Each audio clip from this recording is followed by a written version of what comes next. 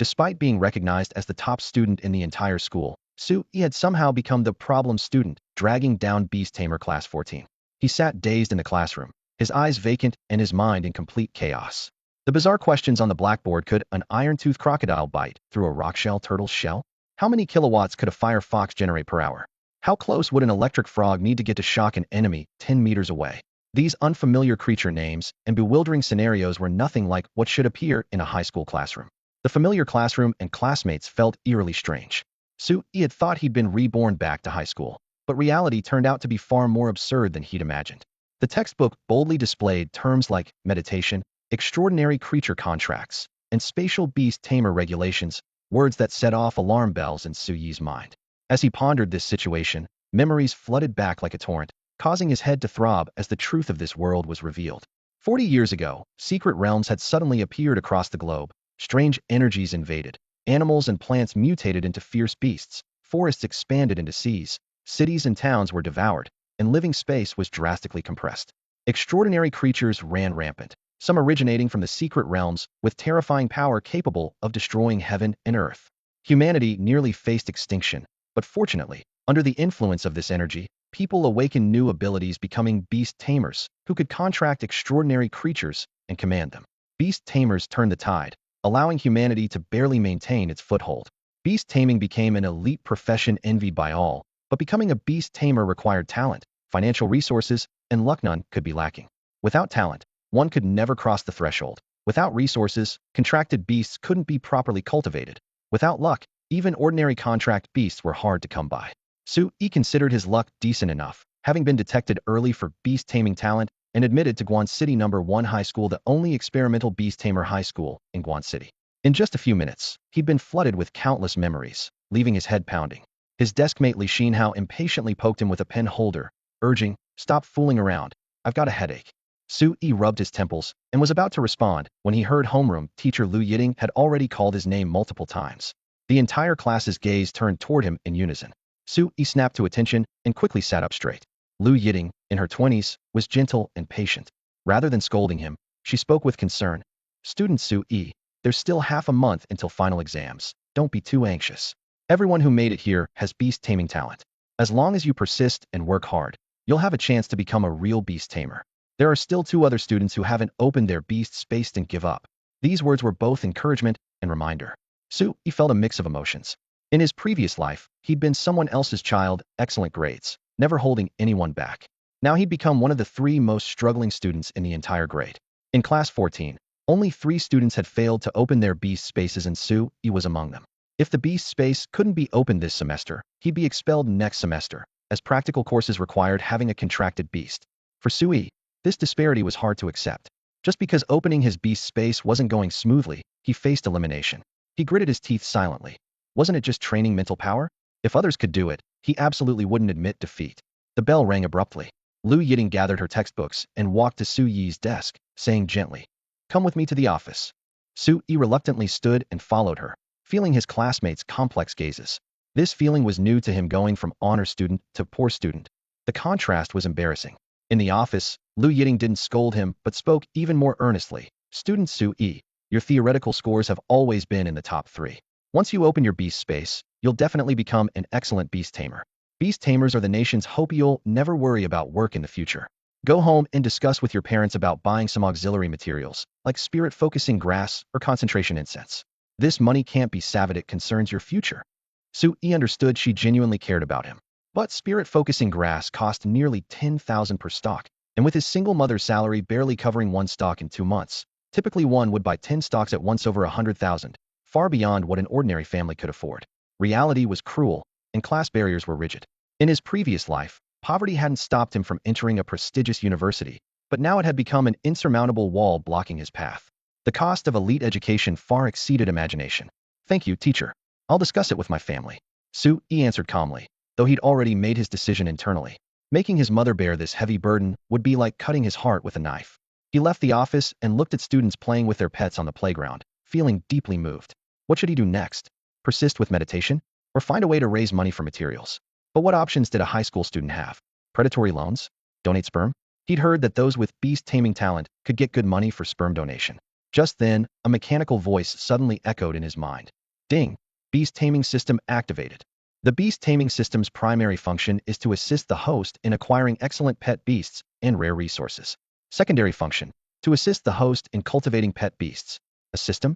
My golden finger has finally activated. After hearing the notification in his mind, Su-yi was stunned for a moment, then could barely contain his overwhelming joy. Indeed, heaven never disappoints handsome young men. But upon further thought, he found himself puzzled where exactly were these excellent pet beasts and rare resources? And how did the system plan to assist him? With these questions in mind, he buried himself in studying the system interface. After half a day, aside from being completely confused, he had only confirmed one thing. He seemed to possess the ability to see through the attributes of supernatural creatures. Just then, a female student nearby was holding a fluffy rabbit-like pet beast in her arms. Su-yi held his breath and focused his gaze on it. The next moment, several clear lines of text appeared in his vision. Snow Velvet Rabbit. Spiritual Energy, Apprentice Level 2 Star. Attribute, Ice. Skills, Digging Proficient, Frost Formation Skilled. Possible Evolution Species, Ice Velvet Rabbit, Snow Demon Rabbit. Potential, Elite Level. Detailed information, evolution paths, and potential assessments were all crystal clear. This insight ability was incredibly powerful, especially that potential line, which made Su-yi's heart race.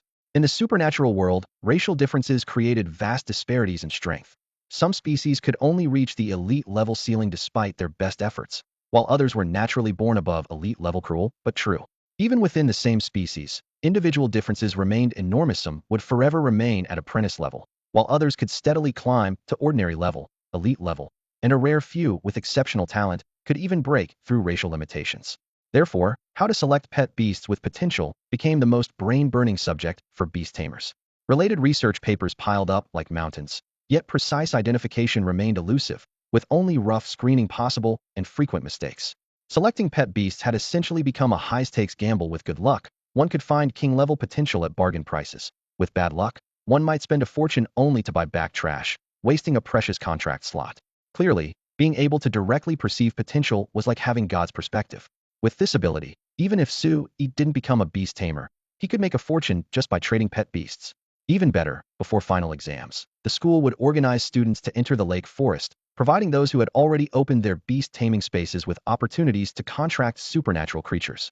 Su-yi clenched his fists. Eager to try, this would be the perfect chance to test his eye for selecting pet beasts, and he might just walk away with a partner of extraordinary talent. Once, his greatest dream was simply to obtain a pet beast with the potential to grow to elite level. Now, he had raised his standards. Anything below king level? Not worth a second glance. Quasi-divine beasts? He dared to dream of those too. But fantasy was quickly pulled back to reality. Su-yi had not yet opened his beast taming space, so he wasn't qualified to participate in next week's contracting activity. This brought everything back to square one. To contract, he first needed to enhance his spiritual power. Su-yi sighed helplessly. Without powerful spiritual power as support, forcibly opening a beast taming space had no chance of success. Speaking of mental power, he suddenly sensed something different. After the memory fusion, his mind felt like it had been filled with clear spring water. His mental power, much more abundant than before. Those numbers that had been just one step away from the threshold might have finally reached the mark. If that were true, he could attempt to open his beast taming space tonight. At this thought, his heart skipped a beat, and even his breathing became lighter. He looked up, instinctively glancing around. While lost in thought, the girl holding the snow velvet rabbit was already walking toward him with hurried steps. The girl's cheeks were flushed, her eyes clearly showing annoyance, as if she had noticed his stare from earlier. What are you looking at? Don't you know it's rude to keep staring at people? Her voice wasn't loud, but it was full of anger. Su-yi's heart sank, and he immediately waved his hands in explanation. Don't misunderstand, I was just looking at the rabbit in your arms. Ugh, you pervert, shameless. The girl stomped her foot in anger, clutched the snow velvet rabbit tighter, turned around, and ran off, leaving Su-yi standing there completely bewildered. Why are high school students so hot-tempered these days? He shrugged helplessly. His gaze couldn't help but follow that fluffy snow velvet rabbit. Its pure white fur was smooth and lustrous, with ear tips showing a faint ice blue sheen, clearly not an ordinary specimen. Snow velvet rabbits cost at least over 100,000 at pet beast markets, and high-quality individuals with elite-level potential started at $1 million. To be carrying such a pet beast around campus, this girl's family was obviously well off. Of course, it could also have been captured in the wild or acquired through some lucky find. Either way, owning an elite potential snow velvet rabbit meant she was just a training process away from becoming an elite beast tamer, a socially recognized successful class. Thinking of this, Sui glanced at the rabbit again. In the past, he would probably have been green with envy. Now, with his system-like vision, he remained calmer. Suddenly, a line of text in the information panel made his heart race. Possible evolution species: ice velvet rabbit, snow demon rabbit. As one of the top 3 students in theoretical courses for his grade, he naturally knew that snow velvet rabbits could normally only evolve into ice velvet rabbits. But what was a snow demon rabbit? It had never appeared in any textbook. Even more bizarre was that 2 evolution conditions appeared simultaneously. Evolution to ice velvet rabbit required apprentice level 6 stars, 1 ice mist fruit, environment below -20 degrees Celsius. Evolution to snow demon rabbit required apprentice level 9 stars, 1 ice spirit stone, 100 soul power points, also an environment below -20 degrees Celsius. He knew about ice mist fruits, rare, but still purchasable. Ice spirit stones. Market price over 1 million. And soul power points, he had never even heard of such a thing. With even greater confusion, he clicked on the detailed description of the snow demon rabbit. Snow demon rabbit. First demonization form of snow velvet rabbit. Note: each successful demonization of a pet beast will enhance not only its strength, but also its potential. Demonization? Is this some kind of special evolution? Sui gasped. The word demon sounded ominous. Good continued evolution really produced the monsters from supernatural novels? Though, a rabbit spirit or something actually seemed kind of appealing. As his thoughts wandered here, he suddenly remembered that iconic line and couldn't help but chuckle. Hey, demon, I want you to aid my cultivation, mighty heavenly dragon. If conditions allowed, he really wanted to find a pet beast to experiment with. Of course, he definitely wasn't interested in rabbit spirit. He was simply curious to verify whether this demonization evolution could truly enhance potential significantly. If it really could enhance potential, that would be absolutely incredible. Potential can be understood as the standard level of power that extraordinary creatures can achieve through natural growth. Different personalities and environments may cause this standard to fluctuate slightly in its final manifestation, but most creatures' abilities will hover around this baseline. If someone could directly enhance the potential itself during growth, that would be like installing a booster on life's upper limits. A beast companion that originally had only ordinary level potential could theoretically leap all the way to elite level, commander level, or even higher thresholds without it being mere fantasy. For this reason, the higher a beast companion's potential, the rarer it becomes, and the difficulty for ordinary people to obtain them multiplies exponentially. For Sui, who came from a poor family, forget about commander-level potential beast companions in the past. Even the 4 words elite-level potential seemed like starlight behind glass, visible but unreachable. But now, the situation seemed to have suddenly shifted, as if someone had quietly turned the gears. Could the so-called help from that assistant be directly raising his upper limit for choosing companions? Sui suppressed the surging excitement in his chest and headed straight back to the classroom. The moment he stepped through the door, before he could even sit down, he felt no fewer than 10 sympathetic spotlights falling on him. His classmates clearly saw him as the unlucky guy who had been advised to withdraw from first high. Bro, don't feel too bad. His deskmate Liaozhai immediately reached over to hook his shoulder, his voice lowered, but still as enthusiastic as a furnace. Your academic scores are high anyway. Even if you really do drop out, you could still get into a prestigious university from another top high school. You could go into research later and still be a pillar of the nation. If all else fails, come join me. Once I become an elite beast tamer, I'll definitely have your back. Me feel bad? What the hell do I have to feel bad about? Sui didn't know whether to laugh or cry as he pushed away the other's arm. His heart was practically setting off fireworks right now. There wasn't a trace of dejection. But Liaozhai thought he was putting on a brave front. Sai, don't bottle it up. What's our relationship? Talking about it will make you feel better. Get lost already. You're talking like I'm definitely going to be expelled. Sui's tone was impatient, but he still maintained his composure. All right, I'll shut up. Liaozhai sensibly raised his hands in surrender and shrank back to his seat. The last class of the afternoon was Secret Realm Studies. The first-year curriculum focused mainly on theory, rarely organizing students for actual field trips into secret realms, so the classroom became an intelligence briefing session. The Secret Realm teacher, wearing black-framed glasses, stood at the center of the podium, his laser pointer flashing on and off against the light screen, his voice steady, yet carrying a magnetic quality that stirred the heart. As everyone knows, all secret realms that have appeared on Blue Star originate from an unknown dimension. They vary enormously in scale. The largest covers millions of square kilometers, while the smallest are less than a few square meters. The light screen switched rapidly, projecting an aerial view of ocean waters. The teacher used his laser pointer to circle the giant island at the very center, highlighted with red lines. The currently known largest secret realm in the world is located in the Eastern Ocean, called the New Continent Secret Realm. Its area equals 2/3 of our Longting Nation, and it's also the world's only SS-level secret realm. The spiritual energy there is abundant, the land vast, the species diverse, with treasures of heaven and earth practically everywhere provided you can make it out alive with your spoils of war. He paused, raising his voice. But opportunity and crisis never come separately.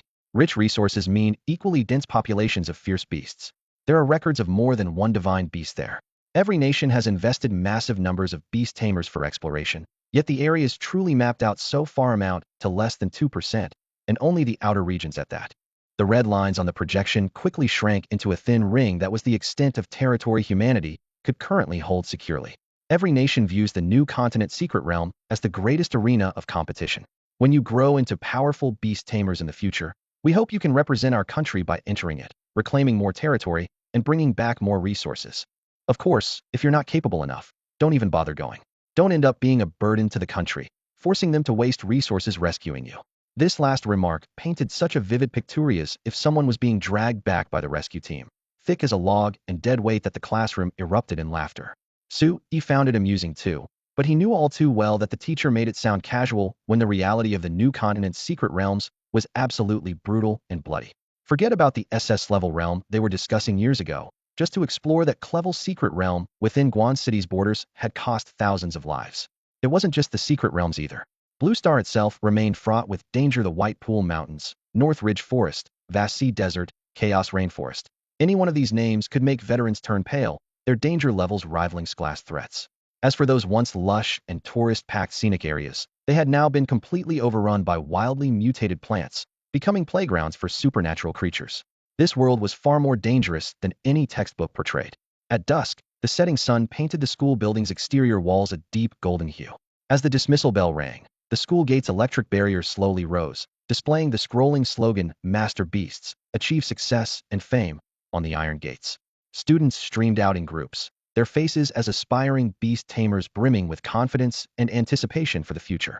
Guan City No. 1 High School didn't have evening study sessions. Instead, they had meditation. Meditation could rapidly enhance mental power and was a core curriculum for every beast tamer.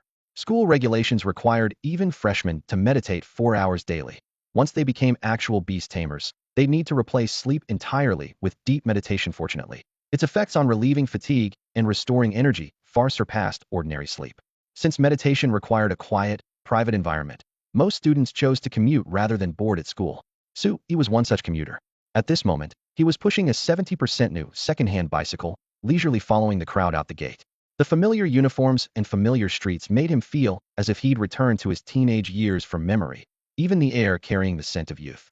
However, the gap between memory and reality soon became apparent. Whoosh! A feathered long-winged pheasant shot overhead like an arrow, its powerful airflow stirring up dust and sand. Riding on its back was that show-off from Class 3 of the second year. His arrogant laughter carried on the wind. That idiot again, acting all high and mighty with just a long-winged pheasant. Hope he doesn't fall to his death. Students brushed dust from their disheveled hair while cursing, but more eyes gleamed with burning envy. But that guy's mount can fly and carry Pia. Please, so jealous. Jealous my ass. It has no combat power, not like my burrowing rat. He looked up at the departing pheasant, then down at his paint-chipped bicycle, his mood instantly complicated. That guy had no safety gear whatsoever. If he really fell, don't expect me to catch him. On second thought, my bicycle is definitely safer. After riding for over half an hour, Sui returned to his residential complex. Following the outbreak of the disaster, extraordinary creatures had occupied vast living spaces on a massive scale, making urban housing increasingly scarce. The slum where he lived had long abandoned any concern for greenery or natural lighting. With rows of buildings crammed together so tightly, they seemed welded shut, creating an atmosphere of darkness and dampness.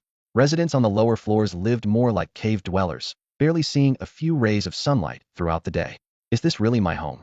Sui took a deep breath, and the intermingled odors of mold and garbage hit him, making his scalp tingle, yet his body showed no rejection. The original owner had clearly grown accustomed to it. The dilapidated old building before him, at least 30 years old, didn't surprise him. He locked his bicycle and headed up the stairs. The handrails were covered in rust, the wall plaster peeling in layers, and in the damp corners curled a palm-length centipede, its writhing legs making his skin crawl. Sui sidestepped around it and hurried upstairs. Mom, I'm home. He pulled out his keys to unlock the door and called out according to his memory. The house was empty with no response. His mother wasn't supposed to work the night shift today, but she had probably gone to cover for a colleague again. To earn a little extra money, she often worked 15 or 16 hours straight. Sui had tried to dissuade her countless times, but to no avail. He went to the kitchen, washed rice, and started cooking. Then he took some prepared meat and vegetables from the refrigerator and quickly stir-fried 2 dishes. His cooking skills weren't great, but the food was edible. After eating hastily, he paced back and forth by the door to aid digestion, then returned to his bedroom. He took off his shoes, got on the bed, and sat cross-legged. His first formal meditation was about to begin. Meditation wasn't invented by beast tamers, but rather a cultivation method discovered by various national armies in secret realms during the early days of the disaster over 40 years ago. It wasn't about closing one's eyes and letting thoughts wander, but following specific patterns to empty the mind, sink one's heart into heaven and earth, and resonate with free-floating spiritual energy. Once mental power climbed to a certain level, one could attempt to channel spiritual energy and open a beast-taming space. The beast-taming space could house contracted pet beasts. There, the pet beasts could cultivate using the beast tamer's mental power, dramatically increasing their efficiency. The stronger the beast tamer's mental power, the greater the benefit to the pet beasts. Obviously, the beast-taming space belonged to spatial type abilities. Therefore, many beast-taming experts concluded that humans were essentially the same as other extraordinary creatures, differing only in their talent orientation. Fire, ice, and earth types corresponded to various extraordinary creatures, while human talent lay in mental and spatial types. But questions arose. If humans were also mental and spatial type extraordinary creatures, why could they only contract pet beasts and open beast-taming spaces, but rarely master other mental or spatial skills? Extraordinary creatures like the little sea sprite, being mental type, possessed a series of skills including sleep induction, charm, and illusion. The spatial divine beast, the Rift Sky Phoenix, possesses incredibly powerful abilities such as spatial teleportation and spatial collapse. To this day, none of these mysteries have a reasonable explanation. As Su Yi's consciousness sank into meditation, he immediately noticed that his mental power was more resilient and condensed than before, and his ability to channel external spiritual energy had significantly accelerated. However, he didn't rush to open his first beast-taming space. Instead, he continued to dive deeper as usual, planning to adjust his mental state to its peak before attempting the breakthrough. Didn't want to experience the painful backlash of staying awake for 2 consecutive days that came with failure again. Once in deep meditation, time became almost meaningless.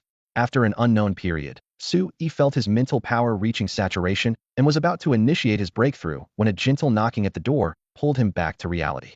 "Xiao Yi, are you asleep?" came his mother Jiang Xiaoxiu's gentle voice from outside. Su Yi instantly emerged from meditation.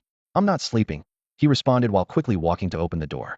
His mother usually came home without even wearing shoes to avoid disturbing his cultivation, but tonight she was knocking before 9 o'clock, which surprised him considerably. "Still groggy from sleep?" "I'm not working the night shift today." Jiang Xiaoxiu brushed her hair aside and pulled out an elegant rectangular wooden box from her bag, passing it to him with a faint smile. "Here, I bought this for you." "What is it?" Su Yi took the wooden box and curiously lifted the lid. His gaze immediately freezing. Inside lay 3 stalks of tranquil mind grass, completely emerald green with leaf veins that faintly glowed. Jiang Xiaoxiu rubbed her hands, which had turned slightly red from the cold wind. "Teacher Lu called me and said you needed this for your cultivation. You should have told me about your studies earlier. Use these 3 stalks first, and let me know if you need more." So mother hadn't gone to work the night shift, but had gone to buy tranquil mind grass instead. Su Yi felt a slight sting in his nose. He knew the family's financial situation well. These 3 stalks had nearly emptied their savings and might have even required borrowing money. The expenses from before his transmigration were nothing compared to this, but this heavy care stirred up many memories after starting work. He rarely had proper conversations with his mother, and when he occasionally came home, he found her nagging annoying. Looking back at the box, he suddenly noticed something wrong. "Mom, where did you buy this tranquil mind grass?" "At the overseas shopping market across from Beast Taming Department Store. There was a stall having a promotion, 30% off for 3 stalks, 6,999 each." Overseas Shopping is one of the top 10 companies in the Dragonsaur Nation, advertising every day, so they shouldn't sell fake goods, right? Seeing her son's serious expression, Jiang Xiaoxiu's voice unconsciously lowered. Su Yi lightly touched the grass leaves with his fingertips and shook his head slightly. "It's not fake, just slightly inferior quality. The spiritual energy is only about 90% of standard tranquil mind grass, but getting it at 30% off isn't a loss." "That's good. I was worried I'd been scammed." Jiang Xiaoxiu breathed a long sigh of relief. "You got lucky this time." Su Yi carefully closed the wooden box. "Don't go buy these things alone in the future. I'm at least half a beast tamer and can directly sense spiritual energy. I can tell at a glance whether it's been diluted or not." "You can tell at a glance?" "Our Xiao Yi has become so capable." Jiang Xiaoxiu's face showed a proud smile. "All right, Mom understands. I'll take you with me next time. It's getting late. I won't disturb you anymore. Remember to sleep early. You should rest early too." Sui walked his mother to the door and gently closed it. The moment the door shut, the smile on his face disappeared, replaced by suppressed rage reaching its limit. Looking at the 3 stalks of tranquil mind grass in his palm again, Sui took a deep breath, feeling as if a fire in his dantian was rushing straight to his head. Fucking scammer. The spiritual energy contained in these 3 concentration herbs was nowhere near 90% of standard-grade herbs at most. They held only 20%. They were complete defective products. Forget 7,000. No one would be willing to buy them even at 2,000 each. Thinking about how Jiang Xiaoxiu had saved up this money over several years, Sui felt a surge of anger rising in his chest. The Haitao market was filled with temporary stalls, and unless fraud was exposed on the spot, losses were nearly impossible to recover afterward. The place was notoriously chaotic, with even beast tamers frequently getting scammed, and complaints and disputes piling up like mountains every day. By all logic, such a place should have shut down long ago, but with powerful capital backing it, and extremely lax management of vendors, Haitao Company continued to flourish in major cities. Many beast tamers were happy to sell their spoils from dangerous wilderness areas or secret realms at Haitao. First, legitimate malls charged high commissions, and second, items from secret realms came from another dimension. Their composition and uses weren't necessarily clear, making proper valuation impossible. These items were similar to antiques, full of uncertainty, and disputes could easily arise. Legitimate malls found them troublesome and refused to deal with them entirely, leaving only Haitao willing to take on this market segment. There was also a group of beast tamers who loved gambling on luck, hoping to find bargains. Haitao Company constantly advertised those successful bargain hunting cases, ensuring a steady stream of customers. Over time, the market developed an unspoken rule: cash and carry, no returns or exchanges. If Jiang Xiaoxiu had bought one of those mysterious items of unknown origin from secret realms, Sui would have accepted the loss. But she had bought concentration herbs. Passing off inferior goods as premium quality was blatant fraud. His chest felt tight with frustration, and he silently resolved to persuade his mother later. Haitao's advertisements were mostly fake, the waters ran too deep, and she couldn't shop there anymore. Wait. He suddenly remembered the ability he had discovered not long ago. Besides magical beasts, he seemed able to see detailed information about certain items as well.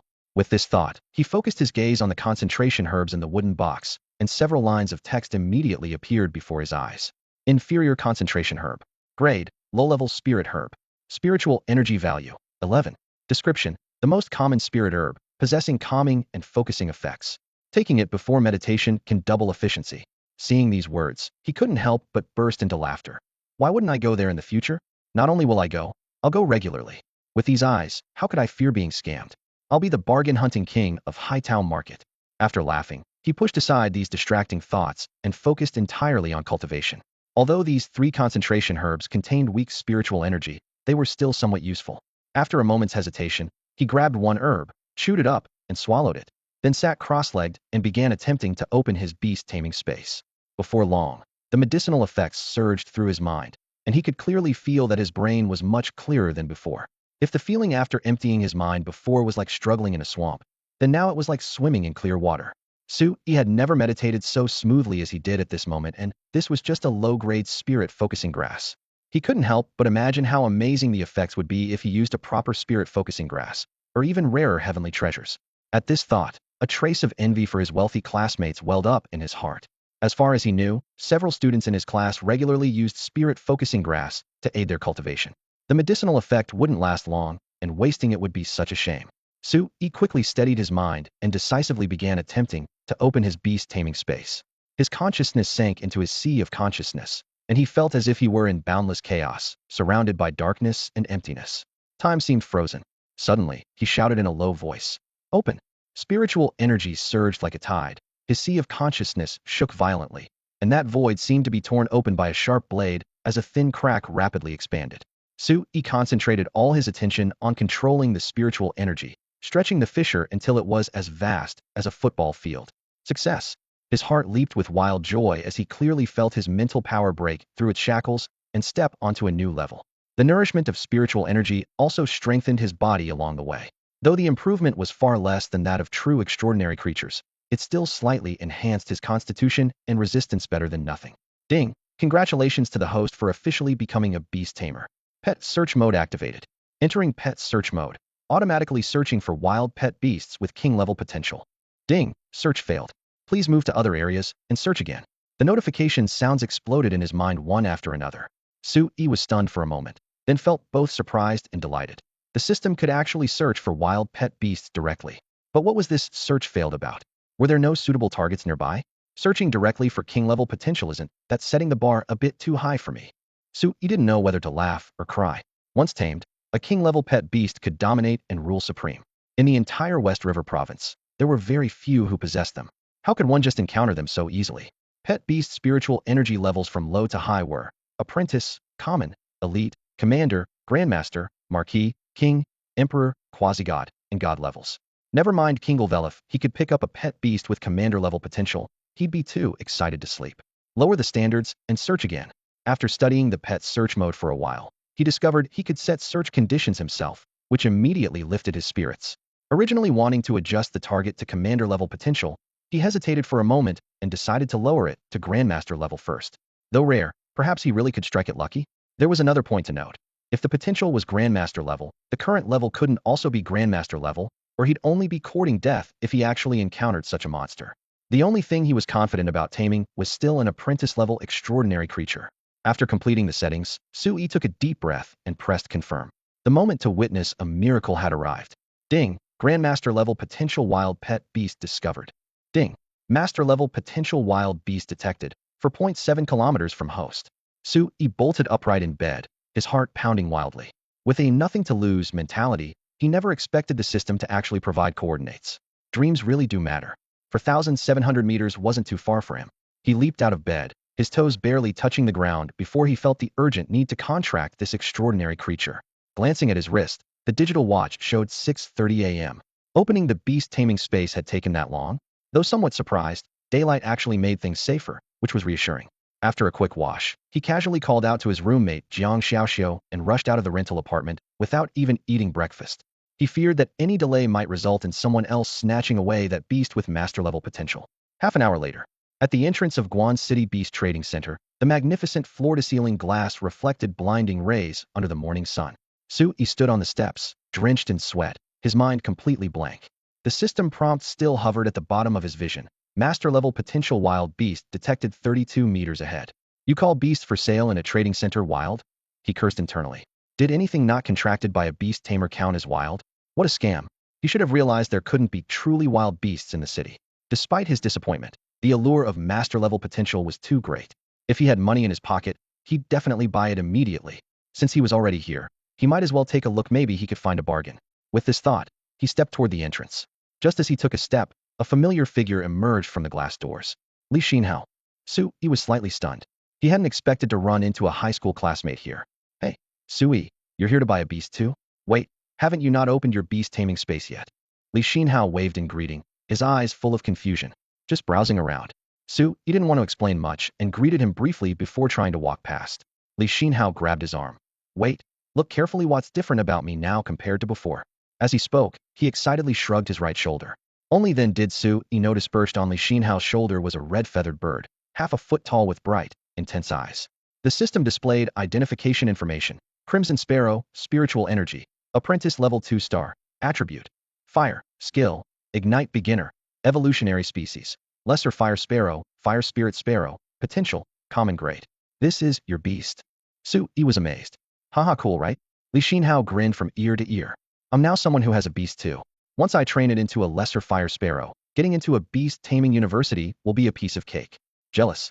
Su couldn't help but remind him. The school is organizing a trip to Lakeside Forest next week to help students without contracted beasts catch some. Don't you think it's wasteful to spend money buying one now? Bullshit. Li Xinhao scoffed dismissively. Lakeside Forest has been swept clean by beast tamers countless times. How could the wild beasts there compare to my Crimson Sparrow? My Crimson Sparrow is guaranteed to advance to common grade, and there's even a chance it could reach elite grade. With such an amazing beast companion, only an idiot would try their luck in the Lakeside Forest. You should at least consider other people's feelings when you say things like that. Besides, the Lakeside Forest isn't as bad as you make it sound. There are elite-level extraordinary creatures there too. Su smiled and casually retorted. Li Xinhao was still basking in his joy when this comeback hit him, and he quickly waved his hands. Sorry, my bad bro, I was just too excited. But hey, I wasn't insulting you, you're not even qualified to try your luck in the Lakeside Forest. His tone was matter-of-fact. Su said nothing more. With a thought, a mysterious six-pointed star formation suddenly appeared before him. A contract formation. Li Xinhao's pupils dilated. Being able to summon a contract formation meant he had already opened his beast taming space. Well, look at that. Yesterday, I thought you were going to give up, but you succeeded in just one night. Li Xinhao patted Su Yi's shoulder excitedly. Don't worry, my crimson vermilion bird has some fighting power. If you really go to the lakeside forest to catch a beast companion, count me in. Enough, stop showing off your pet. I have business to attend to. Su Yi didn't want to waste more time and headed toward the beast taming mall. Li Xinhao was stunned for a moment, then quickly followed. Wait, you're really planning to buy a beast companion? Slow down, I'll give you free advice.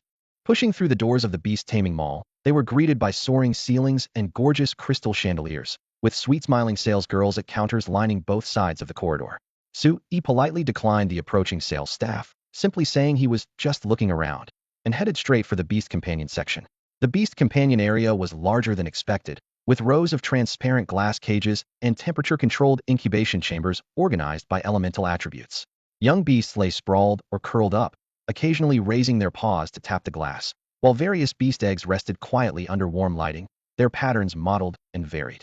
The sight was almost dazzling as his gaze swept across them. Before long, Su Yi's steps stopped in front of a small creature. Purple sable, spiritual energy, apprentice level 5-star. Attribute, wind. Skills, wind walk proficient, gentle breeze proficient. Possible evolutions, lightning sable, purple-furred spirit sable. Potential, master level. The little snowball-like creature was lying in its cage, its purple-gray fur pressed against the glass, amber eyes looking out with a moist, pleading gaze. Su Yi felt a strong urge to claim it as his own. However, the red price tag below the cage hit him like a bucket of cold water, 3.6 million. Even if he sold himself, he couldn't come up with that much money. Li Xinhao caught up and his voice trembled. Su Yi, no. You're not actually interested in this one, are you? You've been hiding your wealth. Your family must be loaded. His tone was full of envy and jealousy. The purple sable was a rare beast companion with proper training. Advancing to elite level was almost guaranteed, and it even had a chance at reaching commander level, completely incomparable to his crimson vermilion bird. Just then, a salesgirl came running over on her high heels, wearing a professional smile. Sir, are you interested in this one? You have excellent taste. The purple sable is not only adorable, but also has high potential. Evolution to elite level lightning sable is almost certain, and there's even a chance of reaching commander level. It's what every novice beast tamer dreams of. Su Yi suppressed his excitement. Thank you. But I remember purple sables shouldn't be this expensive, right? Ordinary purple sables indeed aren't this expensive, the salesgirl patiently explained. But this one was carefully selected for display purposes, with a higher probability of advancing to commander level, and it comes with official certification from a beast appraisal organization. If you find the price too high, you could also visit our beast breeding facility to make a selection. The purple sables there are all priced around 2 million. More than 10 minutes later, the two returned to the entrance of the beast taming mall. So what exactly did you come here for? Li Xinhao looked completely puzzled, seeing that Su Yi had wandered around the entire mall without even pulling out a single receipt. Didn't I tell you already? Just browsing around. Did you really think I had money to buy that little purple sable? Su Yi shrugged with a casual tone, though his heart churned with unwillingness. That little purple sable had been appraised as having grandmaster level potential, but the institution had still underestimated it. It belonged to the rare category of genius individuals capable of breaking through racial limitations. Out in the world, being able to buy a pet beast guaranteed to become a future grandmaster for 3.6 million would drive beast tamers worldwide into a frenzy. After all, pet beasts that could steadily grow to commander level cost over 10 million, while grandmaster level ones were priceless treasures with no market availability. But 3.6 million was simply an astronomical figure for Su Yi right now. Alright then, you're amazing, bro. If I didn't have money, I'd be trembling just walking into such a high-end place. Li Xinhao gave him a thumbs up. Look at how little confidence you have. Let's go. We'll be late for school if we don't leave now. By the way, how did you get here? Su Yi asked while crouching down to unlock his bicycle. Took a taxi. Li Xinhao answered, puffing out his chest. Too bad then, my bike doesn't have a back seat, so I can't give you a ride. Either take another taxi or catch the bus. Su Yi spread his hands helplessly. The bus? Too few people on it. Today I need to walk all the way to school along the busiest streets. Li Xinhao touched the crimson vermilion bird on his shoulder, getting excited again. After saying this, he strode off towards school with great determination. This fool. Su Yi watched his retreating figure with a mixture of exasperation and amusement. If Li Xinhao had bought that crimson vermilion bird just half an hour later, he might have run into Su Yi at the mall. Given their relationship, Su Yi would definitely have helped him pick a pet beast with higher potential. Su Yi had just spotted several crimson vermilion birds with elite-level potential at the counter, all priced at the same 100,000. But reality offered no what-ifs, as Li Xinhao had already completed the contract with assistance from the beast taming mall staff. making it unchangeable. Fortunately, the Beast Taming Mall's after-sales service was truly industry-leading. They provided free assistance to customers for completing contract procedures, handling pet beast ID cards and breeding permits, taking care of all the hassles in one package. Of course, the prerequisite was that customers must possess beast tamer qualifications. The Dragon Soaring Nation clearly stipulated that only beast tamers could raise pet beasts. Guangqing No. 1 High School wasn't close to the beast taming mall. Su-yi pedaled his bicycle furiously the entire way, sweat dripping from his forehead onto the bike frame. Yet he still arrived several minutes after the class bell had rung. When he rushed to the classroom door, gasping for breath, homeroom teacher Lu Yiting was already standing at the podium giving her lesson. "Student Su-yi, why are you late? I'd like to hear your explanation." Lu Yiting turned to look at him, her delicate eyebrows slightly furrowed, with obvious disappointment flashing in her eyes. Su-yi, a model student, had never been late to class before. But today, not only did he rush into the classroom just as the bell rang, he also couldn't last 10 minutes before slumping over his desk to catch up on sleep. "Su-yi, late and sleeping in class, are you planning to completely let yourself go?" Lu Yiting set down her chalk, her gaze sharp. "Sorry, teacher.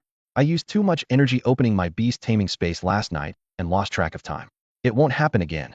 Su-yi immediately stood up, spinning a lie that would be more forgivable than browsing the beast taming mall. "Opening your beast taming space." Lu Yiting caught the key phrase, her psychic power surging outward like a tide. Under the vast mental force, Su-yi felt as though the flow of spiritual energy within his body was completely exposed, though in reality, it wasn't that dramatic. The teacher was simply confirming whether he had truly completed the space condensation. This method could also be used to gauge the general strength of other supernatural beings. After a few moments, the disappointment in Lu Yiting's eyes was replaced by joy. "Congratulations, Su-yi. You truly haven't let me down. Go back to your seat. Remember, opening your beast taming space is just the first step. Don't get cocky." She glanced toward the corner. "Hu Yunlin, Shi Hao, you need to work harder too. You're the only two left in the class who haven't opened your spaces. Next semester, I don't want to lose anyone." The news briefly surprised the classmates. Many, likely Xin Hao, had already written Su-yi off. But at Guangqing No. 1 High School, opening a space was merely the threshold, so the shock wasn't too great. However, several girls who had previously been attracted to Su-yi's grades and looks had their eyes light up again over the past few weeks. They had noticeably reduced their requests for his help with problems, but now their enthusiasm would likely return. Su-yi paid no attention to this. After sitting down, he continued observing Lu Yiting.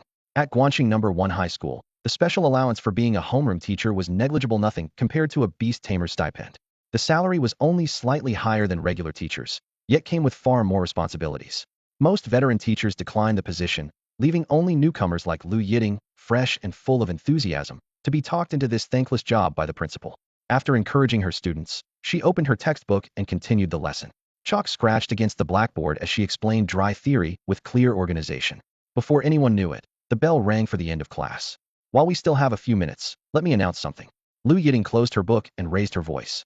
"The date for our trip to Lakeside Forest has been set next weekend, for 2 days. Students without beast companions can contract their first one, and those who already have companions can gain experience. This is a rare opportunity." Her tone turned serious. "Although Lakeside Forest is a low-risk secret realm, accidents still happen every year. You must follow the school's arrangements and are absolutely forbidden from acting on your own. Do you understand?" "We understand." The classroom instantly erupted with excitement. Finally able to enter a secret realm for practical experience, almost everyone could barely contain their enthusiasm. Lu Yiting nodded, stuffing her materials into her briefcase. "Good. One more thing, why didn't Li Xinhao come to class today?" The Lakeside Forest is an erranked secret realm located within Guan City's territory, covering a total area of 61 square kilometers. It gets its name from the ring-shaped lake at its center. Beast tamers have long since explored every inch of this place. The loch shores, forest paths, and even the lake bottom's mud and sand have all been thoroughly searched. Most of the extraordinary creatures remaining in the realm today are below elite level, and the authorities have classified it as a low-risk zone. With its high safety rating, it naturally became the top choice for novice beast tamers to gain experience, but finding any rare treasures here is nearly impossible. Legend has it that when the secret realm first appeared, it was indeed filled with precious beasts and natural treasures, but after countless sweeps, even the underwater rock crevices have been explored with diving equipment, leaving very little behind. If someone were to actually find something overlooked in a hidden corner, the odds would be about the same as winning the lottery. January 6th was Guan City No. 1 High School's turn to enter the secret realm. The morning playground was swept by a sharp, cold wind as the first-year classes stood in formation, their school uniforms fluttering in the breeze. Principal Wu Jigua stood on a makeshift platform, gripping a megaphone as he repeatedly emphasized the safety rules for the secret realm. These regulations were already part of the required beast tamer curriculum that students knew by heart. Such repetitive reminders only made people drowsy. Su-yi nearly nodded off in the winter sun. Thankfully, the speech finally came to an end. All right, everyone, stay alert. Homeroom teacher Lu Yiting took the microphone, her voice clear and bright. 14 students in our class have yet to contract a beast, and you are the focus of this practical lesson. The school has specially arranged for 7 upperclassmen to form 3-person teams in a one-to-one mentoring format to help you successfully contract your desired beasts. These seniors are quite capable and have extensive experience in secret realms, so you must listen carefully to their advice. Teacher, you mean 7 upperclassmen will be leading teams? That's wonderful. A male student in the group excitedly rubbed his hands together. A nearby classmate poured cold water on his enthusiasm. What are you so happy about? They're helping those without beasts. You've already contracted one. You think you can still get protection? The tall, burly boy froze, scratched his head, and his voice instantly dropped several octaves. Then what about us? Teacher, I want someone to guide me too. Without protection, I just don't feel secure. Seeing this nearly 6-foot student display the timid expression of a little girl, Lu Yiting rubbed her forehead in exasperation. The girls haven't even complained. Yet here you are, a grown boy, scared like Is that appropriate? Beast tamers are a combat profession, warriors of the nation, and courage is a basic requirement. We're sending you into the secret realm precisely to build character. Remember, from the moment you contract a beast, you become an official beast tamer. She shifted her tone. Considering that most students are entering a secret realm for the first time, this activity allows you to form teams freely and look out for each other. Aside from the 3-person teams led by upperclassmen, all other groups must have exactly 5 members to operate independently within the secret realm. Is that clear? Lu Yiting's expression was completely serious. Everyone was seeing her this serious for the first time, so they quickly responded, got it. Very good. Just as Lu Yiting was giving her lecture, the 7 senior students arranged by the school had already walked over. Hello, Teacher Lu. We're the reinforcements for Class 4, Grade 10 this time. I'm Wang Sheng from Class 2, Grade 12. I'm Bai Jining from Class 3, Grade 12. I'm Jian Jun from Class 3, Grade 12. The 7 students introduced themselves one by one. Seeing the companion beasts they brought with them, many people's eyes went wide. Look, that one seems to be a rock-armored turtle, and it's so big. Its spiritual energy level must be at least common Grade 6 star, right? Holy crap, what's that? An Ice Plains white wolf. So damn cool. These seniors are so strong. Everyone exclaimed in amazement. Hey, where are you all looking? The one in the middle is Senior Bai Jining. She's the heavyweight here. In last year's statewide high school tournament, Senior Bai Jining achieved 12th place, and she was the only sophomore among the top 16. You guys didn't know that? A student couldn't help but remind them. Ah, Senior Bai Jining. So it's her. I thought she looked familiar. If I remember correctly, this senior was already an elite-level beast tamer last year, right? This damn sense of security. I really want to be on her team. In an instant, everyone's attention was drawn to the tall girl in the middle. This girl wore Guanxing No. 1 High School's standard combat uniform, paired with black knee-high leather boots and fingerless leather gloves, giving her a heroic and spirited appearance. 2 military daggers were strapped to her waist, making her look like someone not to be messed with. Bai Jining. Su-yi also looked her over curiously. Since he rarely paid attention to the statewide high school tournaments before, he wasn't familiar with this senior, having only heard her name. Unfortunately, she hadn't summoned her companion beast, otherwise he could have roughly judged her actual strength. Su-yi shook his head, feeling somewhat regretful. Bro, I really envy you. If I had known the school would have Senior Bai Jining lead our class, I wouldn't have gone to the beast trading center so early to buy a companion beast. A few days later wouldn't have mattered anyway. Li Xinhao grabbed his hand, staring intently at Bai Jining not far away, looking full of regret. What's there to envy about me? There are 14 people in our class without contracted companion beasts. It's not certain she'll be teamed up with me. Su-yi found it somewhat amusing. At least you have a 1 in 7 chance. I don't have any chance at all. At this point, Li Xinhao was almost in tears. You're being too dramatic. Even if she's very strong, she can't necessarily help us contract excellent companion beasts. It still depends on luck. Su-yi broke free from his grip, truly not understanding his silly deskmate's thought process. Hey, what companion beasts? Do you only have companion beasts in your eyes? Look at this senior's looks, her figure, and those straight long legs. Which girl in our class can compare? If we could spend 2 days with her in the secret realm, wouldn't that be such a delightful thing? Li Xinhao spoke with great emotion. I think the girls in our class are also excellent and not inferior to her. Su-yi said while quietly distancing himself from Li Xinhao. Are your eyes not working properly? The girls in our class can't even. Li Xinhao wanted to correct him, but halfway through his sentence, he suddenly froze. He realized that the female classmates around them were all looking at him with extremely unfriendly gazes. Some guys have a natural way with words that girls find charming, but others can offend every girl within earshot the moment they open their mouths. If Liaozhai really had some kind of romance system, the screen would definitely flash a warning right now. Ding. All female classmates favorability 100, dating privileges revoked for 3 years. Of course, he had no such system, but he knew perfectly well that the girls in his class had probably just added him to their most annoying list. This was just a minor episode. Liu Yiting raised her hand, her voice gentle. These are the students in our class who haven't contracted beast companions yet. Do any of you know them? If so, you can be grouped together directly. It's easier to work with people you know. Bai Jining and the other 7 exchanged glances before shaking their heads in unison. As everyone expected, most top-performing students at beast taming schools shared one common trait: wealthy backgrounds. Without substantial resources, it was nearly impossible to cultivate powerful beast companions on your own. Similarly, first-year students who still hadn't contracted beast companions by now mostly came from ordinary families. The gap in social status meant these two groups of students rarely interacted. Since that's the case, let's group by academic ranking. That's the fairest approach. Does that work for everyone? Liu Yiting asked for confirmation again. Sure, I'm fine with that. No objections here. The 7 students voiced their agreement one by one. All right, it's settled then. Liu Yiting pulled out a grade sheet and began reading aloud. Su Yi, Zhang Xiaodong, you'll be grouped with Bai Jining. Wu Zizong, Xiong Mingyu, you're with Wang Sheng. Li Haoxuan, Guan Jin, you'll join Jian Jun's group. Before she could finish the list, whispers began rippling through the classroom. The loudest commotion came from Li Xinhao. Su Yi, my good buddy, remember my promise? Once we're in Lakeshore Forest, I'll definitely help you catch a beast companion. A man's word is his bond. Let me join your group. He grabbed Su Yi's arm as he spoke, practically bouncing with excitement. Su Yi shrugged nonchalantly. The grouping isn't up to me. If you really want to team up with me, go talk to Senior Bai Jining. Though his words sounded casual, he was secretly thrilled. Being teamed with elite beast tamer Bai Jining was basically like having a personal bodyguard. He could practically swagger through Lakeshore Forest without a care in the world. Li Xinhao was tempted by the suggestion and stole a glance at Bai Jining. Unfortunately, his peak met directly with the senior's cool gaze, and he instantly lost his nerve, ducking his head and hunching his shoulders like a schoolchild caught misbehaving.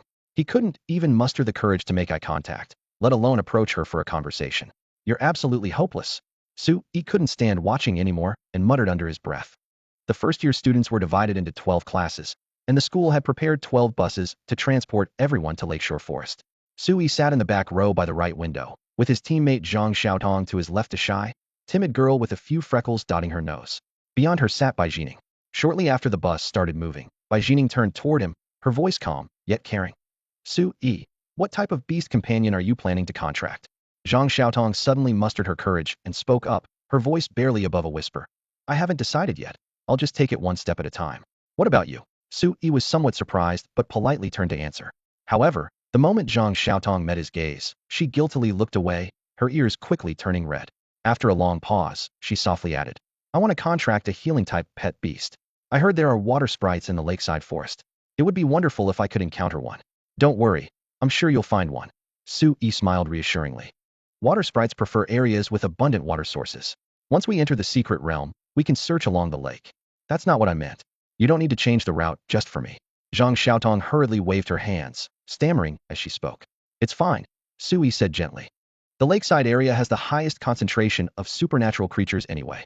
I might find a pet beast I like there too. Combined with his handsome features, his smile was particularly pleasing to the eye. All right, let's settle on that then. Zhang Xiaodong nodded slightly, accepting the plan.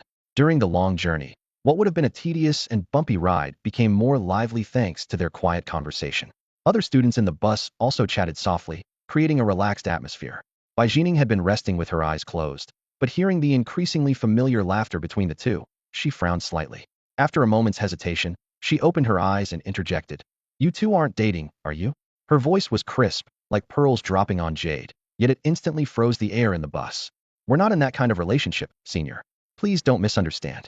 We're just ordinary classmates.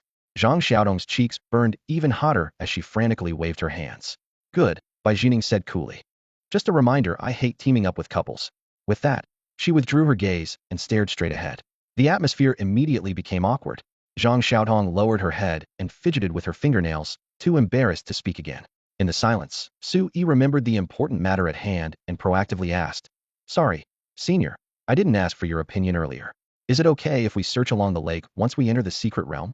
Whatever, Bai Jining replied in the same flat tone. My job is to ensure your safety and help capture pet beasts when needed. You can decide everything else. Thank you, we appreciate your help, Senior. Su Yi wisely ended the conversation. About 2 hours later, 12 buses arrived at their destination. Through the windows, everyone could see a complex of buildings resembling a small fortress. On the towering, thick walls, guards stood armed with guns, heavy machine guns and cannons lined up in a row, all pointing inward. The bus doors opened, and cool wind carried the scent of steel and motor oil. The instructor led the group off the bus. All right, students, we've reached our destination. The entrance to Lakeside Forest is inside the fortress. Let me remind you once more. After entering the fortress, cooperate with inspections, follow arrangements, and absolutely do not act on your own. Homeroom teacher Liu Yiting's voice rang out again. For humanity, secret realms represent both opportunity and crisis. Through connected spatial tunnels, humans can enter these realms for exploration, but the extraordinary creatures within can just as easily escape through the same passages. To keep these potentially dangerous beasts from harming residents, nations build military fortresses at the entrances, completely sealing off the secret realms. When any unruly creatures attempt to break out, the garrison forces can eliminate them immediately. Lakeside Forest was merely a low-risk secret realm, so the fortress wasn't particularly large, and the station troops were limited. Outside the fortress, a new town that had sprung up because of the secret realms spread along the walls. Wooden shop signs, canvas awnings, and temporary stalls crowded together to form a bustling street. The shops and inns almost exclusively served beast tamers, offering a complete range of wilderness survival gear including sleeping bags, tents, flashlights, water bottles, hiking poles, and first aid kits. Combat suits, spiritual herbs and fruits, and even tamed or wild companion beasts were available for purchase. However, the school had prepared a list early on, requiring students to gather necessary supplies at home.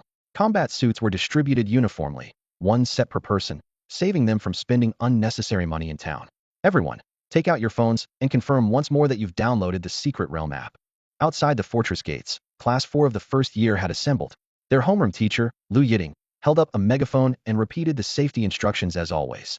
There's no signal inside Lakeside Forestonly. The Secret Realm app can connect to the internal network. We'll use it to monitor your locations in real time. If you truly encounter danger, send a distress signal through the app, and someone will come to rescue you immediately. This is your first safety net. She gestured for the logistics staff to distribute another piece of equipment. In a moment, each of you will receive a locator device. It also has positioning and distress functions. Your second safety net. Keep both your phone and locator safe, and absolutely don't lose them. This was Liu Yiting's first time leading so many students into a secret realm. She was even more nervous than the students, pausing briefly before continuing. Lakeside Forest covers an area roughly equivalent to a township, with multiple safety stations established throughout.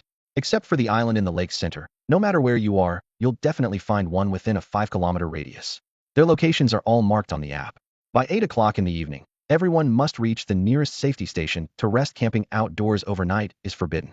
Also, the elite-level extraordinary creatures on the lake's central island are too dangerous, so entry is prohibited. Do you understand? Understood.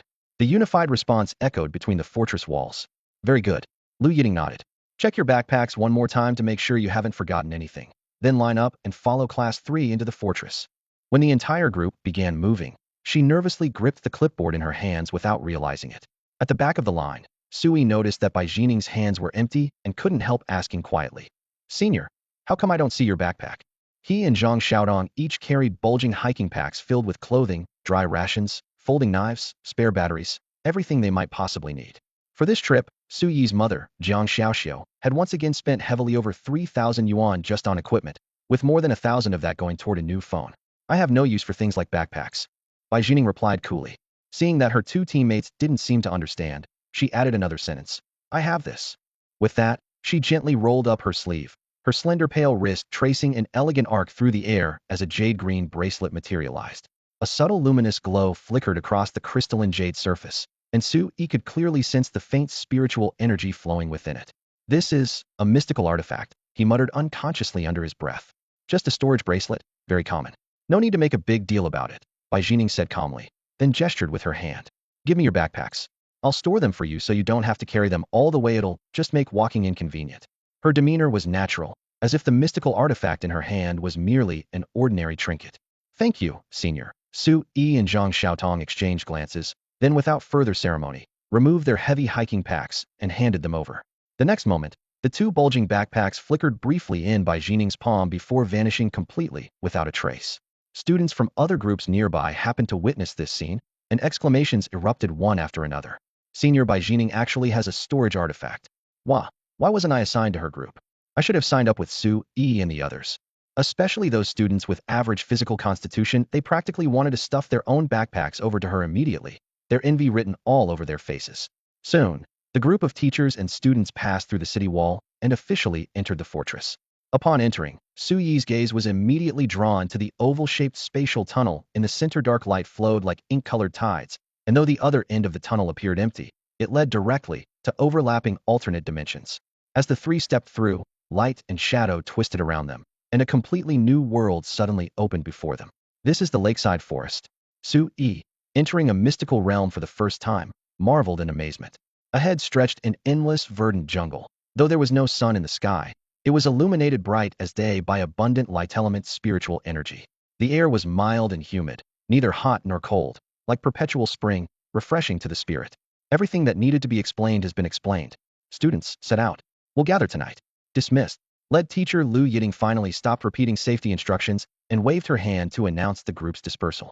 The students could barely contain themselves any longer, cheering as they surged into the forest in small groups, beginning their first training expedition. Let's go too. Bai Jining looked up to get her bearings, then took the lead toward a forest path on the left. Right. Su Yi and Zhang Xiaotong immediately followed. However, just as Su Yi took his first step, system notifications suddenly flashed consecutively in his mind. Ding. Treasure-seeking mode activated. Auto-searching. Ding. Low-grade mystical artifact detected 2.3 kilometers ahead to the left. He froze for a moment. Then his face lit up with joy. A discovery right after entering. Su Yi's heart raced, excitement nearly bursting from his chest. He wasn't sure what type of mystical artifact it was, but whether storage type or combat type, the market price started at $1 million. For him right now, this was already a fortune. If it really was a combat-type mystical artifact, it would definitely be worth several million. In that case, the little purple sable with Grandmaster-level potential in the beast-taming marketplace would be well within reach. Haha. Who said the lakeside forest has been combed through countless times by beast tamers, and there's nothing valuable left to find? Su Yi clenched his fist tightly, his gaze burning with intensity. Today I'll show you all what real luck looks like. In the endless sea of forest, three young figures moved slowly forward. They had long since strayed from the main path, venturing deep into the dim depths of the dense woods. A pale blue notification flashed across Su Yi's retina. Low-grade treasure detected 1.3 kilometers to the right front. The words clawed at his heart like talons, making him desperate to rush over immediately. But faced with his two traveling companions, he couldn't find a suitable excuse after all. He could hardly just blurt out, "I've discovered a low-grade treasure. Let's go look for it together." Just as he hesitated, Zhang Xiaotong, who was walking at the back, suddenly let out a soft cry as she tripped over a root that had abruptly shot up from the soil. "Are you okay?" Su Yi quickly helped her up. Looking up, they saw an ancient tree not far away swaying its branches, as if snickering. It was a mischievous Polonia type of extraordinary creature. While not particularly aggressive, it naturally enjoyed playing tricks on passing beings. Throughout their journey, not only Zhang Xiaotong but Su Yi too had been tripped by their extending branches, leaving him bruised and his knees covered in mud. It would be hard to end up in such a sorry state in an ordinary forest, but here, you never knew when another branch might come sweeping your way. In their group, only Bai Jining remained completely unscathed. Her steps were light and graceful, without even a speck of dust on her hem. Textbooks had described mischievous Polonias as mischievously charming, but after experiencing them firsthand, Su Yi and Zhang Xiaotong found them nothing but thoroughly annoying. Zhang Xiaotong frowned, clearly disgusted. Bai Jining, however, added with an indifferent expression, "Though mischievous Polonias love causing trouble, their combat ability isn't low. Those thick branches of theirs could easily strangle an elephant. If not for their racial limit being only ordinary grade, they might have already become popular pets for novice beast tamers." Su Yi asked curiously, "Senior, the mischievous Polonias never seem to bother you. Is there some trick to it? Most extraordinary creatures won't provoke targets stronger than themselves. Once you become elite beast tamers, they won't dare trip you anymore." Bai Jining's voice was calm. "Stay close and keep moving." She clearly didn't want to waste any more time. Her slender figure weaved through the dense forest. Zhang Xiaotong watched with admiration gleaming in her eyes. "Senior is so cool. I wish I could be as amazing as her. You work so hard, you'll definitely achieve it someday." Su Yi patted her shoulder. "Thank you," Zhang Xiaotong whispered, her face reddening. "Let's go. This time you walk in the middle, I'll bring up the rear." For such an understanding and grateful companion, Su Yi was happy to offer extra care. Zhang Xiaodong was about to express her thanks again when her face suddenly changed dramatically. "Watch out." She instinctively tried to push Su Yi away, but a crimson vine had already wrapped around Su Yi's neck like lightning from behind. Su Yi felt his throat tighten, and the next second he was dragged down by tremendous force, his back and the back of his head slamming hard into the leaf-covered ground, stars exploding before his eyes. The vine paid no heed to his injuries, yanking him backward the moment he hit the ground, dragging him toward some unknown destination. Senior, help! Zhang Xiaotong cried out in panic, instinctively lunging forward to grab Su Yi's legs. Gale bird, windblade. As Bai Jining's crisp voice rang out, a massive azure bird materialized in midair. With a sharp whoosh, an invisible wind blade instantly slashed across the crimson vine. The vine split cleanly like sliced tofu, spraying blood red, foul-smelling mucus in all directions.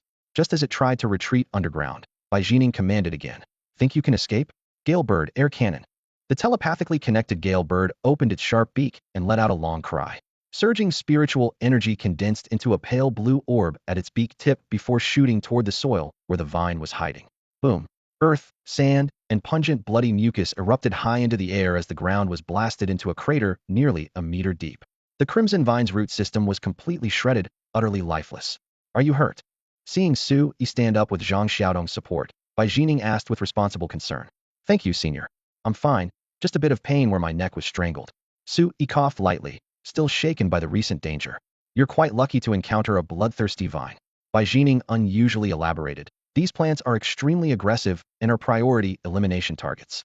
They're nearly extinct in the lakeside forest. Really?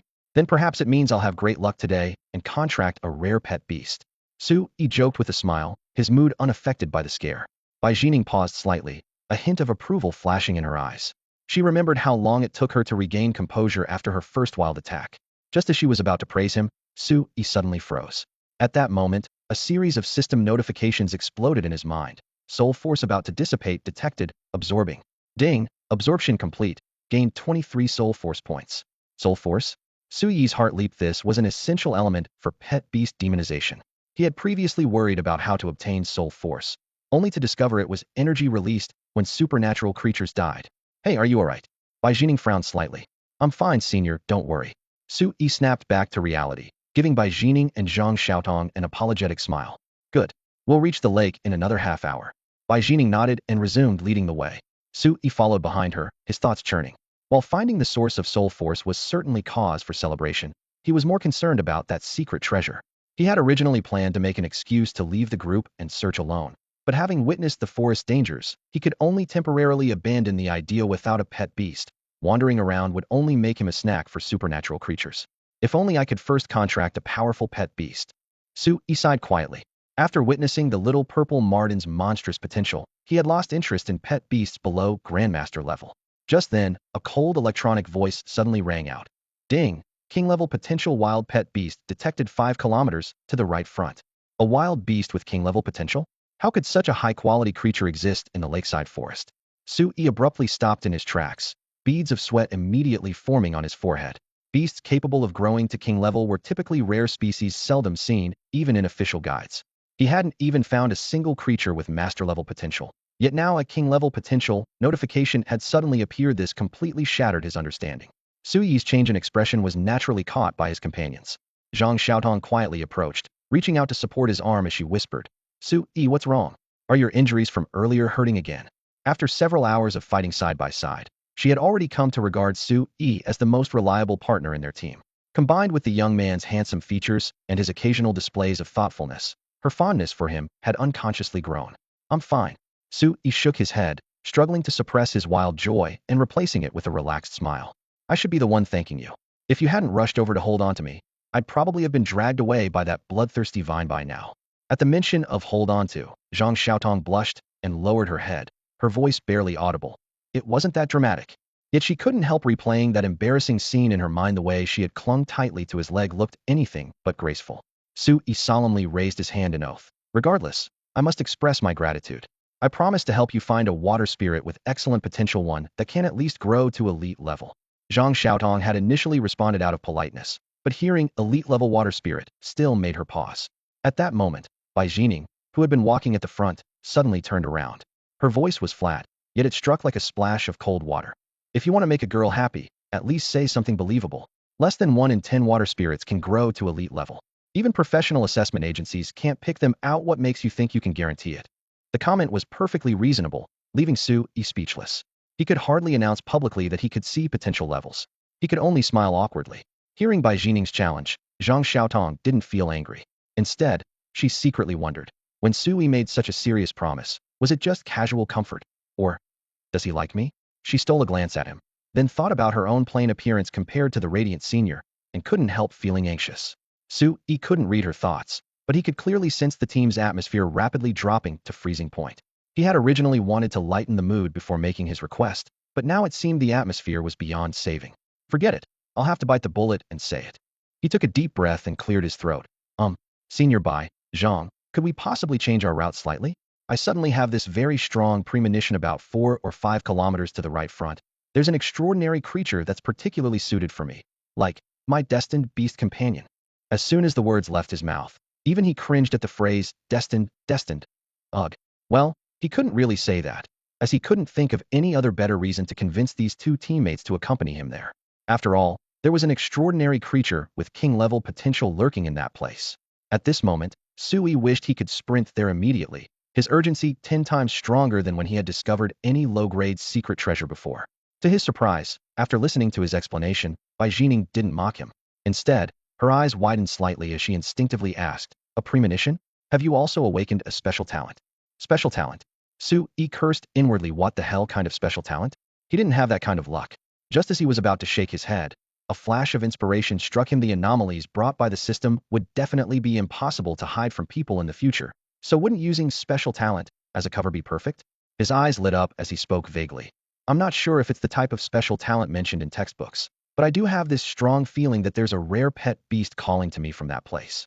Of course, it might just be psychological, but I still want to go confirm it. After speaking, he turned to Zhang Xiaotong. Zhang, would that be okay? Once I confirm this, I'll immediately accompany you to the lakeside to find water sprites. It won't take long. Of course, if you've really awakened a talent, that's wonderful news.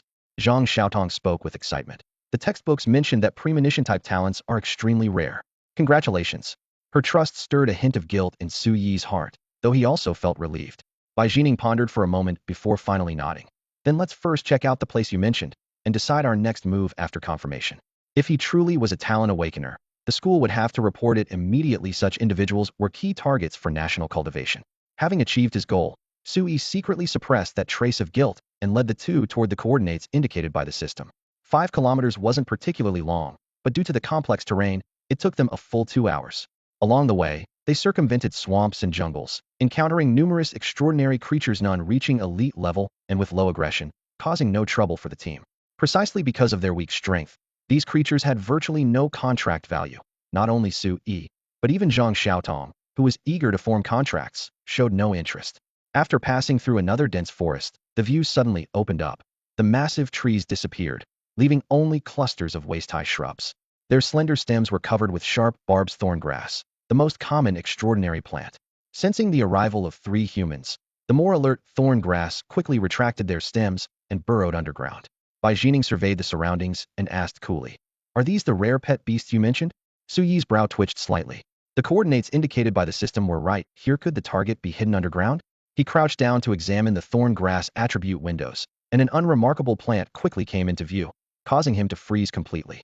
Thorn grass. Spiritual energy, apprentice level 2 star. Attribute, wood. Skills, burrowing mastery, growth mastery, entanglement mastery. Possible evolution, thorn vine, thorn ghost vine. Potential, king level. This thorngrass actually has king level potential.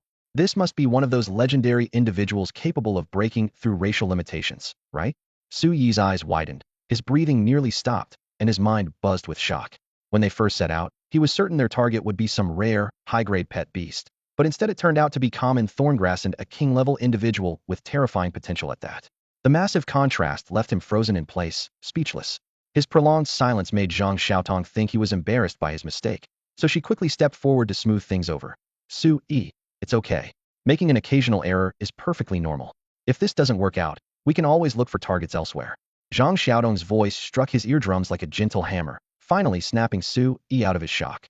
He suppressed the wild beating of his heart, his gaze burning with intensity. No need. I trust my instincts. Since we're already here, I'll simply contract a thorngrass. Huh. Zhang Xiaotong was left speechless, completely unable to process what she'd heard. Bai Jining stood to the side, her elegant brows furrowed deeply. While what pet beast you contract is your freedom, I still hope you'll think this through carefully and not act impulsively. Thorngrass is one of the pet beasts with the lowest contract value. It's questionable whether you could even cultivate it to common grade. Wasting a precious contract slot on it won't be good for your future. In her view, Su Yi's decision was nearly insane, treating his future like a game. Su Yi nodded apologetically to her. Thank you for the advice, senior, but I trust my intuition. Seeing she couldn't dissuade him, Bai Jining could only wave her hand. I've said what I needed to say. If you insist on this, then do as you wish. Thank you. After receiving her response, Su Yi could no longer contain himself and strode toward the nearby thorn thicket. Wait, what are you doing? Bai Jining quickly reminded him. Now isn't a good time to catch thorngrass. We just disturbed them, so any with potential have already hidden underground. Only the mediocre individuals that are difficult to develop remain on the surface. It's better to hide first and wait 10 minutes or so for them to reappear before making our move. She rattled off her analysis like machine gun fire. Extraordinary creatures possess self-awareness, and thorngrass is no exception. The higher their intelligence, the better their aptitude. Timid thorngrass will burrow underground the moment they sense humans, leaving only the slow-witted ones on the surface. When contracting thorngrass, beast tamers typically only choose those that know to flee. His is practically common knowledge. As for those dull individuals on the surface, no one ever gives them a second glance. Su Yi naturally understood this common knowledge. On any other day, he would never waste time like this, but now was different. The system window clearly showed that one of those seemingly dull thorngrass had king-level potential. This data couldn't possibly be fake. Don't worry, I know what I'm doing. I want to try digging out the thorngrass that burrowed underground.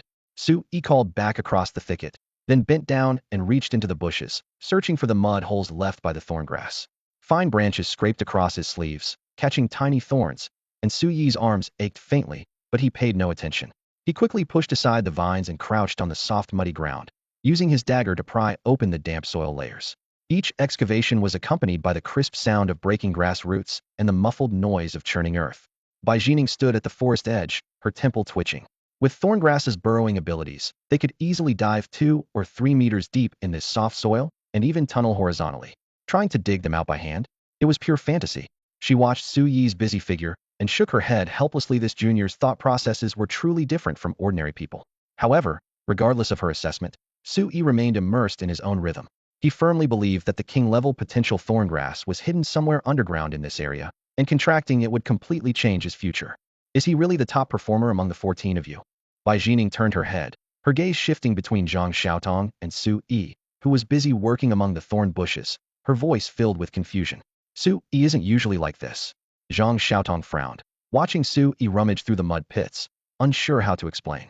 In the thorn bushes, Su Yi's heart pounded like a drum.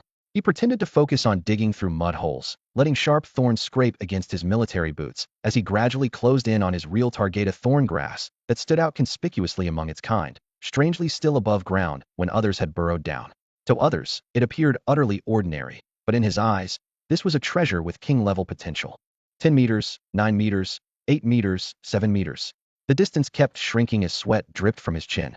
When only 1 meter remained, the thorn grass trembled slightly, as if sensing danger, but ultimately continued swaying in the wind like its foolish companions.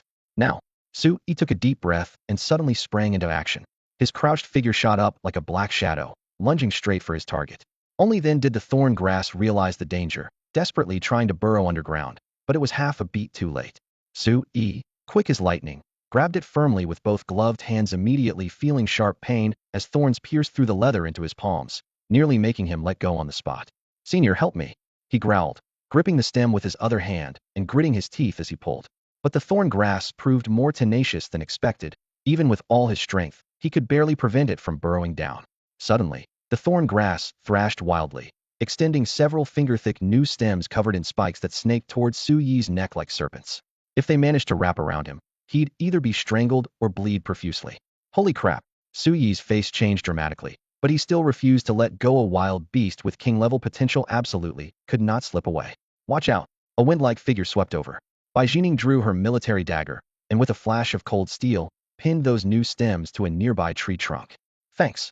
Su Yi gasped his gratitude, veins bulging in his arms as he steadied the struggling thorn grass. Stop fighting, it's useless. Become my pet beast from now on. Promise I won't disappoint you. As his words fell, he pressed his right index finger to the muddy ground and shouted, "Contract formation, rise." A six-pointed star formation materialized beneath his palm, its ethereal blue light completely enveloping the thorn grass. Zhang Xiaodong arrived just then and opened her mouth, wanting to say, "These surface thorn grasses have no potential," but ultimately swallowed her words. She truly couldn't understand why Su Yi would fight so desperately. Bai Jining was equally puzzled. Compared to most people's indifference toward ordinary pet beasts, the joy and excitement overflowing from Su Yi's face made it seem as if what lay before him wasn't just a thorn grass, but a rare divine beast chosen from thousands. What a strange fellow indeed. Although this thorn grass possessed great potential, it was currently just a 2-star apprentice-level extraordinary creature. Su Yi's fingertips blazed with 6-pointed starlight as the thorn grass's branches and leaves thrashed wildly, yet it was still forcibly compressed into his body by the magic array. Green light flashed briefly before it vanished like vapor, instantly reappearing within Su Yi's beast-taming space. In that moment, a faint soul thread formed between them, and Su Yi could clearly sense their synchronized heartbeats and emotions. Ding, congratulations on successfully contracting a king-level potential beast. As the notification echoed in his mind, he clenched his fist tightly. Success. King-level potential. The overwhelming joy made him feel as if he were floating in a dream. Once his emotions stabilized, he eagerly initiated mental communication. Mental communication was a fundamental ability of beast tamers, allowing direct spiritual dialogue. As an official apprentice-level beast tamer, Su Yi naturally knew how to use it. However, no matter how long he called out, the thorn grass remained unresponsive, instead frantically writhing its roots and stems within the space, desperately trying to break free from the contract's bonds. "Quite the wild spirit, aren't you?" he remarked calmly. "Don't waste your energy. With your current strength, it's impossible to backlash against a beast tamer. If you truly want freedom, cultivate yourself to at least 2 major ranks above mine first."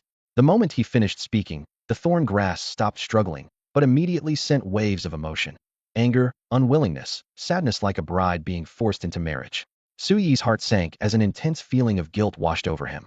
"Don't be like Thizuri, making me feel like the villain here. Beast tamers capturing creatures is natural law, like wolves eating sheep. Can you understand that?" Anger, unwillingness, sadness, the emotions remained unchanged. "All right, seems reasoning won't work. But I promise, from now on we're the closest of partners. I'll treat you like family." Anger, unwillingness, sadness, still the same. Su Yi had to try a different approach. The beast taming space can greatly accelerate your growth. Outside, it would take you 1 or 2 years to evolve into Thornvine. In here, just a few months will suffice. The emotional waves persisted. Anger, unwillingness, sadness. Still no good. He scratched his head, then suddenly had an inspiration. "How about this? I'll give you a wood spirit stone every month from now on." The thorn grass's emotions abruptly stopped, immediately replaced by surprise, joy, and longing. The rapid shift nearly made Su Yi burst out laughing. However, he spread his hands with a bitter smile. "I was just speaking off the cuff earlier. Even if I sold everything I own right now, I couldn't afford a single wood spirit stone. I'll honor that promise once I have the money." Su Yi spread his hands helplessly as he spoke. Shock, condemnation, frustration, shame, grievance, self-pity. Your emotions are surprisingly rich. Su Yi communicated with the thorn grass in his consciousness, while secretly clicking his tongue in amazement. Such rich emotional fluctuations indicated that this little grass possessed considerable intelligence. But if its intelligence was so high, why hadn't it burrowed underground immediately like other highly intelligent thorn grasses? He pondered thoughtfully. Could it be that you're deliberately playing dumb to blend in with the crowd? At this thought, his tone carried a hint of probing and teasing. Or perhaps you enjoy the feeling of fooling humans. Every time you deceive a beast tamer, do you secretly laugh to yourself, "These foolish humans are all idiots"? The emotions in his consciousness surged again: shock, grievance, regret, regret. Su Yi chuckled softly. "Looks like I hit the mark." Not far away, Bai Jining and Zhang Xiaotong were completely puzzled by his solitary laughter. Bai Jining frowned and said, "Thorn grass is widely recognized as one of the most unpromising pet beasts. What are you so happy about?" She leaned closer, trying to read something from Su Yi's eyes. Su Yi shrugged, his tone relaxed. "I actually think thorn grass isn't that bad. If it could evolve into a thorn tree, it could at least grow to elite level, and with good luck, even reach king level. The thorn sacred tree in Thorn City is king levelist. That how the city got its name." Bai Jining wasn't convinced and shook her head in rebuttal. "Thorn grasses that can evolve into thorn trees are 1 in 10,000. Not to mention there's currently only that one thorn sacred tree in the entire world. Moreover, the potential of supernatural creatures is linked to their intelligence. Your thorn grass doesn't even know how to hide." Her words were ice cold, and she became even more certain that this junior had no special talent. If he had truly awakened a precognitive ability, how could he have contracted a thorn grass? Su Yi smiled mysteriously and threw out another bold hypothesis. "Is there a possibility that it's not that it doesn't know how to hide, but that it's too clever knowing that staying obediently on the surface would attract no attention, and I just stumbled upon good luck? Hmm. Bai Jining's pupils contracted, her face full of confusion. This possibility was even lower than winning the lottery. Seeing her reaction, Sui laughed and waved his hand. Haha, just kidding, senior. Don't take it seriously. How could there be such a foolish thorn grass? Deep in his consciousness, the little creature's emotions exploded: frustration, shame, shame, shame. Just then, Zhang Xiaotong exclaimed, Su-yi, your hand. She covered her mouth and pointed at his glove. Su-yi looked down to see blood dripping through a hole. The originally thick leather glove had been easily pierced by the fine thorns, and he couldn't help but feel sorry. What a pity about my glove. Then he thought, if this was just an apprentice level 2-star thorn grass, and it was already so sharp, wouldn't it be even more formidable once it grew up? Don't move, let me treat your wound first. Su-yi had just removed his gloves when blood began streaming from his palm, bright red and viscous. At the sight of it, Zhang Xiaotong immediately turned to rummage through her backpack for medical alcohol and bandages, moving with the practiced efficiency of a standby intern nurse. Thank you. Su-yi expressed his gratitude in a low voice while using his other hand to extract the remaining thorns from his palm one by one. These thorns weren't long, but they were as hard as sharpened steel needles, making crisp snapping sounds as he pulled them out. When the alcohol was handed to him, he didn't hesitate to pour some over the wound. The searing pain made him suck in a sharp breath, sweat instantly beading on his forehead as his expression contorted, breaking his composure in an instant. Bear with it. Zhang Xiaotong offered comfort while quickly cleaning the blood with disinfectant cotton, then skillfully wrapped his hand with bandages at just the right tension, as if she had practiced this countless times. It's still early, let's continue. Bai Jining examined the wound and suggested, if we're lucky, both of you might contract your ideal beast companions today. All right, let's stick to the original plan and head to the lake. Su-yi and Zhang Xiaotong spoke in unison, raising no objections. The three proceeded along the forest path toward the lake. Leaves rustled, footsteps mingled, and the air carried a faint, earthy dampness. Taking advantage of the walking break, Su-yi called up the status panel of his newly contracted thorn grass in his consciousness. Thorn grass. Spiritual energy, apprentice level, 2 stars. Attribute, wood. Skills, burrowing proficient, growth proficient, entanglement proficient. Possible evolutions, thorn vine, thorn ghost vine. Potential, king level. All 3 skills at proficient level, truly worthy of king level potential. Su-yi marveled silently. Burrowing useful for escape, movement, and ambush. When enemies passed overhead, it could burst from the ground and catch them completely off guard. Entanglement, powerful control, restraining opponents' movements. With overwhelming strength, it could even strangle targets directly. Growth, rapidly extending vines in short time for long-distance attacks. When combined with entanglement, the power would definitely be far greater than the sum of its parts. The only regret was the relatively low spiritual energy level, merely apprentice level 2 stars. If it could advance to ordinary level, he would dare to venture alone in the lakeside forest unless he encountered dangerous elite-level extraordinary creatures. Escaping unharmed wouldn't be much of a problem. Little one, stop sulking in the beast space. Su-yi smiled, transmitting his thoughts to the thorn grass. Train hard and reach apprentice level 3 stars within a week. Without effort, you can't break free from the contract. The thorn grass's feedback consisted of only 3 emotions: anger, resistance, and defiance. Su-yi paused for a moment, then shrugged. Fine then, looks like you've decided to stay with me forever, so be it. The thorn grass became even more agitated. Anger, frenzy, and unwillingness. The next second, it began frantically absorbing the free spiritual energy between heaven and earth, its branches and leaves trembling like a desperately overworked 996 office grass. How simple-minded indeed. Seeing its attitude, Su-yi smiled with satisfaction. If it could maintain this level of effort, it might reach ordinary grade within a year. Come on. Su-yi silently cheered for it in his heart, then turned his attention back to the attribute panel. The thorn grass's panel was similar to those of the snow rabbit, crimson sparrow, and other pet beasts. The evolvable species section displayed 2 paths.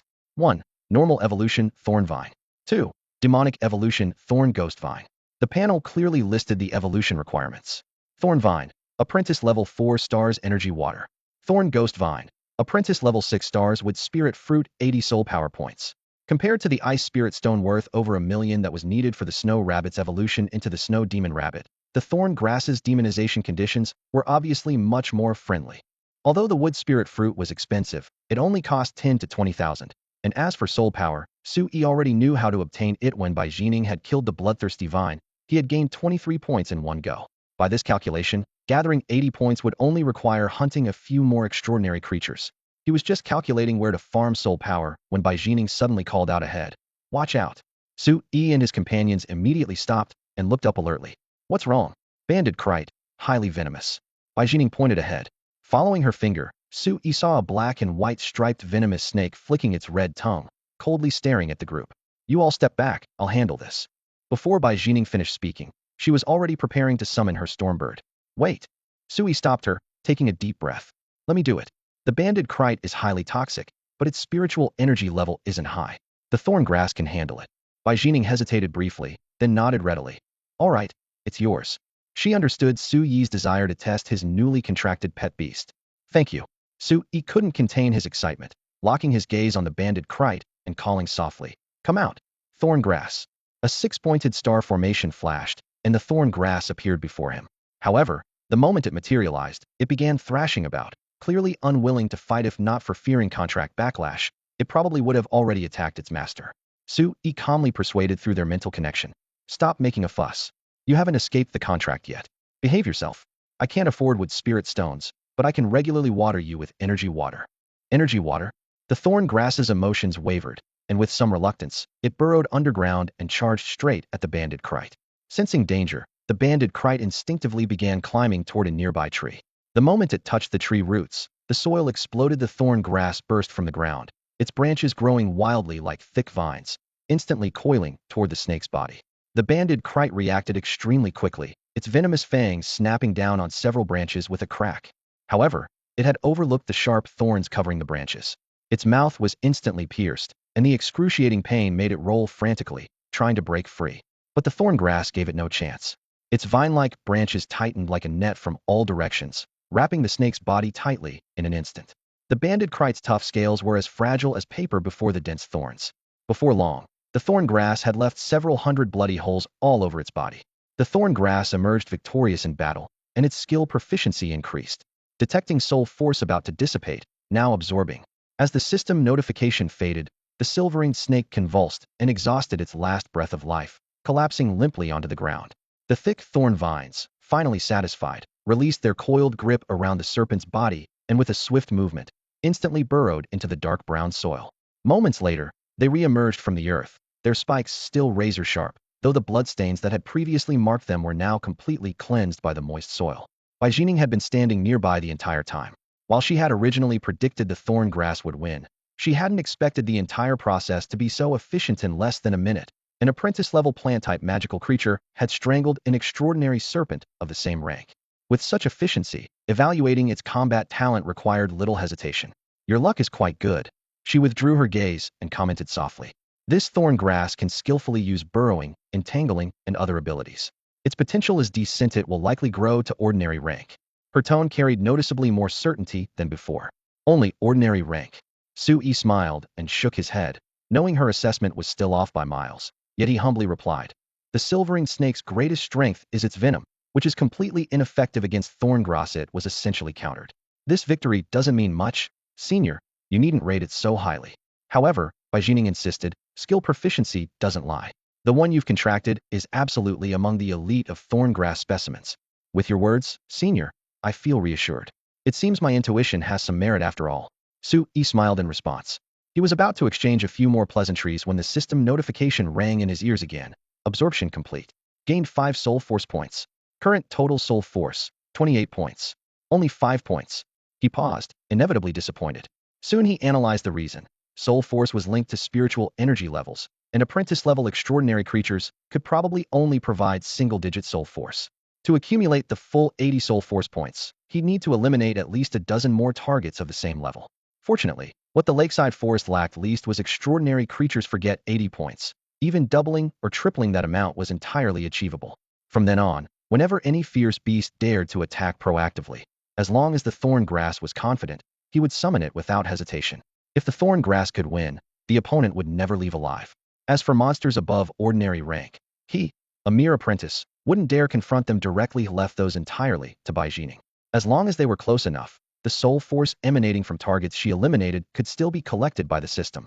Time gradually passed, and the three finally reached the lakeside. Su Yi raised his hand to wipe the sweat from his forehead. Even his breathing carried a slight rasp along the way. He had already commanded the thorn grass through more than a dozen battles.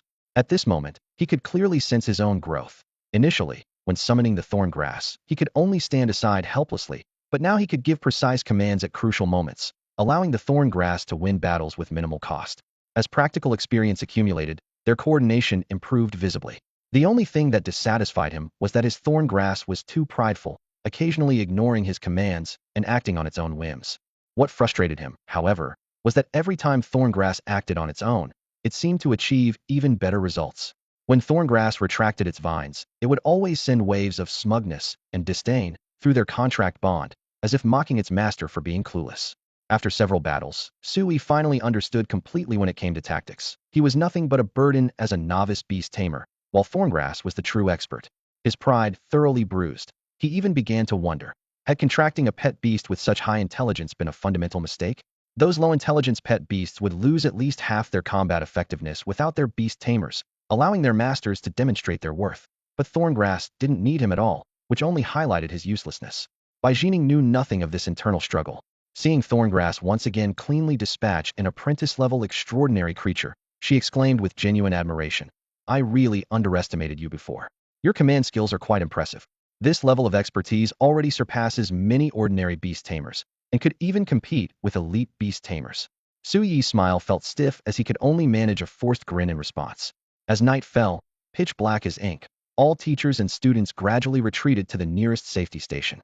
Tallying up the day's gains, Suyi's account showed an additional 188 soul power points, with the majority contributed by the extraordinary creatures Bai Jining had defeated. Having contracted a pet beast with royal-grade potential and earned a substantial amount of soul power, the harvest could be considered quite satisfying, and Suyi's face finally showed a genuine smile. But while he was pleased, Zhang Xiaotong returned empty-handed, reduced to a complete also-ran.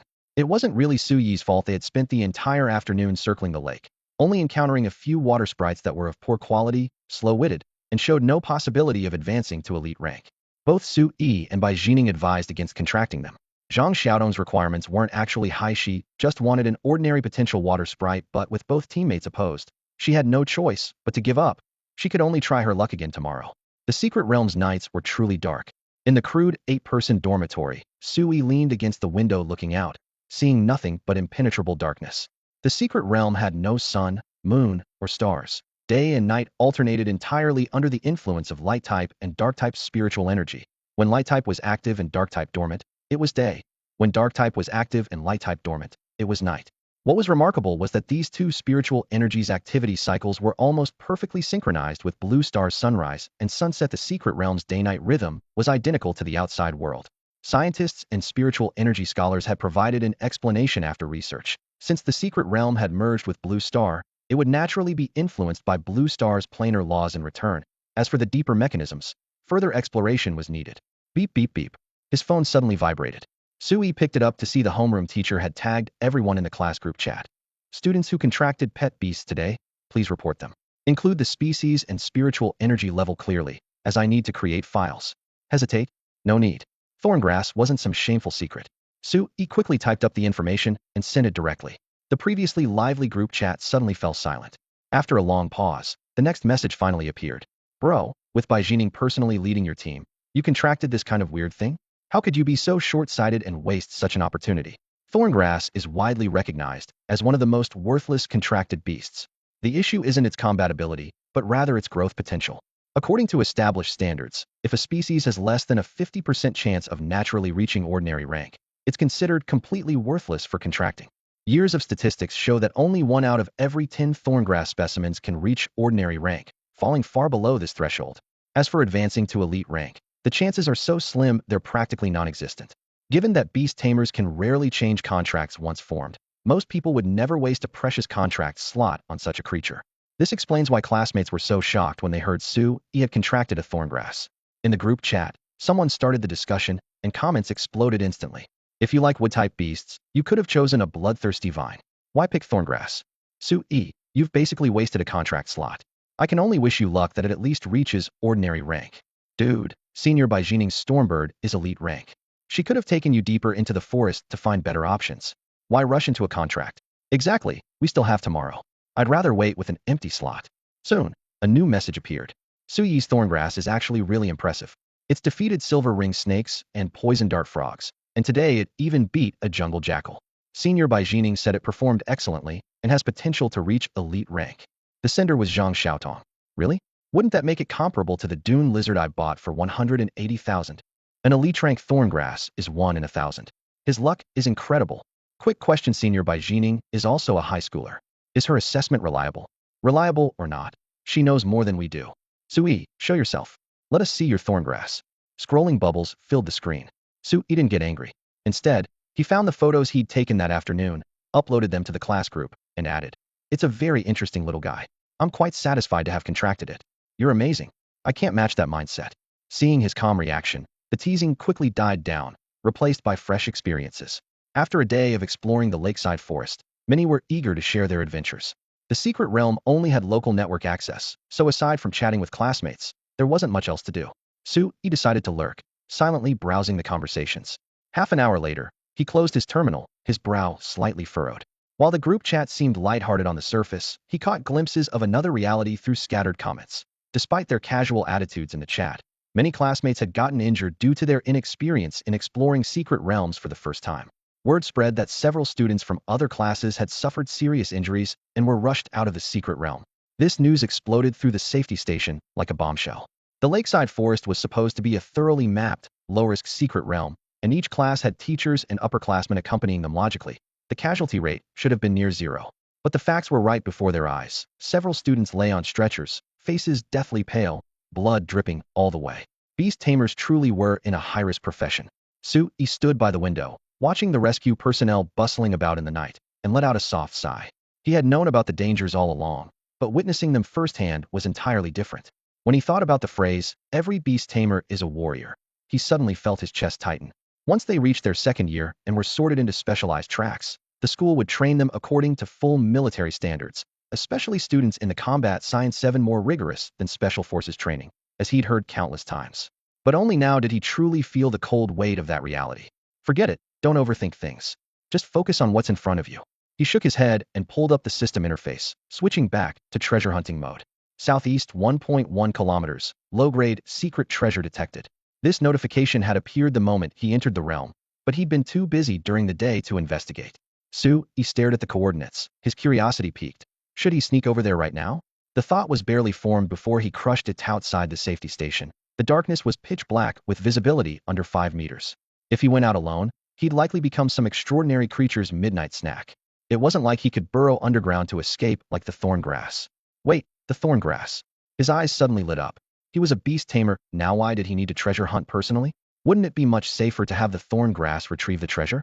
The creature was a native of the lakeside forest anyway, naturally gifted at burrowing underground, making it far less risky than him going himself.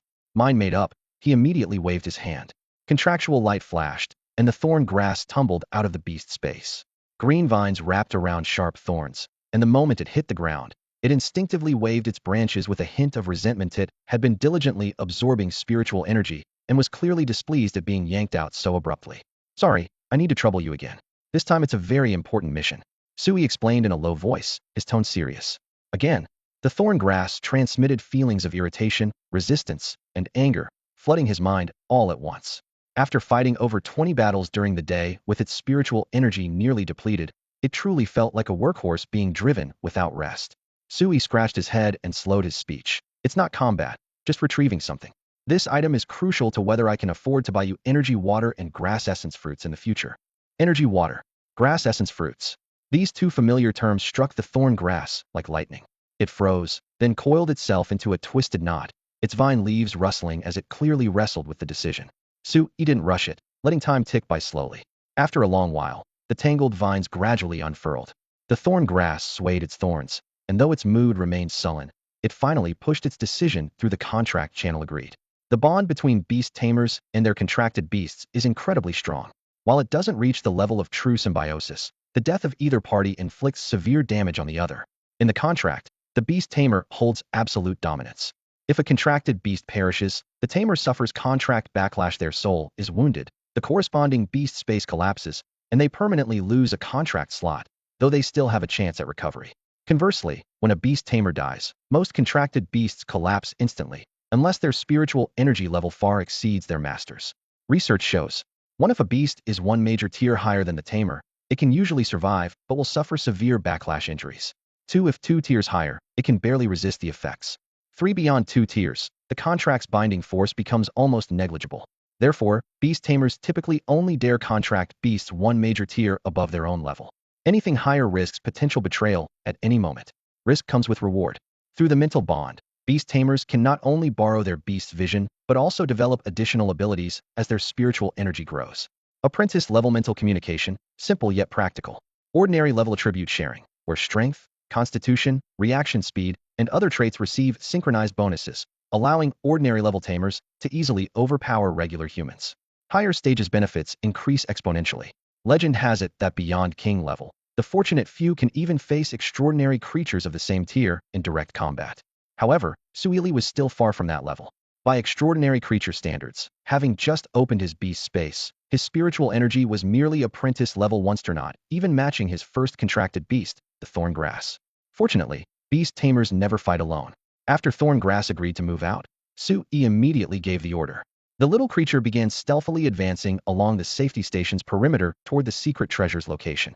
The mental bond allowed him to track Thorn Grass's coordinates and surroundings in real-time: soil's temperature, the texture of underground debris, the occasional breeze brushing its leaves, all vividly transmitted to his mind. As he'd predicted, Thorn Grass encountered no attacks throughout its journey of crawling and burrowing. Not because of its impressive combat power, but because no one considered it worth the trouble. Carnivorous extraordinary creatures found it unpalatable, while herbivorous ones feared its thorny exterior. What truly troubled Sui was the speed. Thorn Grass's burrowing skill provided explosive short-range speed, but consumed enormous spiritual energy and couldn't be maintained long-term. Crawling was energy-efficient but painfully slow, like a twisted vine. The short distance of just over a kilometer took a full half-hour. Sui didn't blame it.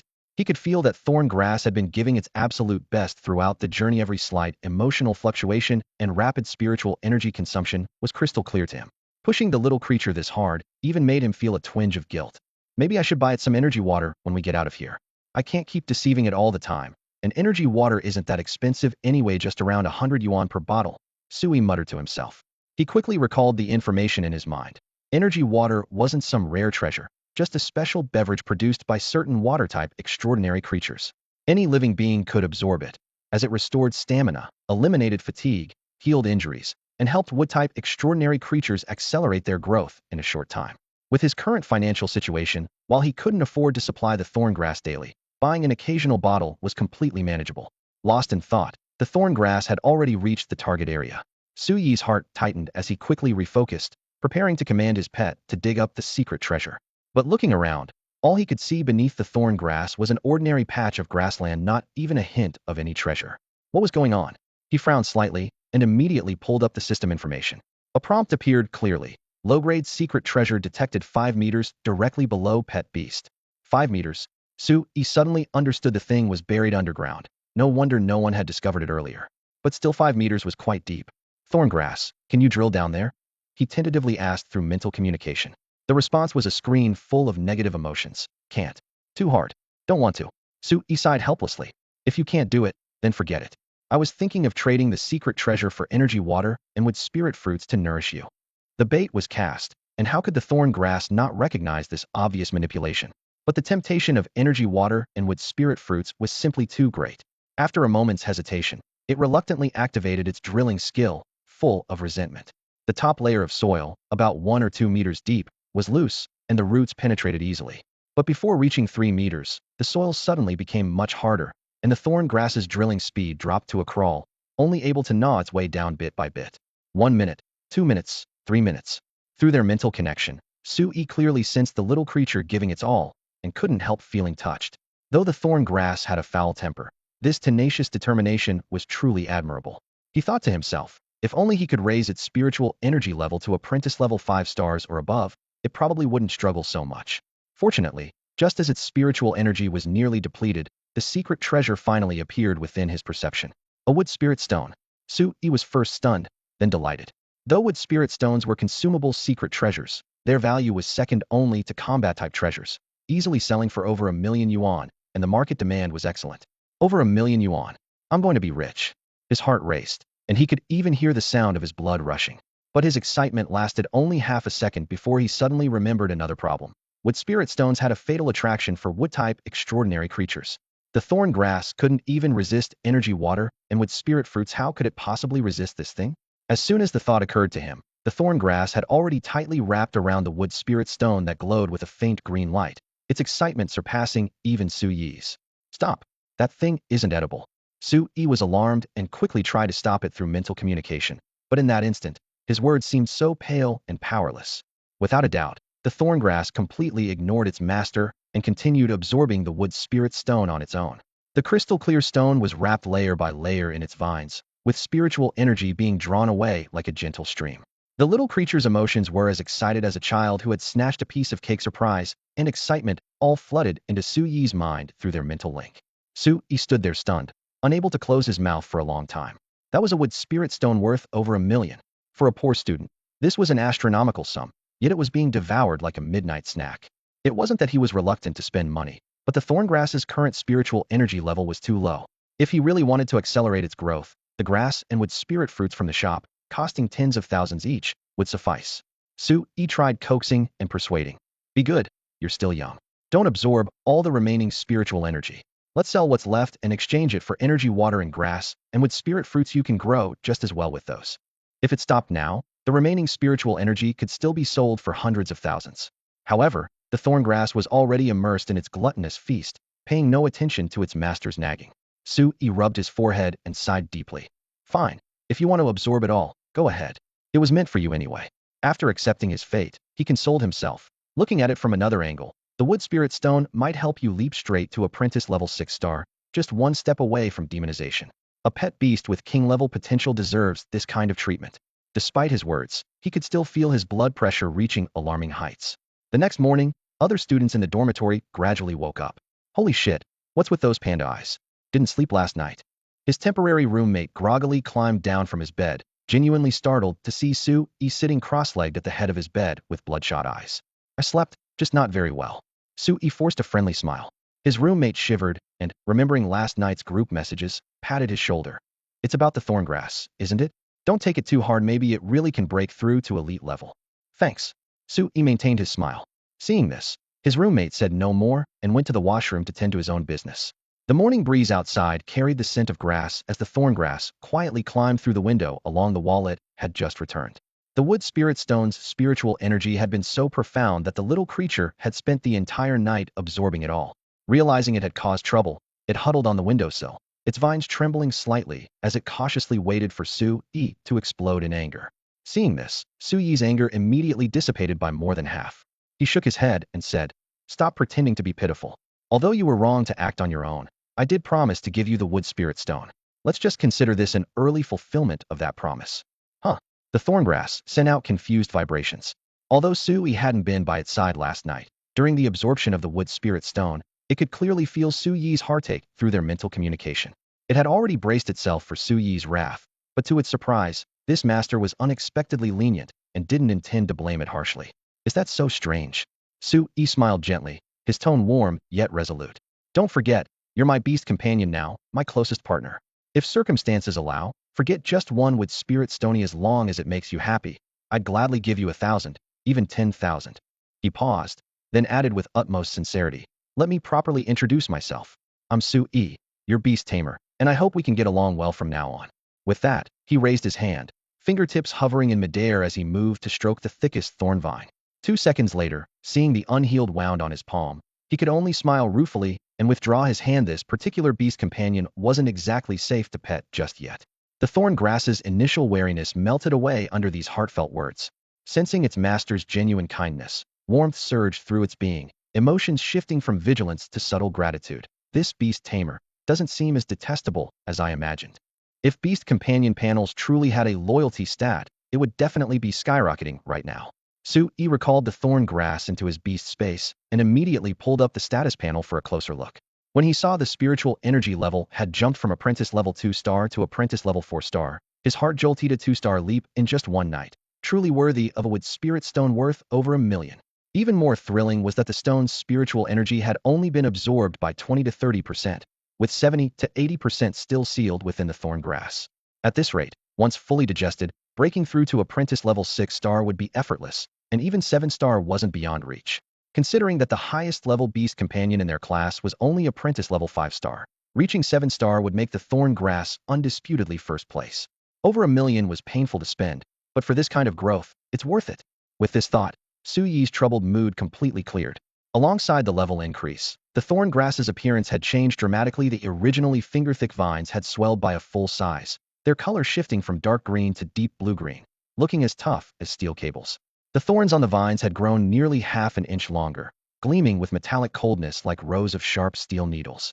Conservatively speaking, its combat power had increased by at least 50%. Su Yi clasped his hands behind his back, his tone encouraging yet firm. Keep working hard, and try to absorb all the remaining spiritual energy within a month. Others say thorn grass is the least promising, but I believe you're no worse than any extraordinary creature. This time, the thorn grass didn't respond with its previous prideful vine's wishing, but instead answered its master with surging battle spirit. Su Yi nodded with satisfaction, but then his expression grew serious as he solemnly cautioned. I know that thorn grass has a chance to evolve into thorn vine after reaching apprentice level 4-star, but I hope you'll suppress that urge for now and not rush into it. The thorn grass rustled several vines, conveying puzzled emotions.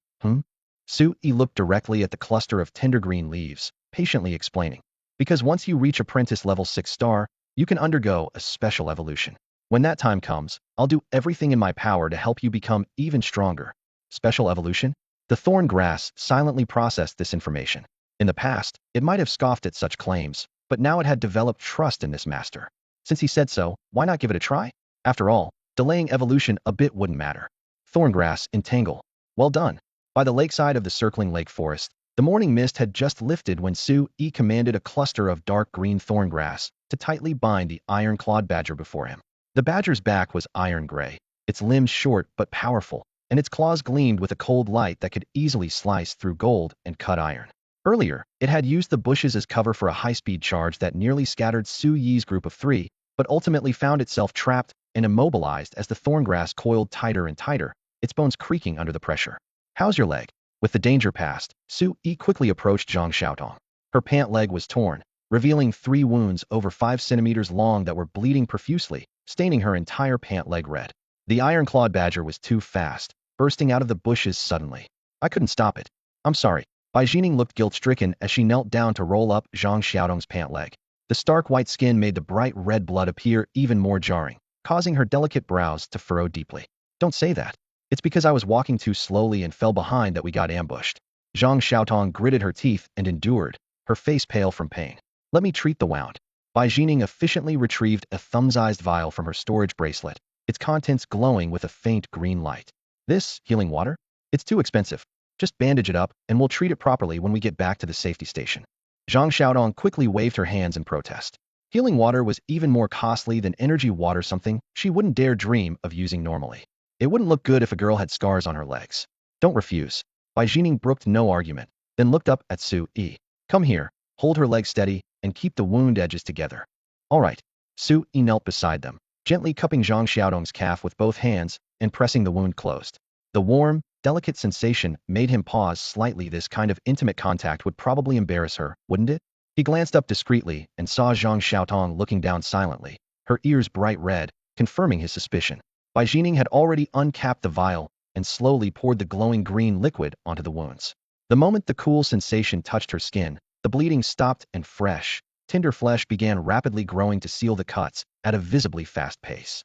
In less than a minute, Zhang Xiaotong's calf was smooth as before, without even a trace of blood remaining. Healing water is even more miraculous than I imagined. I should consider contracting a medical-type beast companion. Witnessing this scene firsthand, Su Yi couldn't help but marvel. Su Yi, could you let go now? Zhang Xiaotong whispered barely audibly, her entire face burning red.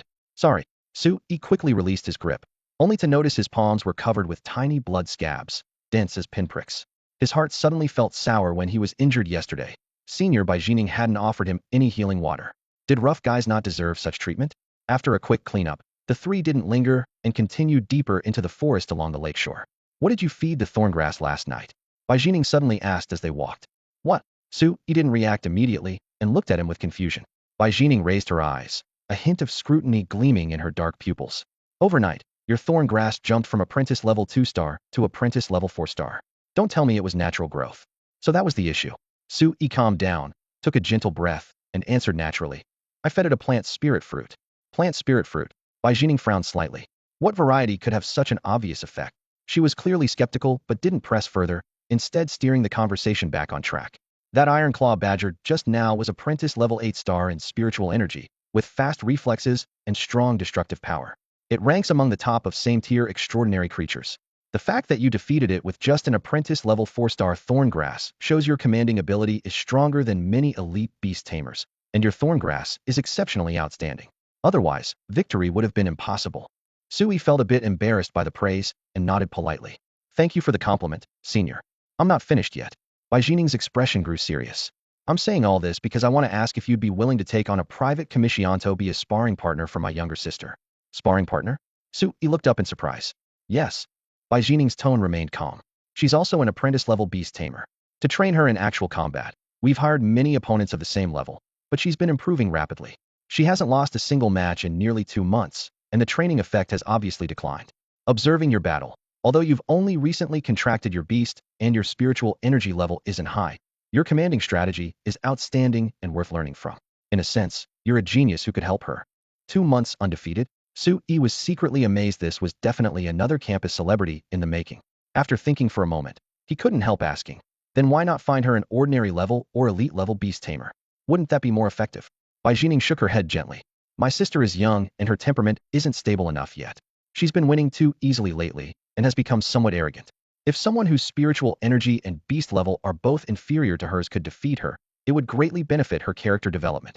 Still young, Sui couldn't help being curious. Senior, may I ask how old she is? 11 years old. She'll start middle school in just over half a year. Bai Jining answered frankly. 11 years old. Sui's heart trembled. Children from wealthy families really were different. When he was 11, he hadn't even had his beast taming talent tested, while she had not only opened her beast space, but had become outstanding among apprentice levels. It really made one feel inferior by comparison. Seeing his complex expression, Bai Jining spoke up. Is there a problem? Sui hesitated as a high school student. Going to be a sparring partner for an elementary school student was indeed hard on his pride. After thinking it over, he shook his head apologetically. Senior has helped me a lot these past 2 days, but this kind of thing.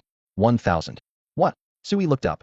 For every sparring match with my sister, I'll pay you 1,000 yuan as training fees. Bai Jining's tone remained as calm as ever. 1,000 per match? Sui was stunned for a full 2 seconds before slowly asking. Where was I just now? You said I've helped you a lot these past 2 days. Right. Senior has helped me a lot these past 2 days. Sui immediately sat up straight with a sincere expression. How could I refuse such a small request? As long as Senior asks, no matter how many matches you want me to spar with your sister, I'm willing. Let's add each other on WeChat. I'll contact you again once we're out of here. All right. Sui was already accustomed to Bai Jining's crisp and efficient style. Without asking any questions, he pulled out his phone, and the two quickly added each other on WeChat. Look, another water sprite. Just as a breeze swept across the lake, Zhang Xiaotong suddenly pointed toward the center of the lake, her voice filled with barely contained excitement. As soon as the words left her mouth, she instinctively clutched the hem of her clothes. From yesterday afternoon until now, they had already discovered 5 or 6 water sprites, but all had been rejected by Sui and Bai Jining for being mediocre in talent. She was terrified this time would end in disappointment again. It really is a water sprite. Following her gesture, Sui looked over. On the azure lake surface, a small water blue creature was floating and playing.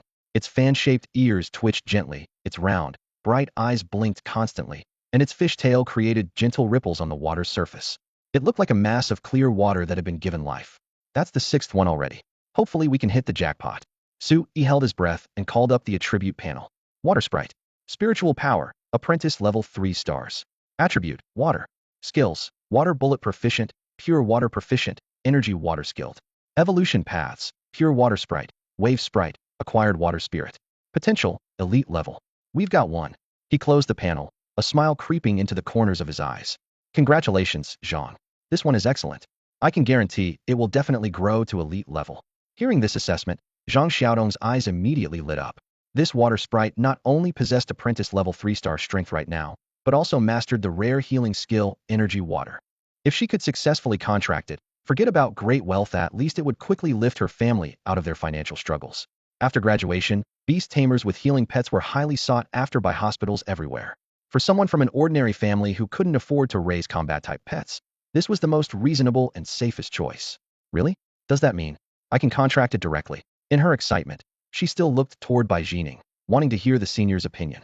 Bai Jining couldn't read potential directly like Su Yi, but seeing the water sprite's alert demeanor, she still offered her judgment. There's a high probability it will reach elite level, and at worst it will reach ordinary level. However, I'm not a professional appraiser after all, so ultimately it depends on luck. Being able to meet teammates like you too, my luck is already pretty good.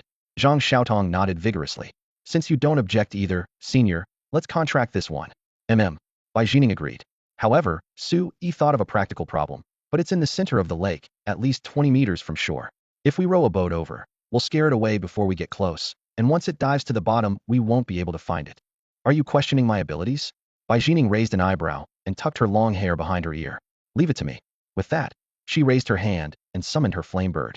Its crimson wings spread wide, stirring up a wave of scorching air. Bai Jining fixed her gaze on the water sprite still frolicking in the water and issued her commands without hesitation. Flame bird, wind rush, then whirlwind. She gave 2 consecutive orders to her flame bird. In the next moment, the gale bird transformed into a blur, charging toward the water sprite's location. As soon as it entered skill range, it raised its head with a piercing cry, beating its wings fiercely as a sharp whirlwind rose from the lake's surface. The water sprite, which had been chasing bubbles on the lake, was caught completely off guard. Feeling the wind pressure around it suddenly intensify, it was swept up into the air by the whirlwind, torn away from the water's surface. The gale bird seized the opportunity to launch another wind dash, its razor-sharp talons striking like lightning to firmly grasp the soft creature. As an elite-level extraordinary creature, the gale bird's strength was overwhelmingly superior. The water sprite was as fragile as an infant before it, and despite flailing its limbs wildly, it couldn't escape the binding grip. After several wing beats, the gale bird flew back to shore with its prize, landing steadily before Su Yi, Bai Jining, and Zhang Xiaotong. Dangling upside down in the talons, the water sprite's large, watery eyes were filled with fear and helplessness.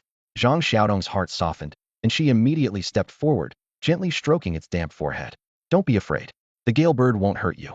I just want to be your partner. As her words fell, she quickly formed seals with her fingertips, and a contract formation materialized as a curtain of light, tightly enveloping the water sprite. Perhaps her soothing words took effect, as the water sprite only struggled symbolically a few times before submitting. In the next moment, the formation transformed into points of starlight that drilled into its body, and the light and shadow dissipated. Success!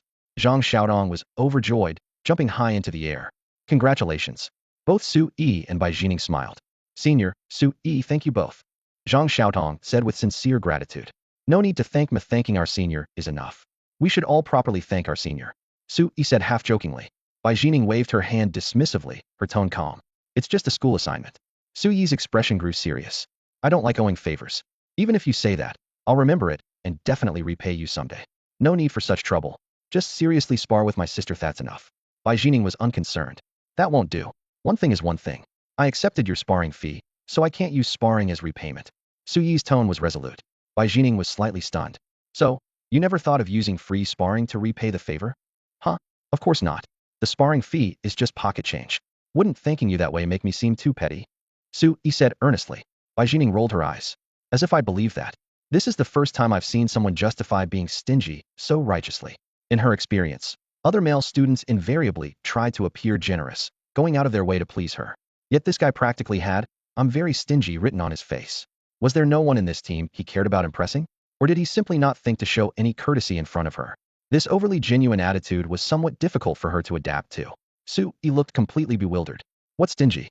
Senior, I think you've misunderstood. He silently protested his innocence. He truly planned to repay her with something more valuable. Having already contracted the Thorn Grass and unable to sign a new companion before advancing to ordinary level beast tamer, plus being short on funds, he intended to give Bai Jining information about that Grandmaster level potential little purple marten from the Beast Trading Center. Such precious information, yet it was misunderstood as being stingy? He smiled bitterly and shook his head. Never mind, having a clear conscience was enough. Now that Zhang Xiaodong had successfully contracted a suitable pet beast, Bai Jining's mission was essentially complete. Since it was still early, the team didn't immediately return to the safety station.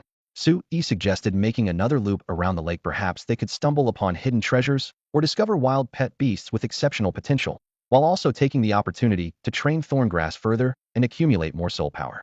Despite having battled intensively all day yesterday, Thorngrass was in high spirits today. The wood spirit stone's effects were remarkably immediate. After absorbing the spiritual energy, it was like it had been injected with pure vitality.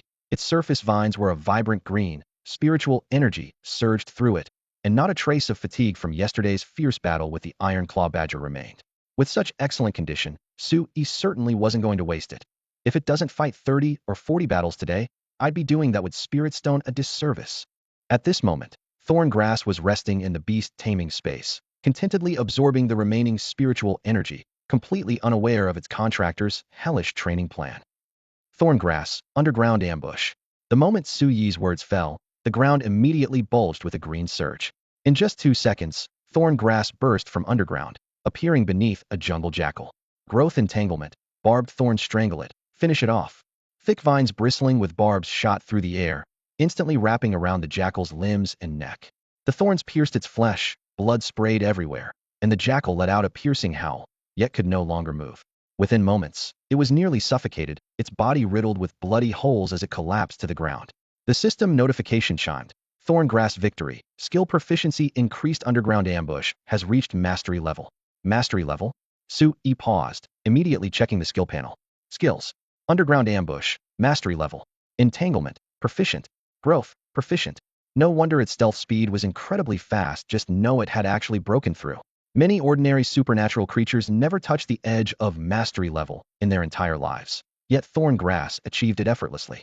Already formidable with 3 high-tier skills, its combat power had now surged dramatically. If all 3 skills advanced to mastery level, it could probably go toe-to-toe with ordinary grade supernatural creatures. Su-yi's eyes lit up. Awesome. Just as he was feeling proud, Bai Jining's calm but unmistakable voice came from behind. Your Thorn Grass has already fought over a dozen consecutive battles today. I know you're training it, but the intensity is too high. It could easily damage its root system. Su-yi immediately turned around, his attitude humble. I'll remember that. Thank you for the reminder. He understood in his heart that truly indifferent people wouldn't bother caring how you trained your pet beast. They'd just want to complete the mission as quickly as possible. In comparison, Bai Jining's reminder showed genuine responsibility. Just yesterday in the class group chat, a classmate was complaining that his supervising senior acted inhuman, showing impatience and constantly urging them to just contract any random pet beast and be done with it. Another female student complained that her team leader was being inappropriate, constantly hitting on her and deliberately telling crude jokes in front of her. Since the guidance was voluntary, the students could only endure their dissatisfaction in silence. In comparison, Bai Jining's performance was practically exemplary. Su-yi turned to look at Bai Jining and suddenly voiced a question that had been on his mind. Senior, besides the Gale Bird, do you have other pet beasts? I remember elite beast tamers can contract 3 pet beasts.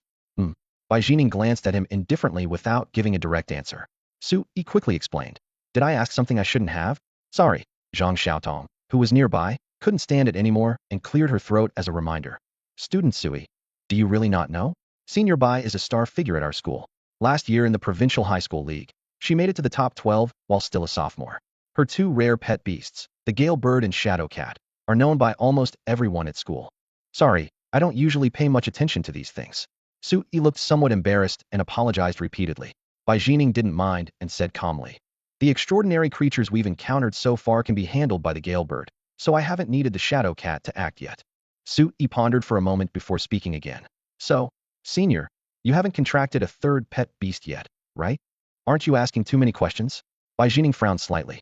Su-yi decided to stop beating around the bush and spoke seriously. If you don't have a suitable target for your 3rd pet beast yet, you might consider the little purple marten at counter 107 in the Beast Taming Mall, number 2043. I went to see it recently, and have a feeling it will definitely be able to grow to master level in the future. Consider this information my way of thanking you for helping me contract the Thorn Grass. Another feeling? Bai Jining was obviously skeptical, almost disbelieving. Yes, I can't guarantee its accuracy, believe it or not. It's up to you. Su-yi shrugged and abruptly ended the conversation there. His straightforward way of wrapping up actually made Bai Jining's resolve waver slightly. Logic told her that such feelings weren't reliable, but an inexplicable sense of anticipation still quietly took root. The little purple marten was also known for its speed, which perfectly matched her combat style. Since she didn't have any better options at the moment, she might as well visit the Beast Taming Mall after leaving the secret realm. After years of companionship, she had already seen the growth limits of her Gale Bird and Shadow Cat. Barring any surprises, they would at most reach commander level. While commander level was already rare for ordinary beast tamers, she wasn't satisfied. For her next pet beast, she had set the minimum threshold at master level. However, pet beasts that could reliably grow to master level were almost impossible to buy on the market, and when they occasionally appeared, they would be snatched up by more powerful people.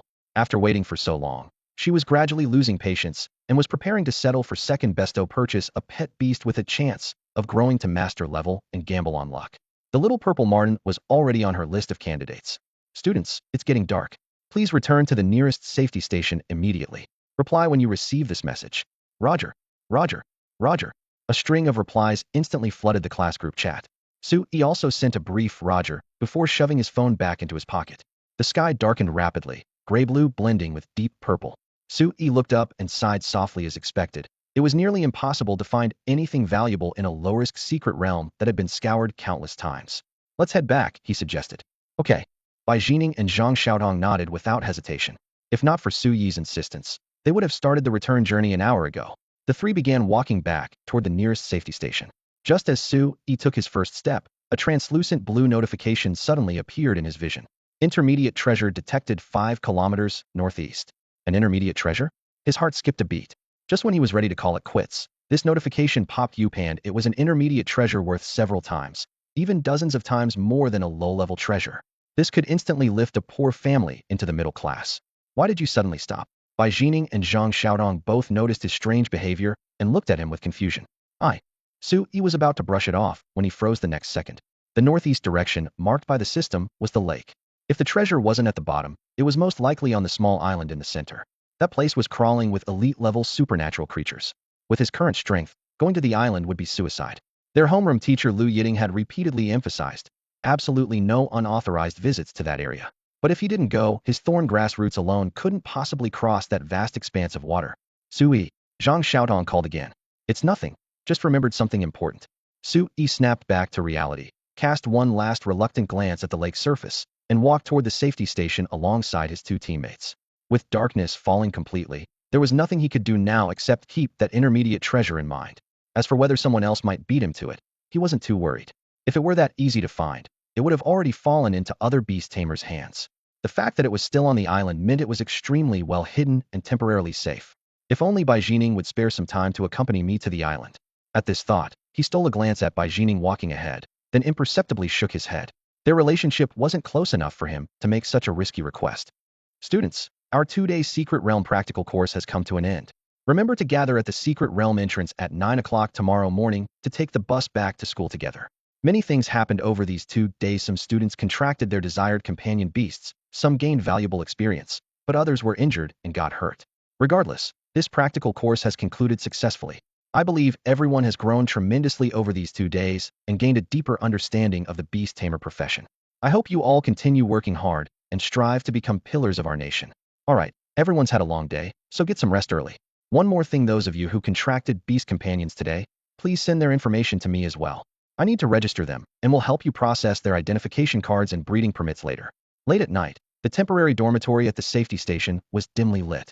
Su-yi had just finished washing up and lay down when he casually opened his phone to find his homeroom teacher Liu Yiting had posted a long summary in the class group chat.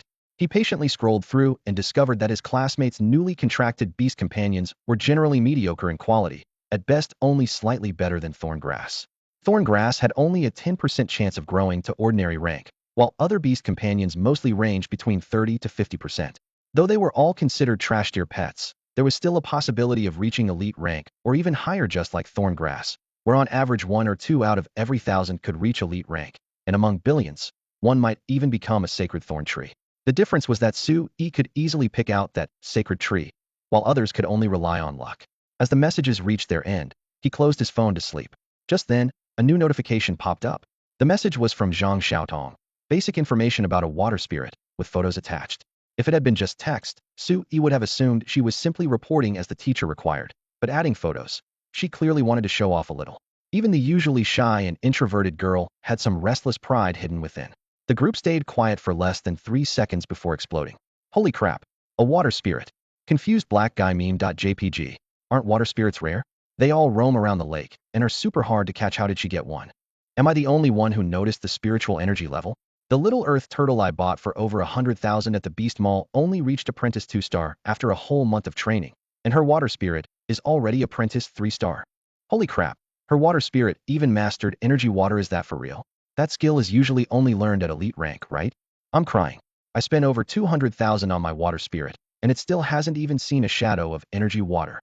Boss Zhang Xiaodong. Do you need any accessories for your leg? Sincere face. What accessories? Look at me. Boss, do you need a boyfriend?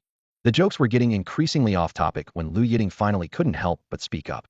Are you all pretending I don't exist? If you want a date, I'll have your parents come to school tomorrow. Gasp. Teacher, please don't be angry. I was just joking. I'll apologize to classmate Zhang Xiaodong right now, please spare me. The topic quickly shifted as someone tagged Su Yi. Let's talk about something else. Su Yi, come out and take your beating. What does this have to do with Su Yi? Hasn't Su Yi been hanging around with Zhang Xiaotong these past 2 days? They're both on senior Bai Jining's team. Look at the beast companion she contracted, then look at his damn it. What a waste of an opportunity. Damn it, what a waste of an opportunity. Damn it, what a waste of an opportunity. The group chat immediately entered copy-paste mode. Su Yi rolled his eyes, somehow he'd gotten caught in the crossfire. At 11 o'clock the next day, the bus carrying teachers and students returned to the school. Outside the school gates, crowds packed the exit so tightly that not even water could flow through. Faces filled with worry either relaxed or tensed up as the bus doors opened. Some students froze as they stepped off. Why were both their parents here? Su Yi was also stunned for a moment in the crowd. He spotted Jiang Xiaoxiu. The single mother, not yet 40, stood with her arms crossed over her chest, only releasing a long breath when she made eye contact with her son. Mom. Su Yi hurried over. Aren't you supposed to be at work today? What are you doing at school? The school said you'd arrive at 11, so I took time off. Jiang Xiaoxiu grabbed his arm anxiously, looking him up and down. You didn't get hurt during those 2 days, did you? I'm 16 years old, you didn't need to come pick me up specially. Su Yi smiled, trying to get her to relax. You heartless child. How could I not worry? Jiang Xiaoxiu frowned. Have you forgotten the liability waiver the school made parents sign before the Lake Forest expedition? It was so frightening. If I'd known beast taming high school was this dangerous, you might as well have gone to a regular high school instead of keeping me on edge all the time. Her eyes began to redden as she spoke. Su Yi gently patted her shoulder. They make you sign liability waivers before surgery too. These are all low probability events. Look, I'm perfectly fine, aren't I? But Jiang Xiaoxiu wouldn't let it go. Don't try to fool me. Several students who went into the secret realm with you were seriously injured. Xiao Yi, not all beast tamers have to go to the battlefield. Many girls study medical-type companion beasts and work in hospitals after graduation. Would you consider that? Su Yi was momentarily speechless and could only promise again. Mom, don't worry. I'll take good care of myself. Similar conversations echoed all around them. Some parents hugged their children and cried hysterically, making the students feel both touched and embarrassed, as if they'd truly returned from a battlefield. With the Secret Realm practical course concluded, the school thoughtfully gave the first-year students a 3-day break to fully recover at home. After the holiday, final written exams would begin. The first semester focused mainly on theory, with combat assessments scheduled for the following semester. Starting next semester, their schedule would gradually align with military training. In addition to theory, they'd study combat, cold weapons, firearms, and other courses. While beast tamers relied on their companion beasts in battle, if they themselves knew nothing, the shared attributes and skills would be completely wasted. Su Yi recalled a scene he'd witnessed firsthand. Elite beast tamer Bai Jining, empowered by her 2 elite companion beast attributes, charged forward like a blur. Not only did her strength and speed surge dramatically, but through sharing she'd also mastered skills like wind sprint. With just 2 military daggers, she could take on ordinary-level extraordinary creatures single-handedly. All her contracted beast companions excelled in speed, and after attribute sharing, whether in straight sprints or split-second dodging, her reactions and running became like a tightly wound spring, instantly accelerating. Her survival capabilities were maxed out, ensuring she would never hold her beast companions back. For beast tamers, don't become a burden was the most fundamental combat principle. But to truly achieve this, sharing attributes and skills alone was far from enough. It required day after day of training to integrate scattered techniques into one's own combat system. All of this, however, was still far beyond Su Yi's reach. He was currently just an apprentice-level beast tamer. Forget about skill sharing, couldn't even maintain basic attribute sharing consistently. Though he already possessed extraordinary mental power, his strength, constitution, and speed were merely somewhere between an ordinary person and a top athlete. Even so, he still made time to learn combat techniques, working hard to close the gap with official beast tamers. Beep, beep, beep. The phone on his bedside table vibrated. Su Yi, who had been sitting in meditation, opened his eyes, exited his meditative state, and casually swiped the screen. The caller ID read, Bai Jinning. Hello, senior. Are you free tomorrow? If so, come keep my sister company for sparring practice. Bai Jinning never beat around the bush, getting straight to the point. Tomorrow? Sure. Send me your home address, and I'll come over. Originally, he had planned to use the 3-day break to rest properly, but thinking about the 1,000 yuan sparring fee, he immediately changed his mind. Money was something Su Yi desperately needed right now, and sparring with others would also help him gain combat experience while training his Thorn Grass, killing two birds with one stone. Bai Zinning added over the phone. You can also come find me. Be at Jingtian Tower at 9 tomorrow morning, and I'll have someone come down to meet you. You know where Jingtian Tower is, right? I know, it's next to the beast taming mall. Wait. A name flashed through Su Yi's mind, and he blurted out, You're not the daughter of Bai Jingtian, the CEO of Jingtian Group, are you? Though Jingtian Group wasn't a national giant, it was a well-known local powerhouse in Xinjiang province, with multiple spiritual medicine research companies and manufacturing plants under its umbrella. Spiritual medicines, based on spiritual herbs and other rare treasures, had effects far superior to ordinary pharmaceuticals and had long become a hot trend in the medical industry. Bai Jingtian himself was not only a grandmaster-level beast tamer, but also the honorary deputy mayor of Guan City, his social status speaking for itself. After his question, the other end of the line fell silent for several seconds. It's not exactly a secret, Bai Zinning replied coolly. Ahem, I was being ignorant. See you tomorrow, I'll definitely be there on time. Su Yi quickly smoothed things over before hanging up. In the city center, at a luxurious villa, Bai Zinning closed her phone, her expression calm. At the dining table, a little girl who had been doing homework stopped writing and looked up. Will that genius junior you mentioned be able to come tomorrow? Bai Zinning nodded. After a moment of silence, the little girl picked up her pen again, her voice still flat. If he doesn't work out either, just arrange ordinary level beast tamers for me from now on. I don't want to play house with these apprentice level beast tamers anymore. Due to the encroachment of supernatural creatures, human living spaces have significantly shrunk, and even well-defended cities are not completely safe. Take Guan City, for example. Its entire outer perimeter has been designated as a defense zone, where every building is constructed to military fortress standards. What appears to be an ordinary dormitory building actually has walls 2 meters thick, reinforced with high-strength steel and concrete during construction. Hidden within the gaps between buildings are machine guns, missiles, and firing positions, ready to repel large-scale supernatural creature attacks at any moment. However, modern firepower is not omnipotent. Supernatural creatures that reach elite level or above are virtually immune to most firearms. Therefore, in addition to stationed troops, every city must have beast tamers as guardians, with a city lord appointed to oversee local military and political affairs while protecting the citizens. To serve as a city lord, one must be at least a master-level beast tamer.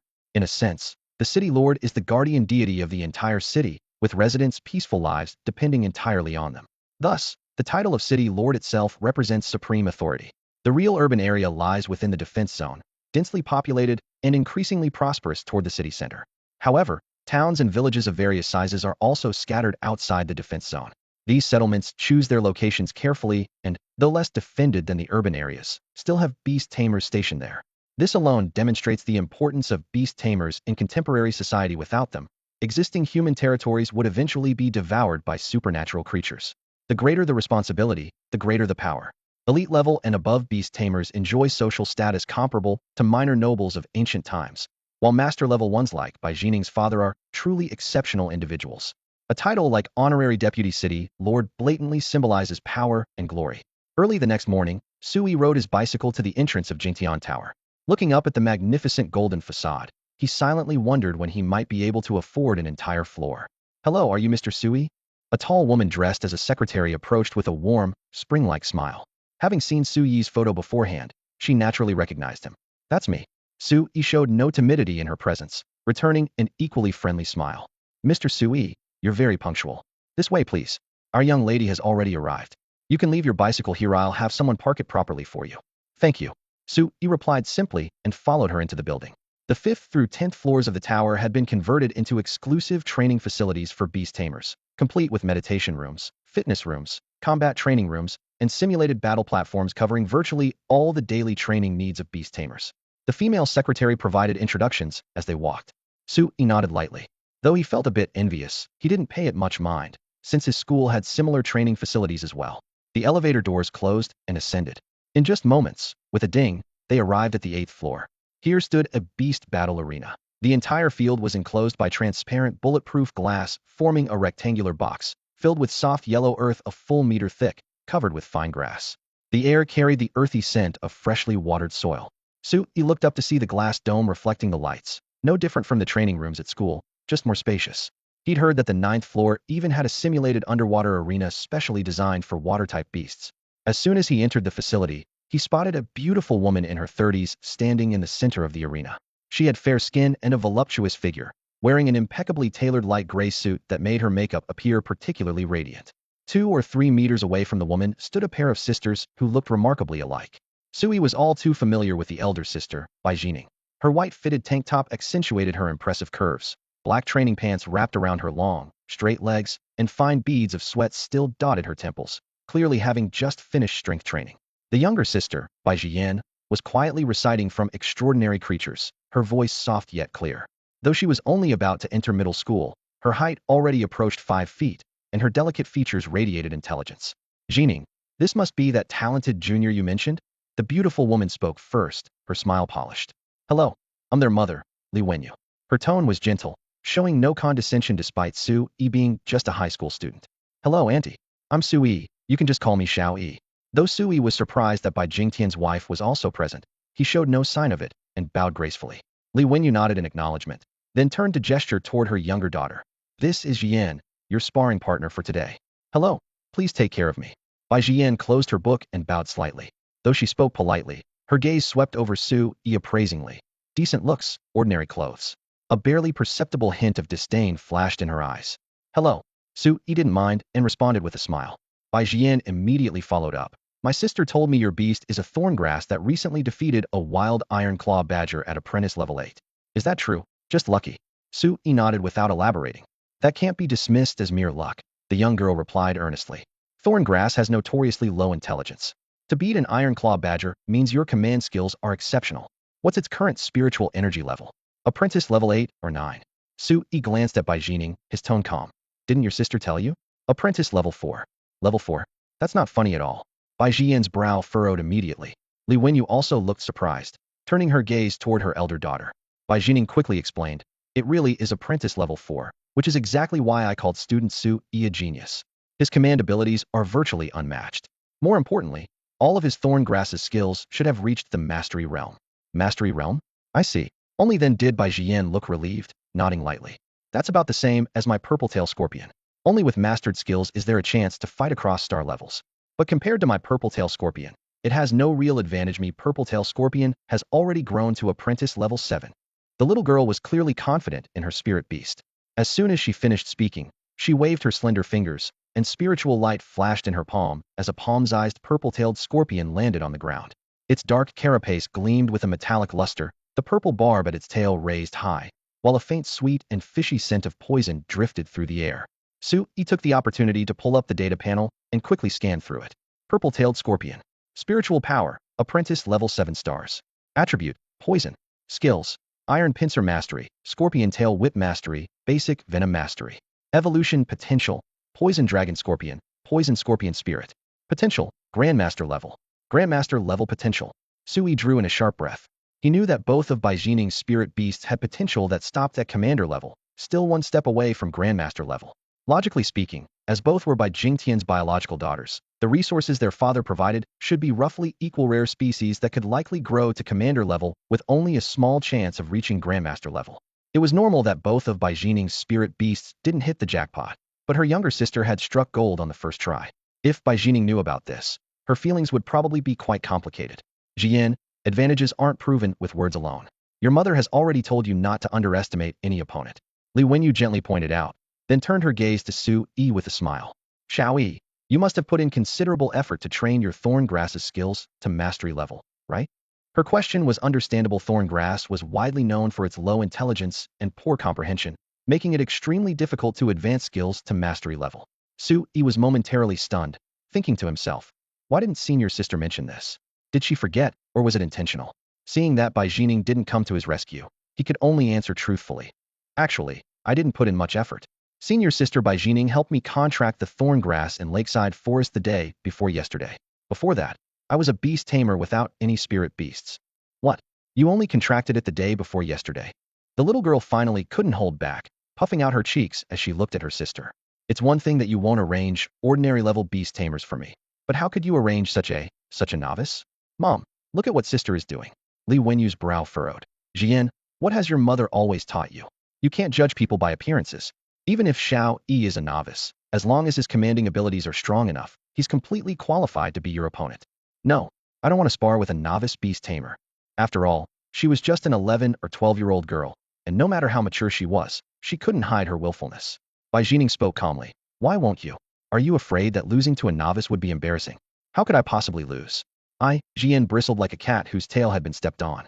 Before she could finish speaking, Bai Jining coolly interrupted. Since you're not afraid of losing, then fight Sui. If you win, I'll only arrange ordinary level beast tamers for you from now on. Fine, let's fight. It's a deal. The little girl couldn't withstand her sister's provocation any longer. Without further ado, she commanded her purple-tailed scorpion to crawl onto the battle platform, then turned to Sui with an impatient tone. Summon your beast, and let's begin. Sui frowned at her sharp words. After a moment of silence, he simply ignored the bristling little cat and turned to Bai Jining with a calm voice. Sorry, senior. I'm afraid I'm not qualified for this job. If there's nothing else, I'll head back now. He had only come here to earn money and had no intention of making enemies unnecessarily. Given the current atmosphere, if he actually defeated this second young lady of the Jingtian group, she would likely hold a grudge, leading to endless trouble. Bai Jining was stunned, clearly not expecting him to refuse at this moment. Do you have some concerns? If you're worried about offending Jian by winning, there's no need. Though Jian is willful, she can still distinguish right from wrong. Sui still shook his head. That's not it. I know my own limitations. I am simply no match for Miss Jian. I'd rather not embarrass myself. His tone was perfunctory yet firm. Sister, you heard him right? He admitted himself that he's no match for me. Now you have nothing more to say. The little girl's face finally showed a triumphant smile. Sui had no desire to linger and turned to leave. Sorry for the disturbance, Senior Bai, Aunt Li. I'll be going now. Wait. Just as he took a step, Li Wenyu's voice rang out behind him. She looked at her younger daughter with unusually stern tone. Xiao Yi is a guest your sister invited. What kind of attitude is this? Have you forgotten all the manners I taught you? I didn't. Faced with her mother's rare seriousness, the little girl's momentum instantly deflated. Li Wenyu didn't scold her further, instead turning to Sui with a gentle voice. Xiao Yi, Jian was rude just now. Auntie apologizes on her behalf. It's my fault for spoiling her too much. You're too kind, Auntie. Your daughter is still young. How could I hold it against her? Besides, she didn't say anything too offensive. Sui waved his hand with sincere expression.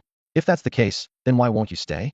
Jining mentioned the sparring fee was 1,000 per match. Auntie will raise it to 3,000. Li Wenyu's gaze was earnest. This. Sui was momentarily speechless. Auntie, you misunderstand. I'm really afraid of losing too embarrassingly. 5,000. This isn't about money. 10,000. Sui took a deep breath, composed his expression, and said solemnly. As I said, this isn't about money. However, since Annie has gone this far, it would be inconsiderate of me to keep refusing. All right. I'm willing to spar with your daughter. She can have as many matches as she wants. Thank you. Then I'll trouble Xiao Yi. Li Wenyu's expression became gentle again. The little girl, however, was secretly defiant. Want many sparring matches? I'll make you lose so decisively that you won't have the face to stay. But having just been reprimanded by her mother, she didn't dare speak carelessly again and could only politely say, Senior Sui, are you ready? If so, please guide me. The 8th floor beast arena simulated a grassland environment, which was quite favorable for the thorn grass. At least its burrowing ability wouldn't be restricted. If it were a concrete floor instead, its long-established underground tactics would be severely hampered, making it difficult to display its full strength. Can this junior you invited really suppress Xian? If this doesn't work either, her tail will be wagging all the way to the sky. Outside the platform, a beautiful woman stood with her arms crossed, her gaze sweeping back and forth across the arena, her expression still somewhat anxious. Don't worry. Bai Jining lowered her voice and analyzed methodically. The purple-tailed scorpion's venom has limited lethality against plant types. While the thorn grass can't exactly counter it, its racial advantage is enough to gain the upper hand. If it can blunt the purple-tailed scorpion's edge, the odds of victory will greatly increase. The beautiful woman gently swept her hair aside, her tone softening slightly. As long as it can truly cure Jian of her arrogant habits, the money will be well spent. With that, she focused intently on the arena and said no more. At the center of the platform, both beasts had taken their positions. The little girl issued the first command with a crisp shout. Be careful. Charge. Though short-legged, the purple-tailed scorpion was swift, crouching low and gliding across the grass like black lightning. Its 2 iron pincers rose high, gleaming coldly. Its venomous tail arched upward, the basic level toxin enhanced by mastery-level proficiency, dripping an ominous green. If it truly struck, it could fell an elephant, and even an ordinary-grade extraordinary creature would have half its life hanging by a thread after one hit. Sui didn't dare underestimate it, and quickly issued his command. Burrow underground and strike when the opportunity arises. Actually, no words were needed. The thorn grass had already quietly burrowed into the soil through the soft turf. The dark underground became its natural cover. A simple, yet highly effective tactic. As long as the sneak attack succeeded, it often decided victory in an instant. Watch your feet. The enemy will attack from underground. The little girl knew the thorn grass's tactics well and hurriedly warned the purple-tailed scorpion. The scorpion immediately stopped in place, its 8 legs pressed close to the grass surface, its venomous tail constantly on guard, maintaining perfect composure without a trace of panic. Whoosh! Several thorn-covered vines suddenly burst from the earth, shooting toward the purple-tailed scorpion with a whistling sound. Child's play. A mocking smile appeared at the corner of the little girl's lips. The thorn grass's move seemed utterly unoriginal to her. The thought that her sister would consider such a beast as practice material made her secretly complain. Could it be that sister was charmed by that junior's appearance? As the thought flashed through her mind, the purple-tailed scorpion had already leaped high. Its gleaming iron pincers snapped shut with 2 crack sounds, severing the 2 front vines on the spot. Though the thorn grass felt pain, it didn't retreat. The remaining vines pressed forward, continuing their entanglement from different angles.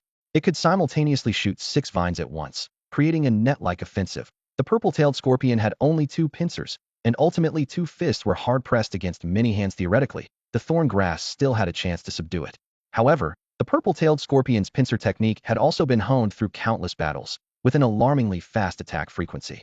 In the next moment, to Su Yi's amazement, all 6 thorny vines were severed in one swift motion, making it impossible to entangle the opponent. Although mastering the growth skill meant that severed vines caused almost no permanent damage to the thorn grass, allowing it to regrow within moments. This frantic regeneration consumed spiritual energy at an equally frantic rate. If this continued, it wouldn't be long before the thorn grass would be defeated due to spiritual energy depletion. Realizing this, Su Yi made a quick decision to change tactics. Just as he was about to give new orders, the thorn grass acted faster than its master, diving back into the soil, clearly planning to ambush again. Senior Su Yi, shall we continue? Bai Jian raised her chin with a smug expression, as if victory was already assured. Focus on the battle, don't get distracted. The fight has just begun, Su Yi kindly reminded her. Huh? Bai Jian chuckled softly, about to mock him further when suddenly, thorny vines bristling with barbed spikes burst from the ground, shooting toward the purple-tailed scorpion. You dare try again? She scoffed dismissively, immediately repeating her previous tactic by commanding the purple-tailed scorpion to leap into the air. Just when everyone expected the same cutting scene to repeat, the vines only emerged halfway before suddenly retracting. Bai Jian stood frozen, unable to understand the opponent's intention. Gravity pulled the purple-tailed scorpion downward, and before its steel pincers could touch the ground, 6 vines shot up from below like arrows. Thud! The purple-tailed scorpion was instantly bound tight, with 2 vines precisely locking onto its iron claws. Scorpion tail strike, sting it. Bai Jian finally panicked. The purple-tailed scorpion violently swung its tail stinger, driving it deep into one of the vines. Apart from leaving a dark black poison mark, the vine remained firm. Taking advantage of its distraction, the remaining vines wrapped around the scorpion's tail, completely sealing off all its movements. In an instant, the purple-tailed scorpion was wrapped into a spiky ball, unable to break free no matter how it struggled.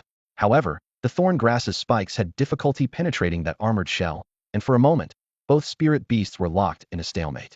Seeing that the purple-tailed scorpion was temporarily safe, Bai Jian regained her composure and snorted softly. Senior Su Yi, I admit your thorn grass is quite impressive, but its low spiritual energy level is a fatal flaw.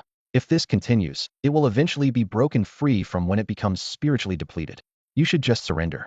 Is that so? Su Yi merely smiled at her confident tone without responding. Before she finished speaking, the thorn grass suddenly dragged the purple-tailed scorpion toward the ground, then with a ripping sound, pulled it entirely into the soil, as if intending to bury its opponent alive. Stop! Stop! Stop it now! Bai Jian completely panicked. Apprentice-level extraordinary creatures were far from strong enough to survive without breathing, and if this continued, the purple-tailed scorpion would surely die. Su Yi blinked innocently. Do you want the thorn grass to release the purple-tailed scorpion? But the battle isn't over yet. I. Bai Jian was both anxious and angry, momentarily at a loss for words. Not far away, the beautiful woman finally spoke, her face full of delight. Shao Yi, let the purple-tailed scorpion out. Jian has already surrendered. When you have time in the future, practice with her more often. All right, Auntie. Su Yi agreed verbally, but couldn't help wondering to himself. Why does this Auntie seem a bit excited?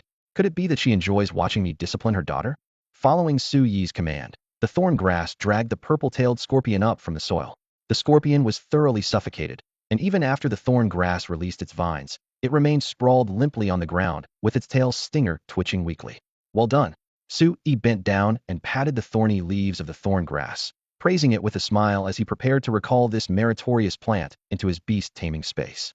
Just then, Bai Jian, who had been crouching nearby examining the purple-tailed scorpion, suddenly looked up. Wait! Is there something else, Miss Xian? Su Yi paused his action and looked at her with confusion, though he muttered to himself. Is this second young lady being a sore loser and looking for trouble? Fortunately, her mother and sister are both here, so she can't really cause a scene. Bai Jian straightened up, her expression serious beyond her 11 or 12 years. I was careless just now. I want to fight you again. Another round? Su Yi raised an eyebrow. I have no objections, but can your purple-tailed scorpion continue fighting? He didn't refuse, and was even secretly looking forward to 1,000 yuan per match was higher than Ms. Jiang Xiaoxiu's 2-month salary. Where else could he find such a profitable gig? Before Bai Jian could answer, Li Wenyu spoke first. Enough, Jian. You can't just drag someone into another sparring match right after finishing one. Even if you don't think about yourself, you should consider your beast. But, no buts. Li Wenyu was unyielding. Xiao Yi will come regularly to spar with you in the future, so there's no rush. Take today to properly analyze the reasons for your defeat. Only by recognizing your shortcomings can you truly improve, otherwise fighting more matches won't make a difference. The deputy city lord's wife had always been strict. Seeing her mother's firm stance, Bai Jian could only nod reluctantly despite her dissatisfaction. I understand. I'll properly analyze why I lost. But since he's already my sparring partner, I hope I can fight him again tomorrow. My previous sparring partners would train with me at least once every day. That depends on whether Xiao Yi is willing. Li Wenyu turned to Su Yi with a gentler tone. You heard what Jian said. Would you be free to come again tomorrow? School gave us 3 days off, so I certainly have time. Su Yi agreed without hesitation. Then I'll trouble you with this. Tomorrow at 9 in the morning, I'll wait for you here. All right. With the time settled, Su Yi exchanged a few more pleasantries with this approachable aunt before taking his leave. Li Wenyu specifically had her secretary escort him to the elevator. After the elevator doors closed and Su Yi's figure disappeared, Bai Jian finally couldn't hold back her complaints, pouting as she said, Mom, I know he's a guest that sister invited, and we should treat him politely. But aren't you being a bit too enthusiastic? People who don't know better would think he's your nephew. Li Wenyu stroked her daughter's silky long hair and asked with a smile, Are you still angry about losing to him? Of course not. I'm not that petty. Bai Jian immediately shook her head in denial. I raised you from childhood, so how could I not know what's going on in your head? But honestly, your loss just now wasn't unfair at all. In the softly lit living room, Li Wenyu shifted her gaze from the chessboard to her daughter, her tone serious. That thorn grass he contracted is no ordinary creature. If I'm not mistaken, it's very likely a genius-level beast that can break through racial limitations. A genius-level beast? Both Bai Jining and the little girl's eyes widened simultaneously. Mom, aren't you exaggerating? Beasts capable of breaking through racial limitations are incredibly rare. How could he be that lucky? The little girl muttered skeptically. Li Wenyu adjusted her gold-rimmed glasses, her expression confident. Some people in this world are just naturally lucky. Besides, I'm a licensed senior beast appraiser certified by the state. Based on my years of experience, that thorn grass's burrowing skill is definitely beyond proficient level. It's most likely reached mastery. Otherwise, it couldn't possibly move underground that fast. Mastery level. The sisters were stunned once again. Suddenly, an afternoon scene flashed through Bai Jining's mind. Su Yi's unusual behavior when contracting the thorn grass, as if he had known all along that the plant was extraordinary. Her heart skipped a beat. Could his mention of a premonition actually be real rather than just random nonsense? If he truly had awakened a precognitive talent, then that little purple marten he mentioned earlier might indeed possess grandmaster-level potential. At this thought, she could no longer sit still. What's wrong? Li Wenyu noticed her daughter's strange behavior and looked over with concern. Nothing. I just remembered something important. Mom, I'm going out. Bai Jining grabbed her coat and rushed downstairs without further explanation. Li Wenyu watched her retreating figure with a mixture of worry and helplessness. This child had always been composed, and she would never lose her composure like this unless it was something extremely urgent. The night breeze outside Jingtian Tower carried a slight chill. Su Yi pedaled his bicycle while whistling a cheerful tune, his face radiating satisfaction. Earning 10,000 yuan in such a short time would make anyone hard-pressed to hide their joy. If I work hard during these 3 days off, I should be able to gather enough money for the wood spirit fruit, he calculated mentally. To help the thorn grass evolve into a thorn ghost vine, 3 conditions needed to be met. 1. Spiritual energy level reaching apprentice level 6 star. 2. Soul power value of at least 80. 3. 1 wood spirit fruit. He had already met the soul power requirement, had gained a full 326 points during his last trip to Lakeside Forest. The level requirement wasn't a concern either, as the wood spirit stone's residual energy was still being continuously absorbed by the thorn grass, accelerating its growth remarkably. It would reach apprentice level 5 star in a few more days, and definitely achieve 6 star within a week at most. By then, all I'll need is that wood spirit fruit. At this thought, the excitement in his chest nearly burst forth. The thorn grass already possessed king level potential, and after demonization, Its combat power would increase dramatically. Its potential might even climb to Emperor level, or perhaps quasi-divine, or even divine level. This possibility made his blood race with excitement. What made him even more curious was the physical transformation. What kind of being would the thorn grass become after demonization? Would it turn into the legendary thorn demoness? He wondered if it might end up becoming something like a thorn demoness. Back at the complex, with Jiang Xiaoxiu already at work, the apartment felt empty. Su Yi tossed his keys onto the shoe cabinet, swapped his shoes, poured some water in one smooth motion, then sat cross-legged on the living room sofa, eyes closed, ready to meditate. He hadn't even settled in before he started reviewing himself. Even that bramble grass seemed to be working harder than he was. A few hours earlier, the bramble grass had rushed back into the beast space after the fight and immediately kept devouring spirit energy, refusing to rest at all. Was it still plotting to break the contract? Aside from battles, it had spent nearly all its time training these past few days. If his pet could grind that hard, he, as its beast master, had no excuse to slack off. If the bramble grass really broke through a tier or two and tore up the pact, he'd lose everything. Their interactions over the last 2 days had actually been fairly smooth, especially after that piece of wood spirit stone made the bramble grass much friendlier toward him. But smooth didn't mean secure. The bond was still shallow, and whether he could truly keep it by his side was anyone's guess. Scratching his head, Su Yi made a silent promise. He needed to treat it better. What if he gave it a bottle of energy water every day? He shot the idea down as soon as it surfaced. 100 per bottle meant 3,000 a month, and there was no way he could shoulder that fixed cost right now. Su Yi sighed. When will I ever stop being broke? In truth, as a licensed beast master, there was no shortage of ways to make money. The safest approach was to take commissions from the local Beastmaster Association and collect payment upon completion. But with his current strength, he could only pick low-difficulty jobs, and those didn't pay much. If he wanted to get rich fast, the quickest route was still exploring partially charted secret realms. Step into one, and not only would the City Lord's office issue a subsidy, there was also a chance to unearth rare treasures. Forget legendary artifacts. Even common spirit herbs and arboreal spirit fruits could fetch thousands or tens of thousands if you scoop them up. High returns came with high risks, though. No one could predict the dangers lurking in an uncharted realm. Master tier or king tier extraordinary creatures could show up out of nowhere, and there were even records of divine beasts. Even F or E-class microrealms were not truly safe. It's important to note that E and F aren't danger ratings. They're based on area. Larger realms are indeed more likely to spawn powerful extraordinary creatures, but low-grade realms can still spit out a deadly surprise. The Frost Dragon incident 10 years ago was the quintessential lesson. While surveying a newly emerged class realm, the White Eagle Federation's Beastmaster unit discovered a slumbering Frost Dragona, near-divine extraordinary creature. As it happened, the Federation was approaching its midterm elections. After hearing the news, the sitting president decided that a dragon dead asleep was the perfect target for capture. For the sake of votes, the president didn't hesitate to order the mobilization of all Imperial-level beast tamers across the nation, preparing to subjugate this frost dragon. He proclaimed loudly across major media outlets that the White Eagle Federation would become the first great nation to subdue a quasi-divine extraordinary creature under his administration.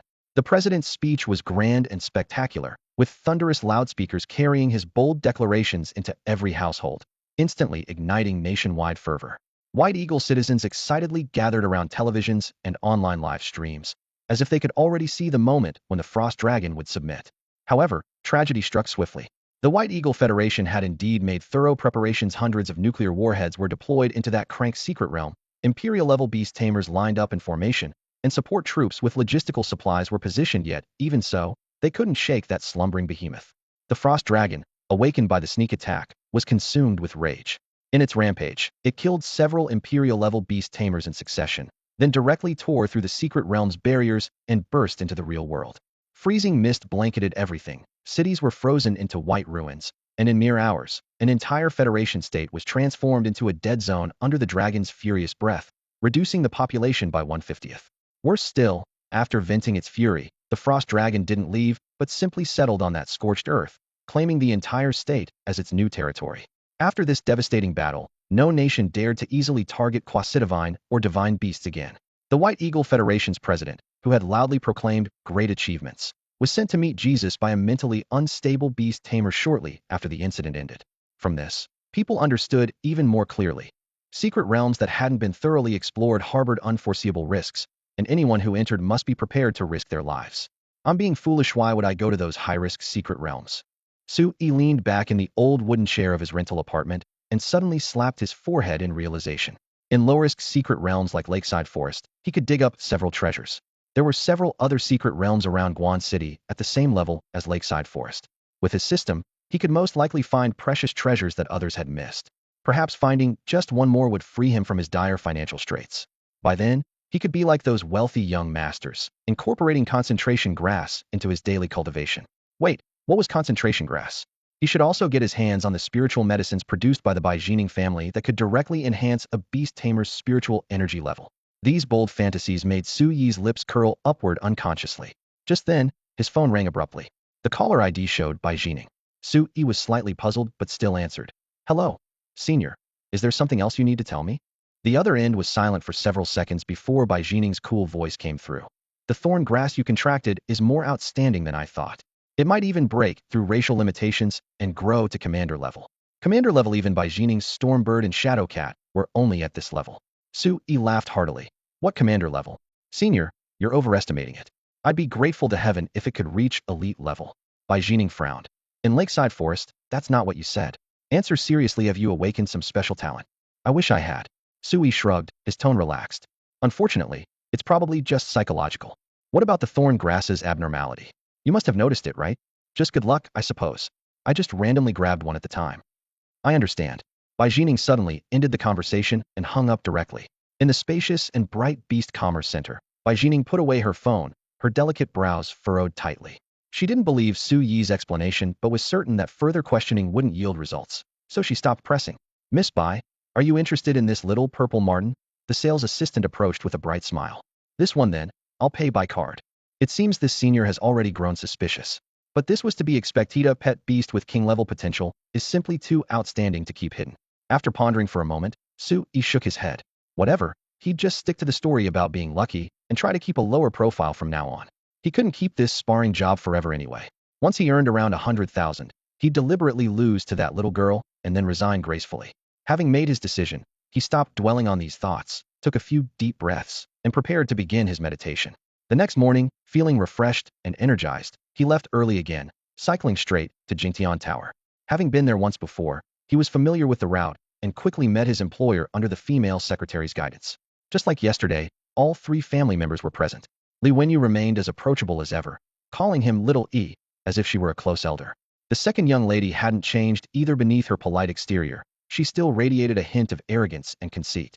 The difference was that today, her gaze towards Su Yi clearly showed defiance, as if she was holding back her energy, determined to defeat him and redeem herself. What surprised Su Yi most was Senior Baijining's attitude. This senior didn't seem displeased with him for not revealing anything yesterday, maintaining her composed demeanor. Senior Su Yi, please enlighten me. Having held back for an entire day, Baijian was obviously impatient, eager to spar with Su Yi again. Su Yi wasted no words, directly summoning his thorn grass and positioning it on the battle platform. The fight was about to begin. I definitely won't lose this time.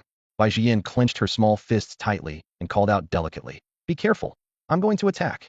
However, a few minutes later, the spirited purple-tailed scorpion was once again bound by the thorn grass and dragged underground. Moreover, the thorn grass used exactly the same moves as yesterday. So you still haven't figured out how to counter this move, have you? Su Yi looked at the little girl across from him with surprise. If she hadn't found a solution, why rush into another match? Fighting without learning from experience rarely leads to improvement. Mind your own business.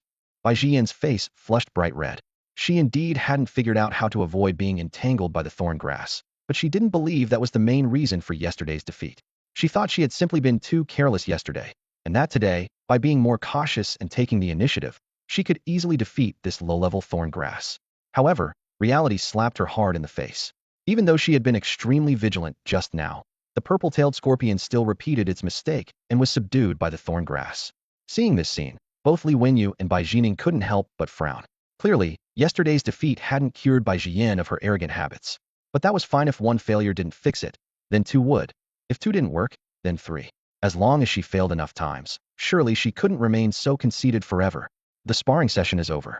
Senior Bai, Aunt Li, if there's nothing else, I'll head back now. Hit and run. His job was done, and Su Yi had no desire to linger. Wait, Little Li, if it's convenient, could you spar with Jian a few more rounds today? Li Wenyu suddenly called out to stop him. Su Yi looked at the beautiful woman with confusion. He remembered that just yesterday, this aunt had flatly rejected Baijian's request for consecutive sparring matches. What had changed her mind today? Though he couldn't figure it out, he nodded without hesitation. Of course, no problem. 10,000 per match. I am fine with however many rounds you want. Jian, what about you? Do you want to continue sparring with Xiaoyi today? Li Wenyu turned to Bai Jian with a smile. The young girl hesitated for a few seconds, then clenched her fists and nodded firmly. All right, let's have another match. This time I definitely won't lose. Li Wenyu raised her hand casually. In the next second, a mermaid-like creature materialized instantly in the air. Its upper body was that of a gracefully curved woman, while its lower half was a brilliant blue fishtail with scales that gleamed coldly under the lights. Singing mermaid, psychic type, commander level 4-star attributes. Water skills, energy water perfection, healing water perfection, life water mastery, burst water bullets mastery, water dragon pierce proficient, water tornado proficient, water mist proficient. Possible evolutions, tide calling mermaid princess. Potential, commander level. This is a singing mermaid. Sui exclaimed in a low voice. Its voluptuous figure was covered by large scales, while its face remained tantalizingly mysterious. Before he could get a closer look, the singing mermaid waved its jade hand, and a warm water barrier expanded dramatically, enveloping both the thorn grass and purple-tailed scorpion. Life water. Sui recognized it immediately. The two spirit beasts wrapped in the water sphere had their wounds heal at a visible rate, and their stamina quickly returned to full. Li Wenyu lowered her hand and said softly, "There, both little ones are ready to continue fighting. Then let's begin." Bai Jian bit her pearly teeth lightly and flicked her fingertip, sending the purple-tailed scorpion charging toward the thorn grass. However, a few minutes later, the familiar scene played out again. Though the purple-tailed scorpion held on a bit longer, it was ultimately dragged underground by the thorn grass. How could this? Bai Jian stood frozen in place for several seconds before snapping back to reality. Losing once or twice could be blamed on carelessness, but losing this many times in a row, even she couldn't convince herself with that excuse. Jian, do you want to have another match with Xiaoyi? It's okay if you lose, it's just training after all. Li Wenyu's tone was gentle, yet it was like adding fuel to the fire. Again, Bai Jian gritted her teeth stubbornly. A few minutes later. Again. Another few minutes. Again. Again. Ding Entangle skill proficiency upgraded to perfection level. Ding Growth skill proficiency upgraded to perfection level. Excellent. Both Entangle and Growth have leveled up. Su Yi's spirits lifted. He had lost count of how many matches they'd sparred. This second young miss of Jingting group was stubborn enough. Despite losing so many consecutive matches, she still refused to give up. Objectively speaking, the purple-tailed scorpion was indeed improving continuously, lasting longer each time. Unfortunately, its psychological trauma was deepening as well. Every time the thorn grass burrowed underground, the purple-tailed scorpion would flinch first. Its master wasn't faring much better. Bai Jian was now biting her lower lip, the corners of her mouth trembling. Su Yi genuinely worried that if he won one more time, she might burst into tears on the spot. What made him most speechless was that Li Wenyu was still fanning the flames from the sidelines. Jian, it's still early. Let's have another match. You've already improved so much. I quit. I hate you all. The string of defeats finally shattered her fragile psychological defenses. Little Bai Jian pushed aside the female secretary blocking her path and rushed down the stairs with tears streaming down her face. Jian, oh, this child. Li Wenyu rubbed her forehead, her eyes showing both helplessness and a hint of heartache. Everything was unfolding exactly as she had expected, but seeing her daughter crying so pitifully still filled her with worry. I'll go check on her, Bai Jining volunteered, tucking a strand of hair behind her ear as she hurried after her sister. The marble floor reflected the lights, and the air still carried the scent of gunpowder from the training ground. Su Yi stood there awkwardly for a moment before saying quietly, I'm sorry, Auntie. I should have gone easier on her just now. Li Wenyu shook her head, her tone firm yet gentle. If you deliberately held back, what would be the point of sparring? Enemies won't show mercy. Xiaoyi, you did nothing wrong. Don't worry about it. She gave him a reassuring smile. After a moment of contemplation, Su Yi spoke again. Auntie, the holiday ends tomorrow, and I need to prepare for final exams. I'm afraid I won't have time to continue sparring with your daughter, so I'd like to resign from this position. Li Wenyu was momentarily surprised, then smiled. Studies come first, I understand. However, sparring with others also helps improve your command skills in battle. Feel free to come by whenever you have time in the future. Jian would definitely be happy to spar with you again. Would she really? Su Yi recalled that tearful little face and couldn't help wondering if he had become the person she hated most. He remained respectful. Thank you for your understanding, Auntie. I'll take my leave now. With that, he bowed and headed toward the elevator. Wait, Xiaoyi, there's one more thing, Li Wenyu called out hurriedly. Su Yi turned around. What else can I do for you, Annie? Li Wenyu walked over with a smile. Jingtian Group sponsors promising students every year, providing rare beast companions and various other resources. I think highly of you and wanted to ask if you'd be interested in joining Jingtian. If you agree, your monthly cultivation resources would be worth no less than 150,000 yuan. 150,000. Su Yi's pupils contracted slightly. That was no small sum. In the past, he would have agreed without hesitation, but now that he had obtained the system, he paused for only an instant before politely declining. I'm sorry, Auntie, but I've already made my life plans and am not considering joining any company at the moment. However, if you ever need help in the future, I'll certainly do whatever I can. Li Wenyu sighed softly. What a pity. Still, I hope you'll visit often. I don't know why, but seeing you feels as warm as looking at my own Nephewit would be wonderful to have such a well-behaved son like you. This comment caught Su Yi off guard, and he said hesitantly, You're too kind, Auntie. Both Bai Jining and Bai Jian are excellent too. It's just that they're both daughters. Never mind. Let me see you out. Li Wenyu clearly didn't want to discuss this further and turned to lead the way. The corridor was spacious and quiet, with the lights casting their shadows on the floor. Su Yi didn't dare say much and followed respectfully behind her. A few minutes later, he walked out of the Jingtian building. Looking up at this magnificent structure, it suddenly dawned on him what had just happened. Li Wenyu's words earlier seemed to hint at something. Could he have missed an opportunity to gain a godmother? At this thought, Su Yi quickly calculated in his mind. The boss lady of Jingtian Group and wife of the honorary deputy mayor, such a connection would be a fast track to the upper echelons for anyone. But then he slapped his thigh in frustration. How could a grown man rely on finding a godmother to climb the social ladder? In the end, he'd have to make it on his own merit.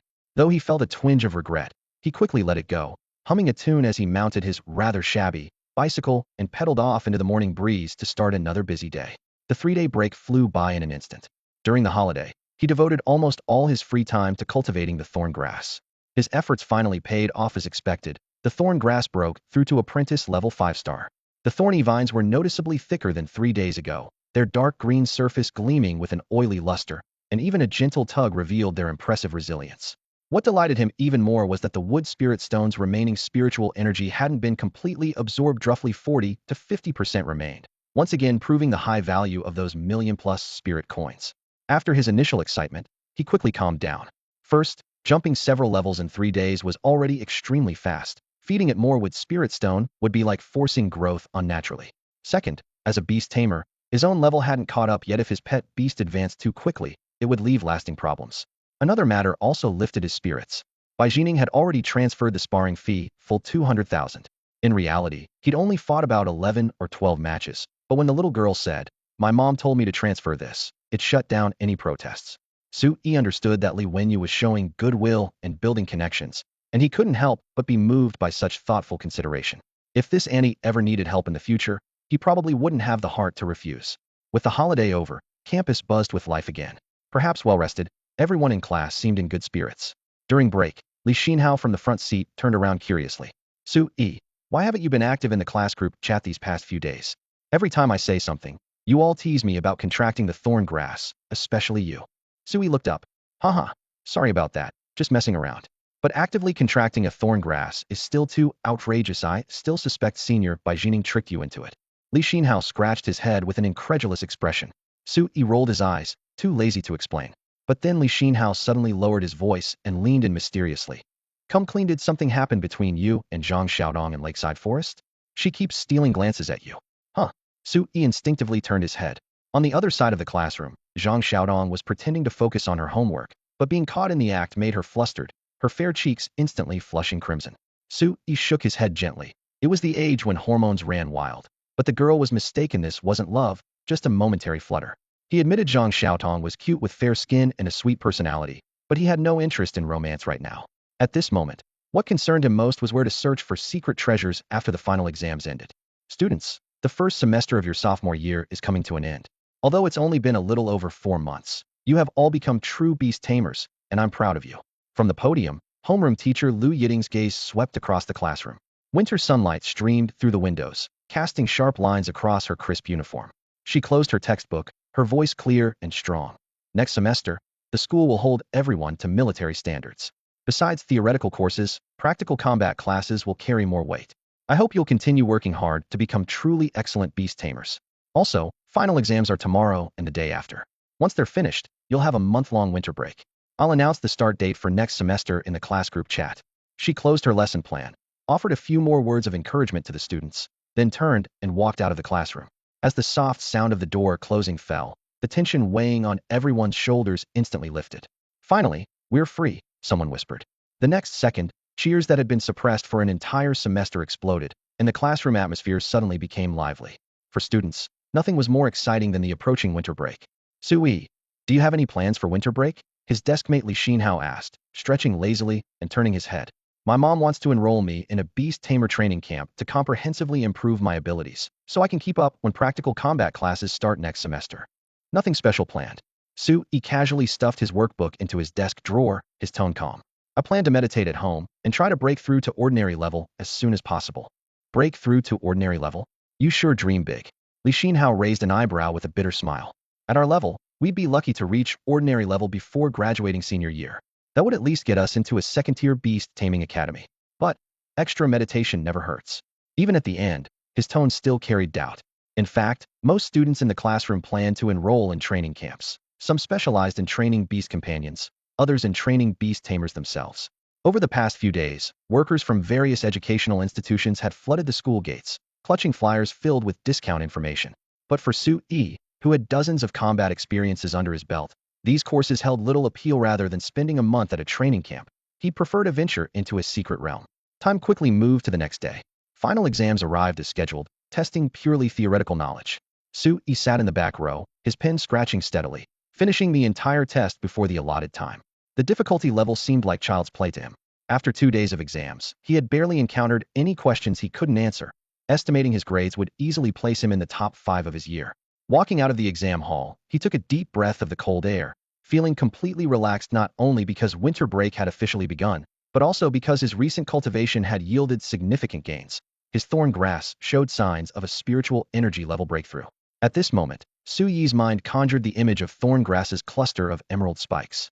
It had already reached apprentice level 5 star. One more step would bring it to apprentice level 6 star, meeting the conditions for demonization. Thinking of this, he secretly planned. Tomorrow I'll buy a wood spirit fruit, then check the market to see if there are any bargains to be found. He had already saved up 200,000 spirit coins, not a fortune, but not insignificant either, enough to purchase quite a few resources. If funds allowed, he also wanted to stock up on some spirit-focusing grass to accelerate his cultivation. The first ray of morning sunlight streamed through the window.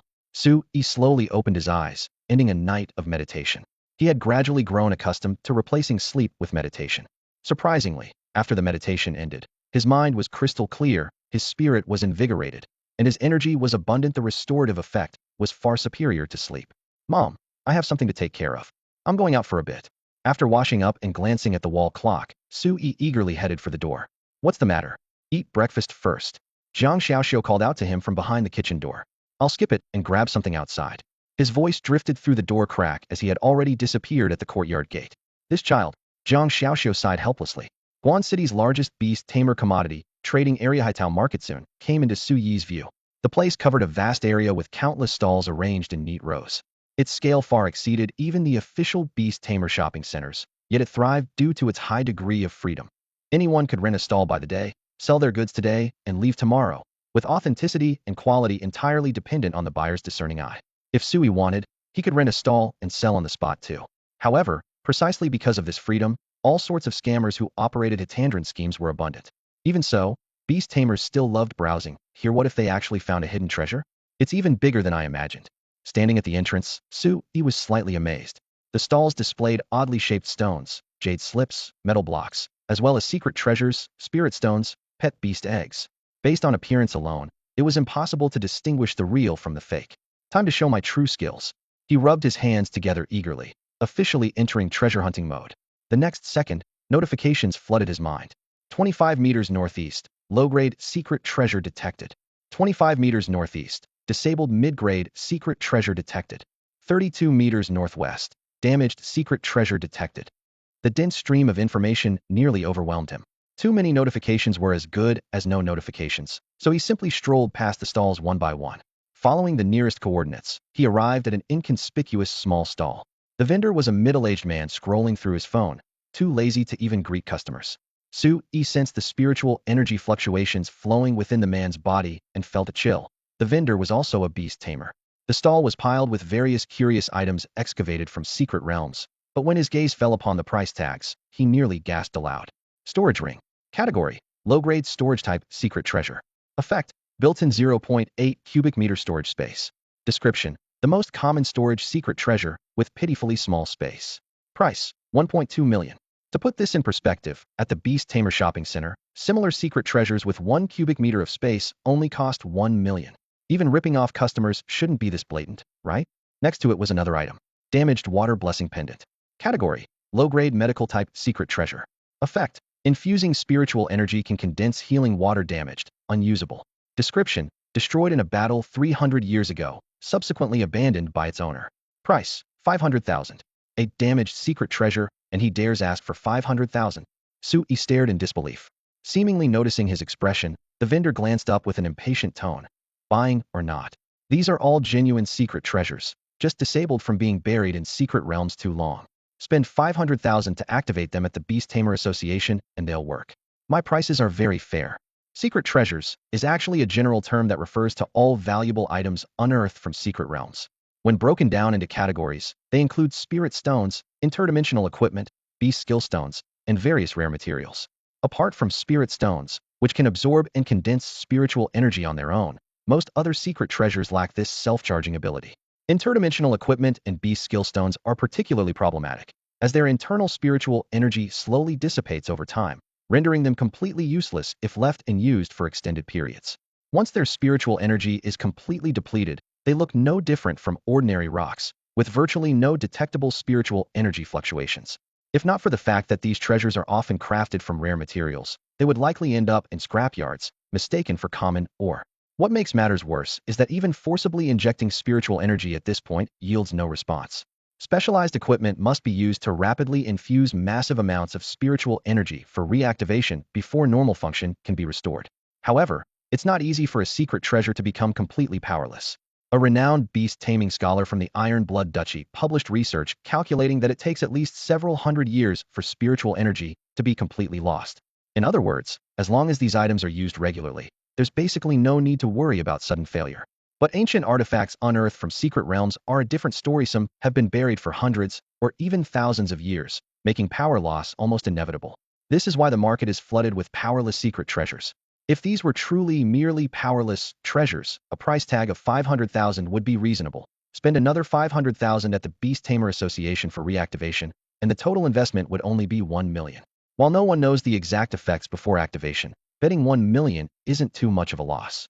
But passing off damaged treasures as powerless, once that's going too far.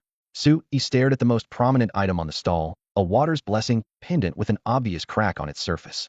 He pointed at it and asked, "This pendant clearly has a crack. You're calling this a powerless treasure? Get lost, you're obviously a clueless rookie," the middle-aged vendor said without even looking up, his fingers continuously swiping across his holographic display. So what if it has a crack? As long as the core isn't damaged, it'll work fine after activation. If it were in perfect condition, would I dare sell it for just 500,000? He snapped the device shut and glanced at Sui. "I'll be straight with you, I can't guarantee whether this thing is actually broken or not. If it turns out to be a premium treasure worth tens of millions after activation, don't expect me to feel regret. But if it's junk and you lose your shirt, don't come crying to me. Cash and carry, no returns, that's the rule." With that, the vendor went back to scrolling through short videos, too lazy to pay Sui any more attention. In his view, this student in academy uniform wasn't worth the effort of a sales pitch. Seeing the cold attitude, Sui had no interest in staying longer. Besides, apart from that storage ring, there were very few treasures that caught his eye. Most were already damaged, and only a fool would pay for them. He had initially thought this vendor pricing junk with high price tags was an isolated case, but after visiting several more stalls, he was surprised to discover this was actually a common phenomenon in the treasure hunting market. Most of the disabled treasures these vendors were selling turned out to be damaged junk. On the long tables at the stalls, cracked bracers, incomplete necklaces, and even rings broken into several pieces were neatly arranged in 4 rows by category.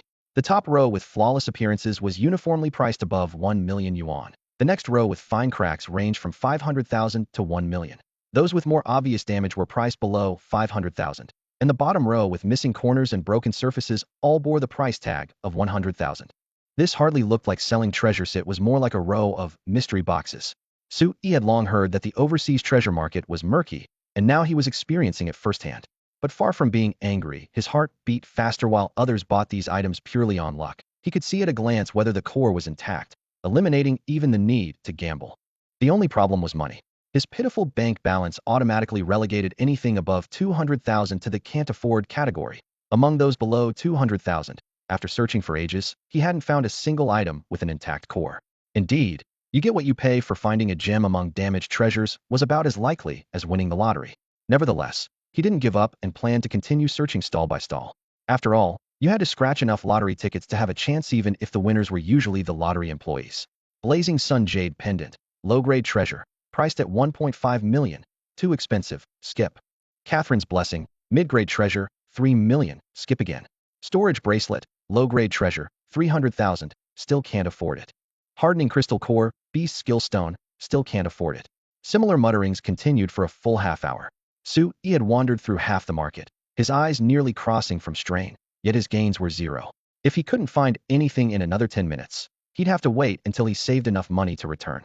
Without sufficient capital, he didn't even qualify to hunt for bargains. He finally understood the weight of this industry saying. He shook his somewhat sore wrists and continued searching for clues about the next disabled treasure. Suddenly, the system displayed 2 notifications in the bottom right corner of his vision, both from the same stall, and one was actually a mid-grade treasure. The price will probably be over 200,000 again. He sighed inwardly but still approached with a lottery ticket mentality. The stall was small, with only 2 items sitting lonely on the square table, a dark silver ring and an azure pendant missing a small portion. Disabled storage ring. Category, low-grade storage treasure. Effect, built-in 3 cubic meters of storage space. Status, disabled, unusable.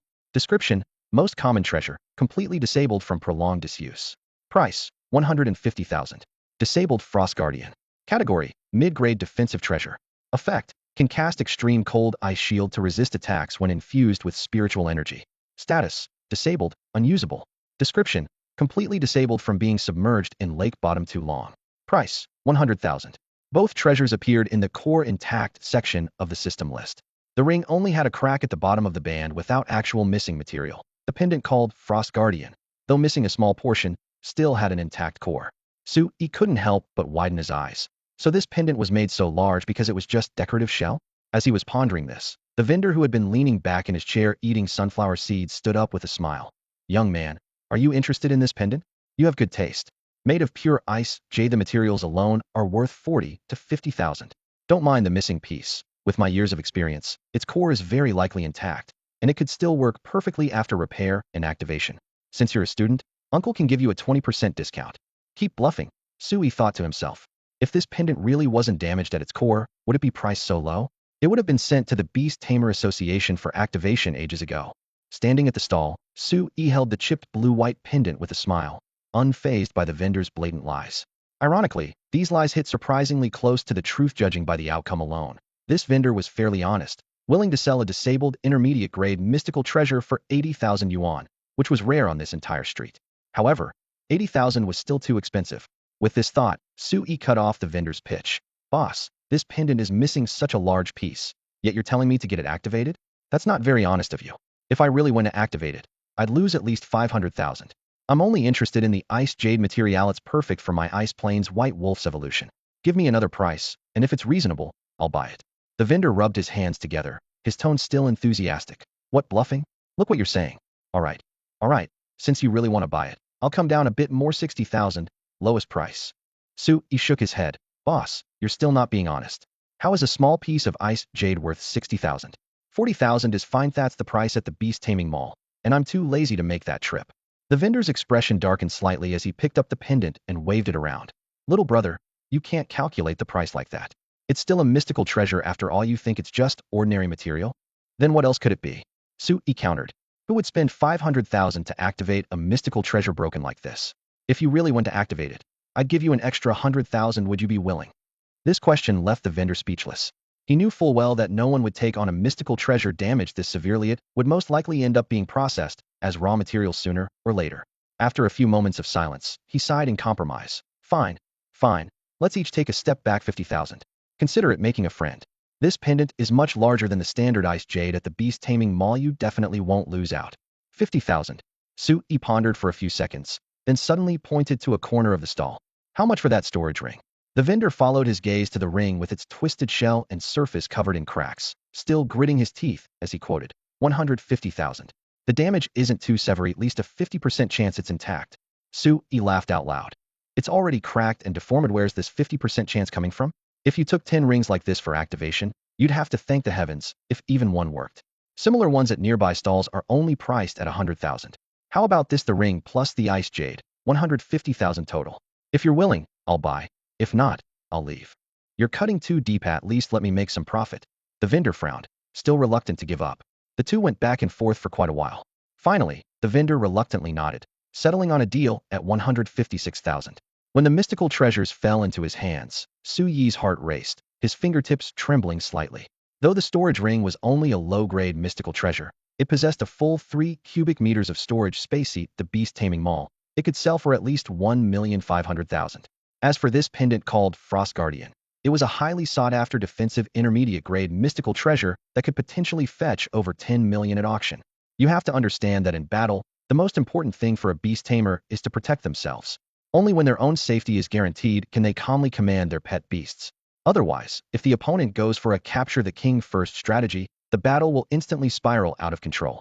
That treasure called Frost Guardian was precisely a defensive artifact that could save one's life in critical moments. Any beast tamer would be tempted beyond measure upon seeing it. Su Yi had spent only 156,000 to acquire a treasure universally recognized as worth over 10 million. Even after deducting the activation fees, he could conservatively estimate a net profit of over 10 million.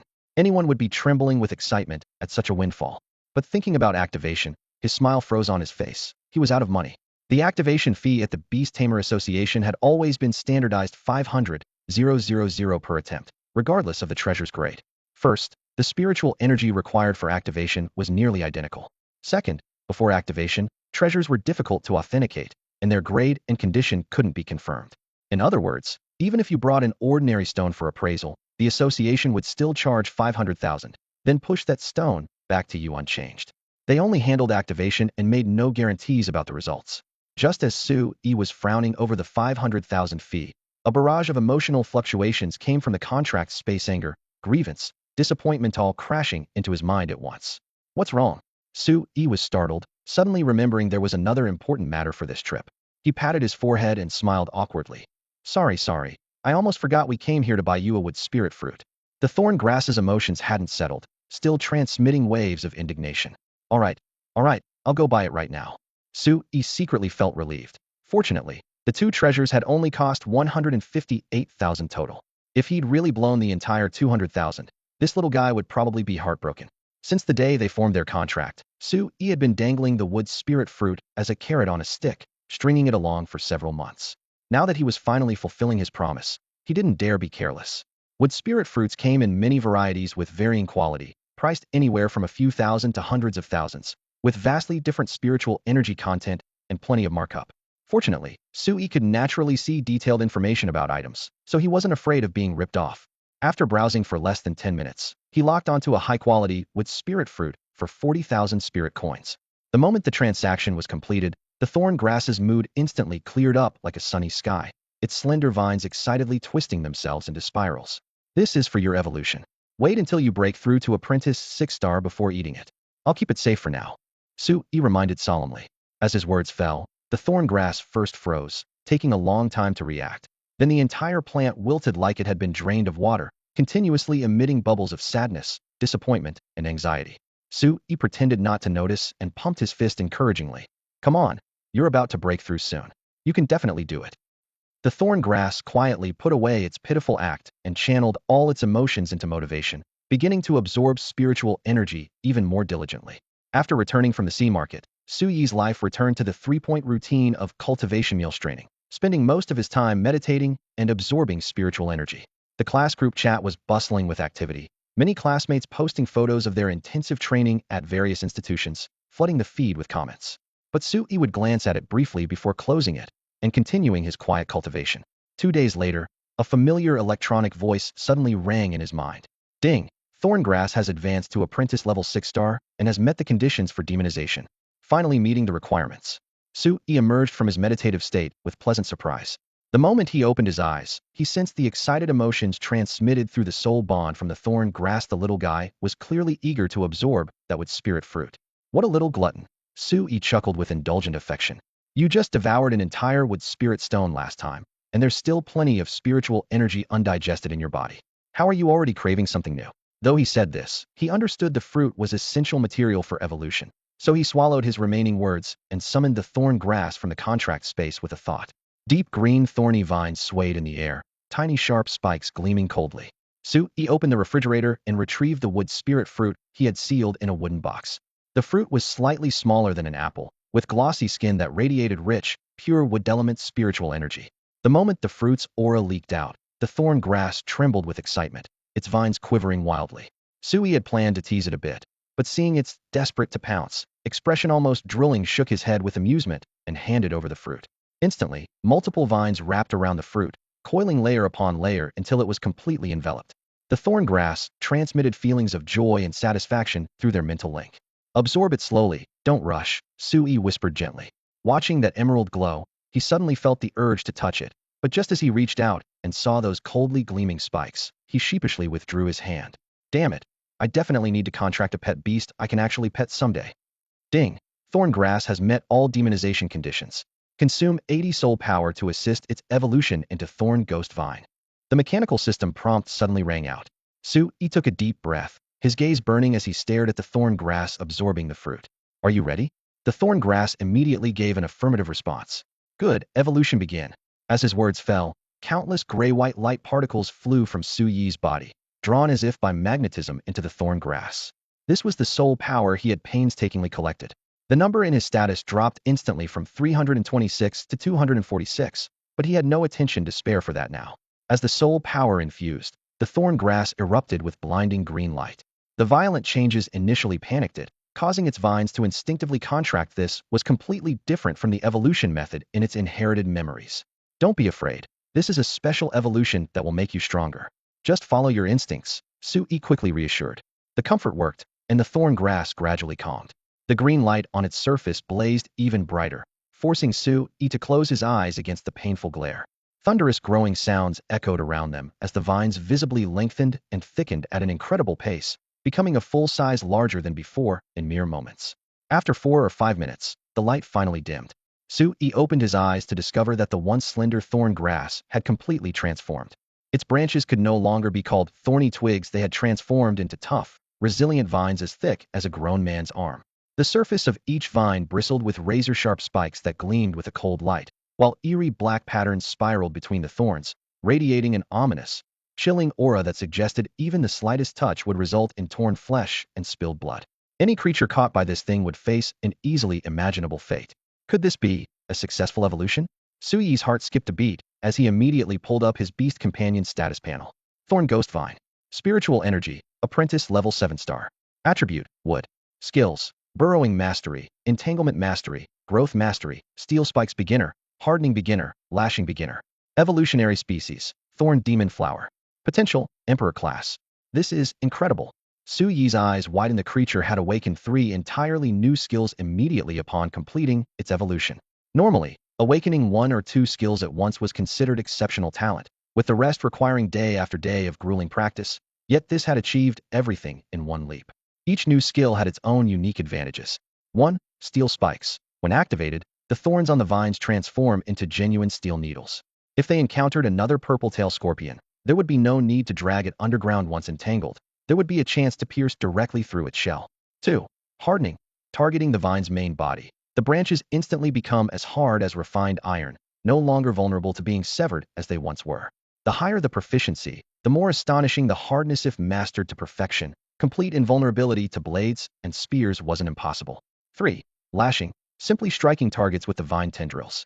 Though less flashy than the first 2, it excelled in straightforward brutality and remained equally lethal when combined with other skills. Beyond the skills, the spiritual energy level had also surged dramatically. Originally, having just broken through to Apprentice Level 6 star, it had now gained another star, firmly stepping into the Apprentice Level 7 star threshold. This was clearly still the merit of that wood spirit stone. Su-yi examined the vine's interior, confirming that the residual spiritual energy had been completely absorbed. Thinking of that wood spirit stone worth over 1 million that had vanished into nothing, his heart held mixed feelings, both melancholy and exhilaration. But what followed immediately was a very real sense of urgency. His beast companion had reached Apprentice Level 7 star, while he himself had been left far behind. If this continued, he would truly be surpassed by an entire major tier. It looks like I need to find a way to get an Origin Spirit Stone, Su-yi murmured quietly. Origin Spirit Stones were the most precious of all spirit stones, bar none, containing attributeless source spiritual energy that even beast tamers themselves could directly absorb. With Su-yi's current spiritual energy level, If he could obtain one, he would surely achieve the same kind of leap that the thorn grass had experienced. As for whether advancing too quickly might be counterproductive, he wasn't worried over this long period. He had barely used any mind-focusing grass, so his foundation was already solidly established. One Origin Spirit Stone definitely wouldn't shake his base. In fact, using Origin Spirit Stones to enhance spiritual energy was quite common in the industry. Otherwise, how could wealthy heirs like Bai Jining possibly reach elite level in such a short time? Did they really think their natural talent could leave ordinary beast tamers 10 streets behind? Of course, external aids were ultimately external aids. Using them once was fine, but overuse would bring endless future troubles. When they could be used, and when they shouldn't be used required personal judgment. He was just talking about primordial spirit stones. Such things were still far beyond his reach at the moment. If his memory served him correctly, the market price for a single primordial spirit stone had already soared past 10 million. Even beast tamers from wealthy families had to grit their teeth to afford one. Theoretically, he could auction off his intermediate grade secret treasure, Frost Guardian, and exchange it for roughly one stone. But He couldn't bear to part with this precious item. Defensive secret treasures were equivalent to a second life in critical moments, and no one would easily give them up. With this in mind, a primordial spirit stone seemed dispensable. He could simply take his time cultivating slowly without rushing. Just as he was secretly celebrating the successful demonization of his thorn ghost vine, he suddenly noticed the little creature drooping its vines motionlessly, looking extremely dejected. "What's wrong? You seem unhappy," Sui asked in confusion as he crouched down. The thorn ghost vine didn't respond, only listlessly swayed its vines. The entire plant seemed to embody the phrase, "Life has lost all meaning." Are you saying you don't like how you look now? How could you have such a strange thought? Sui picked up on its emotions, but was even more puzzled.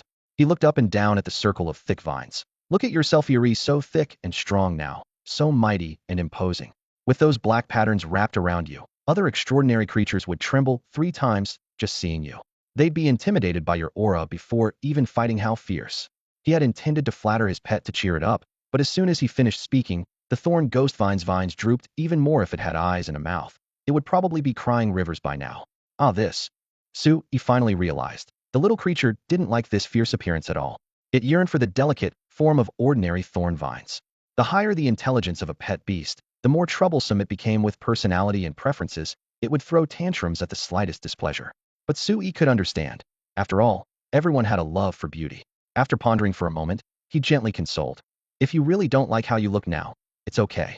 Once you evolve into a thorn demon flower, you'll bloom bright, beautiful flowers and definitely look gorgeous." Thorn demon flower? The little creature paused, and its previously wilting vines instantly regained vitality, clearly rekindling hope. Seeing this, Sui breathed a sigh of relief and struck while the iron was hot. Evolving into a thorn demon flower requires reaching ordinary grade 9-star level. If you want to become beautiful sooner, you'll need to work even harder at cultivation. After demonization, the normal evolution path was completely closed off, and the thorn ghost vine could only follow the demonization route to the very end. Sui quickly pulled up the data to confirm the evolution requirements much harsher than the first demonization. 1. Spiritual energy level must reach ordinary grade 9-star. 2. 1 wood spirit stone. 3. A handful of spiritual soil essence. 4. A section of source essence wood from an elite grade plant type extraordinary creature. 5. 800 soul power points. That's right, 800 soul power points. Exactly 10 times more than before. Even so, compared to other materials, this was still the easiest to obtain. Sui closed the documents, his gaze resolute. The evolution requirements for the thorn demon flower were indeed far more demanding than those of ordinary thorn flowers. But he felt no regret whatsoever. The combat power and potential enhancement brought by demonic evolution was enough to compensate for all the effort invested. At this moment, his contracted beast, Thorn Ghost Vine, had already leaped from king level to emperor level potential, essentially securing him an early ticket to becoming an emperor level beastmaster. While examining the evolution tree, Sui had deliberately scrolled down to the next tier. After the Thorn Demon Flower came the Thorn Flower Demon. The name alone exuded power and mystery, filling him with anticipation. Since it was still early, he returned to his room and changed into a neat, presentable outfit, a dark gray jacket and black jeans, then patted the documents in his pocket before heading to the Beastmaster Association. His pet's evolution had dramatically altered its appearance, making it necessary to immediately update its identification card and breeding permit. Otherwise, any inspection would spell trouble. The school had just helped him process the documents for his thorn grass, only for them to become obsolete within days. How would he explain the rapid evolution? He had already thought it through. Tell the truth, he had absorbed a wood spirit stone, which counted as normal resource stimulation. As for why the thorn vine had directly transformed into a thorn ghost vine, he would attribute it to special evolution. After all, extraordinary creatures that evolved in unconventional ways could be found worldwide. Genetic mutations, environmental influences, and other strange causes were countless. Rare, perhaps, but perfectly plausible. Half an hour later, Sui arrived at the Beastmaster Association by bike. The towering eaves and deep blue-gray stone walls formed an imposing structure that was even more magnificent than the Beast Trading Center, yet carried the distinctive solemnity of a government institution. Throughout the Dragonsaur Kingdom, the president of any association branch held the same rank as the city's mayor, with both parties cooperating and checking each other's power, a testament to their importance. Stepping into the spacious hall for the first time, Sui couldn't immediately distinguish the different service areas and stood there looking around. The receptionist at the front desk noticed his confusion and smiled warmly as she called out, "What service do you need?" "General services are in Hall 1, commissions in Hall 2, and paid secret treasure activation and similar services in Hall 3. "I'd like to update my pet's identification card and breeding permit," Sui replied. "Did your pet evolve?" The receptionist seemed somewhat surprised. "Updates are handled in Hall 1, but first you'll need a pet inspection. Here's the form. Take your pet to the examination room over there." Sui thanked her, took the form, and followed the directions to the examination room. The room was eerily spacious, a row of long tables, a few scattered incandescent lights, but not a single staff member in sight. Literally no one was there, including the examiner. Did they go to the bathroom, or just skip work altogether? He muttered under his breath, about to turn back and ask. Just then, a petite girl suddenly popped up from behind a pile of documents stacked higher than a person against the wall. She pushed aside the papers, frowning with displeasure as she said, "You're the one skipping work. I'm right here, aren't I? You're here to update your pet certificate, right? Show me your previous pet documents." Noticing the petite girl's unfriendly tone, Sui apologized. "I'm sorry, that stack of files was blocking my view, so I didn't see you." He was telling the truth. The pile of documents, taller than his head, had indeed obscured her figure. However, his explanation was misinterpreted as blatant sarcasm. The girl immediately frowned, her tone growing colder. "Are you trying to say I'm short? So sorry that being blocked by files prevented you from seeing me." Sui stood there stunned, wondering how a simple apology had turned into mockery about height. To avoid further provoking this powder keg, he simply kept quiet and silently pulled out his Thorn Grass's beast certificate and breeding permit from his backpack, handing them over with both hands. The girl snorted softly through her nose, but still reached out to take them. Just as her fingertips were about to touch the two documents, Sui suddenly pulled his arms back, looking wary. "Wait, are you really a staff member of the Beast Tamer Association?" His suspicion wasn't unfounded. The girl in front of him looked about his age, at most like a high school student. Official employees of the Beast Tamer Association were all part of the national establishment, and even with connections, it would be impossible to get hired at such a young age. During their stare-off, the girl felt pierced by his gaze, as if her chest had been stabbed multiple times. First implied to be short, and now her identity was being questioned? She took a deep breath to suppress her anger, opened a drawer, and slammed down several documents. "Look carefully. This is my work ID, this is my Elite Beast Tamer Certificate, and this is my Junior Beast Appraiser Certificate. Do you have any other questions?" Sui looked down carefully. Su Xiaoxiao, 19 years old, Elite Beast Tamer. So she was not only an adult, but also 3 whole years older than him. The name Su Xiaoxiao was quite fitting. She was indeed as petite as her name suggested. Despite his surprise, he nodded apologetically. "Sorry, no more questions." "Humph." Su Xiaoxiao put away her certificates without pursuing the matter further. She was used to people questioning her and couldn't be bothered to argue anymore. Her gaze returned to the old beast certificate in Su Yi's hands, and she suddenly raised an eyebrow. "Huh? Didn't you just get your beast certificate last week? You're already replacing it so soon." "Oh, it's a thorn grass." Remembering that thorn grass could evolve into thorn vine at apprentice level 4-star, changing certificates in the short term made perfect sense. She pulled out a blank form and pushed it towards Su Yi. "Fill out this form first, then summon your beast so I can verify the information." "All right." Su Yi picked up the black ballpoint pen from the desk and bent down to fill in the information for his thorn grass. "No, it should now be called Thorn Ghost Vine." Su Xiaoxiao glanced over casually. The next second, her gaze froze, and shock exploded across her face. Beast name, Thorn Ghost Vine. Spiritual energy level, apprentice level 7-star. She waved her hands repeatedly. "Stop, stop, stop. What are you writing?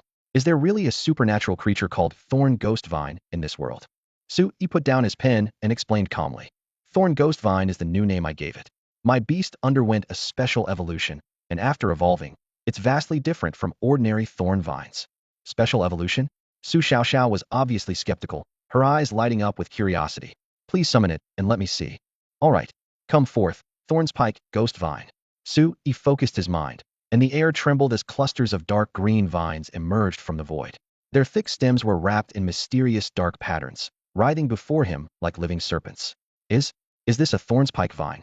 Su Xiaoxiao instinctively stepped back half a pace, her pupils dilating. It's not actually a thornspike vine, which is why I named it the thornspike ghost vine. Su Yi remained composed, his tone steady. Su Xiaoxiao took a deep breath, suppressing her shock as her expression returned to calm seriousness. This appears to be a special evolution event. I apologize, but I need to document this. Can you tell me what caused its special evolution? Regulations require detailed records. Su Yi shrugged. I'm not entirely sure myself. Perhaps it absorbed a wood spirit stone. Oh, and its temperament is vastly different from ordinary thorn grass, extremely violent and bloodthirsty. That's probably a factor too. As he spoke, his mind began rapidly scripting his story. Possible cause 1, wood spirit stone. Cause 2, violent, bloodthirsty temperament. Su Xiaoxiao scribbled quickly. Anything else? The environment during evolution, perhaps? Half an hour later, Su Yi pushed open the examination room door, now holding a brand new beast companion certificate and breeding permit. He had just helped Su Xiaoxiao complete an entire page of investigation forms. Though most of the content was improvised, he had passed smoothly. At least on paper, his thorngrass had legally evolved into a thornspike ghost vine. Since I'm already here, might as well check out the commission hall, he muttered under his breath. Leaving Hall 1, Su Yi didn't rush to depart, but strode toward Hall 2 instead. For most beast tamers, accepting commission tasks was their primary source of income. Though he had no immediate plans to take on missions, he wanted to broaden his horizons. Hall 2 was even livelier than Hall 1. Over a dozen queues snaked before various windows, each topped with giant screens scrolling through the latest commissions. Those who preferred convenience could search directly on their phones. Su Yi was just here to observe, so he looked up at the screens. 1. Apprentice-level task cargo escort. Task description. Fei Hong Company is transporting goods to Tingnan Town and seeks 5 beast tamers for convoy protection. Requirements. Companion beast-level apprentice 5-star. Payment. 1,000 yuan per trip. Cargo escort common enough, but the pay's too low. Su Yi assessed mentally, dismissing it outright. 2. Ordinary level task, defend Fengyang Town. Task description. Extraordinary creatures have recently gathered outside Fengyang Town, seeking numerous ordinary level beast tamers to eliminate fierce beasts and prevent a beast tide. Payment calculated by kill count and level. Challenging, but I'm only apprentice level. He shook his head. Suddenly, his eyes caught new text, and his spirits lifted instantly. 3. Apprentice level task, secret realm exploration. Task description, City Lord's office announcement. A new secret realm has appeared in the dense forest 30 li northeast of Guan City, seeking numerous apprentice-level beast tamers for exploration. Requirements. Companion beast-level apprentice 6-star. A newly discovered secret realm. Didn't this mean the treasures inside hadn't been plundered yet? Su Yi hadn't originally planned to take on any commissions, but when he saw this secret realm exploration mission, he couldn't help but feel tempted. According to his previous plan, he only wanted to train in low-risk secret realms like the lakeside forest, and would never consider such an untouched, dangerous yet alluring unknown territory. However, high risk is often followed by high reward, and thinking about the rare treasures that might be sleeping within, his rationality was instantly cracked open. Suspicious points quickly emerged. Why was such a dangerous new secret realm only rated as apprentice level? Su Yi frowned. Under normal circumstances, high-risk secret realms would never let apprentice beast tamers take the lead. 1. Apprentices lack sufficient strength, resulting in high casualty rates. 2. If the new secret realm truly contained vast treasures, would it really be their turn to get the first share? Any elite beast tamer with status and background wouldn't miss such an opportunity. The large screen only displayed the mission title, without even a single word of explanation. Su Yi had no choice but to pull out his communication wristwatch and spend several minutes downloading the Beast Tamer Association's official app, complaining that this forced download tactic was no different from rogue companies. When registering his account, he placed his Beast Tamer certificate in front of the camera for scanning. After identity verification passed, he finally found the complete explanation in the City Lord's Mansion bulletin board. It turned out this new secret realm was a restricted secret realm. A restricted secret realm refers to one with extremely unstable spatial tunnels. The passage between Blue Star and the secret realm is already narrow and fragile, and if powerful beast tamers carrying high-tier dimensional spaces force their way through, spatial rejection would collapse the tunnel, causing the secret realm to instantly lose contact with Blue Star. The stronger a beast tamer's beast space, the more violent the rejection. The announcement clearly stated, only the beast space intensity of apprentice-level beast tamers falls within the tunnel's tolerable range. Throughout history, spatial tunnel collapses have been tragically common. Those in the passage suffer the worst fate, falling directly into endless void with no remains left. Those who have already entered the secret realm fare no better, as they become trapped in another world with no way back once the passage collapses. The restriction targets beast tamers, but not most supernatural creatures, as they don't trigger rejection reactions. Some have tried the approach of people don't enter, but pets do, only to encounter new troubles. Once pets cross over, their mental connection is severed, making them unable to follow their beast tamer's commands. Moreover, since many pets have limited intelligence, they behave more like they're on vacation when acting alone. After 10 days to half a month, the beast tamer gets absolutely nothing. Risks also follow. Pets might encounter danger and die in the secret realm, or simply refuse to return. Yes, some pets with low loyalty or their own agendas will stay in the secret realm and refuse to come out. Since the secret realm creates a barrier, beast tamers can't forcibly recall their creatures to their beast space, nor can they personally enter to capture them. Sui leaned against the railing of the association's corridor, gazing at the twilight outside the window as pros and cons rapidly churned through his mind. High risk, low reward. Most beast tamers naturally wouldn't want to take such a gamble unless they had absolute confidence in both themselves and their companion beasts. What made matters worse was that this particular realm was an apprentice-level restricted secret realm. No one knew exactly what level the supernatural creatures inside might be. He could only mutter under his breath. The spatial tunnel formed here is so unstable, which means the spiritual energy must be insufficient. The creatures inside shouldn't be too powerful either. But not too powerful was only the usual case. All secret realms were essentially rifts left behind after one or multiple dimensional planes had shattered before the spiritual energy was depleted. Who could guarantee that high-level monsters hadn't once occupied those places? In short, anything could happen inside a secret realm. At this thought, he hesitated for a moment. However, after a few seconds, Sui clenched his fist and decisively raised his head.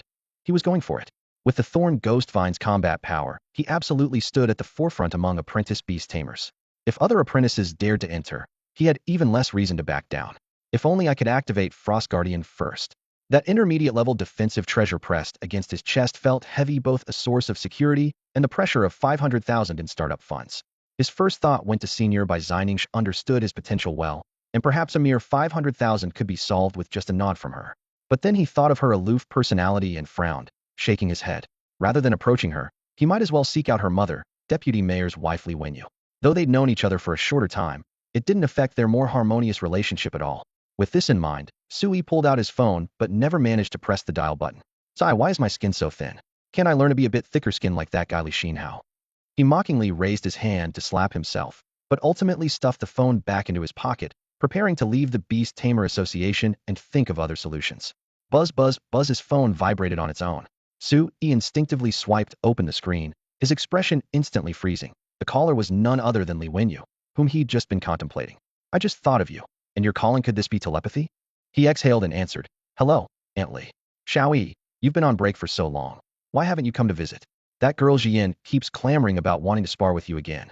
Oh well, I was actually planning to find time to visit, but I've been busy with cultivation lately. Before he could finish explaining, the other side chuckled softly.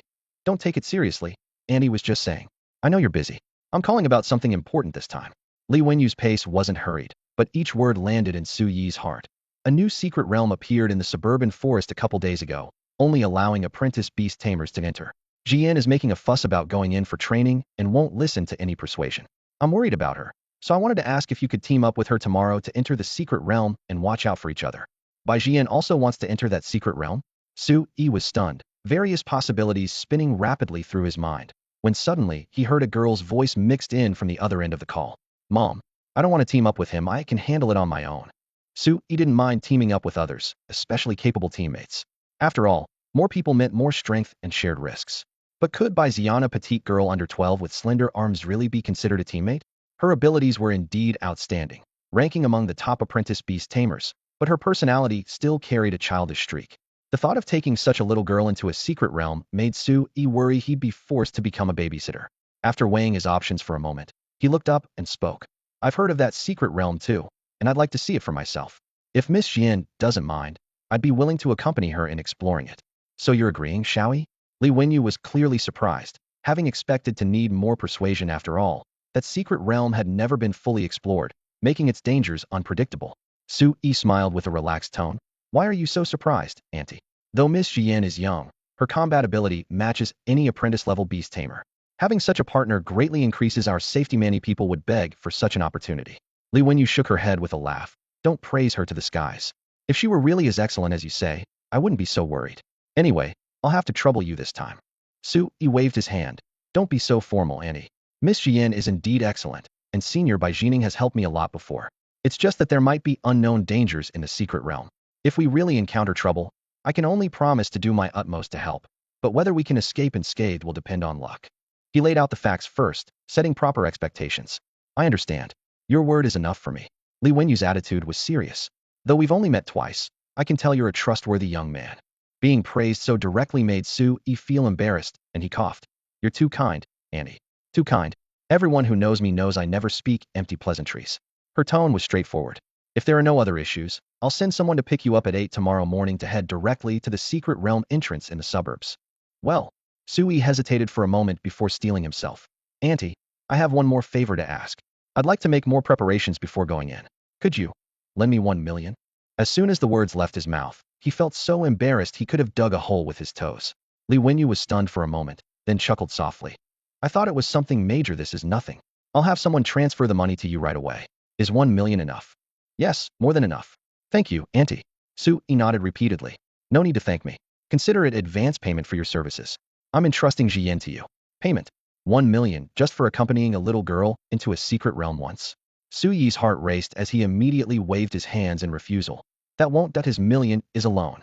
If you treat it as payment, Auntie, I'd be too embarrassed to borrow from you again. Besides, teaming up to enter the secret realm is mutually beneficial. If you pay me a fee, what does that make me? I'm sorry, that's my fault. Talking about payment really was too formal of me. Li Wenyu apologized repeatedly over the phone, then steered the conversation back to business. Don't rush to pay back that million. Wait until you're more financially comfortable. I really don't need that money. Su Yi's heart skipped a beat. Had he really managed to decline the payment so easily? He was stunned for a moment, then realized that at least he'd established an image of being principled and not greedy, which was an unexpected gain. The two then went over the details of entering the secret realm repeatedly before ending the call. Less than 20 seconds after hanging up, Su Yi's phone chimed with a notification. Senior Bai Jining had transferred exactly 1 million yuan. 1 million yuan in hand. Half a month ago, this was a number he wouldn't have dared to dream of. Now that the amount was sitting in his bank account, even though it was just a loan, it was enough to make his emotions surge. Originally, he had planned to leave the Beast Tamer Association directly, but the balance in his bank account made him immediately change his mind. He turned and headed toward Hall 3, where all the paid services like treasure activation were located. At the service desk in Hall 3, a staff member who seemed particularly enthusiastic due to the high service fees quickly approached him. The uniformed man smiled and said, "Good day, sir. What service can I help you with?" "I have 2 treasures that need activation," Su Yi said straightforwardly. The man led him to the equipment and patiently explained. The activation fee is 500,000 per item, regardless of success or failure. However, as long as it's a genuine treasure that isn't completely destroyed, it usually won't fail. I know the rules. Just activate them for me, Su Yi said, pulling a broken ring and a pendant missing a corner from his pocket and placing them steadily on the counter. The man's smile froze on his face. A broken ring and a damaged pendant that looked more like scrap metal. He lowered his voice to remind him. Sir, if I may be frank, these 2 treasures appear to be completely ruined in my opinion. Activation would just waste 1 million yuan. If you're still a student, you'd be better off using that money to buy a decent pet beast or purchasing cultivation herbs and medicines. Su Yi's simple clothing made his modest background obvious. This advice wasn't just lip service, but he simply shook his head. Thank you for the suggestion, but I trust my judgment.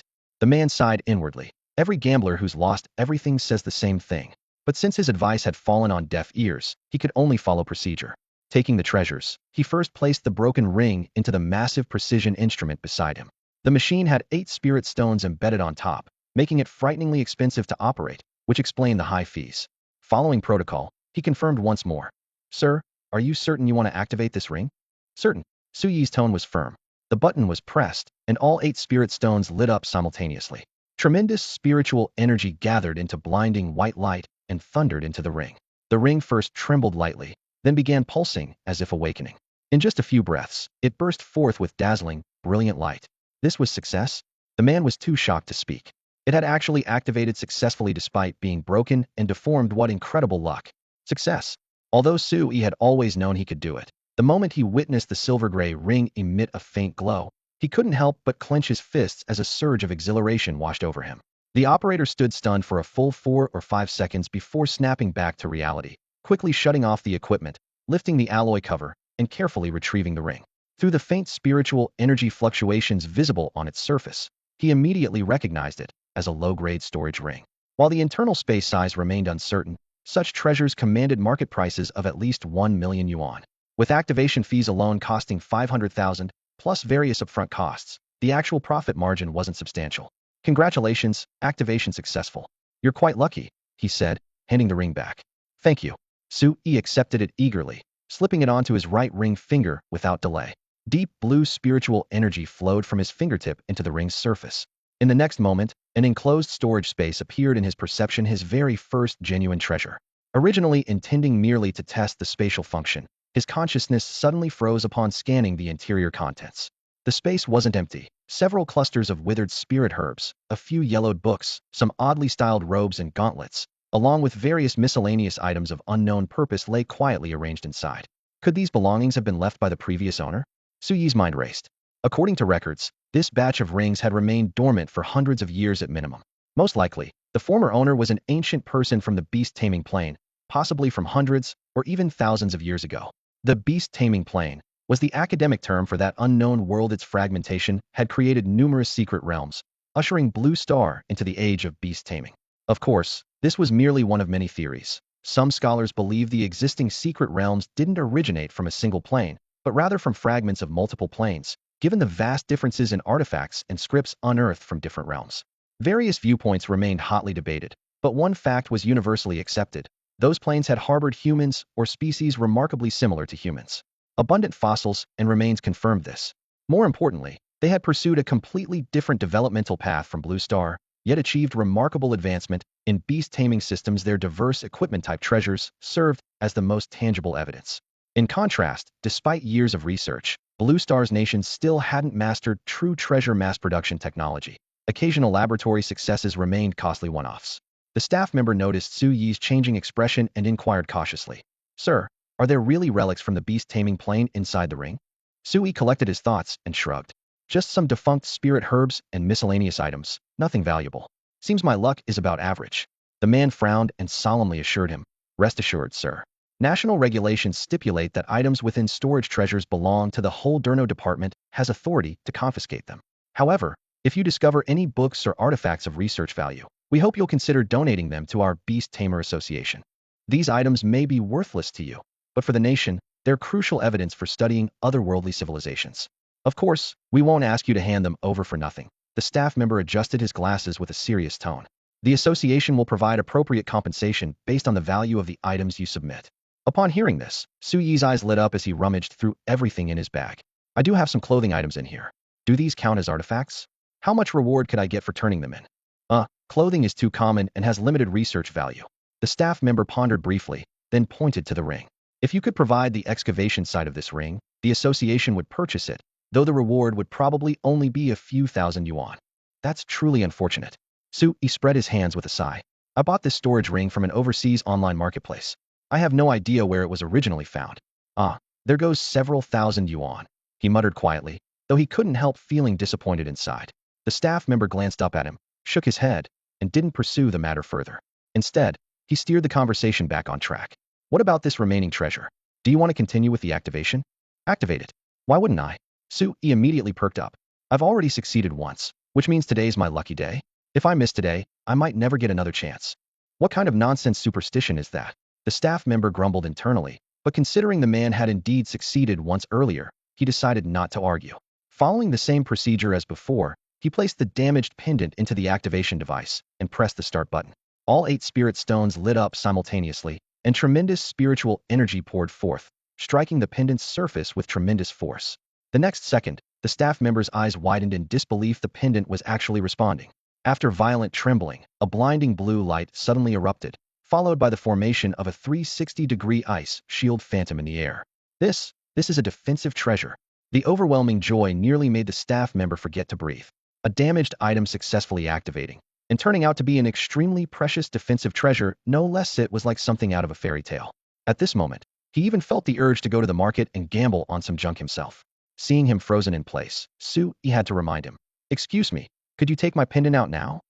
Sorry. The staff member snapped back to reality and quickly retrieved the pendant, now truly deserving of the name, Frost Guardian, which was emanating cold air from the device. The moment his fingertips touched it, he froze again.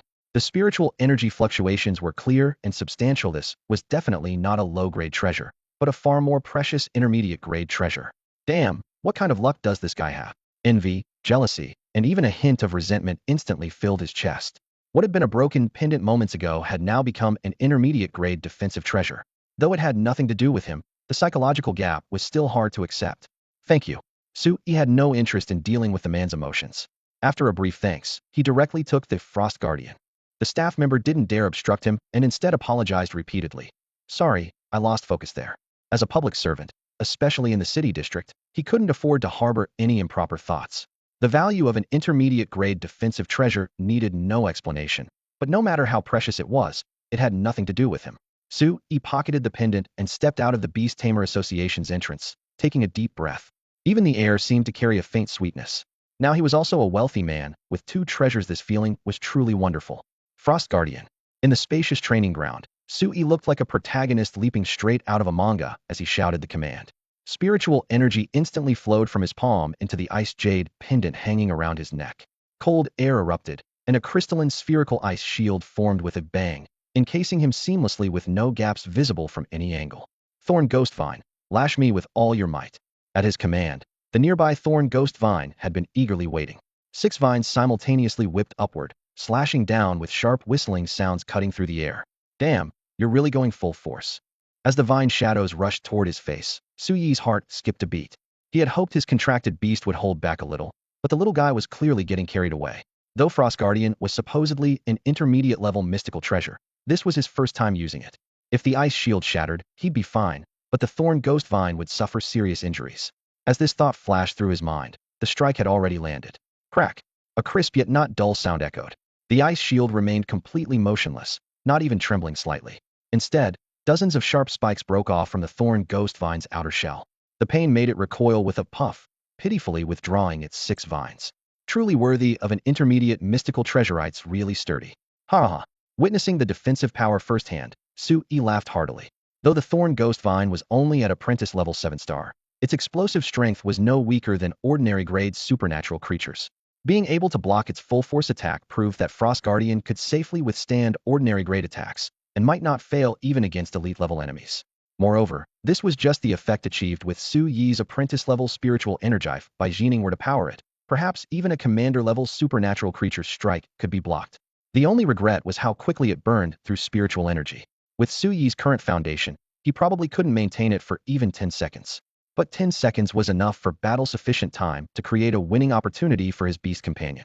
The more he thought about it, the more pleased he became, completely failing to notice the curled-up Thorn Ghost Vine beside him. Having been used as a testing tool, and suffered for it, the little guy was bubbling with indignation. It raised a vine to point at the shattered spikes on the ground, its face full of accusation that seemed to say, "Master, you're really heartless. What's wrong? You seem a bit unhappy.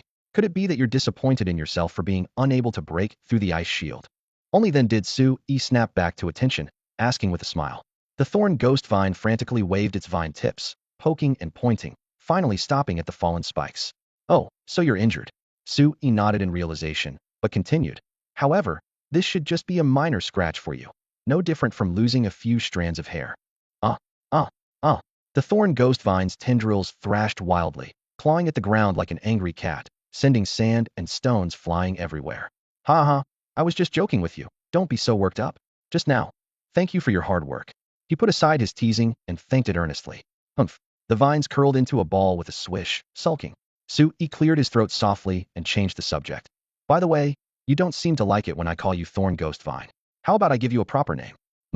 The Thorn Ghost Vine loosened the tendrils wrapped around itself, looking somewhat surprised. It truly detested being called a Thorn Ghost Vine, or rather, it despised everything associated with that name. All it wanted was to be a beautiful thorn vine. Su-Yi noticed its urgent desire to clear its name, and casually suggested a new one. "How about I just call you Little Thorn from now on?" The moment he finished speaking, a wave of obvious protests surged through their contract bond. The little creature had clearly sensed his half-hearted effort. Feeling embarrassed under its reproach, Su-Yi could only bite the bullet and explain. "I was being serious about naming you. Little Thorn is just a nickname. Thorn is your surname. Don't worry if you don't understand what a surname is. You'll figure it out eventually." While trying to appease it, his mind raced for inspiration. "Your full name will be Thorn? Thorn Vine? Ah yes. Jingchu Man. Doesn't that sound nice?" Quite pleased with his sudden burst of creativity, Sui secretly applauded himself. However, the thorn ghost vine still radiated skeptical emotions, forcing him to elaborate on the meaning. Jing represents your thorn grass lineage. Chu means you're graceful and enchanting, and man refers to vines, but also implies growth and vitality, all positive meanings. Though the little creature seemed only half convinced, it eventually accepted the name, Jing Chu Man, with satisfaction. Seeing this, Sui finally breathed a sigh of relief. This vine was becoming increasingly difficult to fool. After testing the power of Frost Guardian and successfully giving Jing Chu Man a proper name, Sui rubbed his ring and turned his attention back to the pile of relics in his storage space. He quickly surveyed everything. Having been sealed away for at least several centuries, the vast collection of spirit herbs had completely lost their potency. Even several premium-grade intermediate spirit herbs had withered into ordinary dried leaves. If these medicinal materials had been intact, any random selection could have fetched millions at auction, but now they were only good as fertilizer, a loss that made him wince. Regrettable as it was, compared to the remaining items, the expired spirit herbs were actually the least valuable. Scattered among the miscellaneous items were small bottles of various materials, and through their translucent walls, he could see pills and vials of spiritual liquid, spirit gathering pills, evolution golden pills, restoration spiritual liquid, each name sounding more impressive than the last. Sui immediately activated his system's detection function, but the results were disappointing. Most of the spiritual medicines had completely lost their efficacy, just like the herbs. The small portion that remained had either spoiled or retained only a pitiful fraction of their original potency. The only thing that caught his eye was a crimson pill lying in an ice jade bottle. The system panel displayed: expired blazing sun pill. Grade: advanced spiritual medicine for beast companions. Effect: when consumed by fire attribute beast companions, significantly increases spiritual energy level, enhances evolution success rate, and makes it easier to comprehend fire-based skills under the medicine's influence. Current status: stored too long. Spiritual energy has largely dissipated. Only 11 efficacy remains. An advanced spiritual medicine. Even with only 1/10 of its original potency, it was still worth as much as some intermediate spiritual medicines. Moreover, the ice jade bottle itself was quite valuable, conservatively worth over 100,000. It seems the previous owner of this ring was likely an alchemist or similar profession, he mused to himself. Following this line of thought, he turned his gaze to several yellowed books. If his guess was correct, these should all be texts on spiritual medicine refinement, possibly even containing exclusive formulas for intermediate and advanced spiritual medicines. If they had never been made public, selling them to major pharmaceutical companies would surely trigger a bidding war. Unfortunately, the text in these books was completely incomprehensible to him. Having a sudden idea, he used the system's identification function. Hoard's notes, description, personal alchemical insights, and records. Elementary alchemy explained, description, basic alchemy textbook. Estintia Academy Public Formula Compendium, description, collection of public formulas. While he could read the titles and descriptions, the actual content remained completely blank, as if deliberately blocked by the system. Sui closed the covers in frustration. Forget it, I'm not cut out for pharmaceutical research anyway. Besides, except for those notes, these titles sound like common knowledge that major pharmaceutical companies probably already have. The dense forests outside Guan City are also home to supernatural creatures, though after being cleared out by the city lord's mansion, and with many beast tamers coming here for training, there are no longer many powerful supernatural creatures left. Their spiritual energy levels are almost all below elite grade. The newly discovered secret realm is hidden deep within this forest. Just a few days ago, this place was rarely visited, but now it has attracted large numbers of beast tamers due to the realm's appearance. To facilitate access, workers have been cutting down vast swaths of trees overnight, forcibly carving out a temporary road through the forest that connects to the main thoroughfare. The road surface hasn't been paved with asphalt or concrete, yet coarse coal slag has been pressed into the mud, and when heavy trucks pass by, they kick up clouds of grayish-black dust. The area around the secret realm entrance has become a massive construction site. Cranes and bulldozers shuttle back and forth, with steel and concrete piled up like small mountains. Several construction supervisors holding walkie-talkies communicate loudly, occasionally punctuated by the harsh, sizzling sound of welding machines. According to the plans, they'll first build a military fortress to prevent dangerous beasts from escaping the secret realm, along with various shops, and the entire project won't be completed for at least several months. The current site is just a freshly leveled wasteland dotted with charred tree stumps, the air filled with the mixed scents of damp earth and the sweet fragrance of cut wood. The beast tamers waiting to enter the secret realm all have mud on their feet, with some occasionally lifting their boots and shaking them off, splattering spots everywhere. Besides us three, are there others coming? In the crowd, a broad-shouldered, thick-backed young man twisted his neck, joints cracking audibly, clearly growing impatient. Who knows? replied the lanky, long-haired young man beside him in a lazy tone. He leaned against a surviving large tree with a piece of foxtail grass in his mouth, speaking casually. The lady told us to wait here, so there'll probably be others. As he spoke, he glanced sideways at the beautiful woman not far away. That woman was none other than Li Wenyu, who had quite a good relationship with Sui. She wore a well-tailored, fashionable suit, her skin tight and smooth apparently from years of care plus spiritual energy nourishment, making her look no more than her early 30s. Her curvaceous figure was even more eye-catching than many younger women. At the moment, she was patiently instructing Bai Jian about various precautions for entering the secret realm. For bodyguards in suits stood beside Li Wenyu, their steady presence radiating the oppressive aura characteristic of elite-level beast tamers. Bai Jian had changed into camouflage combat gear for the upcoming exploration. Though the girl couldn't match her sister Bai Jining's stunning beauty, she excelled in her tall figure and capable temperament, standing there with heroic grace. However, Li Wenyu's nagging seemed endless, and her slender fingertips were already unconsciously tapping against the side of her camouflage pants, clearly losing patience. Just then, a dark blue luxury car drove along the coal slag road, its wheels rolling over gravel with deep rumbling sounds before coming to a steady stop beside the group. The car door opened, and Sui stepped out from the driver's seat. Xiaoyi, you're finally here. Li Wenyu's eyes lit up as she approached with a sweet smile. Haven't seen you for a few days, and you've gotten even more handsome. Auntie is getting more and more beautiful too. You don't look like Bai Jining's mother at all, more like her sister, Sui smoothly replied. You're getting better at sweet talk. Li Wenyu gently tapped his forehead with affectionate reproach. Boys shouldn't learn to be too smooth with their words. Her tone was intimate, clearly treating him like family. Sui felt puzzled. The lady had complimented him first, and he had simply returned the compliment, yet somehow that made him seem glib. Despite thinking this, he still said, You've misunderstood, ma'am. I wasn't being glib at all, everything I said came from the heart. Seeing his earnest expression, Li Wenyu was delighted inside, though she maintained the dignity befitting an elder and waved dismissively. All right, let's not waste any more time. Come meet the teammates who'll be entering the secret realm with you. Bai Jian muttered under her breath nearby. Suck up. Watching Sui chat so harmoniously with her mother filled her with both envy and bitterness. She and her mother rarely got along so well. Meanwhile, two young men had been whispering to each other. Who is this guy? He seems pretty familiar with the lady. The burly youth murmured quietly. Could he be the person we've been waiting for all this time? He looks like a high school student, but the lady is so enthusiastic about him. His abilities must be above ours. The long-haired youth curled his lip. Maybe it's just because he's handsome? Are you trying to get yourself killed? The burly youth's heart skipped a beat as he glared fiercely at his companion, who quickly shut his mouth. Moments later, Li Wenyu approached with Sui, Bai Jian, and a quiet girl, and everyone formed a circle. Now that everyone's here, let's introduce ourselves, she announced. The burly youth bowed first with an honest smile. I'm Fong Pan, an apprentice beast tamer. My companion beast is a common grade 3-star blackback tiger. Blackback tiger, a large predator known for its explosive power and endurance. Sui silently approved, worthy of Li Wenyu's selection. Though only an apprentice beast tamer, he possessed common grade combat power. The long-haired youth spoke next in a flat tone. Lu Yu, apprentice-level beast tamer. My companion beast is a common grade 2-star eagle-eyed owl. Eagle-eyed owls moved silently through the night with exceptional vision, unmatched for reconnaissance and surveillance. With both combat and reconnaissance positions filled, Li Wenyu had clearly put considerable thought into this team. The girl who had arrived last spoke softly but clearly. Zhou Xian, apprentice beast tamer. My companion beast is a common grade 3-star rock-armored turtle.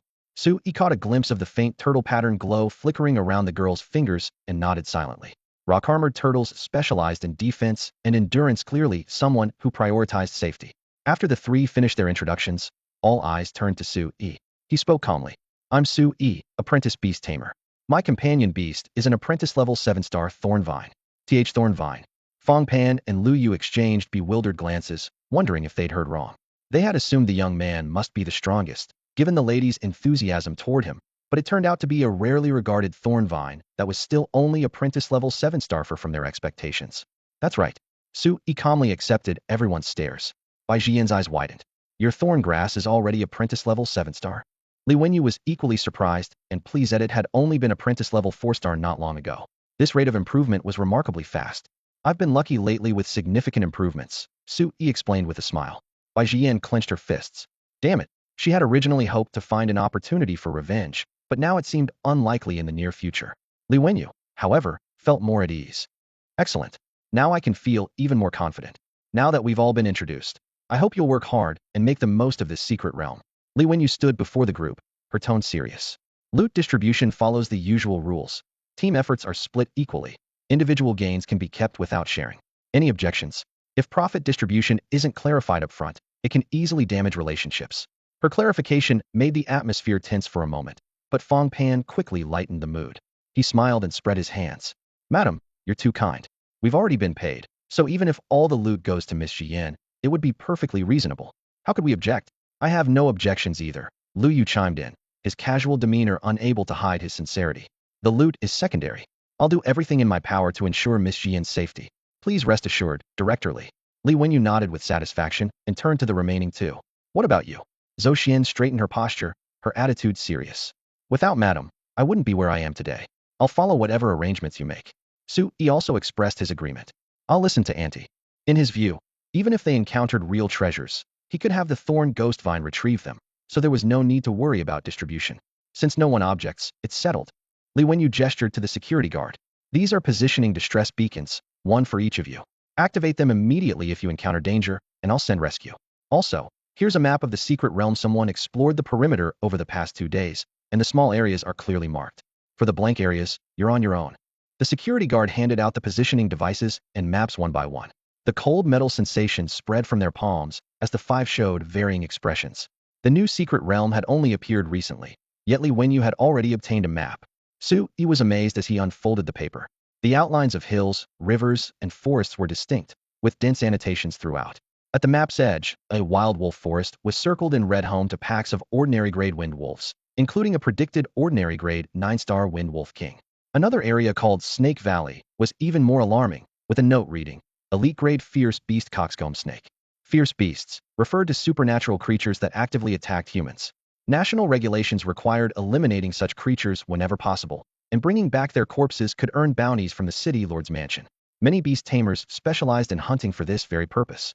In fact, a considerable portion of the beast tamers who had entered the new secret realm over the past 2 days were there for the bounties.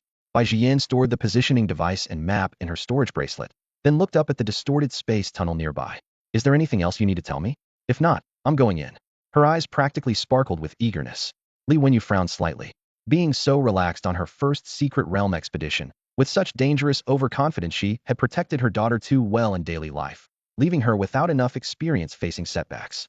Well, it was better to learn some hard lessons in a low-level secret realm like this than to make foolish mistakes in high-level ones later.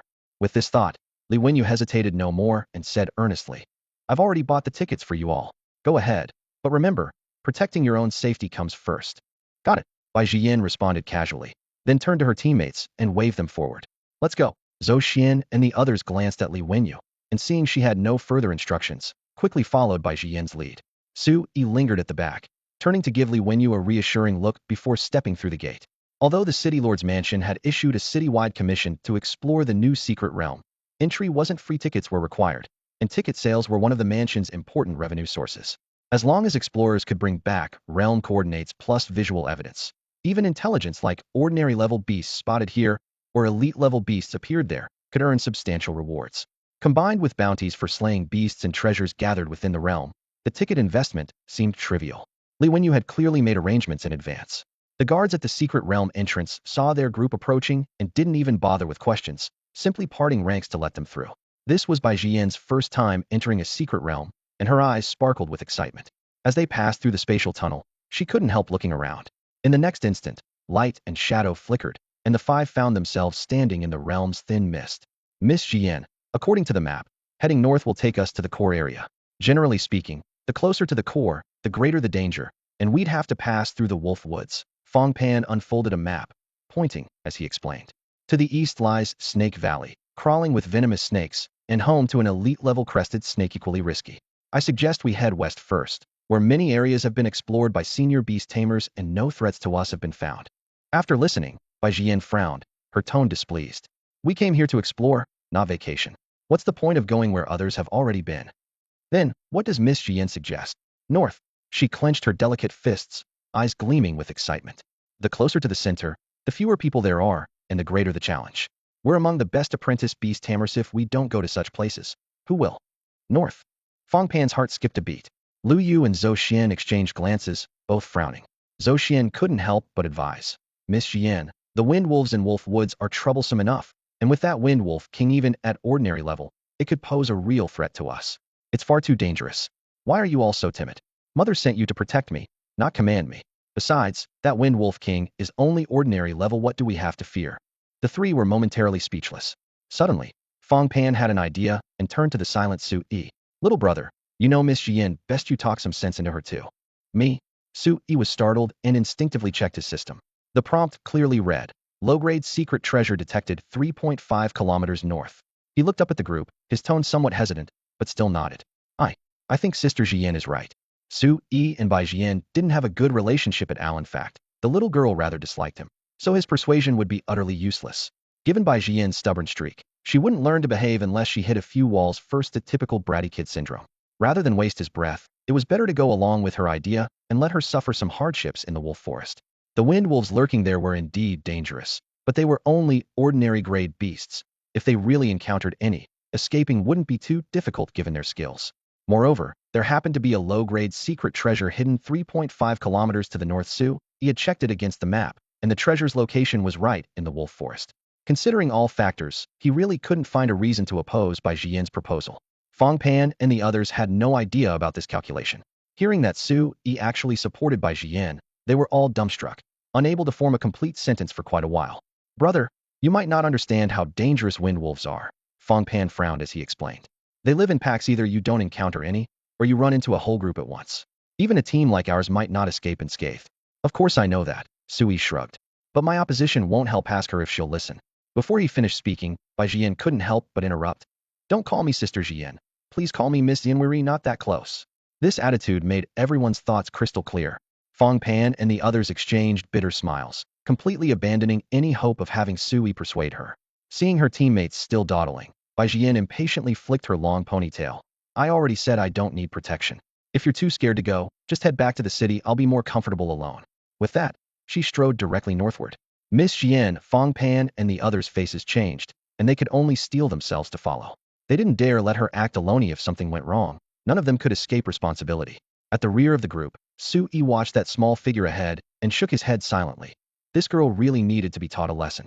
If he hadn't promised Li Wenyu, he would have wanted nothing more than to turn around and leave right now, rather than be dragged down by this stubborn brat. Reaching the forest edge, Lu Yu called out in a low voice. Come out, eagle-eye owl. A half-human hate owl spread its broad wings and took flight, immediately circling overhead to monitor the surroundings. Fong Pan and Zhou Xian didn't dare be careless either, simultaneously summoning their black-backed tiger and rock-armored turtle. The black-backed tiger, with its sinewy muscles, walked at the very front to clear the path. The rock-armored turtle, its thick shell gleaming darkly, followed closely behind by Jian to shield her from potential attacks from behind. As they walked, Fong Pan reminded them, Miss Jian and Brother Su Yi, you two stay in the middle. If anything happens, prioritize staying alive and leave the rest to us. Bai Jian raised an eyebrow, her tone defiant. Don't underestimate me. My purple-tailed scorpion is no worse than your beast companions. If it really comes to a fight, who knows who'll win? With a thought, she summoned the purple-tailed scorpion. The creature remained at apprentice level 7-star, its strength virtually unchanged from before. It leaped forth, its carapace gleaming with a dark purple luster, venomous tail raised high in a proud, imposing stance. But the moment its compound eyes caught sight of Su Yi, it froze instantly, its poisonous tail dropping down as it became as docile as a well-trained kitten. Useless. Bai Jian caught this subtle change, her face flushing with embarrassment as she shot Su Yi a fierce glare. Su Yi couldn't be bothered to respond, simply smiling at Fong Pan. I have no objections. If we really encounter danger, don't feel obligated to protect. Me can take care of myself. All right, let's continue. Fong Pan gave a brief nod, mounted his black-backed tiger, and led the way through the forest undergrowth. Bai Jian didn't press the matter further, following close behind as she drew a gleaming silver pistol from her storage bracelet, the barrel sweeping slowly with her gaze. Her grip was standard and practiced, clearly the result of proper training. For extraordinary creatures, firearms weren't the optimal choice. Most fierce beasts moved with incredible speed, making ordinary shots difficult to land. Without specially enhanced reflexes, one could easily be pounced upon before firing a single shot. For this reason, many beast tamers preferred close combat cold weapons. Fong Pan drew his broad-backed cleaver, its blade gleaming coldly, while Lu Yu and Zhou Xian also revealed their personal weapons. At this moment, Su Yi scratched his head somewhat awkwardly. Hadn't prepared any weapons for himself. The Academy's combat and weapons courses wouldn't begin until next semester, and he hadn't even thought to bring something useful. A thought occurred to him about the small hoe for herb gathering in his storage ring. Should he pull it out to save face? With everyone else fully armed, standing empty-handed seemed rather foolish. Before the thought could fully form, Fong Pan suddenly roared, "Watch out!" As his words fell, a silver-banded snake shot out from the branches like an arrow, striking directly at Su Yi. Roar, the black-backed tiger, protective of its master, let out a deafening beast roar. The sound wave slammed into the snake's body, causing it to convulse and tumble before crashing to the ground. Tiger claws followed immediately after, bringing fierce winds that splattered the snake's body into bloody pieces. That was beast roar. Su Yi's pupils contracted slightly. He'd heard of this skill, but hadn't expected its power to be so overwhelming. Just an apprentice-level fierce beast, what's there to be nervous about? Next time we encounter one, let me handle it first. Bai Jian rubbed her ears, which ached slightly from the sound waves, grumbling with dissatisfaction. Fong Pan's brow furrowed slightly, but he responded respectfully. Yes, Miss Jian. Just as the group was about to continue forward, Lu Yu suddenly raised his hand. Wait, what is it? Everyone stopped in their tracks. Lu Yu closed his eyes for a moment, receiving feedback from his eagle-eyed owl's reconnaissance, then said gravely, there's a group of earthhide boars about 200 meters ahead. At least 3 have reached ordinary level. Earthhide boars. Fong Pan and Zhou Xian exchanged glances, both frowning. Those boars were covered in thick mud that hardened like rock when dried, and with their 400 to 500-pound frames, a charging attack could easily crush someone to death, far more troublesome than wind wolves. Even Bai Jian's face showed signs of concern. Su Yi glanced at her with a grin. Miss Jian, should we take a detour or charge straight in? Didn't you just say you wanted to go first? Su Yi simply wanted to use this opportunity to humble Bai Jian's arrogance and make her back down. After all, a pack of earthhide boars was roaming through the forest ahead, including 3 ordinary-grade specimens that no apprentice-level beast tamer could handle alone. However, contrary to his expectations, after being provoked by him, Bai Jian not only refused to retreat, but seemed to have a nerve struck. She declared loudly, "Fine, I'll go." With that, she rushed forward while calling out crisply, "Purple-tail scorpion, prepare for battle." The purple-tail scorpion waved its massive pincers, its carapace scraping with clicking sounds as it scurried swiftly along the grass. Miss Jian, don't be reckless. Fong Pan frantically reached out to stop her, but she turned a deaf ear to his warnings and had already charged over 50 meters in the blink of an eye. About 100 meters further ahead, an earthhide boar weighing around 200 pounds was rooting in the soil for food. Its tusks gleamed white and sharp, while its back was encased in a thick mud shell, the earth mud armor skill that all earthhide boars could master, which both enhanced defense and increased the impact force of their charges. You're the one. Seeing that the target was only apprentice level, Bai Jian smiled confidently as she directed the purple-tail scorpion closer while raising her gun. Bang! The gunshot rang out, and the bullet precisely penetrated the boar's neck, blood spurting forth. Although the mud armor covered vital areas, apprentice-level defense still couldn't withstand gunfire. Perfect opportunity. Purple-tail scorpion, sting it, she commanded while firing several more shots. However, after being hit multiple times, the boar didn't fall, but instead had its eyes turn bloodshot. It let out a low growl and charged frantically toward her. What? This was completely different from her usual training. Opponents in the training grounds never targeted her directly. The sudden pressure made her heart tighten. Quick! Purple-tail scorpion, stop it! In her panic, she fired again, but her composure was shattered and all the bullets missed their mark. The purple-tail scorpion remained loyal and fearless, whipping its tail stinger like a sharp spear into the boar's flesh, instantly injecting venom. Against the purple-tail scorpion's higher spiritual energy level, the earth mud armor was like paper. Yet even this attack couldn't stop the enraged boar. With a dull impact, the purple-tail scorpion was violently knocked aside. No, get away. With the boar's tusks right before her eyes, Bai Jian's psychological defenses completely crumbled, and in the next moment, she instinctively wanted to turn and flee. However, her slender legs betrayed her at that crucial moment, causing her to trip over herself and tumble to the ground with a hard thud. Miss Jian, Fong Pan and the others cried out in unison, their faces instantly turning pale. Little Thorn, entangle. Rock Turtle, Earth Wall. Su Yi and Zhou Xian issued their commands almost simultaneously. Whoosh! Several dark, thorny vines suddenly burst from beneath the earthhide boar's massive hooves, instantly wrapping around its front legs. Immediately after, a waist-high yellowish-brown earth wall thundered up from the ground, forming right in front of Bai Jian. Bang! The off-balance earthhide boar lurched forward and crashed headfirst into the wall. The barrier crumbled, sending dirt flying everywhere, while the boar was left dazed and collapsed on the ground. As it struggled to get up, the black-backed tiger roared and leaped, delivering a precise claw strike to the boar's head. Squeal! The boar let out one final agonized cry, convulsed, then fell completely still. Everyone finally exhaled in relief. Fong Pan turned to look at Bai Jian, who still seemed somewhat dazed. He opened his mouth, but ultimately swallowed his words. Zhou Xian stepped forward first, supporting her arm with a gentle tone. Miss Xian, are you all right? How could anything happen to me? Even if you hadn't intervened, I could have taken down that boar myself. Bai Xian lifted her chin defiantly, pulling out the necklace around her neck. The faintly glowing pendant emanated stable spiritual energy fluctuations, clearly a mid-grade mystical treasure. I'm glad you're safe, miss, but please don't be so reckless next time, Zhou Xian earnestly reminded her. Bai Xian was about to respond when Lu Yu interrupted. Sorry to kill the mood, but this isn't the time for chatting. We've got trouble. Everyone froze, instinctively following his gaze, and immediately gasped. Ahead in the forest, 7 earth-hide boars had arranged themselves in a semicircle, each weighing over 200 pounds, with the 3 in front being particularly terrifying easily, 4 to 500 pounds each. Their eyes glowed blood red as they stared intently at the group, hot breath snorting from their nostrils, clearly enraged by their companion's death. What do we do? Zhou Xian instinctively stepped in front of Bai Xian, gripping her staff tightly. What choice do we have? We can't outrun them, so we fight. Fong Pan spat and glared fiercely. Damn it all. Lu Yu cursed under his breath while directing his circling eagle owl to descend, its talons gleaming coldly, ready to dive. Su Yi remained silent, quietly stepping closer to Bai Xian as his thorn ghost vine slipped back underground, covertly gathering strength. The atmosphere grew tense, and Bai Xian felt a wave of guilt, wanting to apologize several times but never finding the words. Zhou Xian, you protect Miss Xian. Lu Yu, you're with me on the front line. As for Su Yi, Fong Pan made the tactical arrangements. Just keep yourself safe. Su Yi paused slightly, then smiled and shook his head, seemingly amused at being underestimated. Despite his thorn ghost vine having just acted, no one had noticed his abilities. Rumble.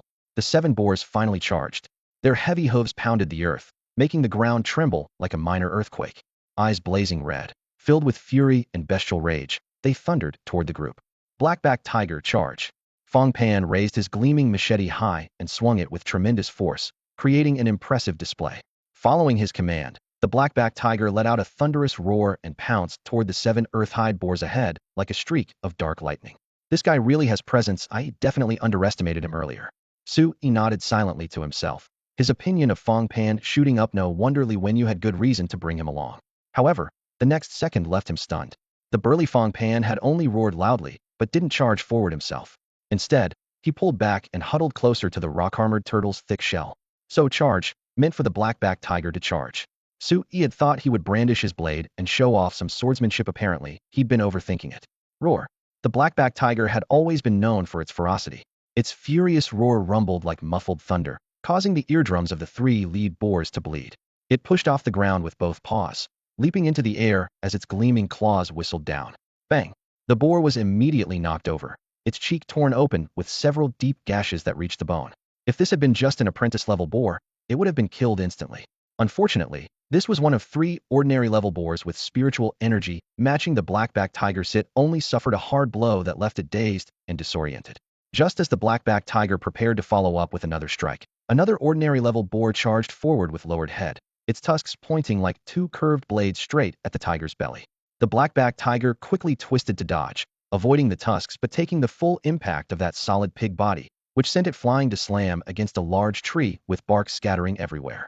From above, the eagle-eyed owl dove down, extending its sharp talons toward the last ordinary-level boar's eye socket.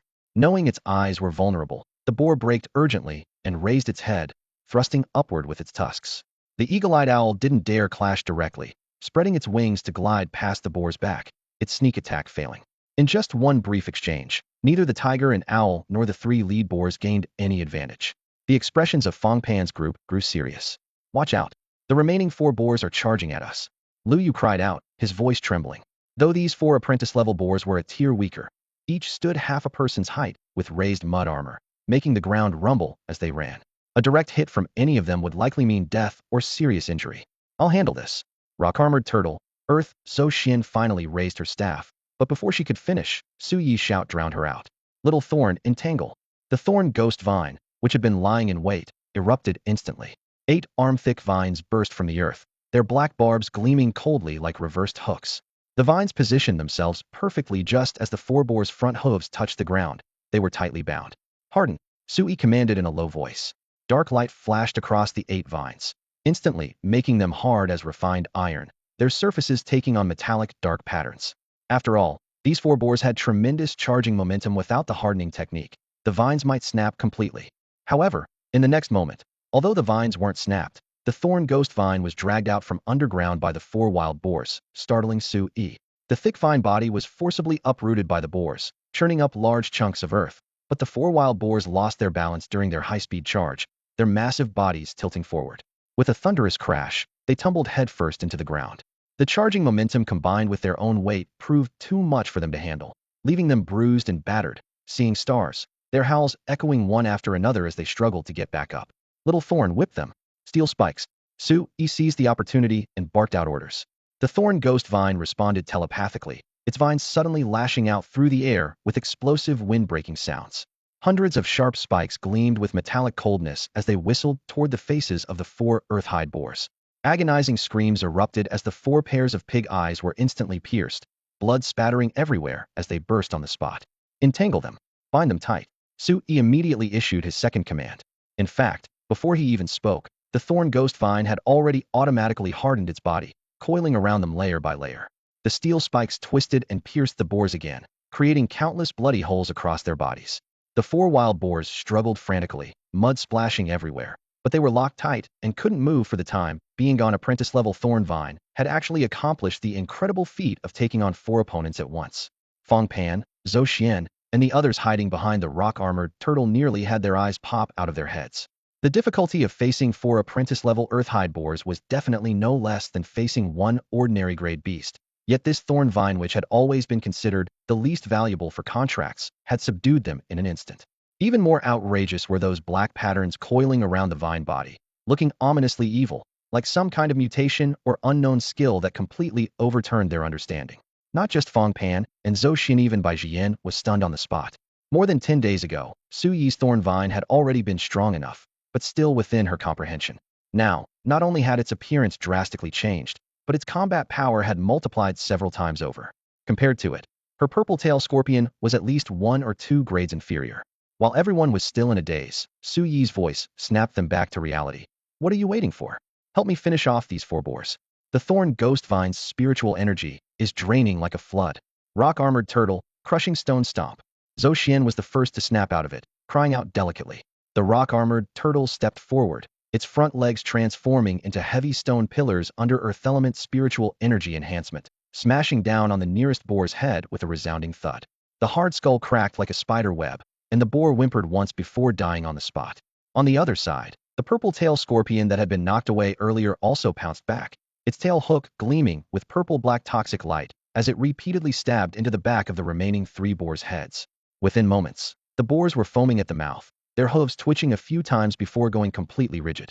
After confirming that all 4 wild boars were down, the thorn ghost vine finally released its grip. Su-yi walked forward, put on his leather gloves, and patted its spike-covered vine body with a smile. You worked hard. The thorn ghost vine was exhausted, its leaves swaying, but it still straightened its body proudly, spikes trembling slightly as it struck a triumphant pose. The battle here had ended, but the fight between the black-backed tiger and the eagle-eyed owl was still raging on. The black-backed tiger had managed to tear into the neck of one earth-hide boar earlier, but facing 2 enemies of equal strength, it was still at a disadvantage. A tusk pierced its hind leg, ripping open a bloody wound as crimson droplets trickled down its dark fur. Despite this, it had used brute force to break one boar's front leg, crippling most of its opponent's fighting ability. However, if this stalemate continued, even if the boar pack won, it would be a Pyrrhic victory. On the other side, the eagle-eyed owl was faring slightly better. During the struggle, a tusk had grazed its wing, but it had clawed out one of its opponent's eyes. Using its diving and aerial advantages, it kept the earth-hide boar completely suppressed, though a quick victory remained elusive. Seeing the battle locked in stalemate, Su-yi hesitated for a moment before deciding to send the thorn ghost vine underground for support.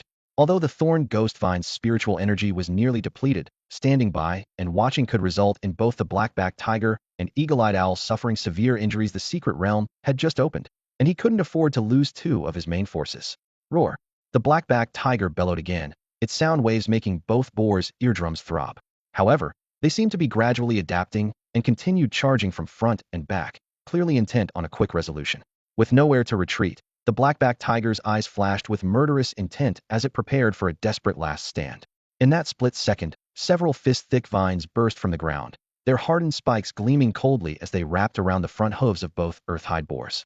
Being larger and stronger than the previous smaller boars, they stretched the vines taut with creaking sounds, as if they might snap at any moment. Fortunately, their balance was broken, and both boars crashed down with a thunderous impact, sending dirt flying. The black-backed tiger seized this heaven-sent opportunity, pouncing forward and sinking its fangs deep into the nearest boar's neck. Crack! Neck bones and arteries shattered together, and the boar managed only half a scream before its life rapidly ebbed away. The black-backed tiger quickly turned and bit through the other boar's throat in the same manner. Perhaps having been suppressed by these two boars for too long, it roared skyward, venting all its pent-up fury, then without pause, lunged toward the boar still being harassed by the eagle-eyed owl. Detecting soul force about to dissipate, now absorbing. Ding, absorption complete, gained 103 soul force points, current total soul force, 349 points. Finally, it was over. Looking at the boar corpses scattered across the ground and the churned earth, Su-Yi exhaled deeply. Wiping out an entire pack of earth-hide boars in one go was still quite taxing for them. Brother Su-Yi, is your beast companion really a thorn vine? This is the first time I've seen such a powerful thorn vine. Could it be some kind of rare beast? Seeing the crisis resolved, Fang Pan finally couldn't contain his curiosity and asked Su-Yi about it. He wasn't the only one. Lu Yu and Zhou Xian also looked puzzled, their gazes all falling on the pitch-black thorn vine at Su-Yi's feet. It's indeed a thorn vine, don't overthink it. Su-Yi smiled slightly. Fang Pan scratched his head. How can I not overthink this? Brother Su-Yi, your thorn vine is way too unusual. The color could be explained as a mutation, but what are those black patterns circling around it? I don't know either. Maybe it underwent some special evolution. Su-Yi's tone was flat, clearly unwilling to discuss it further. Seeing his attitude, the three of them had a basket full of questions in their hearts, but didn't dare press further. After a brief silence, Lu Yu looked at the corpses scattered everywhere. What should we do with these wild boars? Earth-hide wild boars are extraordinary creatures on the hunting list. If we drag them out and turn them into the city lord's mansion, we could get at least tens of thousands in bounty. He frowned, disgusted by the mud-covered pig carcasses. Only tens of thousands? Split among us. It's not even 10,000 each. Fang Pan shrugged and was the first to state his position. Let me be clear, I am voluntarily giving up my share of the profits. Whoever wants them can carry them out themselves. I'm giving up too. Bai Jian's voice was much quieter now. Having experienced the recent danger, she was obviously more subdued.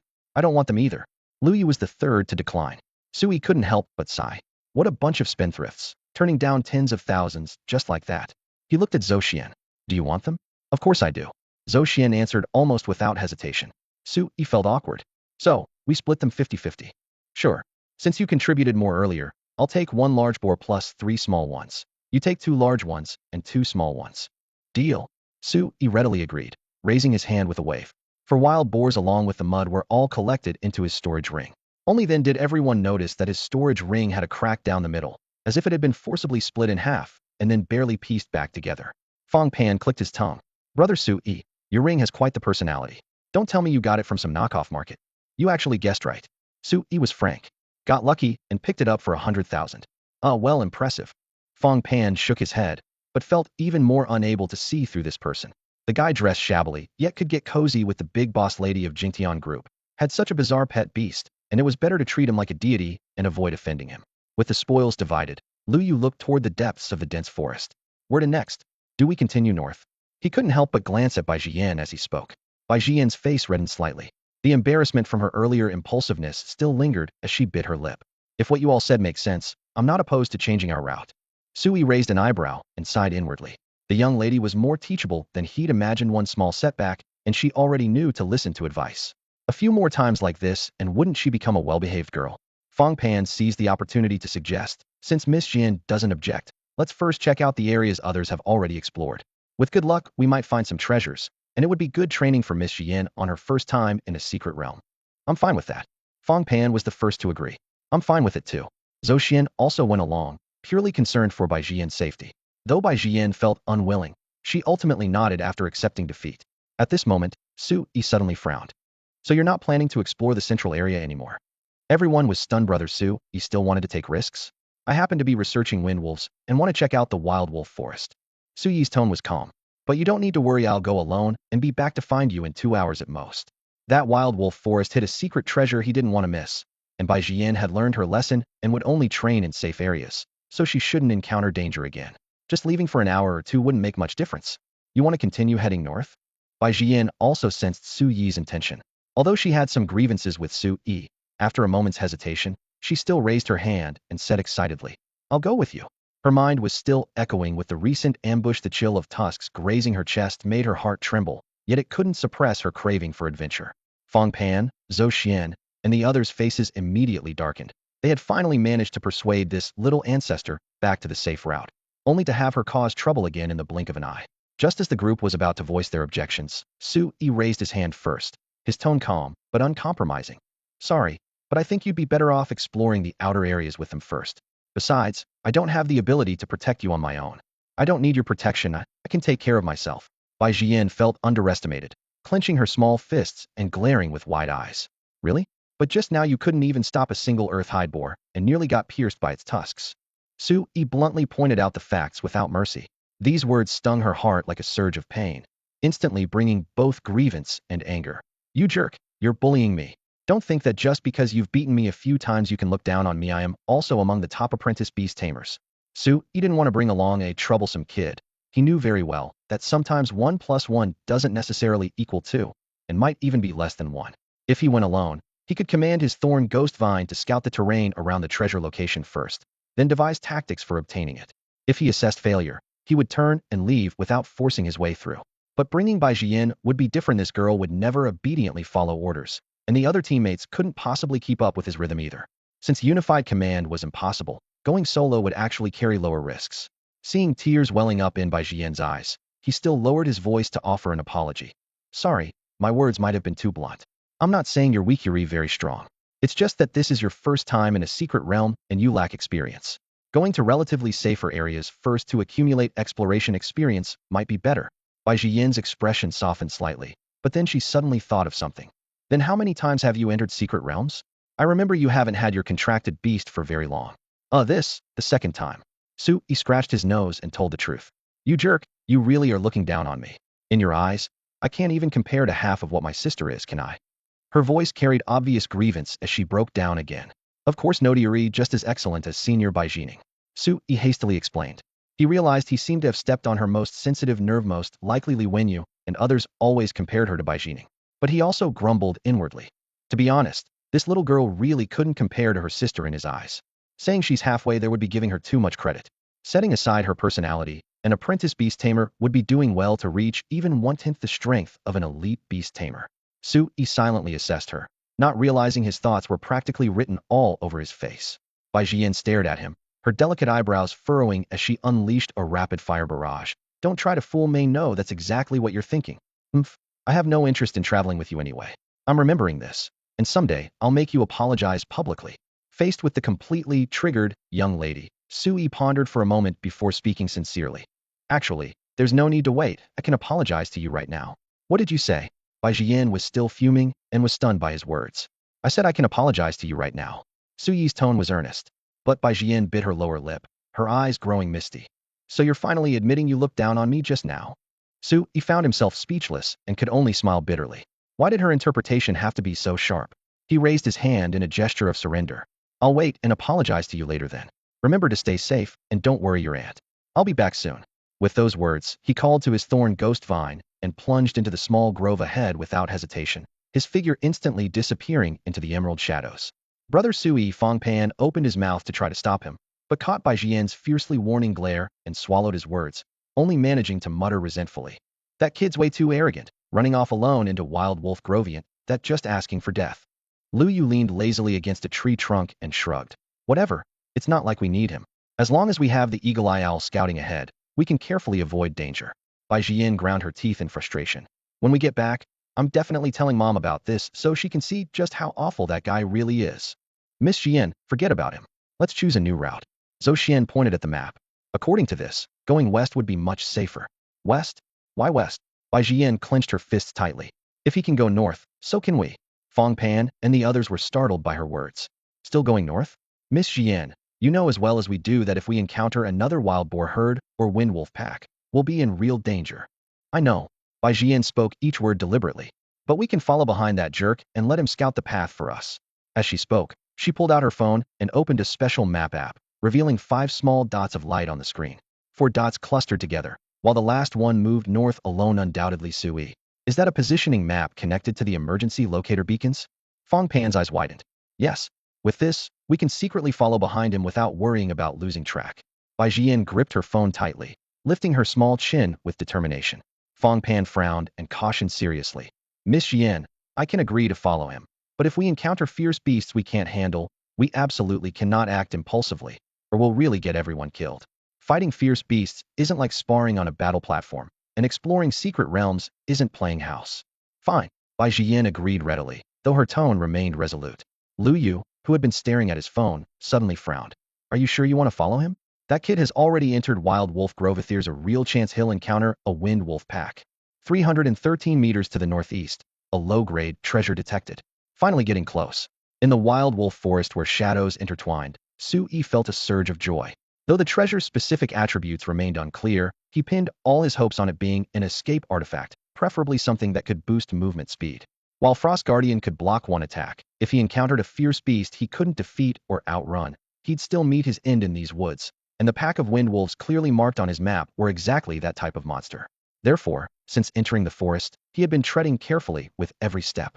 He had wanted to get closer to the treasure, but suddenly a sharp wolf howl echoed from ahead, making him instinctively duck behind a thick tree trunk, cold sweat instantly beating on his spine. Forget it, better safe than sorry, little Thorn. For the remaining few hundred meters, I'll have to trouble you to scout ahead. Su Yi turned his gaze to the plant-type contracted beast at his feet. Little Thorn drooped its vines and simply flopped on the ground, striking a completely exhausted pose. I know you just had an intense battle with that earth-hide boar and used up a lot of energy. Su Yi pulled out a bottle of energy water from his spatial ring and waved it in front of the creature. I prepared this especially for you. Half a month ago, something that cost 100 yuan per bottle would have been a luxury for him. But now, for this secret realm expedition, he had stockpiled 30 bottles in one go. Energy water could rapidly restore stamina and spiritual energy, relieve fatigue, and accelerate wound healing, truly an outdoor essential. Sensing the fluctuations from the bottle, Little Thorn immediately perked up. If it had eyes, they would surely be sparkling with stars right now. What a little glutton. Su Yi chuckled as he unscrewed the cap and offered the bottle opening. Tender thorn tendrils dove into the bottle, instantly sucking like a straw with wild abandon. In just over 10 seconds, the bottle was empty. Little Thorn then began swaying like seaweed in a dance, the entire plant radiating satisfaction. Su Yi waited a full minute, and seeing it still lost and savoring the aftertaste, had to speak up as a reminder. Your stamina should be about 70 to 80% recovered, right? That treasure is counting on you now. Go for it. At this point, his expression grew serious as he solemnly cautioned. If it turns out to be another wood spirit stone, or some other thing that makes you drool, absolutely don't secretly absorb it. It's not that I'm reluctant to part with the treasure, but I'm thinking of your well-being. You know your own physical condition best. If you keep forcibly raising your spiritual root level with external objects, problems will arise sooner or later. So the beast tamer was worried about it. The reasoning was sound and logical, with no flaws to be found. The innocent little Thorn believed him once again, feeling warm and fuzzy inside as it happily agreed. Go on. It doesn't matter if you get that relic or not, just keep yourself safe. Su Yi's voice was warm. Miao Jing was moved and immediately slipped into the ground, silently advancing as Su Yi directed. It had no eyes. Yet like most plant-type extraordinary beings, it was born with sharp sense. It could pick up temperature, breath, and energy fluctuations with ease. Light meant nothing to it. Even while crawling through soil, everything happening on the surface was vivid to its mind. Of course, this vision had a drawback. Its range was nowhere near that of real eyes. Once Miao Jing moved out, Su Yi shut his eyes and linked minds with his pet, sharing that unique field of view. Before long, a wind wolf entered their perception. It was a little over 200 meters from Su Yi, half a person tall, with blue-gray fur lying sleek against its skin, smooth yet powerful. Outcurving fangs and bloodthirsty eyes lent it a brutal air. A few companions prowled around it, some wounded, pausing as they walked to lick their wounds. Exactly the wind wolf pack marked on the map. Why are they here? Su Yi frowned. The system indicated the relic was nearby. He drew a quiet breath and guided Miao Jing onward. 11 meters ahead of the pet, a low-grade relic detected. Only 11 meters left. Su Yi's heart gave a jolt, but in the next second, what he sensed through the link made him freeze. 11 meters ahead, a narrow fissure hid behind a rock wall, opening into a concealed cave. A large wind wolf lay in the center. Even sprawled out, its defined muscles radiated intimidation, bigger and stronger than its kin, its aura oppressive.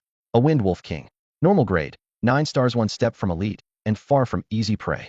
Beneath its belly lay a luminous blue spirit stone, its ice-aligned energy surging, and Puria low-grade relic. Ice spirit stone. Judging by its guarded posture, this was clearly its prized possession.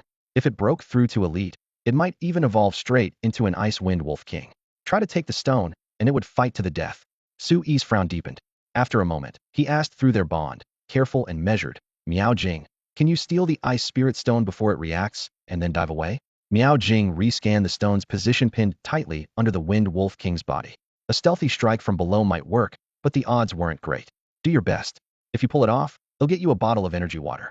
Su Yi offered the reward at once. Energy water. Those two words lit a fire in Miao Jing.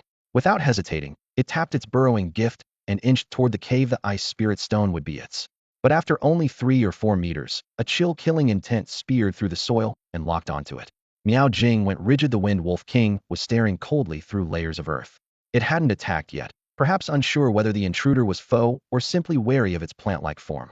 But Miao Jing knew that one step closer would trigger a thunderous strike. Shrewd as ever, it feigned nonchalance, hooked to turn underground, and began to pull away from the cave. So the little rascal could feel fear too. Watching this, Su Yi couldn't help but be torn between laughter and exasperation. Stealing the Ice Spirit Stone right under the Wind Wolf King's nose was clearly impossible, so he had to think of another approach. Su Yi crouched behind the bushes, quietly lifting a leaf to observe 1, 2, 3. Including the most imposing one with silver-streaked fur, the Wind Wolf King. There were exactly 7 wolves in the pack. The number wasn't overwhelming, but they were all ordinary grade supernatural creatures, with the Wind Wolf King even having 1 foot in the elite grade.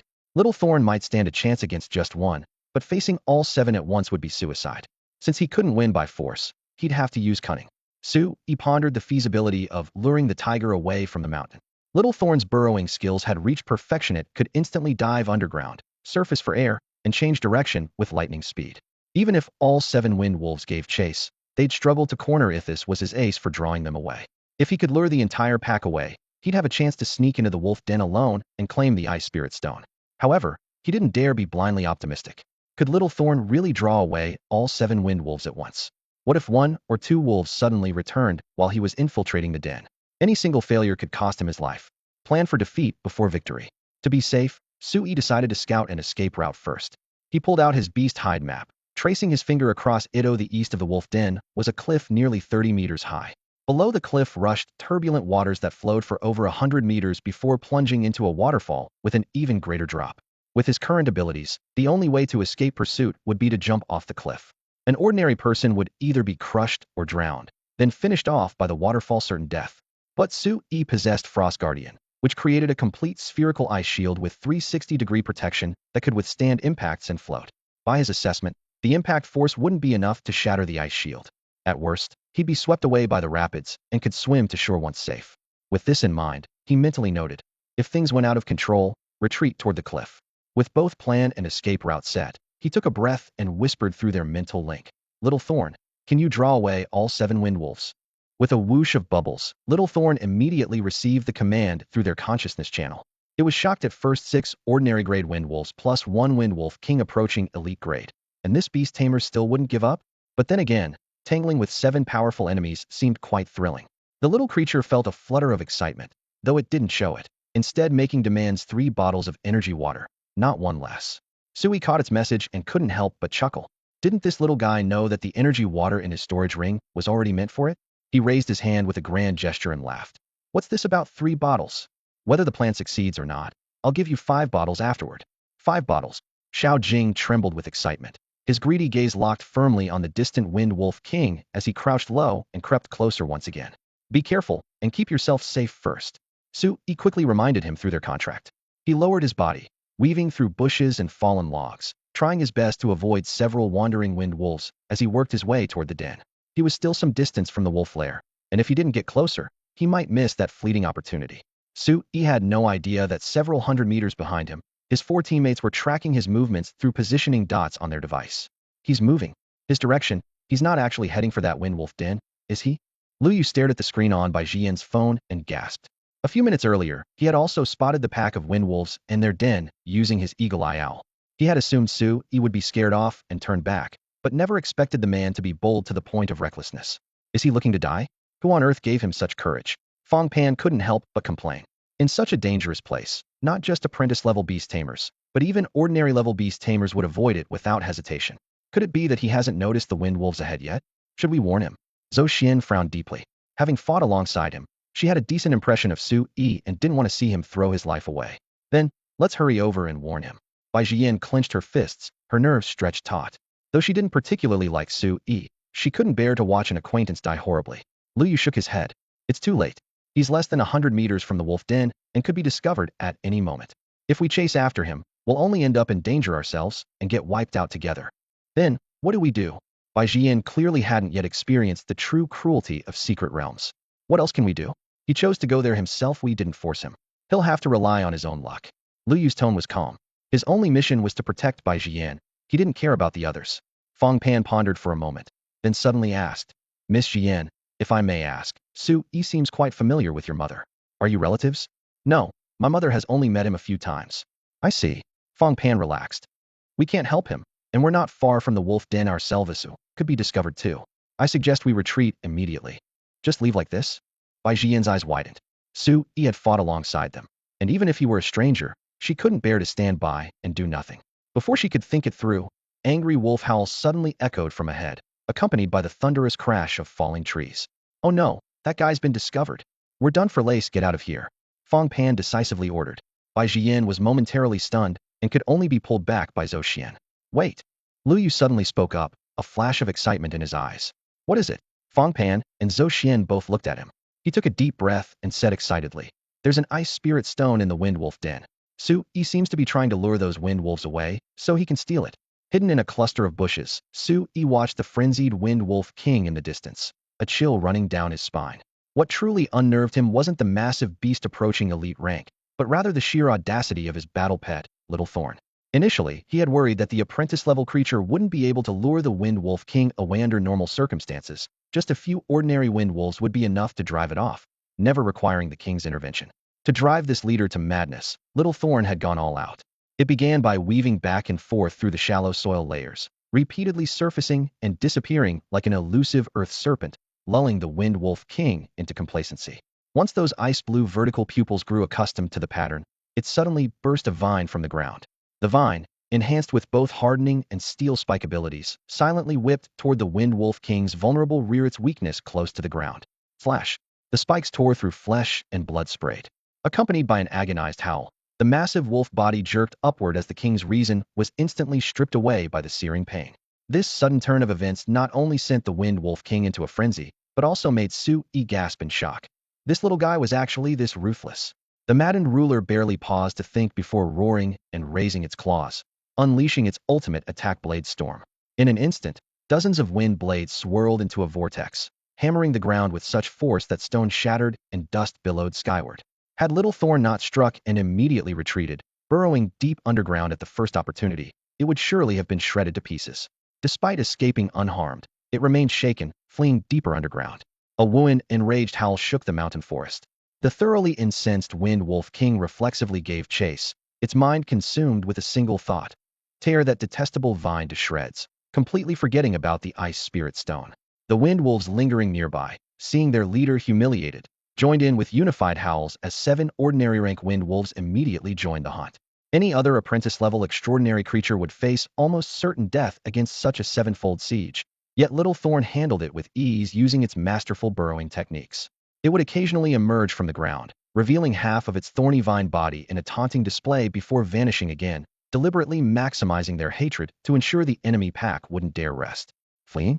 Not as was clearly mockery. The 7 wind wolves ran frantically, their eyes filled with the madness of wanting to crush the thorns. Watching the wolf pack disappear into the forest, Su Yi stood stunned, his mind racing. He had thought getting the wind wolf king to completely abandon its post would be extremely difficult. As long as it retained even a shred of reason, it would never abandon guarding the ice spirit stone due to an apprentice-level provocation. Who would have thought Little Thorn would actually drive it mad, forcibly creating this opening? This opportunity had come at enormous risk, and he absolutely couldn't waste it. Su Yi gritted his teeth and burst from the thorn bushes, sprinting wildly over broken stones and fallen leaves. Wind rushed past his ears as his heart pounded, covered nearly 100 meters in just 10 seconds. The cave was small, with an interior space of only a few square meters. The ground was covered with a thick layer of dry grass that reeked with a nauseating stench. In the center of the grass, a circular impression had been pressed into the ground, and there lay a fist-sized, ice-blue crystal stone quietly resting in ice spirit stone. Finally found it. Su Yi's heart pounded wildly as he snatched up the crystal. Cold instantly penetrated through his palm into his bones. If he held it any longer, his skin would surely crack from the freezing temperature, not to mention the rank smell mixed with wolf fur. But he couldn't afford to be picky now. He stuffed the ice spirit stone into his storage ring and immediately bolted eastward. If even a single wind wolf returned at this moment, even just an ordinary grade 1, he would have no chance of winning. His current physical condition was insufficient to face supernatural creatures heated. Meanwhile, little Thorn was being chased desperately by the pack of wind wolves. A wind blade had just severed one of its vines, and if this continued, it could be torn to shreds at any moment. Sensing that Sui had succeeded, it decisively stopped emerging from the ground, withdrew, and dove underground, drilling with all its might. Fortunately, its burrowing skills had long been perfected. Otherwise, if it were even slightly slower, the wind wolves could sniff out its scent even 3 or 4 meters underground. More than 10 seconds later, the wind wolves finally lost their target and howled furiously on the surface. The Wind Wolf King was even digging at the earth in frustration, nearly turning the den entrance upside down when it returned to discover the ice spirit stone had been stolen. It might very well have a stroke from rage. Hundreds of meters away, Sui ran while examining the crystal in his storage space. Joy written all over his face. Stealing from a pack of dangerous wind wolves gave him an incomparable sense of achievement.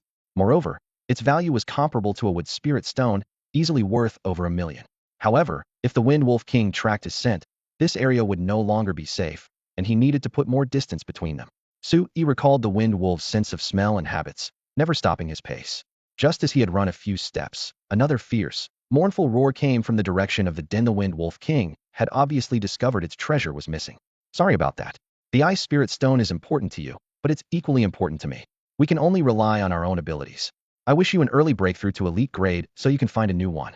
Though he felt a twinge of guilt, he dared not stop and continued running at full speed. Ah! A girl's scream suddenly came from the northwest direction, followed immediately by a man's angry shout, wind wolves' roars, and the clashing sounds of weapons. What's happening? Sui stopped abruptly, his brow furrowed. How could there be people over there? These people had most likely encountered the wind wolves he had enraged. If lives were truly lost, he, a novice beast tamer who hadn't even left school yet, would probably be tormented by guilt and unable to sleep. He hesitated about whether to rush over and help when another delicate shout rang out in the distance. Miss Jian, run quickly. I'll hold them off. How could it be them? Sui's expression changed instantly. He had always assumed his teammates had gone to those low-risk areas that had been thoroughly scouted. After all, before he left the team, Bai Jian had already been reprimanded and had nodded in agreement to Fong Pan's arrangements. But he never expected this group would show up here and run straight into a pack of rampaging wind wolves. Wasn't Liu Yu's eagle owl, which excelled at early warning, supposed to detect danger in advance? How did they still end up in a heating collision with the wind wolves? He was completely baffled. Remembering Li Wenyu's repeated warnings before entering the secret realm, he took a deep breath and still rushed toward the battle circle. In the woods, the black-backed tiger was covered in blood, roaring as it fought 3 wind wolves. Just moments ago, it had torn one wind wolf of the same level into serious injury. That wolf now lay on the ground with only faint breathing remaining. However, facing the siege of 3 same-tier fierce beasts, it was still overwhelmed, its frenzied claws frequently missing their targets. In midair, the eagle owl wanted to provide support, but was locked onto by another wind wolf. A wind blade as swift as lightning nearly knocked it from the treetops, forcing it to constantly roll and dodge. The last ordinary wind wolf was held back by the purple-tailed scorpion. This time the scorpion finally displayed its true strength. Its shell armor was cut with several deep gashes by wind blades, and it took a bite. But it seized the opportunity to raise its tail and strike fiercely, its venomous stinger piercing the wind wolf's face. As the venom flowed in, the wolf's face quickly swelled, its ears buzzed, and its steps wavered as it was about to collapse. Using apprentice-level strength to defeat an ordinary wind wolf was enough for the purple-tailed scorpion to boast about for a lifetime. But Bai Jian's crisis was far from over. While 6 ordinary wind wolves were held back by the spirit beasts, the truly terrifying threat was the Wind Wolf King. It charged straight at the beast tamers without discrimination. It wasn't clear who had stolen the ice spirit stone, but as long as humans were lurking here suspiciously, they must be involved. Combined with the dull pain in its hindquarters, the Wind Wolf King flew into a rage, suddenly unleashing a storm of sharp blades, dark wind blades dense as a curtain of rain, vowing to tear everyone to shreds. Rock-armored turtle, earth wall. Zhou Xian shouted. Boom. The rock-armored turtle slammed its front limbs on the ground, and a thick earth wall rose from the ground, finally blocking the first wave of terrifying wind blades. If they had been half a breath later, they would probably have been completely annihilated. Miss Jian, run. I'll hold it off. Zhou Xian gripped his spear tightly, staring intently at the Wind Wolf King, ready to coordinate with the rock-armored turtle for a thrust at any moment. In a life-or-death situation, how could a beast tamer afford to retreat, even slightly? Behind the rock-armored turtle, Fong Pan and Lu Yu also drew their cold weapons, tensing their shoulders and backs, preparing for close combat. In comparison, Bai Jian's psychological fortitude was far inferior. She frantically pulled the trigger repeatedly, but all her bullets hit the earth wall, shooting the rock-armored turtle into bewilderment. Was this girl a spy? Why was she firing at their own defenses, as if the wall wasn't broken enough? Miss Jian, please leave. You can't help much, and staying here will only distract us. Fong Pan really couldn't bear to watch anymore, and urged her to leave quickly. Bai Jian bit her lip, tears welling up in her eyes as her pride took a devastating blow. She could clearly see the disdain in her teammates' expressions, and normally, she would have exploded in anger, but now she could only turn that rage inward. She truly couldn't help. After hesitating for a few seconds, fear crashed over her like a tide, and carrying a heavy burden of guilt, she suddenly spun around and fled desperately. How dare the human escape? The Wind Wolf King's fury blazed even hotter. With its cunning intelligence, it quickly began to suspect whether the missing ice spirit stone might be on this girl. If she got away, even tearing the remaining humans to shreds wouldn't make up for the loss. As this thought flashed through its mind, it threw back its head and roared, then leaped into the air, attempting to bypass the rock-armored turtle and Zhou Xian's group to pursue Bai Jian directly. Rock-armored turtle, gravity field. Zhou Xian shouted fiercely, positioning himself directly above the Wolf King without hesitation, completely disregarding his own safety. Immediately, with the rock-armored turtle as the center, gravity within a 10-meter radius suddenly shifted, at least doubling in intensity. Caught off guard, the Wind Wolf King had just leaped into midair when it felt like an invisible giant hand yanked it down, sending it crashing heavily toward the ground right where Zhou Xian, Fong Pan, and the others stood. Shit! Fong Pan and Lu Yu cursed in terror, inevitably resenting Zhou Xian in their hearts. Zhou Xian paid them no mind. As the Wolf King plummeted, he raised his spear with both hands and thrust viciously toward its belly. Unlike the earth-skinned wild boar, the Wind Wolf King had no thick mud armor. If this strike landed solidly, it would be severely wounded.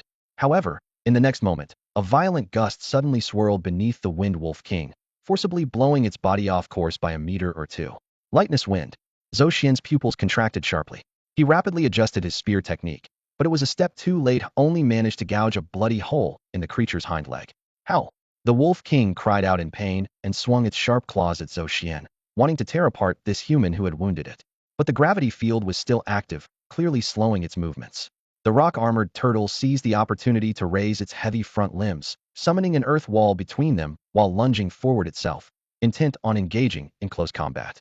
The Wind Wolf King wasn't afraid of a direct confrontation, but it didn't want to be entangled. It only wanted to reclaim the Ice Spirit Stone. Seeing that Bai Jian had already run dozens of meters away, it suddenly broke free from the rock-armored turtle and darted left, preparing to shake off the group before circling back to pursue her. Oh no! Zhou Xian instantly saw through its intention. But with the lightness wind enhancement, the Wind Wolf King's speed had skyrocketed beyond their ability to match.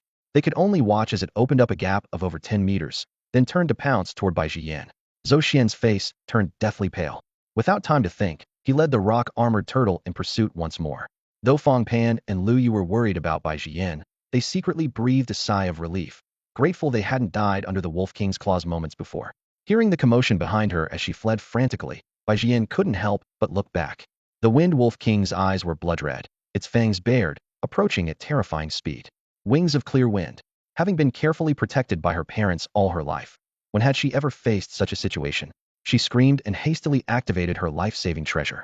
In an instant, a pair of wind wings materialized behind her, and gusts of wind lifted her legs, causing her speed to surge dramatically. The Wind Wolf King was surprised to discover that even with its lightness wind activated, it couldn't catch up to her.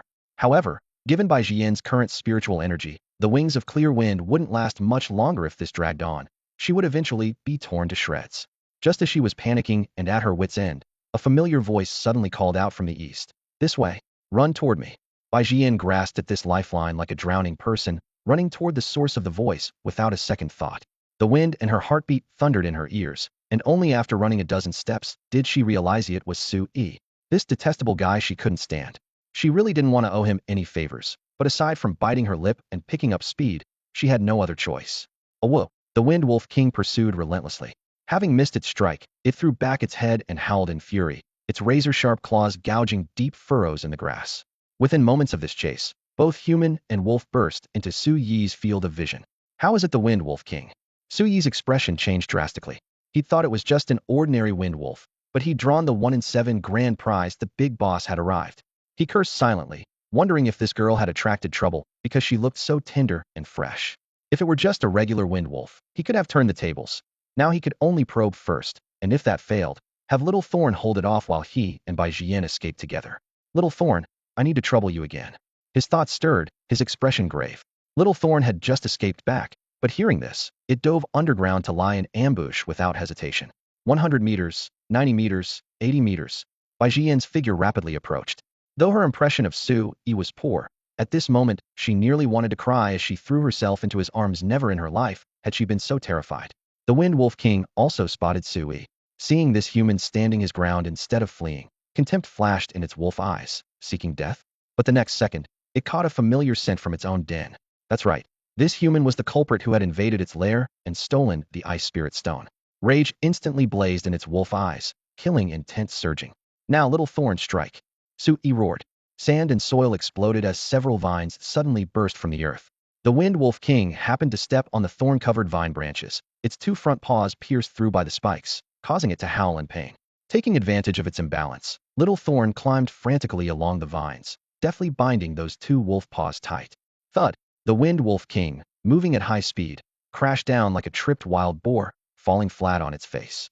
More vines emerged in succession, whipping against its body with whistling force. Crack! Crack! Several strikes in a row, instantly puncturing hundreds of nail-like bloody holes across the wolf's back. Success! Light flashed in Su Yi's eyes as he was about to have Little Thorn completely subdue their opponent. The blade wind storm appeared once again. The Wind Wolf King seemed to have gone completely mad. In its desperate attempt to wound Xiao Jing, the blade storm it unleashed caught itself in the vortex. Countless crescent-shaped wind blades shrieked and slashed wildly, instantly shredding the thick vines wrapped around its body into fragments, sending green sap and wolf blood spraying together. The Wind Wolf King's flesh was brutally carved with dozens of deep gashes that reached bone, fresh blood streaming rapidly down its fur. Xiao Jing. Su Yi's heart clenched violently. He could clearly sense his beast companion's aura rapidly weakening, its life hanging by a thread. Without time to think, he rushed to within 10 meters and forcibly recalled Xiao Jing into his beast-taming space. With his current mental strength, 10 meters was his absolute limit, which also meant he was now only 10 meters away from the Wind Wolf King. Suddenly discovering its prey had delivered itself right to its doorstep, the Wind Wolf King, despite being covered in wounds, didn't hesitate to raise its head and slash out a cyan-white wind blade. The blade fell like a sharp axe from above, so fast it made the air shriek.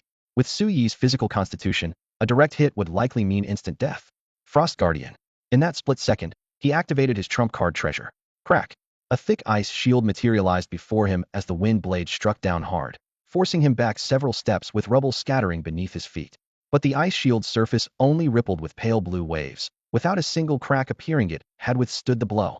From the corner of his eye, Su Yi saw the Wind Wolf King stagger to its feet, breathing raggedly between its fangs. Yet its ferocity remained undiminished as it clearly intended to continue its assault.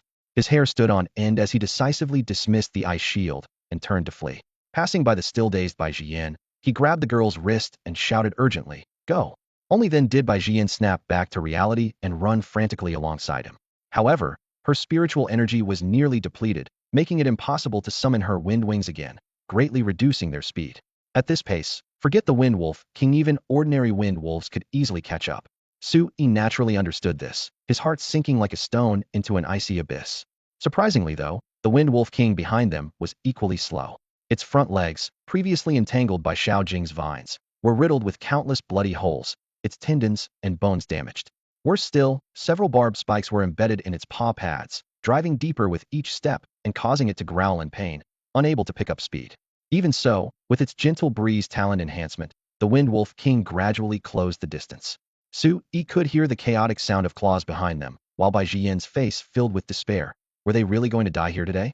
She should have listened to her mother and not insisted on coming. What made her panic even more was the sudden appearance of a cliff ahead, pitch black and bottomless, a dead end.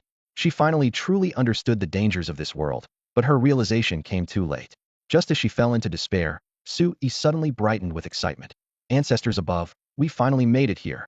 Bai Jian wondered if she'd misheard. Had this man intentionally led her into a trap? Before she could sort out her thoughts, Su Yi had already swept her up in his arms, pushed off the cliff's edge with his toes, and leaped into the mist-shrouded depths below. Ah! Bai Jian let out a blood-curdling scream, nearly fainting from terror. She was still young and didn't want to die, especially not in some mutual destruction with this guy. Overwhelmed by helpless fear, she could no longer contain her emotions as tears burst from her eyes. Bai Jian's piercing scream made Su Yi's eardrums ache. However, Su Yi had no time to be distracted, his gaze locked firmly on the churning rapids below.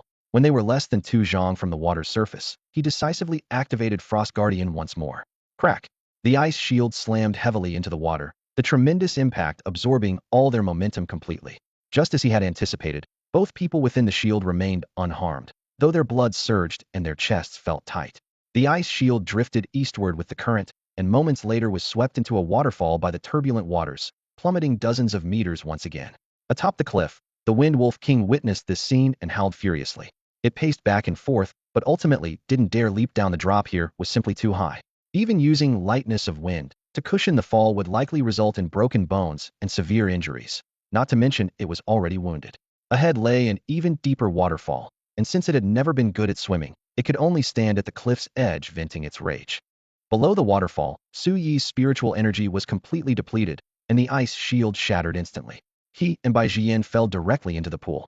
Fortunately, both could swim, and after some splashing about, they managed to crawl ashore, gasping heavily. Are you alright? Su Yi glanced at Bai Jian. The girl was soaked through, and his casual words of concern caused her to completely break down.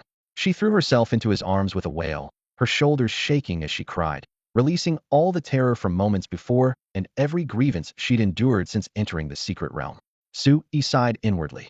So young, yet venturing into secret realms, why such haste for success?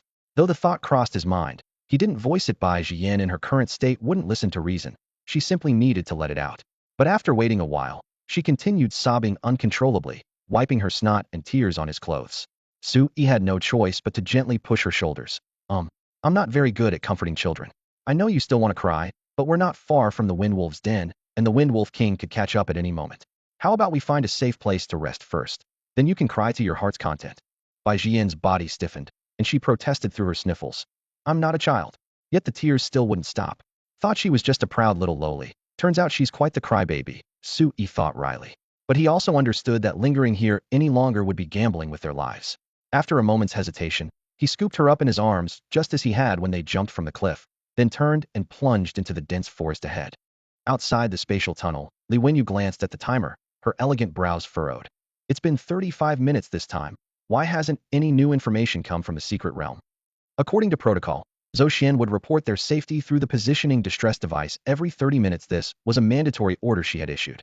Yet this time it was a full 5 minutes overdue. Could something unexpected have happened? Li Wenyu tensed up at once, bit her red lip, and said to an apprentice beast master at her side, Go in and ask Xiao Zhu if there's any new update.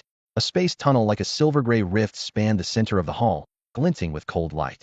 Xiao Zhu was stationed at the secret realm's entrance on the far side of the fissure, dedicated to receiving signals from the locator distress beacons. Because signals couldn't pierce the spatial barrier, someone had to stand watch without a single second left uncovered. Yes, Director Li. The apprentice nodded and sprinted into the tunnel. The guards, unfazed, simply shifted aside to clear a path. As he stepped into the dim fissure, another colleague stumbled out from the secret realm side, breathing hard. He went straight to Li Wenyu, face grave. Director Li, Miss Xian's group was attacked by a wind wolf pack, and it seems something went wrong. Fong Pan, Lu Yu, and Zhou Xian were all seriously injured and sent out a distress signal. What did you say? Li Wenyu's heart lurched, as if an invisible hand had clenched her chest. Forcing herself to stay calm, she pressed on quickly. What about Jian? Is she hurt? The colleague hesitated, then reported softly, I'm sorry, Director Li. According to Zhou Xian and the others, they fought to hold back the pack so Miss Jian could break away first.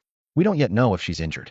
But the locator shows Miss Jian should be with Su Yi right now, and there's been no further distress signal, so the situation shouldn't be too bad. Su Yi.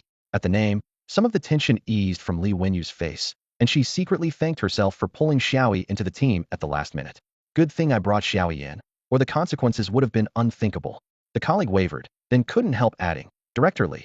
I'm not sure if I should say this, but Fong Pan and Lu Yu reported that the wind wolf outbreak might be tied to Su Yi. Li Wenyu looked up, her eyes cold as starlight, and gave him a flat glance. One-sided claims aren't to be taken at face value. He'll ask Jian when she returns. Clearly, she wasn't buying their conclusion-leveling accusations at a teammate in a crisis smacked of shifting blame. Cowed by her authority, the colleague fell silent, but still asked, understood. Should we send people in to support Miss Jian now? She only has Su Yi with her, and we can't guarantee her safety, plus a man and a woman alone. Xiaoyi would never do something like that. Li Wenyu cut in, voice like ice. Then she softened slightly, though her tone left no room for debate. Assemble a rescue team and stand by.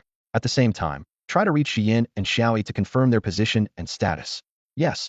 He dared not say more, bowed aside, and hurried to carry out the orders. In the new secret realm, night ran deep. The quiet cave held only the drip of water striking stone. Su Yi knelt on one knee, carefully checking Xiao Jing's injuries. For a plant-type pet with growth, as long as the roots and rhizomes were intact, its life was not in danger. Surface wounds mainly caused weakness. Compared with pets that needed meat and feast, Xiao Jing was almost cost-free to keep when hungry. It could just root into the soil for nutrients, bask in sunlight, and sip some carbon dioxide. Once he confirmed the vital parts were fine, Su Yi summoned Xiao Jing out of the beast's space. The emerald vines quivered lightly, then suddenly snapped its only undamaged tendril with a crisp crack. What are you doing? Su Yi was baffled. Dirty. Xiao Jing replied with a faint mental ripple. Su Yi blinked, then broke into a grin so the little one had a touch of OCD. All right, time to refill your nutrients. He lined up 6 or 7 bottles of energy water, their shells glowing blue in the firelight. Perking up, Xiao Jing extended a slender thorned tendril into the first bottle. The chilled liquid surged up the vine, and its leaves brightened back to a lively green. When the last drop of energy water was gone, Xiao Jing swayed its vines, radiating a simple, satisfied joy. Bliss. Little Jing eagerly absorbed the energy water, and its spiritual power began to gradually recover. Moments later, its growth ability quietly activated. The vines that had been severed by the Wind Wolf King began sprouting and extending one by one, quickly returning to their original thick and powerful form. Just a quarter hour after the battle ended, no trace of injury could be seen on its exterior, the cost being 7 or 8 empty energy water bottles at its base, completely drained to the last drop. Go rest well in the beast taming space. Sui put on his leather gloves and gently patted its sturdy vines, his tone gentle. Little Jing responded lazily through their mental connection, then transformed into a beam of spiritual light and disappeared into the beast taming space. After today's series of fierce battles and nearly being cut down to nothing, it was indeed exhausted. On the other side of the cave, Bai Jian stood quietly with her arms crossed, stealing a glance at Su Yi. The shock had subsided, and she was no longer crying hysterically as before, but she still didn't dare meet Su Yi's gaze directly. Whenever their eyes met, she would immediately turn away and put on an aloof, proud expression. What at Sundara? Seeing her dodge again, Su Yi chuckled and took the initiative to break the awkwardness. You have spare clothes in your storage bracelet, right? Bai Jian turned her head warily. I'll wait outside while you change out of that combat suit. It's completely soaked. Su Yi said as he stood up, preparing to leave the cave. No need. Her face reddened as she quickly refused. In this remote wilderness, she certainly didn't want to change clothes in a cave. Su Yi misunderstood her meaning and said with concern, no need for me to go out? Won't you be scared staying in the cave alone? Don't worry, I'll be nearby. He secretly mused to himself. I didn't realize this little girl was so bold. I no need to change clothes. Bai Jian interrupted in embarrassment and annoyance. After 2 seconds of silence, Su Yi's gaze fell on her combat suit clinging to her skin, and he said flatly, you should still change. If you want to become a qualified beast tamer, you'll need to adapt to wilderness survival. Wet clothes clinging to your body are not only uncomfortable. Well, they also affect public decency. With that said, he offered no further explanation and walked straight out of the cave. Public decency? Bai Jian was stunned for a moment, then instinctively looked down. The combat suit was clinging tightly to her body, revealing every curve, which was indeed improper. Her cheeks instantly burned red, and she muttered damn guy under her breath, but still obediently took out a set of clean clothes from her bracelet. Outside the cave, the night wind carried the moist scent of vegetation. Su Yi focused on the system panel, his heart itching like it was being scratched by a cat. For 0.5 kilometers north, low-grade secret treasure discovered. For 0.9 kilometers northeast, low-grade secret treasure discovered. For 0.2 kilometers southeast, mid-grade secret treasure discovered. 3 new notifications flickered side by side. If he could get his hands on all of them, this secret realm expedition would yield great rewards. Unfortunately, the locations were all problematic. The treasures to the north and northeast were close to the center of the secret realm, still uncharted territory that no one had ventured into, with immeasurable danger levels. As for the mid-grade treasure to the southeast, he checked the map and discovered the target coordinates were located right in Snake Valley.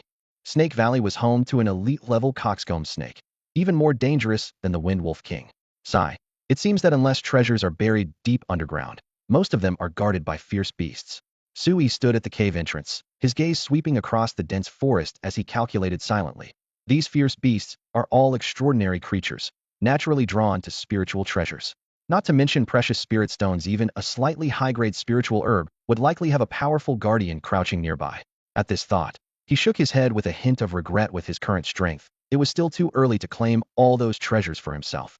Fortunately, managing to snatch the ice spirit stone from the claws of a 9-star ordinary grade Wind Wolf King was already incredibly lucky. He touched his storage pouch, feeling grateful. If only Xiao Jing's spiritual energy level could advance to ordinary grade sooner, then there would be real possibilities. After its demonic transformation, it was significantly stronger than extraordinary creatures of the same rank, even capable of challenging ordinary grade earth hide boars and wind wolves across levels.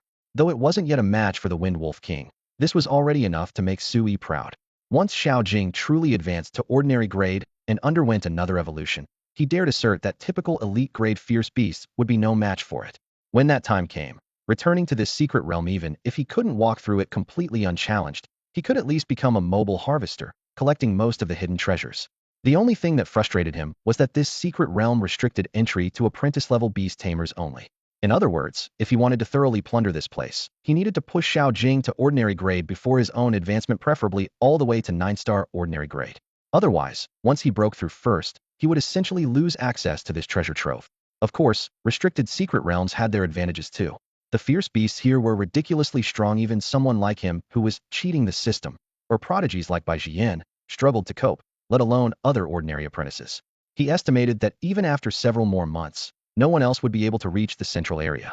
The longer the exploration dragged on, the greater his opportunities became. As long as he could help Xiao Jing grow rapidly during this period, most of the treasures in the secret realm would eventually end up in his pocket. With this thought, Sui was eager to retreat with Xiao Jing for intensive training. However, he had to withdraw for now. First, forcing deeper exploration was too risky and not worth risking his life. Second, he was accompanied by a little princess, Bai Jian, the second young miss of Jingtian group. Until he safely escorted her out, he couldn't operate freely. Just as he thought of Bai Jian, footsteps echoed from within the cave. She emerged after changing clothes, and seeing Sui standing outside in a daze, she bit her lip and spoke softly. Thank you for saving me earlier. Sui snapped back to attention, raising an eyebrow at her. This girl actually knew how to express gratitude? She seemed less difficult than the rumors suggested. Still, he replied coolly, no need for courtesy. Before entering the secret realm, I promised Aunt Li that I would do my best to ensure your safety. If you want to thank someone, thank your mother. No, she is she, and I am me. Bai Jian looked up seriously. You saved me, so it's only right that I thank you. Then how do you plan to thank me? Just a verbal thank you? Sui teased with a smile. Bai Jian froze, and after a long moment, her face flushed red. Then how do you want me to thank you? As long as it's something I can do, anything is fine. Really? Then I'll remember that. As for how you should thank me, I'll tell you once I've thought it over. Sui replied casually, not actually intending to ask for any real repayment. All right, Bai Jian nodded readily, then seemed to remember something. After hesitating briefly, she added, there's one more thing. You absolutely cannot tell anyone about my earlier loss of composure. Otherwise, I'll drag you down with me. Not even Aunt Li? Sui couldn't help but laugh at her serious expression. Fine, little ancestor. I promise to keep this buried. I'll immediately wash the snot and tears you got on my clothes when I get back. No evidence left behind. Bai Jian's cheeks turned crimson, feeling like he was deliberately teasing her. Just as she was about to retort, footsteps and rustling beast shadows came from the distance. Over a dozen beast tamers burst through the forest, with their leader calling out loudly. Miss Jian, we finally found you. The group appeared extremely excited. At dusk, the setting sun cast its golden rays across the forest, draping every tree in a shimmering veil of light. Escorted by over a dozen beast tamers, Bai Jian was the first to emerge from the spatial tunnel. The golden twilight illuminated the dust covering her body, making it sparkle with tiny fragments of light, and also revealed Li Wenyu pacing anxiously at the entrance. A surge of grievance, lingering fear, and the urge to break down in tears overwhelmed her all at once. She nearly rushed forward to embrace Li Wenyu, but upon noticing the staff members and adventurers standing around, she forcibly suppressed her emotions and bit down hard on her lower lip. She refused to let others witness her vulnerability. At the rear of the group, Sui appeared. He had originally expected this secret realm expedition to last at least 3 to 5 days, but it had unexpectedly ended after just 1 day. He couldn't help but sigh inwardly. If he had known it would be so brief, he shouldn't have lied to Ms. Jiang Xiaoxiu about attending a closed training program at a tutoring center. Now he would have to fabricate another excuse to explain why the trip had ended early. Besides Sui, his 3 temporary teammates Fang Pan, Lu Yu, and Zhou Xian had all made it out safely, thanks to Bai Jian successfully luring away the Wind Wolf King. They had narrowly escaped from the wolf pack's deadly claws. Fong Pan excitedly recounted the battle afterward. Aside from that Wind Wolf King, they had managed to severely wound all the other Wind Wolves. However, the cost had been equally devastating. His black-backed tiger was covered in blood, with one hind leg severed by wind blades. Even after immediately administering healing potions and other remedies, they had barely managed to save its life, and whether it would fully recover remained uncertain. Lu Yu's eagle-eyed owl had suffered similarly. Its chest and abdomen had been torn open by wind blades, causing it to tumble from the sky. If not for the purple-tailed scorpion's lightning-fast sneak attack that successfully stung one of the wind wolves, the bird might have already been devoured. Even so, the eagle-eyed owl's condition remained critical. Worth mentioning was the purple-tailed scorpion's outstanding performance in battle off the 6 ordinary wind wolves. 2 had died from its venomous stinger. The second kill was a successful ambush, but the first was achieved in honorable single combat. When Bai Jian fled in haste, she hadn't had time to recall it into her beast space, so it had dutifully protected Fong Pan and the others while following them. Traveling with the group was obviously much safer than searching for her alone after all. The purple-tailed scorpion couldn't burrow underground for protection like the thorn ghost vine, and encountering powerful enemies along the way would have meant certain death. Don't think you can rest easy just because you saved Miss Jiyan. Lu Yu suddenly cast a cold glance at Sui. The Wind Wolf Pack's rampage was all caused by your theft of the Ice Spirit Stone. I'll report everything truthfully to Director Li. What's gotten into this guy? Sui was momentarily stunned, then fired back. I never asked you to follow me. After Jiyan discovered the wolf pack, she had already agreed to your suggestion to stay away from their den. It was you who insisted on helping me get the Ice Spirit Stone after seeing me lure away the Wind Wolf King, which caused you to miss the best opportunity to retreat. I think instead of taking your anger out on me, you should focus on figuring out how to explain this to Aunt Li. After saying this, Sui paid him no more attention. Lu Yu knew he bore significant responsibility for what happened, but since he couldn't do anything about Sui, he could only curse angrily and kick hard at a thick wooden post nearby, sending with chips flying as he vented all his frustration. Fortunately, Bai Jian emerged unharmed, and Li Wenyu didn't blame anyone for the mishap. Instead, she raised her hand to comfort everyone. Thank you all for your hard work. If it weren't for you, Jian might have been seriously injured. Today was too rushed. Please get your injuries treated first, and I'll properly thank everyone tomorrow. Hearing this, Fong Pan and Zhou Xian immediately smiled and said in unison, You're too kind, madam. Even Lu Yu's foul mood improved somewhat. Moments later, the team disbanded on the spot. Auntie, if there's nothing else, I'll head home now. Sui glanced at the sky and bid farewell to Li Wenyu. It's so late, and we're out here in the forest. It's not safe for you to go back alone. Why don't you ride back with me in my car? Li Wenyu suggested with a gentle smile and warm tone. In the past, Bai Jian would have likely objected, but now her impression of Sui had greatly improved. Though this guy often made her lose face, he wasn't a bad person, and he had risked his life to save her. Looking at him more closely, he was actually quite handsome. Thank you, Auntie. Considering the inconvenience of returning to the city late at night, Sui didn't refuse.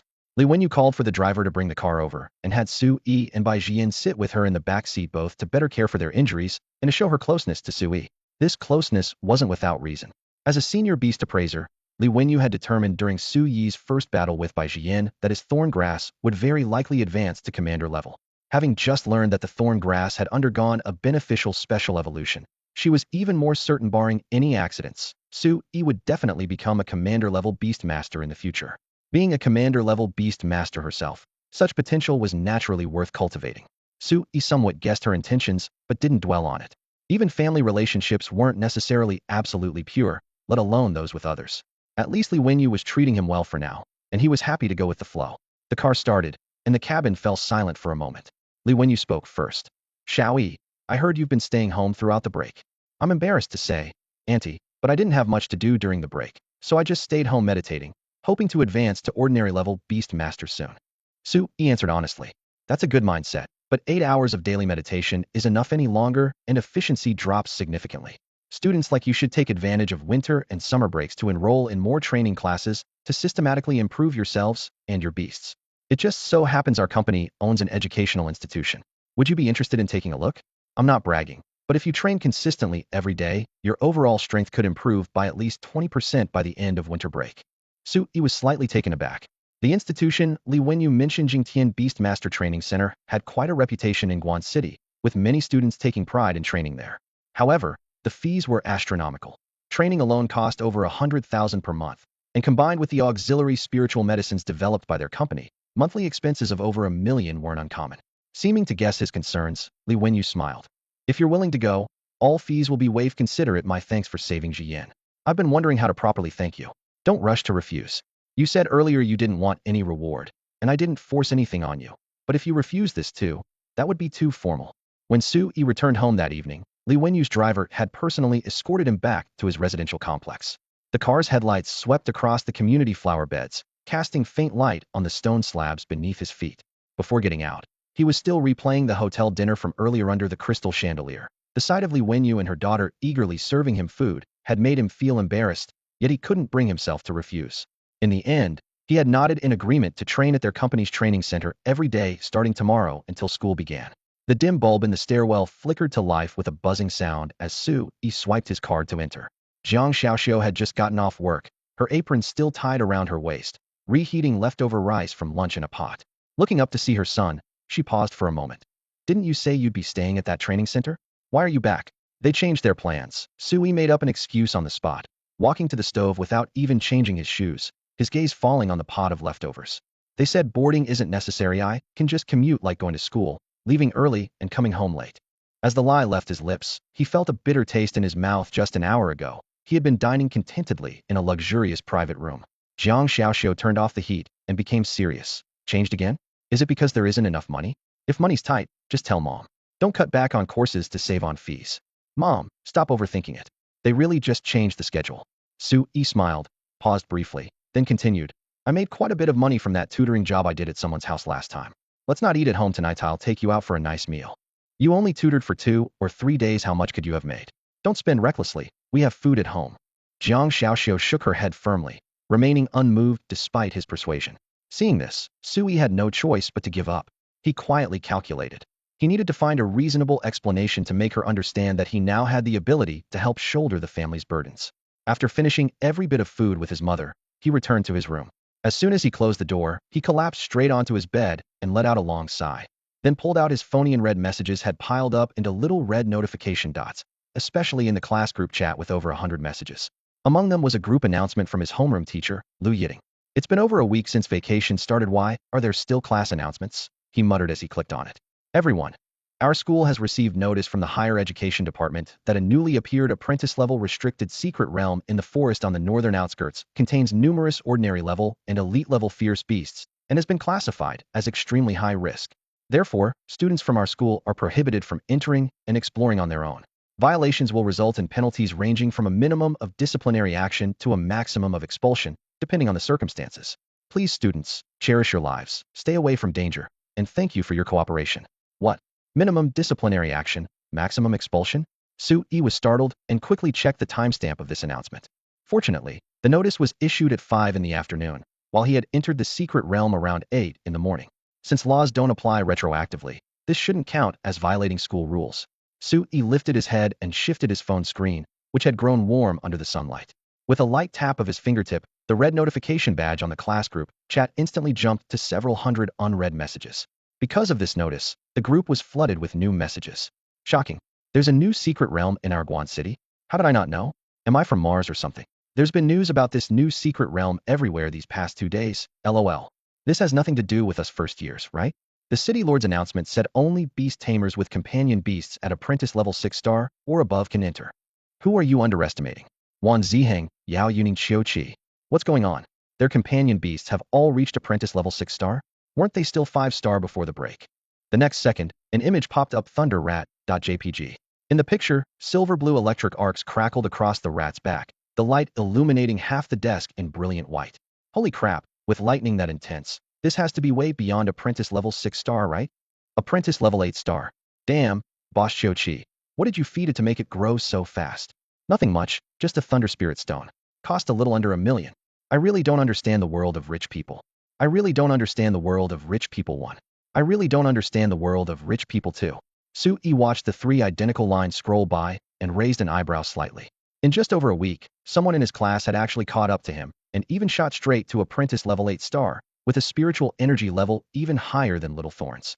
But if it came to an actual fight, he remained confident that Little Thorn could easily handle that Thunder Rat. Besides the Thunder Rat, the group messages also revealed that 2 other classmates had used rare materials or spiritual medicines to forcibly push their companion beasts to apprentice level 6 star and 7 star respectively. Using external resources for enhancement had long been an open shortcut as long as the dosage was properly controlled. There were virtually no side effects. This once again proved an age-old truth. Resources were often more important than a beast tamer's natural talent. Even through the cold screen, Sui could feel the envy and bitterness spreading through the class group. Predictably, stimulated by this wave, students with the means would likely follow suit and give their companion beasts enhancement drugs. By next semester, the gap would only widen further. Having gathered the basic information, Sui was about to lock his screen when another private chat screenshot caught his eye. Inside scoop. The CEO's wife of Jingtian Corporation has been guarding outside that new secret realm all day. Word is her daughter entered that realm. That's nonsense. Isn't Jingtian Corporation CEO's wife's daughter Bai Jining? She's already an elite-level beast tamer. She can't even enter. Of course it's not senior Bai Jining. It's her younger sister, Bai Jian. She's 12 years old this year. Also an apprentice beast tamer. And her companion beast is an apprentice level 7-star purple-tail scorpion. Really? A 12-year-old with an apprentice level 7-star companion beast. Of course it's true. Otherwise, who would dare let her enter such a dangerous secret realm? My cousin saw her go in with his own eyes. Heartbreaking. A secret realm our school forbids us from entering, yet a little girl dares to go in. Turns out I'm not even as good as a 12-year-old. Don't compare yourself to Bai Jian. She's destined to be a prodigy. I heard that after she led her team into the secret realm, she even wiped out a terrifying pack of wind wolves. Damn, is she really that amazing? Bai Jian is awesomesh, my goddess from now on. The corner of Su Yi's mouth twitched slightly. Bai Jian led the team? And she was amazing? Well, she was certainly amazing at crying. After turning off his phone, Su Yi didn't rush into meditation, but instead took time to carefully assess his current situation. At his desk, the lamp cast a soft white glow across the cramped dormitory space. Little Jing curled quietly at the foot of the bed, occasionally flicking its tail, the plant-like patterns across its body shimmering with a faint green light under the lamplight. The little creature's growth rate was quite impressive in terms of spiritual energy level. While it still couldn't match privileged peers like Bai Jian, it was steadily securing a spot in the grade's top tier. When it came to actual combat, Little Jing's exceptional skill combination had already brought it to the threshold of the T0 tier. However, compared to his beast's stellar performance, Su Yi as a beast tamer was rather unremarkable. Over the past period, he had compressed almost all his free time into meditation. Yet his spiritual energy level remained stuck at the bottleneck, just beyond apprentice level 2-star, placing him in the bottom ranks of his freshman class. The issue wasn't poor aptitude according to official assessments. His talent was at least above average. What truly limited him were two factors. First, he had never consumed any auxiliary spiritual medicines or precious natural treasures. And second, his training time was too short. It wasn't until before the high school entrance exam that his beast tamer potential was detected. Formal meditation only began after enrollment. How could half a year of accumulation compare to classmates who had been meditating and channeling spiritual energy since their early teens? Even students from poor families with excellent talent and promising contracted beasts mostly struggled to bridge the resource gap. Children from wealthy families, sustained by continuous investment, could potentially reach elite level before turning 20. Students of equal talent from impoverished backgrounds often had to endure until 30 or even 40 for such opportunities, all while working desperately to gather evolution materials for their beasts. When resources were insufficient, time had to compensate. This was the harsh reality of the beast taming world. Fortunately, his assets weren't completely depleted. The storage ring and frost guardian were essentially his second life. Additionally, he had an expired blazing sun pill, several books on spiritual medicine refinement, and the ice spirit stone harvested from the recent secret realm. Though expired, that blazing sun pill retained its potent property as it could significantly boost fire-type beasts' spiritual energy, increase evolution success rates, and most enticingly, had a chance of enabling beasts to directly comprehend fire-type skills. Pills with such comprehensive effects were worth far more than any single-element spirit stone. Unfortunately, few people understood its true value, making it unrealistic to sell for a fair price, not to mention his reluctance to part with it. For Su Yi, the spiritual energy enhancement and evolution probability boost were merely additional bonuses. What truly captivated him was the possibility of skill comprehension. The number of skills often directly determined a beast's combat, ceiling. A difference between having one more or one fewer skill was absolutely enormous. Items that could enable beasts to comprehend skills were truly once-in-a-lifetime treasures. Although he currently had no fire-type beast companions, who knew what the future might hold. If he sold this fire-type main ingredient now, he might not be able to find another one when he truly needed it. As he pondered this, Su Yi recalled the pile of deteriorated and completely ineffective pills in his storage ring. Was there any way to sell off these seemingly useless items? He tapped his forehead and simply pulled out his phone, opening the Beast Tamer Association's official app. This app had a built-in online trading channel where he could search for buyers, if any were available. A long string of purchase requests quickly appeared on the screen.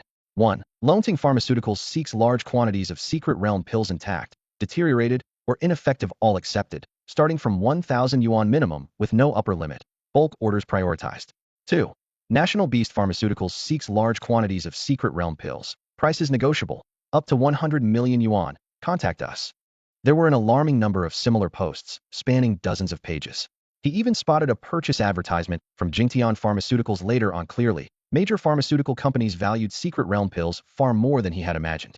However, what truly made him frown were the prices. Deteriorated or ineffective pills mostly fetched only 1 or 2,000 yuan. He had a sudden thought. Why focus only on purchase requests? Why not check the selling prices others had posted? He quickly searched again.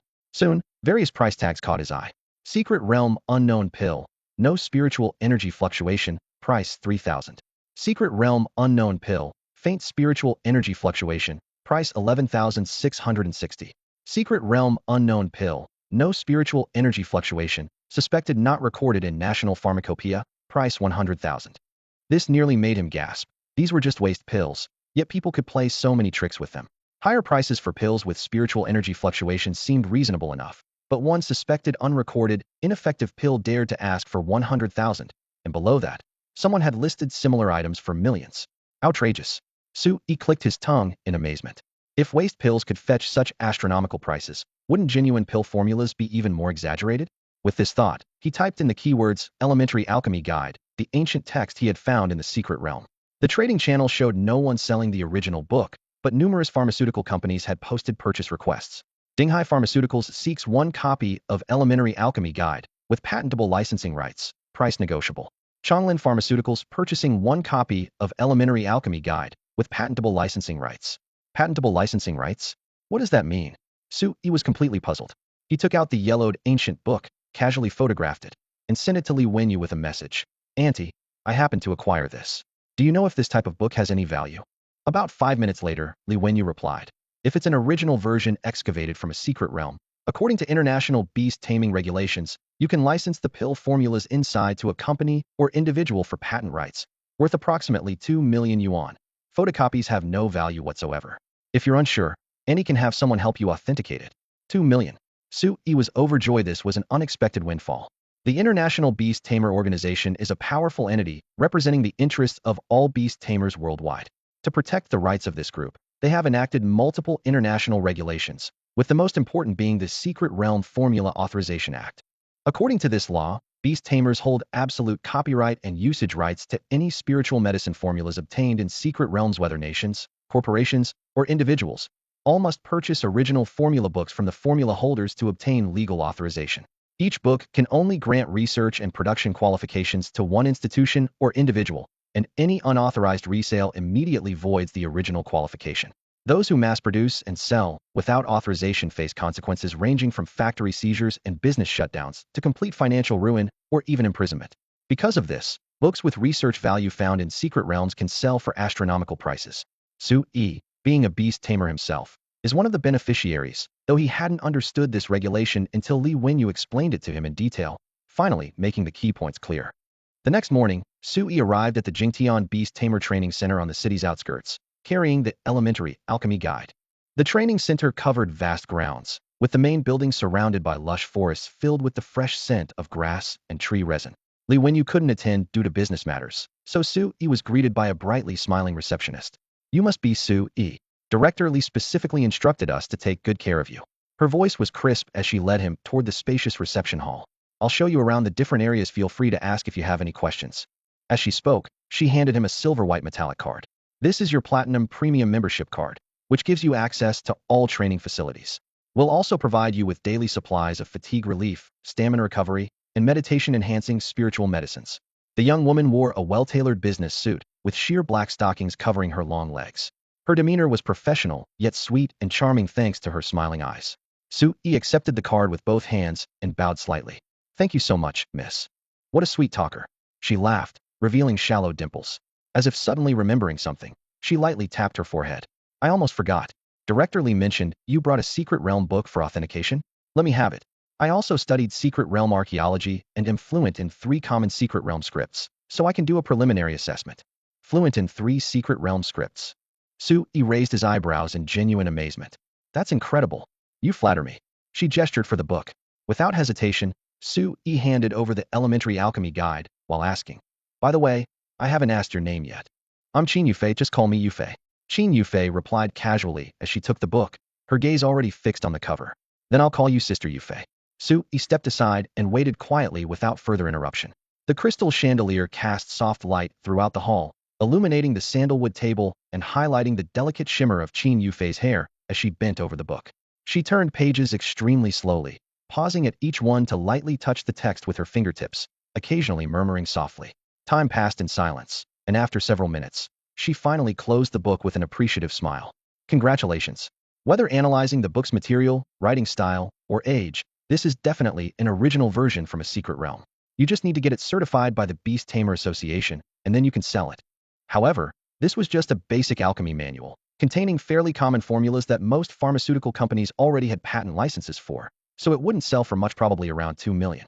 Manager Lee said that if you trust her, she'll have someone take it to the Beast Tamer Association for certification and help you contact buyers. Although he had heard this was an original version before, Su Yi still felt secretly relieved after hearing it confirmed. He smiled warmly and said sincerely to Qin Yufei, "Thank you, Sister Yufei. How could I not trust Aunt Lee when she's willing to help? I'm thrilled. All right, then I'll keep this book for now." Qin Yufei nodded in agreement, casually raising her fair wrist and channeling her spiritual power to store the basic alchemy manual in the storage treasure on her wrist. "Let me show you around the training center first." Just as she was about to turn around, Su Yi suddenly remembered something and called out to her, "Wait, I have another book I'd like you to help me appraise." He reached into his jacket and pulled out another ancient tome, Evolutionary Academy Complete Public Formula Collection. He knew clearly that this book was more comprehensive and advanced than the previous one, so it would definitely fetch a better price. Since he was selling one anyway, he might as well sell both at once to get more funds for self-improvement. This is the Evolutionary Academy Complete Public Formula Collection. Qin Yufei's sweet face showed a flash of surprise when she saw the cover. "Is this book worth a lot of money?" Su Yi asked with anticipation in his eyes. "Much more valuable than the previous one." Qin Yufei remembered something, her tone tinged with regret. "Just last month, Manager Bai spent over 11 million at an auction to buy one. If you had brought this out earlier, you could have sold it directly to Jingtian Pharmaceuticals." Over 11 million. Su Yi's pupils contracted, unable to hide his ecstatic joy. He was really going to strike it rich this time. Qin Yufei's curiosity was piqued, and she asked softly, "Would you mind telling me where these 2 books came from? Did you discover an alchemist's laboratory in some secret realm?" "Not exactly." Su Yi shook his head and told her honestly. "I was lucky enough to activate a storage ring, and these happened to be inside. I assumed the ring's previous owner was an alchemist." "Your luck is absolutely incredible." Qin Yufei muttered enviously, then suddenly thought of something and asked again, "By the way, since it was an alchemist's storage ring, besides books, are there quite a few expired pills inside too?" "There are indeed some." Su Yi nodded. Qin Yufei's eyes lit up. "That's wonderful. While expired pills can't be consumed directly, they're excellent samples for pharmaceutical companies to study original formulas. If you're willing, you could sell them to Jingtian Pharmaceuticals together. Manager Lee would never shortchange you." Su Yi chuckled, feeling warmly toward Manager Lee, who had always looked after him. "If they're really useful to the company, I'd be happy to give them to Aunt Lee, let alone sell them." "You agree? Great." Qin Yufei breathed a sigh of relief, then raised her wrist to check the time. "This isn't my department, so let me show you around the training center first, then I'll call Manager Lee to report." "Sounds good." Su Yi readily agreed. Entering the training center, an imposing silver-gray building came into view, its transparent curtain walls gleaming brilliantly in the sunlight.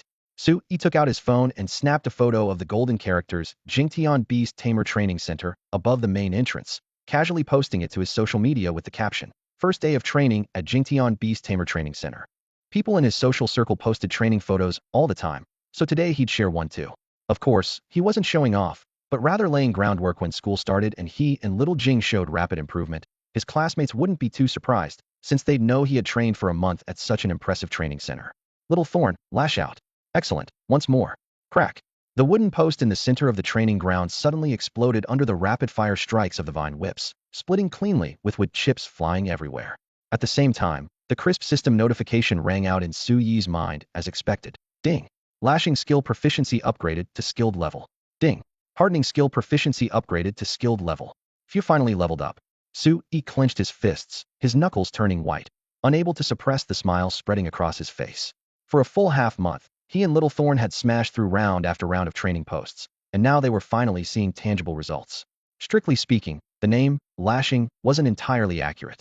With each lash, Little Thorn would simultaneously activate, hardening, making the vines as tough as refined steel under the enhancement, multiplying their destructive power. This was the core of the entire technique.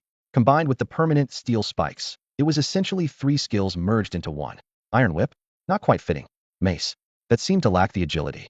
His thoughts wandered as he struggled to settle on the right name. Rustle, the soft sound of dragging vines pulled him back from his naming dilemma. Little Thorn crawled over, supporting itself on slightly weary branches, sinking its roots deep into the ground to absorb nutrients while gazing at its beast tamer with bright, glistening leaves. Good work. Su-yi understood its expression and casually opened a bottle of energy water, handing it over. Little Thorn's thorny vines eagerly reached into the bottle opening. The sweet liquid quickly gulped down with audible sounds. Su-yi chuckled. Drink slowly. No one's competing with you. Once the bottle was empty, he patted the vine. That's enough for this morning. This afternoon we'll go to the combat training ground to test our results. Rustle, the vine perked up like a waving little flag. Little Thorn clearly thrilled with excitement. After half a month of intensive training, it was itching for action. Su-yi knew his companion well. The little guy was battle-hungry yet disciplined, training relentlessly without any urging. Throughout these 2 weeks of high-intensity training, he'd never heard it complain once. Perhaps the guaranteed bottle of energy water after each training session was part of the motivation. Worth noting was that the energy water wasn't coming out of Su-yi's own pocket. With his Platinum Premium membership status, he could collect 3 bottles of energy water, 1 concentration pill, and 1 bottle of spirit-gathering elixir from the training center daily. The concentration pills, made primarily from concentration grass, were more effective at enhancing meditation efficiency than consuming the raw herb alone. The spirit-gathering elixir could gently amplify a beast tamer's spiritual energy with no side effects from long-term use. With the assistance of these 2 spiritual medicines, Su-yi's spiritual energy level had finally broken through to apprentice level 2 star. Moreover, he had a premonition that if he continued cultivating at this pace, he would very likely break through to apprentice level 3 star within a month. Powerful. Incredibly powerful. He finally experienced the exhilarating cultivation that only wealthy heirs could enjoy, a swift and direct power that came from abundant resources. However, as satisfying as it was, the cost was equally steep. Su-yi had checked the prices. A single concentration pill sold for about 20,000 on the market, while spiritual energy liquid cost over 30,000. Of course, those were retail prices, and since Jingtian Pharmaceuticals produced them in-house, the actual cost wouldn't be nearly that high. What truly left him speechless was that Platinum Luxury membership card. After some discreet inquiries, he learned that this card represented the training center's highest tier, normally costing 1.5 million per month. With that expense, one could obtain plenty of spiritual medicines, unlimited access to all training facilities, and free guidance from top-tier coaches. Though it was called unpaid, Li Wenyu's generous gift was worth far more than cash. After half a month of intensive training, Su-yi's spiritual energy steadily improved, and his physical condition was incomparably better than before. Besides Xiao Jing, he himself was equally dedicated, never skipping physical conditioning, combat training, or sparring sessions, often practicing until his limbs went weak. The training center provided 3 bottles of energy water daily. While Xiao Jing only needed 1 bottle, he required at least 2, and sometimes had to buy an extra bottle or 2 out of his own pocket when his consumption was particularly high. But compared to his gains, this hardship meant nothing. In just half a month, he had achieved basic proficiency in combat fighting and wilderness battles. At least when facing fierce beasts alone, he wouldn't be completely helpless. Days of intense training and nights of meditation combined with spiritual medicines filled his life so completely that even his dreams carried the burning sensation of cultivation. What truly made him beam with joy, however, was another piece of good news. Those 2 manuscripts related to alchemy had been successfully sold with Li Wenyu's help, netting over 12 million after deducting certification fees and transaction taxes. Combined with the proceeds from expired pills and various miscellaneous items, his account had once peaked at over 13 million. Although he still had 12 million left after repaying the 1 million debt, at least he wouldn't have to worry about money in the short term, and he wasn't in a rush to sell that temporarily and used Ice Spirit Stone. Beast Combat Training Arena. This was the most popular area of the training center, where enrolled beast tamers would come to spar whenever they had free time, allowing their companion beasts to hone their abilities through real combat. Apprentice level, ordinary level, and even elite level young beast tamers could all find opponents here, with the vast majority being students. Student Su-yi finally decided to check this place out. Qin Yufei, who was patrolling the arena, walked over with light steps. After half a month of daily interaction, she served as both Su-yi's combat instructor and something of a guide, and they had become quite familiar. Sister Yufei, I didn't know you worked here too. I've always been curious about what your actual position is. Sui couldn't help but ask. Qin Yufei was not only an elite beast tamer, but had also studied secret realm archaeology, yet ended up working at the training center. Her background puzzled him. I'm the assistant manager here, one of the people in charge. What? Find that strange. Qin Yufei raised an eyebrow. Of course not. Sui quickly waved his hands. He paused for a moment, then continued. I'd like to have some real combat practice with other trainees. How do I register? Could you help me out, Sister Yufei? I'm not exactly a registration clerk. Fine, come with me. Qin Yufei smiled and led him toward the front desk. As they walked side by side, people in the training arena occasionally cast surprised and envious glances their way. Who's that guy? He seems pretty close with Sister Yufei. Don't know him, probably someone new. You guessed right. His name is Sui, and he usually trains alone, so it's normal you don't recognize him. I check it's actually from our school, a first-year student. As for why he's so familiar with Qin Yufei, I have no idea. Ugh, this is so frustrating. When I try to talk to Sister Yufei, she barely pays attention to me. Meanwhile, Qin Yufei had already led Sui to the registration desk. Your beast companion is at apprentice level 7 star, so you can choose either the upper apprentice division or the lower ordinary division, the staff member inquired routinely. Qin Yufei took it upon herself to explain. Trainees who register for the upper apprentice division typically have beast companions with spiritual energy ranging from apprentice level 7 star to 9 star, while the lower ordinary division mostly falls between ordinary level 1 star to 3 star. Of course, you can also challenge higher divisions, but you must first win 3 consecutive matches in your current division. Sui listened attentively, suddenly thinking of competitions. It sounds like a ranking tournament. If you perform well, are there any rewards? Dream on. Qin Yufei bluntly shattered his fantasy. Combat sparring is meant to help you accumulate battle experience. It's a service for you.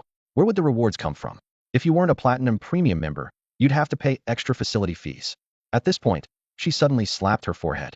I almost forgot you'll also have to cover the medical costs if your beast companion gets injured. So if you really can't win, surrender quickly. Don't be stubborn. Understood. Is there anything else I should be aware of? Sui asked with a smile. Qin Yufei frowned and thought for a moment. I think that's it. Her memory didn't seem particularly reliable. Really nothing else? Then please help me register for the lower ordinary division, Sister Yufei. Sui made his decision. Qin Yufei was stunned. Are you sure? There's quite a gap between the upper apprentice division and the lower ordinary division. I suggest you be more conservative to avoid damaging your confidence. As she said this, she recalled the scenes from combat class where she had thrown Sui around several times, and she had even held back, afraid of crushing the young man's spirit. However, Sui remained resolute. Don't worry, I'm not that fragile, and I have confidence in my beast companion. Seeing his determined attitude, Qin Yufei stopped trying to persuade him and personally handled his registration. After more than 10 seconds, she looked up with a smile. Done. Arena 4, you're up next. So soon. Sui was surprised. I helped you cut in line. Qin Yufei winked. If nothing unexpected happens, your opponent will be a senior from your school, that short-haired high school student on Arena 4. He's no ordinary student. His strength is quite impressive. Sui assumed she was worried about him waiting too long and nodded gratefully. A senior? Got it, thank you. Arriving at Arena 4, he discovered that more than 10 trainees had gathered around it, making it far livelier than the other arenas. Why is everyone crowding here? He wondered to himself, instinctively observing the 2 beast companions currently battling in the arena. Mudrock Beast. Spiritual energy, ordinary level 2 star. Attributes, Earth Rock. Skills, Rock Armor proficient, Tremendous Strength proficient, Flying Stone skilled, Quicksand Technique beginner. Potential, Commander level. Iron Spine Wolf. Spiritual energy, ordinary level 3 star. Attributes, Metal. Skills, Steel Claws proficient, Iron Body skilled. Potential, Elite level. Damn, they've got some real skill. Sui raised an eyebrow, secretly amazed. The Iron Ridge Wolf was manageable enough. Its overall strength was roughly on par with Fongpan's Blackback Tiger. But that Mudrock Beast was a different story entirely. Not only had it mastered 4 skills, but it also possessed commander-level potential. Among ordinary-grade extraordinary creatures, Mudrock Beasts were naturally large to begin with, standing about as tall as a grown man. Now rearing up on its hind legs, the protruding rock formations covering its body resembled natural armor, making it appear even more imposing. Sui gazed at this massive creature, feeling uneasy. Surely this big guy wasn't going to be Little Thorn's opponent? Little Thorn's armor-piercing abilities were mediocre at best, while Mudrock Beasts were renowned for their defense. If they really faced off, it would be a natural disadvantage. As he pondered this, the chatter from nearby trainees reached his ears. Meng Hao is incredible. He truly deserves to be in the top 5 of our sophomore class. Absolutely. His Mudrock Beast may not have the highest spiritual energy level, but it's both durable and powerful, plus it knows a control-type skill. It has virtually no weaknesses except for being a bit slow. Xiao Tian's Iron Ridge Wolf is unlucky to face it. Haha, I told him to stop bragging about that Iron Ridge Wolf of his all the time. Let's see how he handles this. If I had signed up with Xiao Tian, I'd be the next one getting embarrassed. Good thing I didn't. From these casual remarks, Su Yi finally realized. The senior on the platform was Meng Hao. Teachers and classmates mentioned his name frequently, and he regularly appeared on the honor roll. To think he'd be sparring with someone like that. Still, he remained calm. It was just a sparring match after all.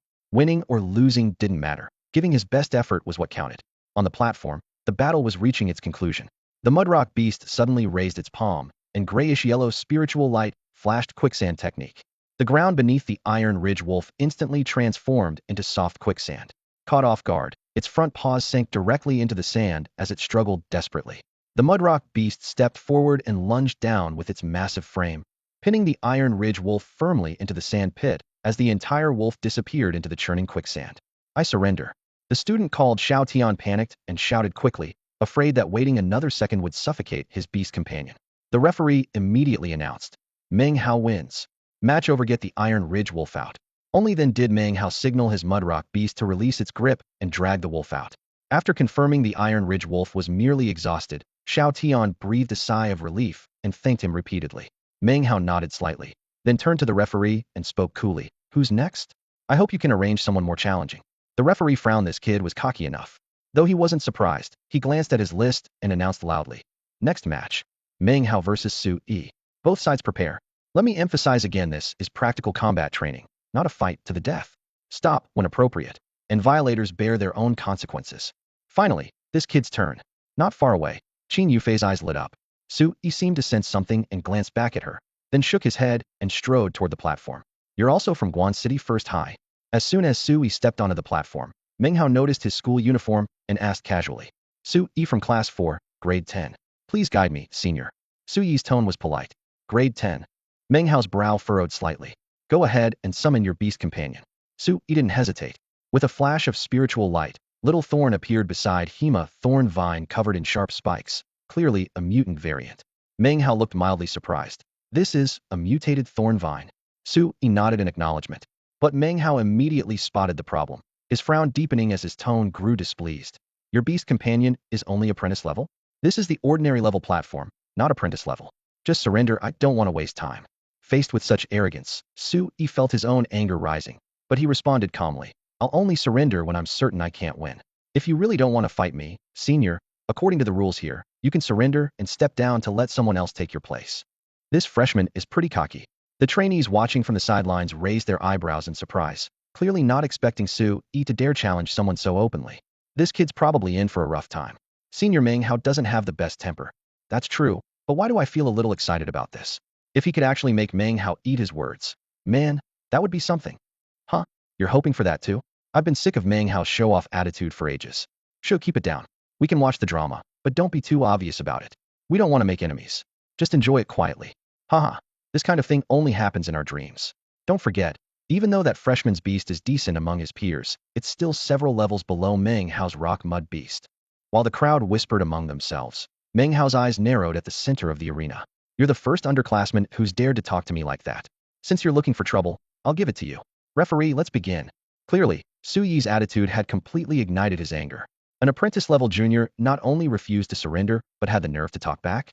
He had to teach him a lesson, or he'd lose face. The referee glanced at the time and reminded him. You've already fought 2 consecutive battles. You can rest for 10 minutes and give your rock mud beast some recovery potions. No need. Meng Hao waved his hand dismissively. Why bother with all that trouble for a fight that'll be over in a minute? The referee didn't bother arguing further and turned to the other side. Student Su Yi, are you ready? Ready. We can start any time. Su Yi clenched his fists, feeling inexplicably excited about the upcoming battle. On the battle platform, Su Yi's beast, Little Thorn, seemed to sense Meng Hao's contempt. Its vine leaves swayed as it bared its fangs, even more irritated than its beast master. It frantically conveyed its emotions to Su Yi. It wanted to crush that rock mud beast, and fast. It, Little Thorn, would not tolerate being looked down upon. Su Yi had originally worried it might be intimidated facing such a massive opponent, but now he realized those concerns were completely unnecessary. Since you're both ready, let's begin. With the referee's command, the battle officially started. The rock mud beast received its orders and let out a thunderous roar, its 4 hooves crushing pebbles as it charged straight toward Little Thorn. Lash! Su Yi shouted. Whoosh! 3 vines instantly expanded, twisting together like rope in the next moment, gleaming with a metallic coldness as they whipped toward the rock mud beast's head. Hardening spiritual energy flowed across the vine's surface, reflecting the lights with an ominous gleam. The rock mud beast was bulky but made no attempt to dodge whether it couldn't react in time or simply felt no need to avoid the attack. It lowered its head and took the hit head. Bang! The impact echoed loudly. The vine whip struck the rock mud beast's massive head, not only knocking its head to the side, but also shattering a large section of the rock armor covering it, exposing the rough, grayish-brown skin underneath. Holy crap! The trainees below stared in shock. This was the kind of damage a vine whip could do? They'd expected the attack to barely affect the rock mud beast, considering Little Thorn's spiritual energy level wasn't particularly high and the vines were made of plant fiber. Instead, it had completely shattered the rock armor. This freshman has some serious skills. Everyone was utterly astonished. Not only were the trainees in the stands stunned, but even Meng Hao on the arena stage was jolted. Only then did he realize his earlier overconfidence. If this strange thorn vine before him was already at ordinary grade, that whip strike could very well have injured the rock beast. Alarm bells rang in his mind as he quickly adjusted his breathing, commanding the rock beast to condense another layer of thick rock armor around its head. His gaze locked onto Su-Yi with deadly focus, refusing to give his opponent any further opportunities. Su-Yi, however, felt somewhat disheartened. That whip had been Little Thorn's strongest output at its current stage, and while it had shattered the rock armor, it still hadn't managed to wound the rock beast's flesh. This approach wouldn't work. If he switched to continuous whipping to drain spiritual energy through attrition, given the grade difference between them, Little Thorn would inevitably collapse first. With this in mind, he quickly pondered other ways to break the deadlock.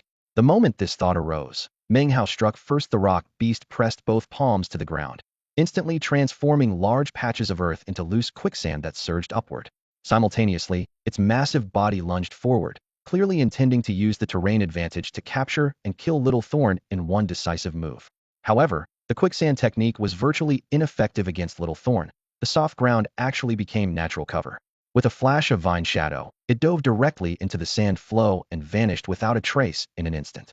Pretty quick escape, Meng Hao sneered. But before his words had fully left his lips, a streak of dark green suddenly burst through the sand from beneath the rock beast's feet. Backup tactic binded. Su-Yi's mind stirred. Whoosh. Over a dozen thick, thorn-covered vines erupted in wild growth, instantly climbing up the rock beast's two massive legs before coiling around its waist and back. The rock beast was naturally clumsy and had no time to shake them off. In the blink of an eye, it was bound tight as a dumpling. It roared and struggled, but the vines didn't budge an inch. Those vines are way too sturdy. Exclamations erupted from the stands. How could ordinary thorn vines restrain a rock beast? They should snap with one tug. It's probably a mutation that comprehended a toughness-enhancing skill. He actually hit that 40% probability. His luck is heaven-defying. Most people who choose thorn grass come from modest backgrounds. This guy just struck it rich. Don't speculate wildly. Anyone who can afford this training facility can't be that badly off. The chatter rose and fell in waves as Little Thorn's performance completely ignited the entire venue. On the other side of the arena, Qin Yufei nodded slightly. Director Li had specifically instructed her to take good care of Su-Yi, which she hadn't paid much attention to at the time. Now, however, she had to reassess this first-year studenthy was indeed beyond expectations. Still, she also noticed that Su-Yi's excitement was getting the better of him, and the battle situation remained fraught with danger. Sure enough, Meng Hao was thoroughly enraged and suddenly roared, "Brute force!" Boom! The rock beast, bound by layers of vines, swelled with muscle as a savage. Overwhelming power exploded outward. Crack! The first hardened vine snapped under the force, followed immediately by the second, third, fourth. Little Thorn, let go now. Sensing trouble, Su-Yi immediately called out a warning. In fact, even before he could speak, the moment the second vine was brutally snapped by the mudrock beast's brute force, Little Thorn had already begun to disengage from its entanglement, but it was half a beat too slow, and in the blink of an eye, 2 more vines were shattered to pieces. Losing 4 vines in succession was already a significant injury for it. But the mudrock beast clearly had no intention of stopping there, lifting a boulder half the height of a person with a dull grunt and hurling it straight down at Little Thorn. Little Thorn didn't dare take the hit head, shaking its leaves as it burrowed into the sandy soil below, dodging hastily. Roar! The boulder missed its mark, and the mudrock beast immediately let out a furious bellow, raising another massive stone high above its head. Its giant eye swept back and forth across the ground, waiting for that flash of green to emerge so it could strike with thunderous force. But several seconds passed, and the ground remained completely still. With Little Thorn staying hidden underground, the mudrock beast could only rage helplessly. Do you plan to keep playing the coward forever? If this weren't a beast battle, you'd have already lost. The moment it hides, the next stone will come crashing down on you directly, Meng Hao said coldly, casting a dismissive glance at Su Yi. The referee also spoke up with a reminder. Student Su Yi, continuous evasion for more than 30 seconds will be considered a forfeit. 30 seconds. Su Yi's brow furrowed deeply. The Mudrock Beast's defense was astounding, and its strength equally terrifying. In a direct confrontation, Little Thorn simply couldn't match it. Could it be that he had no choice but to surrender? His gaze remained fixed on the battle platform, unwilling to accept defeat in future battles. There would only be more opponents like this. As he pondered, he suddenly noticed several sand pits scattered across the field, traces left behind after the Mudrock Beast had used its quicksand technique. The quicksand technique used Earth-type spiritual energy to transform sand and soil into deep, sinking quicksand, and the change was irreversible. Any target that fell in would continue to sink, and with the Mudrock Beast's cumbersome build, even it would struggle to escape if it fell in. The thought flashed through his mind like lightning, and he decisively gave the command, lash. Through their mental link, Little Thorn instantly understood.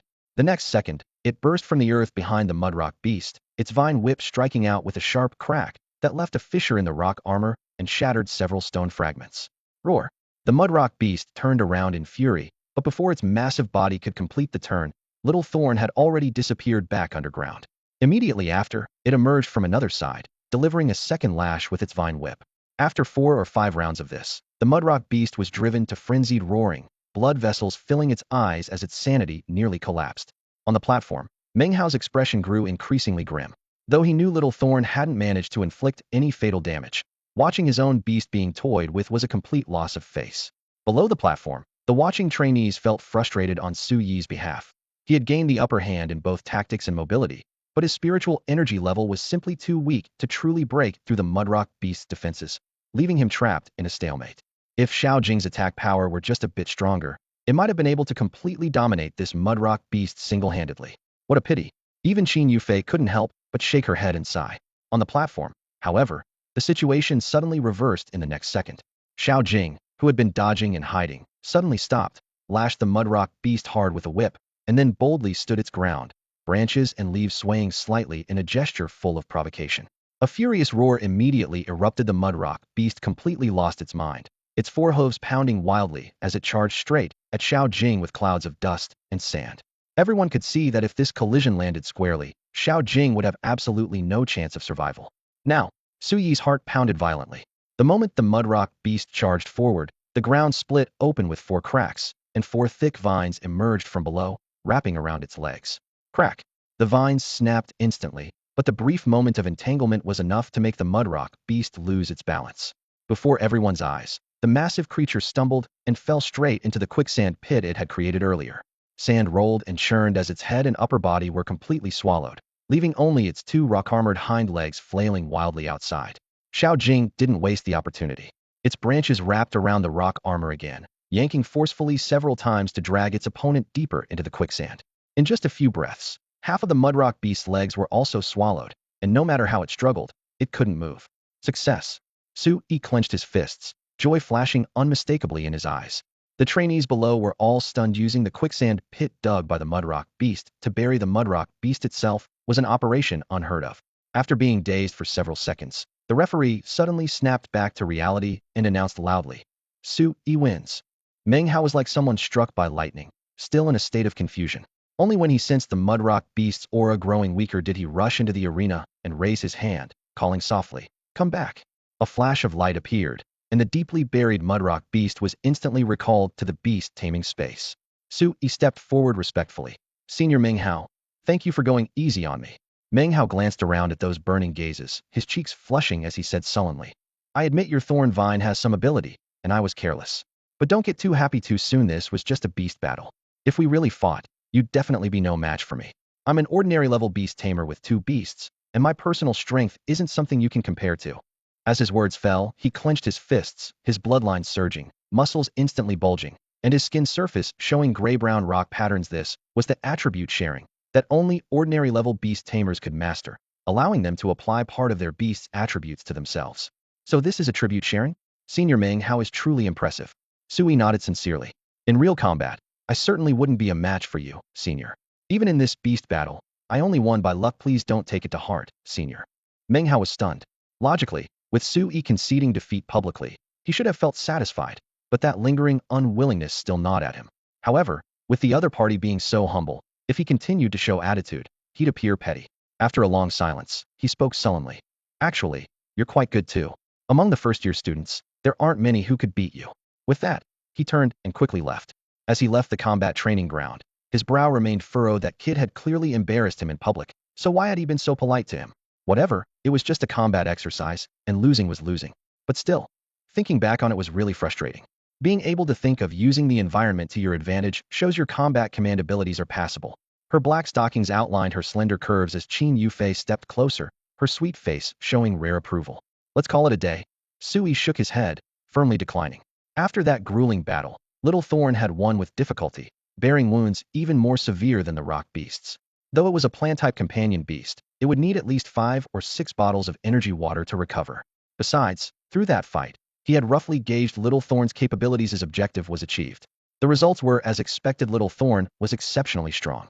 Its survival and control abilities were already outstanding, but its attack power exceeded Su Yi's expectations. The combination technique, Iron Whip, had literally shattered the rock beast's stone armor, meaning this skill could threaten most ordinary-grade extraordinary creatures. The rock beast was renowned for its defense, yet even it was forced to break formation, other extraordinary creatures of the same level would fare far worse. Moreover, the hardening and lashing skills had only just reached the proficient stage. If trained to mastery, or even perfect mastery, rock beasts would probably flee on sight. Such attack intensity was beyond the reach of most companion beasts of the same tier. Only now did Su Yi truly feel the qualitative transformation brought by demonization. Ordinary thorn vines and Little Thorn were in completely different leagues. Really not continuing? What a shame. I wanted to watch a few more rounds. That mutated companion beast of yours is quite interesting, Qin Yufei said, her gaze remaining fixed on Little Thorn. Su Yi smiled slightly, smoothly recalling Little Thorn into his beast space. Sister Yufei, there'll be plenty of opportunities to watch in the future. Besides, as deputy manager, you must be very busy. How do you have time to accompany me in sparring? Reminded of her duties, Qin Yufei snapped back to attention, patting her forehead. I almost forgot. I still need to go to the Beast Master Association. With that, she hurried toward the central building in her high heels, her retreating figure carrying a hint of chagrin. At dusk, Sui returned home. When leaving the training center, staff had prepared his daily portion of focus pills and spirit-gathering elixir, as usual.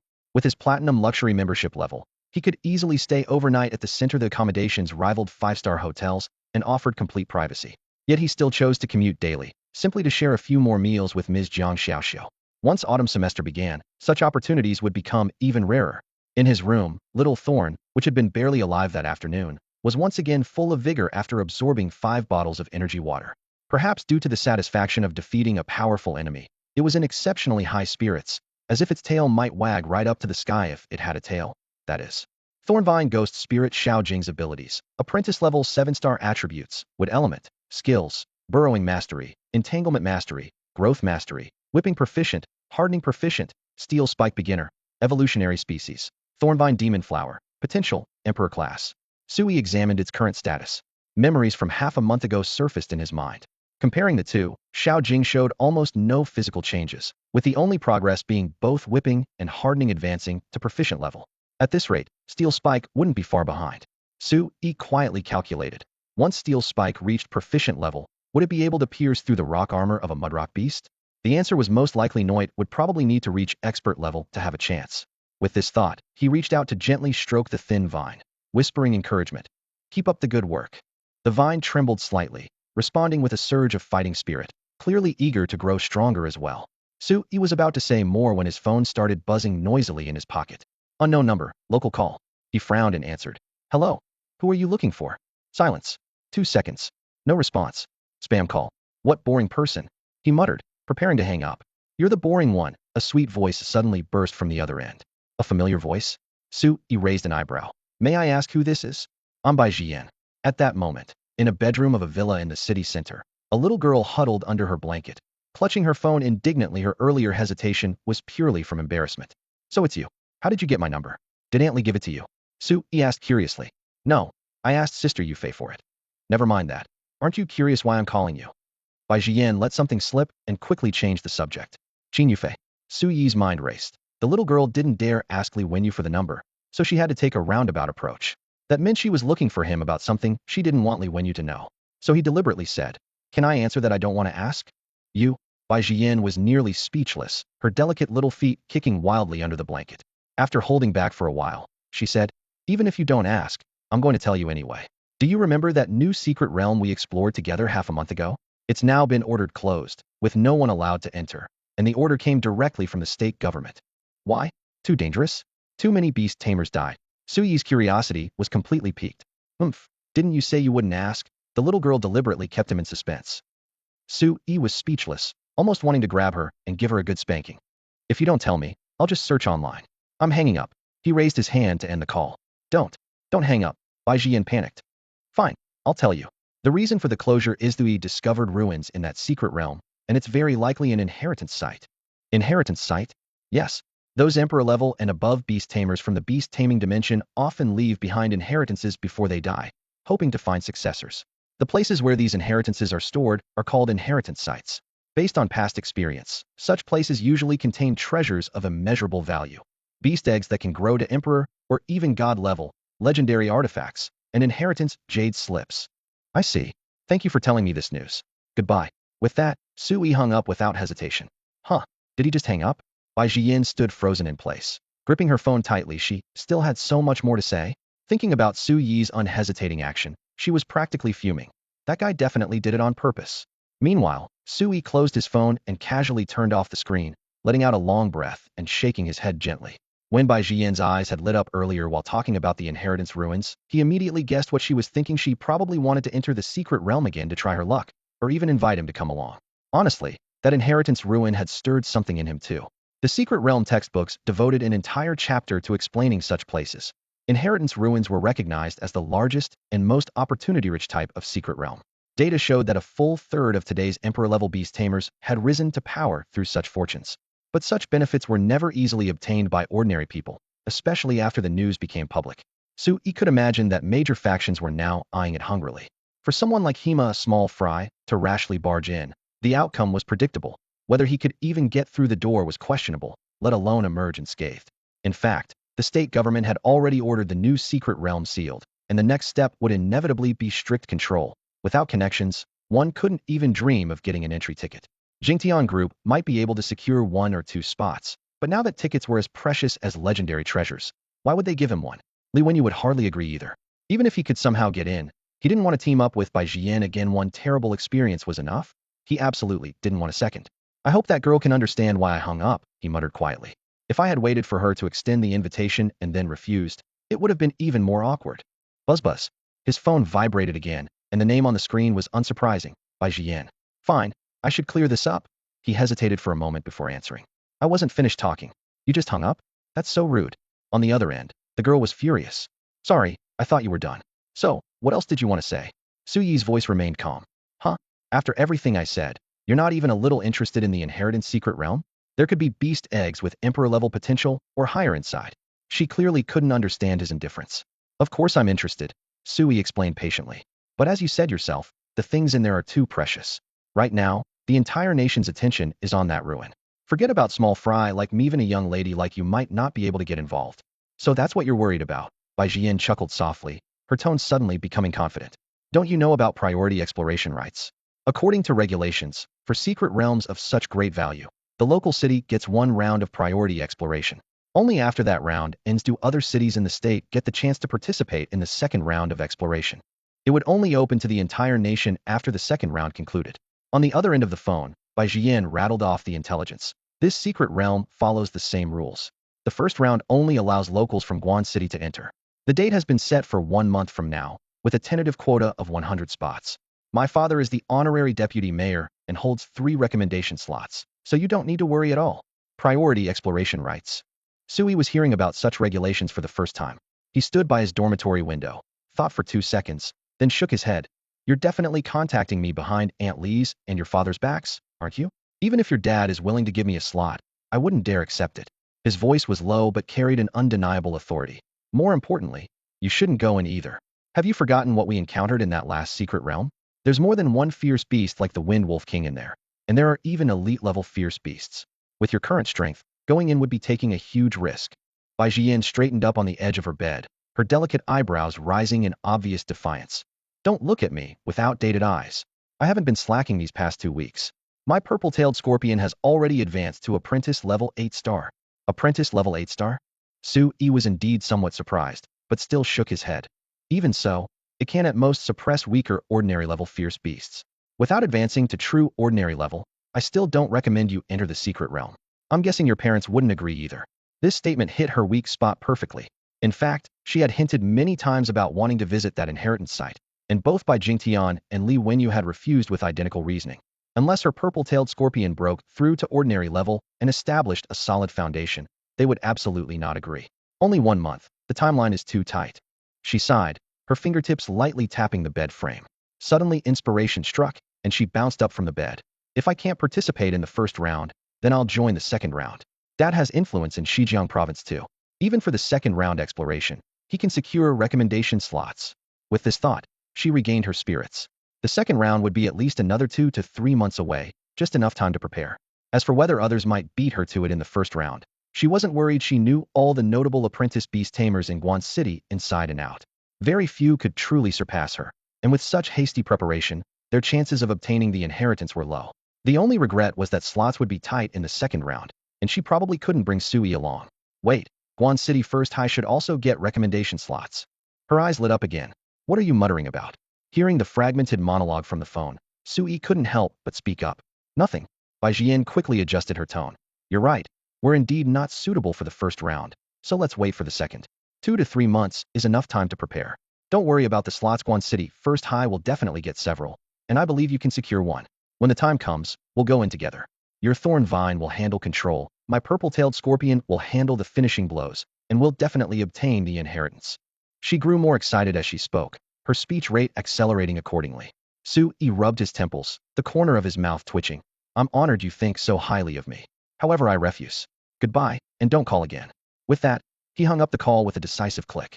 He hung up again. Bai Jian was only halfway through her words when the flush of excitement on her face froze mid-expression. The merciless dial tone echoed from the other end once more. She stood stunned for half a second before anger shot straight to her head. Told me not to call? Well, I'm calling anyway. Her stubborn streak kicked in as she furiously hit redial. After several long rings with no answer, a cold, mechanical voice delivered the system message the other party had hung up.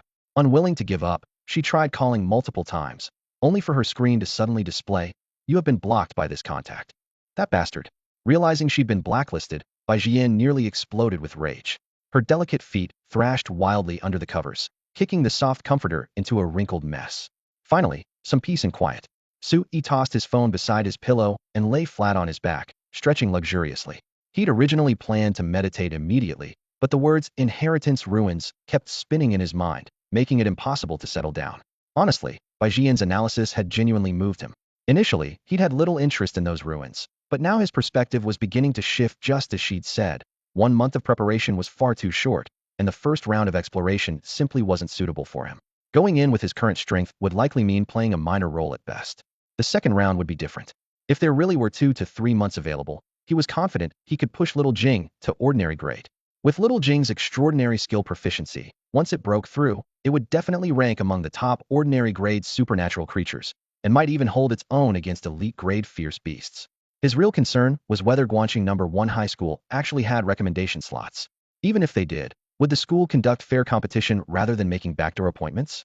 If it truly was fair, he could definitely compete after all. Little Jing could now punch through ordinary grade mudstone beasts with a single blow, and very few apprentice beast tamers could surpass him. But all of that was for later. The immediate priority was still improving his strength.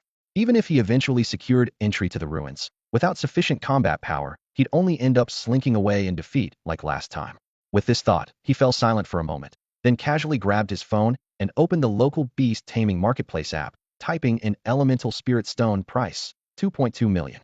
Though marketplace prices were slightly higher than market rates, the quality was reliable and the process convenient, with home delivery available for city residents. He'd originally planned to wait until after training to make the purchase, but now he could no longer contain himself. It's just 2.2 million, buy it. With assets exceeding 10 million, he hesitated only briefly before decisively placing the order. The payment notification flashed, and his account balance instantly dropped from over 11 million to just over 9 million. Worth mentioning was that he'd previously transferred several hundred thousand to Jiang Xiaoxiu. When she learned of his sudden wealth, her first reaction wasn't joy but worry concern about the money's questionable origins. Fortunately, Sui quickly explained everything to her, telling her it was all due to his good fortune in obtaining several books of enormous value, which he'd then sold for such a substantial sum. Worried she might not believe him, Sui even showed her the patent transfer contract for the medicinal formula. Only then did Jiang Xiaoxiu truly believe that her son had really made something of himself. She was so excited that her eyes reddened, yet she still refused Su Yi's suggestion to quit work and rest at home, only agreeing not to work overtime every day like before. She wasn't even 40 yet, and staying cooped up indoors all day would not only be boring, but might actually make her sick. Sui thought about it and realized she had a point, so he let her have her way. Half an hour later, people from Beast Taming Mall delivered the primordial spirit stone to his door. Although security in the city was good, the cargo was extremely valuable, so the mall specially assigned an official beast tamer to escort it. When Sui placed his order, he only wrote the residential complex address without the apartment number, so when the delivery person arrived, they called him. He deliberately put on his Guanqing number 1 high school uniform and walked to the complex entrance to sign for the package. After confirming everything, he unwrapped the packaging and took out a sandalwood box carved with cloud patterns. Opening the lid, a fist-sized primordial spirit stone lay quietly inside, pale white and crystalline, with spiritual energy surging like tides within. Holding it in his hands, Suyi's heart began racing. This kind of high-grade spirit stone was something he never dared even dream of before. The reason primordial spirit stones cost far more than ordinary spirit stones was because they contained attributeless spiritual energy that could be absorbed by all types of pet beasts, and beast tamers themselves could directly refine it, causing personal levels to skyrocket. This way, the resource gap between him and those students with wealthy backgrounds would rapidly shrink. I hope you won't disappoint me. Taking a deep breath, Sui sat cross-legged on his bed, clenched his 5 fingers, gripped the primordial spirit stone tightly in his palm, and closed his eyes in meditation. As his breathing gradually steadied, he quickly entered a meditative state. The spiritual energy from the primordial spirit stone was drawn out, flowing like a stream into his meridians before finally surging toward his brow. His spiritual energy climbed rapidly, and his mental power was nourished to become increasingly resilient. In the beast taming space, little Jing sensed that sweet energy, and her eyes immediately lit up. There's something good, and you're eating it all by yourself? That's too much. The next morning, as the first ray of sunlight fell on the windowsill, Sui slowly opened his eyes. An unprecedented feeling of refreshment rushed straight to his brain, and he couldn't help but curse under his breath. Damn, that feels amazing. The primordial spirit stone in his palm had lost its luster, becoming a transparent, unremarkable stony in one night. He had absorbed it completely dry. Reflecting on the changes in his body, both his spiritual energy and mental power had made tremendous leaps, and he had broken through from apprentice level 2-star to 4-star. Even better, a large amount of incompletely absorbed spiritual energy still remained in his consciousness C. Once fully refined, he would conservatively reach apprentice level 7-star, standing shoulder to shoulder with little Jing. One more step to 9-star, and he could attempt to open a second beast taming space and advance to ordinary level beast tamer. He had undoubtedly taken a huge step forward. Unfortunately, his overall combat power hadn't risen accordingly. The only advantage that could be clearly demonstrated was the significantly extended duration of Frost Guardian. A single life-saving piece of equipment was ultimately too limited, so he planned to find time to visit the overseas market again to try his luck and see if he could find 1 or 2 more practical secret treasures. Thinking of the secret realm inheritance, his desire for power enhancement grew even stronger, though he still didn't know if he could get an entry ticket. Strictly speaking, he didn't care about pet beast eggs, but legendary secret treasures, legendary pet beast skill stones, and inheritance jade slips. These treasures really made his heart race. Training Center, Combat Room.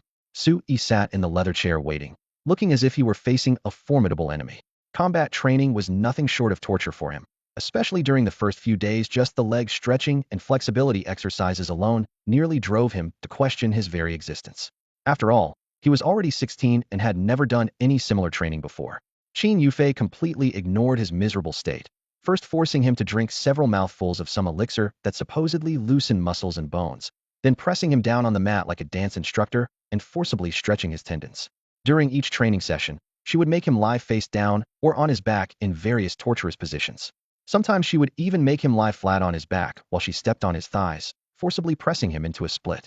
In class, Qin Yufei would change into training clothes, but because she found it troublesome, she always kept those professional black stockings, which meant the feet she used to step on him were wrapped in those black stockings.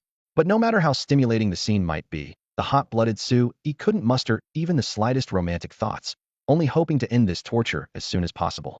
The pain was excruciating, yet he didn't want to appear weak in front of Qin Yufei, so he gritted his teeth and managed his expression, not letting his features completely contort. seeing him so calm. Qin Yufei mistakenly thought he could handle more intensity, so she quietly increased the difficulty each time. After more than half a month, whether due to the elixir taking effect or his stubborn persistence, his flexibility could now rival that of dance students. But this didn't mean his suffering was over. Qin Yufei not only taught basic skills, but also occasionally engaged him in practical sparring. Though called sparring, Sui felt like he was just getting beaten up one-sidedly, while Qin Yufei seemed to enjoy it immensely. He even suspected that this sweet-looking black-stocking young lady might harbor some special fetish. However, the results were undeniable after being trained by her for most of a month. He was confident he could now take on 2 or 3 adults without any problem. Just as Sui was lost in thought, Qin Yufei finally appeared. Today she hadn't changed into training clothes, but wore a loose casual outfit instead. Her sweet appearance combined with the casual, girl-next-door vibe was quite pleasing to the eye. If not for the pain during lessons, having such a young lady as a coach was indeed a feast for the eyes. Did I keep you waiting again? Next time you don't need to come early, just arrive on time, Qin Yufei said with a smile. No, I just arrived too. Sui quickly stood up. Sister Yufei, are we doing combat sparring today? Let's skip the fighting today. Qin Yufei waved her hand. Your combat basics are almost complete, so I'm planning to teach you something else. Wait, your spiritual energy level has reached apprentice level 4-star. She keenly detected the stronger spiritual energy fluctuations around him and was somewhat surprised. In her memory, Sui was still apprentice level 2-star yesterday. Had she remembered wrong? I absorbed a spirit stone yesterday, so my spiritual energy improved a bit, Sui answered honestly. I see. Qin Yufei breathed a sigh of relief, glad that her memory hadn't deteriorated to that extent. However, after a pause, she couldn't help but remind him that while primordial spirit stones could indeed help beast tamers rapidly improve their strength, they shouldn't be used blindly and required moderation. Qin Yufei's gaze swept over Sui, as if she could see right through to the spiritual energy reserves within his body. Her tone became more serious than before. You should still have quite a bit of residual spiritual energy that hasn't been fully absorbed, right? Starting today, stop using energy-gathering elixirs to assist your cultivation. Suspend their use for at least a month. Is it enough to just stop using the energy-gathering elixirs? What about the mind-focusing pills? Sui couldn't help but ask. Mind-focusing pills only affect mental power, so the impact isn't significant. You can continue using those, Qin Yufei answered decisively. Understood. Thank you, Sister Yufei. Sui smiled and expressed his sincere gratitude. Qin Yufei glanced at her watch and was already stepping outside. All right, don't waste any more time. Let's go to the outdoor training ground. Starting today, I'll teach you how to use weapons, including firearms and cold weapons. Don't worry, these courses are free for Platinum Premium members. Firearms and cold weapons. Sui's eyes lit up as he immediately followed her. He calculated in his mind. The school wouldn't offer related courses until the second semester of his sophomore year. If he could master these skills early, wouldn't it be much easier when school started? Starting to learn now, mastering the basics in 2 or 3 months shouldn't be a problem. Halfway there, Qin Yufei continued leading while providing some background. When spiritual energy levels aren't high, firearms are often more useful than cold weapons. But once you advance to elite level, almost no beast tamers rely on firearms anymore. At that point, with spiritual energy enhancement, cold weapons actually become more powerful. Especially beast tamers who possess spiritual weapons, they won't even glance at firearms. At this point, she suddenly stopped, turned around, and smiled slightly at Sui. You know about spiritual weapons, right? Of course, Sui answered as if reciting from a textbook. Spiritual weapons are a type of mystical treasure. When infused with spiritual energy, they can unleash tremendous power. It's said that legendary-grade spiritual weapons can even split mountains and sever waterfalls. Qin Yufei nodded in confirmation. Correct. But splitting mountains and severing waterfalls has nothing to do with beast tamers at our level for now. For us, whether it's spiritual weapons, spiritual equipment, or other mystical treasures, they serve only one purpose: to ensure our own safety as much as possible and not hold back our companion beasts. Of course, it's even better if we can assist our companion beasts. However, beast tamers focus their enhancement on mental power. Even though we can share some of our companion beasts' attributes and skills before breaking through to king level, it's difficult to go head-to-head with supernatural creatures of the same level. So, before becoming a king-level beast tamer, never fantasize about fighting supernatural creatures with your own strength alone. Got it. Sui put on an attentive listening expression. While they talked, they had reached the outdoor training ground, a spacious area with a mirror-smooth surface, with various targets and steel mannequins piled around the edges. To give you more motivation to learn, let me first demonstrate the power of a spiritual weapon, Qin Yufei said. As her words fell, golden light flashed in her palm, and an ancient-looking long sword appeared out of thin air. The blade was covered with mysterious patterns, and fine golden light flowed along these engravings. Watch carefully. She gripped the sword hilt, and her aura instantly surged, making her entire being seem like a sharp blade drawn from its sheath. The next second, the longsword burst with blinding light and instantly slashed toward a large tree nearby that would take two people to wrap their arms around. Bang! The thick trunk was severed in one strike, the cut surface smooth as a mirror, and the massive tree crashed to the ground. Qin Yufei lowered her sword tip, breathing steadily, appearing to handle it with ease. That powerful. Su Yi's heart trembled. This single sword strike could probably kill an ordinary-level supernatural creature. He understood that with shared attributes and skills enhancement, elite-level beast tamer's personal strength was already comparable to some ordinary-level supernatural creatures. But Qin Yufei's sword strike still amazed him. Su Yi examined the detailed information of the ancient sword. Mithril sword quality, low-grade weapon-type treasure. Effect: sharpness becomes incredibly sharp when infused with spiritual energy, capable of cutting through iron like mud. Description: a spiritual weapon forged primarily from mithril.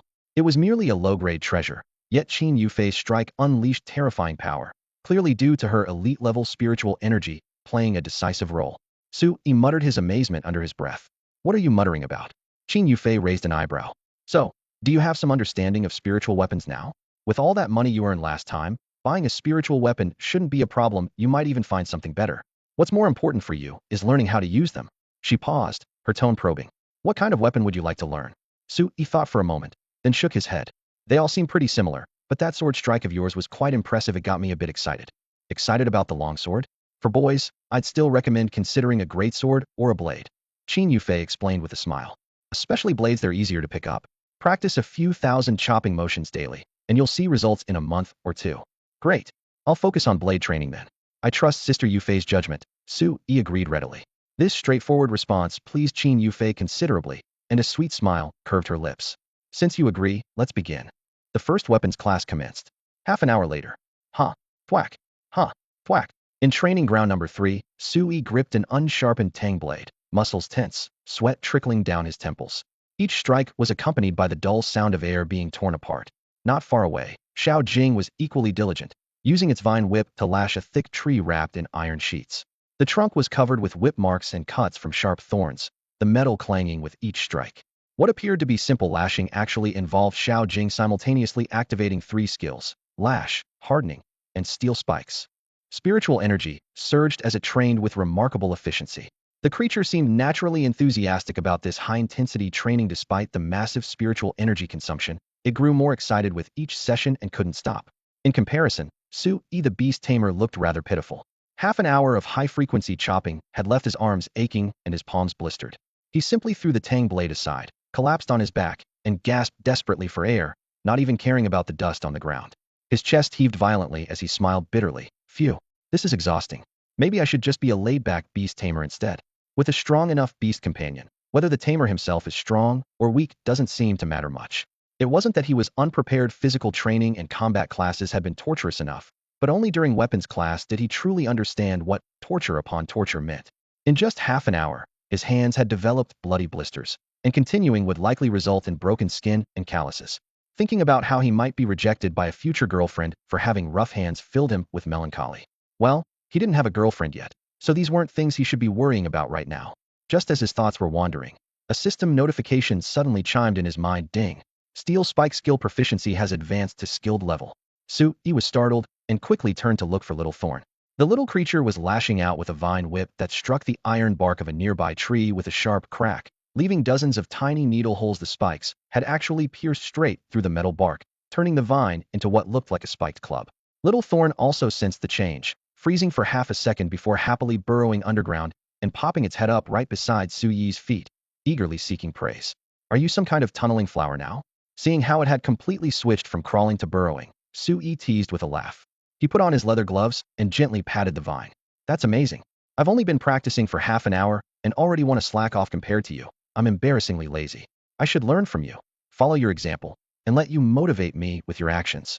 Little Thorn tilted its head, not quite understanding, and tentatively raised a thorny vine. No, I meant spiritual motivation, not physical whipping. Stop thinking about such dangerous ideas. Su Yi quickly waved his hands. Only then did Little Thorn reluctantly retract its vine. Su Yi straightened up, shaking his head with a rueful smile, muttering to himself. Let's continue. I can't let myself be outdone by my own beast companion. A lazy soldier makes for a lazy army. If I slack off, my companion will follow suit, and that would be truly embarrassing. With that, he picked up the Tang's sword from the ground, ignoring the blisters on his palms, and prepared to resume training. Just then, Little Thorn gently poked him with a vine, as if it had something else to show. He looked over curiously. Little Thorn seemed pleased with itself, waving its vine as a signal. The next moment, Hushel, the spikes on the vine retracted completely into the stem. You can retract them? Su Yi's eyes widened as he couldn't help but touch the vinite was now smooth as metal. A new ability that comes with advancing steel spike to skilled level? He asked curiously. Little Thorn nodded enthusiastically, then immediately popped out all its spikes again with his snap, as if showing off a treasure. Good. Now I don't have to worry about getting pricked by you. Su Yi nodded with satisfaction. Hearing this, Little Thorn, who had been excited moments before, suddenly turned its vine away with a haughty air, as if saying, "Who wants to get close to you anyway?" Su Yi had long figured out its personality and didn't dwell on it. Instead, he pulled out a bottle of energy water, unscrewed the cap, and held it out. Well done. But we need to keep working hard and try to master all 3 new skills before winter break ends. I believe in your talent. Energy water. Little Thorn was instantly captivated by the bottle, and whether it had actually listened to the plan was anyone's guess. It extended a thin tendril into the bottle opening and began sipping contentedly.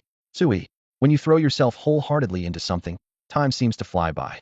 Before he knew it, winter break was quietly drawing to a close. Inside the Jingtian Beast Tamer Training Center, the lights cast shadows over patches of sweat stains. Su Yi returned his dripping Tang sword to the weapon rack, his arm muscles still trembling slightly.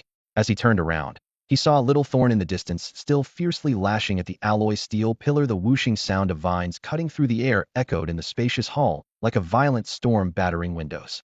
Little Thorn keenly sensed its master's gaze and intensified its movements. Accompanied by rustling friction sounds, it released 9 vines at once, which was currently the maximum number it could perfectly control. All 9 vines struck down simultaneously, instantly scraping streaks of marks across the pillar's surface. Sui could tell it was showing off and called out with a smile. Little Thorn, spiked whiplash. Upon hearing the command, Little Thorn excitedly twisted all 9 vines tightly together into a single strand, thick as a twisted rope, with steel spikes gleaming coldly on its surface. It raised the spiked club high and swung it down forcefully. Thud! The dull impact was deafening. The alloy steel pillar visibly bent to one side in an instant, with obvious dents appearing on its surface. All right, stop. Su Yi quickly intervened, afraid that continued strikes would mean he'd have to pay for equipment damage again. He silently assessed. This strike's power was comparable to some intermediate-level skills. According to common knowledge, only elite-grade extraordinary creatures could possibly master skills of that caliber. Yet spiked whiplash was merely a combination move fusing the 3 techniques of hardening, steel spikes, and whipping. It had forcibly reached the same tier, clearly becoming Little Thorn's strongest finishing move at this stage. If they encountered Meng Hao's rock beast again, this single strike alone could pose a direct threat without needing to rely on environmental advantages. The past 2 days of intensive training had elevated all 3 basic skills to proficient level. Meanwhile, the spiritual energy that had surged within Little Thorn from absorbing the wood spirit stone was rapidly stabilizing. Compared to half a month ago, its spiritual energy was now much more refined, no longer floating and dispersed as it had been initially normally. Reaching this level of consolidation would take at least 3 months, yet it had achieved this in less than 1 month. Of course, this efficiency came at the cost of training 3 to 4 times more intensively than ordinary extraordinary creatures, or even more. To sustain its stamina, Su Yi fed it energy water daily, starting from 1 bottle initially to 4 or 5 bottles now, practically drinking it like water. Compared to high-grade auxiliary spiritual medicines that cost tens of thousands of yuan per bottle, energy water at 100 yuan per bottle was indeed practically free, and was the only cultivation medicine most civilian beast tamers could afford. During this period, not only did Little Thorn progress, but Su Yi also gained considerably. His spiritual energy level broke through to apprentice level 7 stars as planned, just 1 step away from ordinary level. His foundation in combat, firearms, and cold weapons was also established, so he wouldn't worry about falling behind the academy's pace next semester. At this moment, a nearby instructor looked at the bent steel pillar and couldn't help but click his tongue in amazement, whispering to Su Yi with admiration. Your pet beast is truly surprising, twisting all the vines together and concentrating the force at one point. Did you come up with that move just now?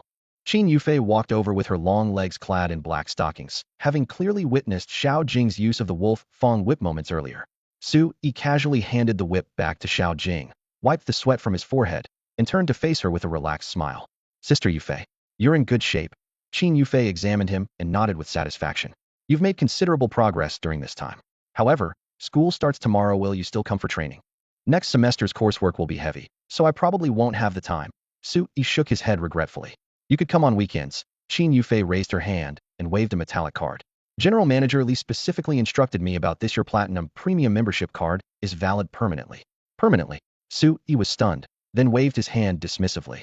A month of free training could be considered a thank you gift for saving Miss Jian, but permanent membership is far too valuable. Please help me tell Aunt Li that I appreciate her kind gesture. You're really refusing? Qin Yufei raised an eyebrow. Do you know what this card represents? With its resources, your training conditions would surpass 80% of beast tamers. As long as your talent isn't too poor, reaching elite rank before 25 would be effortless. Thank you for the reminder. Su Yi's tone was firm. I believe that relying on myself, I can also become an elite beast tamer before 25. Qin Yufei shrugged. All right then, you're quite the little tycoon now, so you indeed don't need to depend on others. Actually, I won't be coming tomorrow either. You're quitting? Su Yi asked in surprise. Quit what job? Qin Yufei laughed and patted his shoulder. I was only working a winter break. Joby have to return to school tomorrow. Su Yi was even more confused. They made you assistant manager for just a winter break job? Because I have the capability. Qin Yufei replied matter-of-factly. I'd never been a coach before either, but didn't I teach you quite well?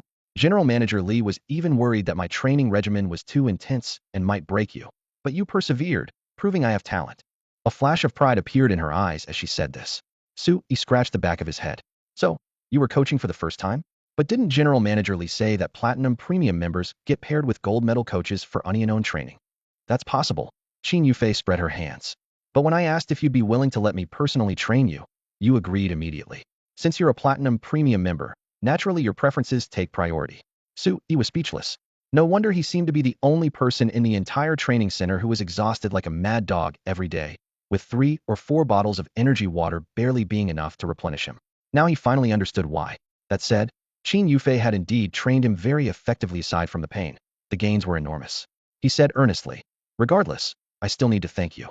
By the way, if I may ask, how old are you and where do you study? You can't just ask a woman's age. Qin Yufei smiled sweetly and raised her finger to her lips in a shush gesture, then answered generously. I'm 20, a sophomore at Capital University's Beast Taming Academy.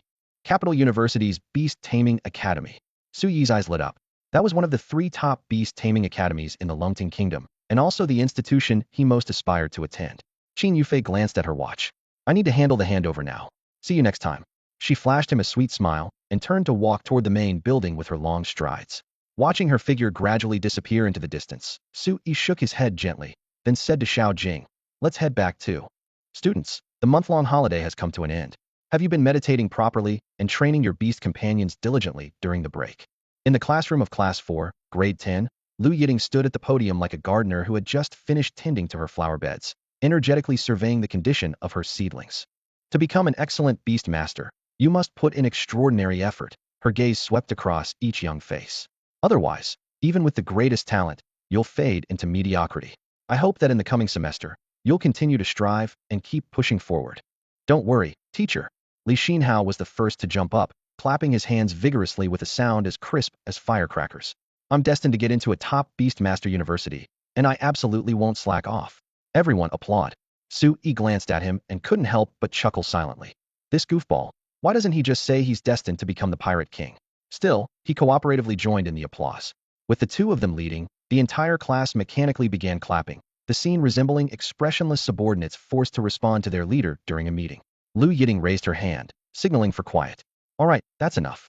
I'm sure you all know that starting this semester, we'll focus primarily on practical combat training. Your beast companions' levels and strength will directly determine your academic performance, accounting for 80% of your grade. The remaining 20% comes from theory classes. She paused, emphasizing her words. Don't underestimate theory classes just because they carry less weight. Theory and practice complement each other. If you can't even understand the characteristics and abilities of supernatural creatures, how can you gain the upper hand in battle?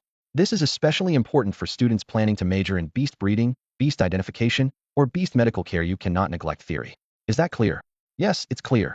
The unified response echoed throughout the classroom. However, despite her reasonable analysis, some students still harbored doubts. Why study so much theory? As long as your beast companion is strong enough, you can just power through, right? Combat experience naturally brings knowledge much more profound than what books can teach. This mindset typically festered in the minds of students whose theory grades were abysmal. After finishing her instructions, Lu Yiting pulled out a form and said, our first Beast Master class will begin shortly. But before that, I need to re-register your beast companion's attributes and spiritual energy levels, and divide you into groups accordingly to facilitate future assignments and course arrangements. Register attributes and spiritual energy levels. Several well-off students in the front row exchanged glances, unable to suppress their smiles. They hadn't been idle during the holiday. They'd invested heavily in resources and were eager to show off their results. Students in the back also whispered among themselves. It's only been a month. How much could anyone improve? What's the point of re-registering? In their view, even with hard work, you'd only advance 1-star level at most. The differences would be minimal. Li Xinhao turned to his desk mate. Sui, how's your thorn grass doing? Has it reached apprentice level 3-star yet? I saw on your social media that you went to train at the Jingtian Beastmaster Center. I heard that place costs over 100,000 a month. If you didn't see results, that would be a huge loss. Li Xinhao leaned over, his face full of curiosity. There's definitely been some improvement, so it was worthwhile. Sui replied with a smile. Li Xinhao walked over with his water cup, leaning in close and speaking in a low but earnest tone. That's good to hear. But honestly, bro, I really think you got a raw deal. That 100,000 or so you spent on training camp would have been better invested in a beast companion from the start. With that kind of money, you could have bought a hatchling on par with my crimson vermilion bird, guaranteed to reach ordinary rank, maybe even elite rank. Either way, it'd be way better than that thorn grass of yours. He finished with a sigh and a shake of his head, looking genuinely sorry for his friend. Thanks for the concern. Sui wasn't offended, his tone remaining gentle. But I think my beast companion is excellent, highly intelligent with great potential. I believe it can grow to elite rank on its own. Though he spoke casually, little Thorn, in his beast space, was absolutely livid. The cluster of emerald vines thrashed violently in the confined space, even its tender leaves standing on end, desperate to burst out and give this dismissive fool a good lashing. Li Xinhao patted Suyi's shoulder with a sympathetic sigh. Come on, stop kidding yourself. Once you advance to ordinary rank beast tamer, just contract a better companion. As for the thorn grass, consider it tuition. Worried that little Thorn might actually lose control, Sui quickly changed the subject. All right, enough about me. How's your crimson vermilion bird progressing lately? At the mention of crimson vermilion bird, Li Xinhao lit up like a switch had been flipped. You might not believe this, but my crimson vermilion bird is already apprentice rank 3-star. At this rate, it'll definitely reach ordinary rank before senior year. Apprentice rank 3-star? Not bad. Sui nodded with a smile. Though my thorn vine has absorbed several rare materials recently, so its growth rate is actually a bit faster. Thorn vine. Li Xinhao froze, wondering if he'd misheard. Did you just say thorn vine? Has your thorn grass already reached apprentice rank 4-star and completed evolution? More than that, Sui was about to explain the details when Lu Yiting at the front suddenly tapped her desk, her voice crisp and clear. Everyone quiet down. Now, students whose beast companions have reached ordinary rank, please raise your hands. Ordinary rank? Someone in our class is that advanced? The classroom erupted in murmurs as students' eyes darted around the room. 4 or 5 seconds passed with no hands raised. Lu Yiting surveyed the class with slight disappointment. No students like that in our class. Everyone needs to work harder, or we'll be at the bottom of our grade. Her words immediately dampened many spirits. Some students buried their heads in training notes. Others gritted their teeth with renewed determination, and a few secretly checked their phones to see other classes' latest achievements. There are indeed a few more students who reached ordinary rank early this year compared to previous years. Lu Yiting's tone softened. But they don't necessarily have better beast talent than you. Most relied on additional rare materials to boost their progress. Don't sell yourself short. Despite the teacher's encouragement, many students still looked dejected. Even Xiaoqi and others who were usually hailed as top students in the class chat now wore grim expressions with furrowed brows. Clap, clap. Lu Yiting struck her hands together forcefully twice. All right, everyone cheer up. Now, students whose beast companions have reached apprentice rank 6-star or above, please raise your hands. Although our class doesn't have any ordinary level beast companions, we have at least 3 with apprentice level 6-star or higher. Xiaoqi, Wan Ziheng, and Yao Yuning are definitely in, but I wonder if there are others. During study hall, Li Xinhao propped his chin on his hand and whispered to his desk mate Sui. Hey, do you think Fang Ziyue's venomous giant bee has a chance of reaching apprentice level 6-star? It's a rare, extraordinary creature, and it was already 5-star last semester. Before he could finish, he caught sight of Sui suddenly raising his hand. What are you doing? The teacher didn't call on anyone. Li Xinhao kindly reminded him, worried that Sui might embarrass himself. Sui turned his head, his voice calm, yet confident. I was just about to tell Yumi Thorn Vine isn't apprentice level 4-star. It's apprentice level 7-star. What? Li Xinhao froze, his first reaction being that this guy was joking. But Sui's serious expression combined with his raised right hand didn't look like he was kidding around. After confirming he hadn't misheard, his emotions exploded. Holy crap, bro. We agreed to be scrubs together. but you secretly leveled up to the sky? Can't there be any trust between people anymore? His breakdown was because the person in question was Su Yi, dead last just a month ago. Back then, Sui had nearly been advised to transfer from Guanxing No. 1 High School. Though he barely managed to open his beast taming space later, he couldn't afford to go to the Beast Companion Mall and had to risk venturing into Lakeside Forest to try his luck, only to come back with what everyone considered the most useless thorn grass. Seeing Sui raise his hand, the other students looked like they'd seen a ghost. With that background, how could he possibly train his beast companion to 6-star in just 1 month? Sui, did your thorn grass also reach apprentice level 6-star? Lu Yiding couldn't contain her curiosity and asked. 7-star, and it's already evolved into a thorn vine. Sui nodded, then added, it underwent a mutation during evolution, so it's quite different from ordinary thorn vines. With that, he raised his hand and summoned Little Thorn. Green vines wrapped with sharp thorns appeared, their spiritual energy fluctuations flowing like surging water, directly telling everyone. Apprentice level 7-star, no doubt about it. Gasps erupted one after another, and a male classmate blurted out. Sui, have you been training at Jingtian Beast Taming Center this whole time? If I'd known the results would be this amazing, I would have thrown money at it too. Jingtian Beast Taming Center? The one ranked in the top 3 in Guanxing. What top 3? If they can train Thorngrass to 7-star, I'd rank them first. As everyone got more excited in their discussion, Sui had to interrupt. The training center played a part, but it was mainly because I had Little Thorn absorb a wood spirit stone. Wood spirit stone? Everyone looked at him with confused expressions, their faces clearly saying, you can actually afford a wood spirit stone? Sui shrugged and ignored them, turning only to Lu Yiding. My beast companion is a mutated thorn vine, wood attribute, 7-star apprentice level. Have you recorded that, teacher? All recorded. Lu Yiding typed the final character and finally snapped back to attention. After a moment's hesitation, she still offered a quiet reminder. You've indeed progressed quickly, and I'm very pleased as your teacher. But don't let current achievements go to your head. If you obtain precious materials like wood spirit stones in the future, consider selling them to exchange for a beast companion with higher potential. Though it might be slower initially, the future ceiling will be much higher. This is truly valuable advice. Her explanation was quite blunt. Most thorn grass had limited potential, with 9 out of 10 stopping at ordinary level. Investing a wood spirit stone would only buy a brief year of glory, hardly worthwhile. However, this logic didn't apply to Sui. Little Thorn's potential had already been measured at emperor level. No amount of precious materials would be wasted on it. Though he thought this privately, Sui still responded politely. I'll remember that. Lu Yiding nodded slightly and didn't press further, though she silently felt sorry for him. If only that wood spirit stone had been used to exchange for a beast companion that could reach elite level in the future. But what was done, and further words were useless. She shook her head, pushed the thoughts aside, and continued registration. Qiu Qi, Lightning Rat, Lightning Attribute, 8-star apprentice level. Wan Ziheng, Ice Plains Wolf Pup, Ice Attribute, 7-star apprentice level. Yao Yuning, Ice Fur Rabbit, Ice Attribute, 6-star apprentice level. Fong Ziyue, Poison Spike Giant Bee, Poison Attribute, 9-star apprentice level. When she reached the last name, she looked up at the tall, thin male student wearing black-rimmed glasses, surprise flickering in her eyes. The tall student pushed his glasses and quickly explained, my Poison Spike Giant Bee also absorbed a spirit stone. Another one. Many students from ordinary families in the classroom secretly clicked their tongue. Gaseous spirit stone cost at least over $1 million. Such extravagance. 20 minutes later, the entire class had finished registration. Aside from Sui and 4 others, no one else's beast companion had reached 6-star apprentice level. Sui particularly glanced at Zhang Zaitonga. Water Spirit had gained another star since a month ago, now at 4-star apprentice level, already above average. Seeming to sense his gaze, Zhang Xiaodong's face flushed with 2 patches of red. During winter break, she had actively sent him many private messages, but he was busy with special training and either didn't reply or replied very late. Eventually, she stopped sending them. Qiu Qi, Fong Ziyue, Wan Ziheng, Yao Yuning, Sui 05 come out for a moment.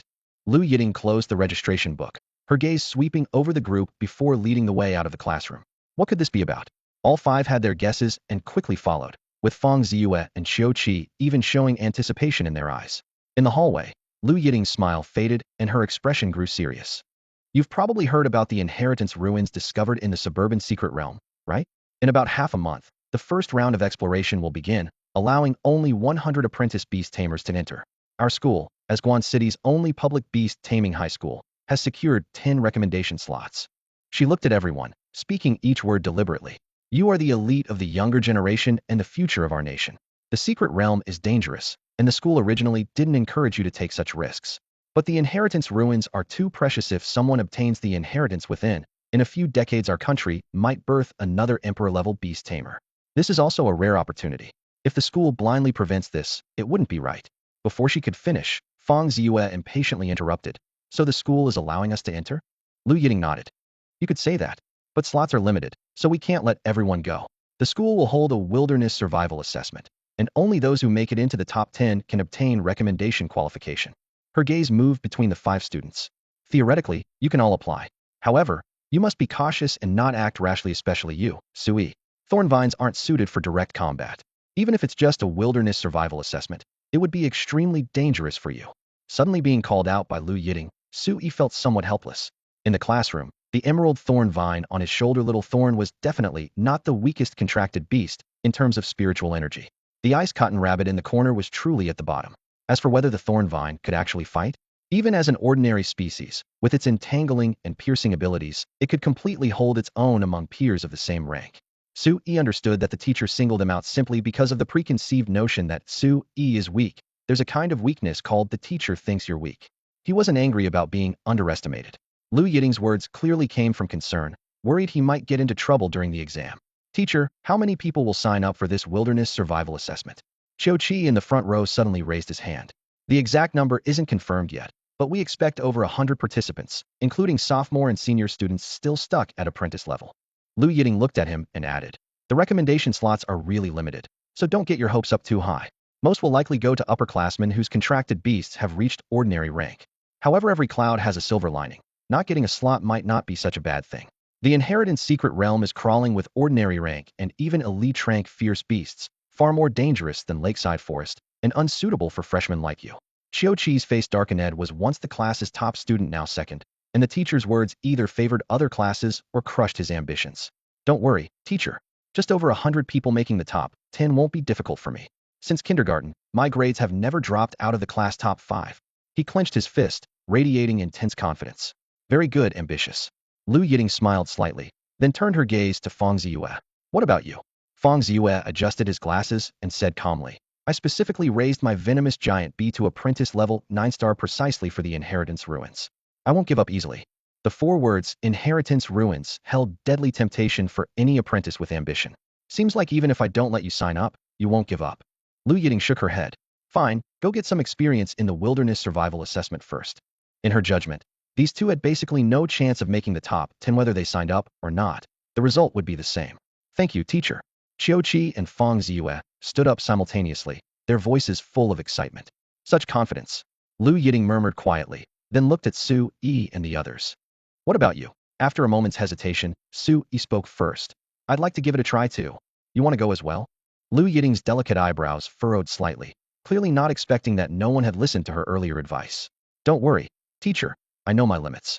This time I'm not planning to enter the inheritance secret realm. I just want to experience the wilderness survival assessment. Su-yi smiled, his expression even more composed than Qiu Qi's. He truly wasn't lying. He didn't plan to participate in the first round of exploration. He had planned half a month ago to wait for the second round to try his luck. After all, his current strength was indeed somewhat insufficient. As for why he signed up for the wilderness survival assessment, it was naturally to get a head start on understanding his competition and see just how capable those so-called geniuses in his grade really were. Upon hearing this, Lu Yiting nodded with satisfaction. Good. You haven't been blinded by your pet beast's sudden surge in spiritual energy level, and you can still clearly recognize your own strength. This kind of clarity is rare. Throughout history, countless talents have perished before they could mature simply because they lacked this quality. The praise sounded somewhat awkward to Su-yi's ears, and he opened his mouth, but could only manage an embarrassed smile. Wan Ziheng and Yao Yuning had originally been hesitating about whether to participate, but seeing Su-yi sign up, their courage was instantly boosted, and they raised their hands one after another. Teacher, I'd like to try too. They thought to themselves. If Su-yi dares to go, surely we can't be worse than someone who nearly got expelled from school, right? Lu Yiting didn't know whether to laugh or cry, unable to tell if they were being confident or reckless. But since the wilderness survival assessment wasn't particularly dangerous, it would be good for them to hit a wall and learn. So she reminded them. Since you've decided, start preparing immediately. The assessment begins in 10 days, exactly 1 week before the Heritage Secret Realm opens. Good luck. Su-yi had originally thought that after revealing Xiao Jing's spiritual energy level publicly, his classmates would view him with newfound respect. However, aside from the initial surprise, everyone's attitude remained largely unchanged. The crux of the issue was still the thorn grass's potential. His classmates weren't clear about its true upper limits. They only knew that most thorn grass peaked at ordinary level, with 90% stopping at apprentice level. With such low upper limits, no matter how fast it grew, it would be difficult to change its fate. As Liu Yiting had said earlier, spending a wood spirit stone on this type of pet beast would be better invested in one that could steadily reach elite level. Therefore, Li Xinhao, who had previously been dejected and dispirited, became lively again, casting sympathetic glances at Su Yi. Annoyed by the staring, Su Yi turned and reminded him. I say, could you stop looking at me all the time? Li Xinhao patted his shoulder with earnest concern. Brother, what a shame. If you had given me that wood spirit stone, it definitely wouldn't have been wasted. You've missed out on an elite-level pet beast. Su Yi was speechless and could only sigh quietly. The day's classes flew by quickly. The first day's intensity for new subjects like physical fitness, combat, weaponry, and tactical command wasn't too demanding. Compared to the month and a half of being tormented by Qin Yufei, these training sessions were just warm-ups for Su Yi. Barely broke a sweat. After school, the area around the school gate was sparsely populated. Su Yi wheeled out his bicycle, planning to take a trip around the second-hand market, when a girl's soft voice suddenly called out behind him. Su Yi. He turned around to see Zhang Xiaotong pushing her bicycle as she caught up. The young girl had fair skin with a few freckles scattered across either side of her nose bridge, and from running, she was slightly breathless with 2 patches of red coloring her cheeks. Oh, it's you, Zhang. What's up? Su Yi asked with a smile. Zhang Xiaotong took a deep breath and mustered her courage. Su Yi, your pet beast is amazing. I believe it will definitely grow to elite level in the future. Don't mind what others say, keep going. So she came to comfort me. Su Yi responded with a genuine smile. Thank you. Though his mindset had never actually been affected by any of it. The Haitao market. Beast tamers of all kinds flowed endlessly through the streets. Spirited young men, white-haired elders, hurried middle-aged people. Some bent over to examine treasures at the stalls. Others haggled rapidly with vendors, and occasionally arguments erupted, stirring up the narrow passages with heated energy. The young man Su Yi seemed particularly frail amidst this crowd, dodging passers-by, while quickly scanning the stall information with practiced movements that revealed an inexperience that clashed with his surroundings. Disabled storage bracelet, low-grade treasure, priced at 700,000. What the hell? This is highway robbery. Add the 500,000 activation fee, and you could buy something much better. Disabled beast skill stone, low-grade treasure, allows fire-type beasts to learn the basic skill Fireball, priced at 950,000. Ridiculous. Fireball is so common that any beast can learn it through basic training. Who would waste money on this? Used beast skill stone, no skill remaining, priced at 1,100,000. Good grief, they dare to peddle empty stones and charge such outrageous prices. In just over 10 minutes, he had swept through the entire street. Either the prices were absurd or the attributes were useless. Not a single item truly caught his interest. He did encounter a few disabled treasures that could net him hundreds of thousands to $1 million in profit, but compared to the tens of millions in profit margin from that Frost Guardian stone, such gains seemed insignificant. In the past, he would have acted without hesitation. Even if he couldn't use them himself, he could always resell for profit. But now, he ultimately resisted the impulse. The reason was simple: life was more valuable than money. In the Longting Kingdom, the only way for ordinary people to activate disabled treasures was through the Beast Tamer Association. Succeeding once or twice might seem normal, but too many successes would inevitably draw attention. Don't forget, this was an era where the powerful could ignore the law. The city districts were brightly lit and no one dared act rashly. But once outside the city, danger multiplied exponentially. Not to mention the wilderness areas occupied by supernatural creatures, where law and order were virtually non-existent, being killed and then devoured by fierce beasts until nothing remained meant there wouldn't even be anyone to report the crime to. With these thoughts in mind, Su Yi made up his mind. Unless he truly encountered a treasure that could make his heart skip a beat, he would never act rashly again. If his ability were exposed in situations involving massive profits, he would sooner or later become a target for others' greed. Money was important, but having enough was sufficient. Besides, having more money didn't necessarily guarantee access to truly scarce resources. Take beast companions, for example. Those guaranteed to grow to Grandmaster level were basically non-existent in the market, impossible to buy regardless of wealth. The same applies to treasures. The items openly sold in the beast taming mall have a ceiling of only intermediate grade treasures. As for higher level types, like companion beasts with commander level potential or above, they're virtually extinct.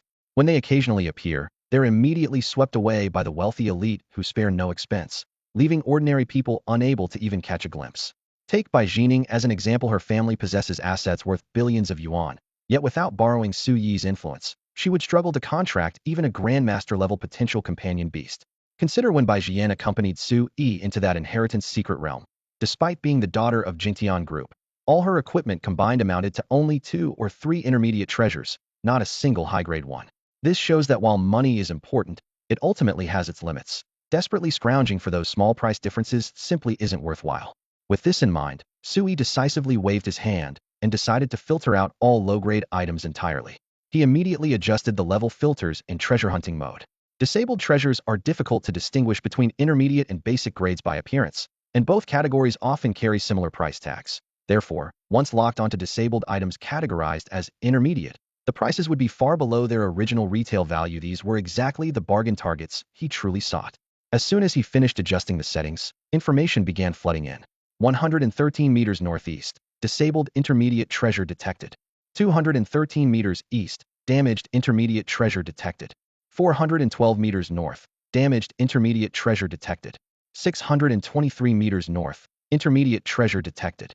Alerts poured in like a deluge, though most were marked as either damaged or intact intermediate. Damaged items were worthless, while intact ones carried intact prices with no discounts to be found. Fortunately, there were still several coordinates for truly disabled intermediate treasures, enough to make Su Yi's heart race as he strode purposefully toward his targets. Half an hour later, he emerged from the overseas market exit with light steps and an irrepressible smile. 3 items. A full 3 intermediate treasures secured. 1. Disabled Carefree Jade Pendant. Grade, Intermediate Support. Effect, when infused with spiritual energy, activates Carefree Wind Riding, greatly enhancing movement speed and enabling brief gliding over flat terrain. 2. Disabled Companion Beast Skill Stone.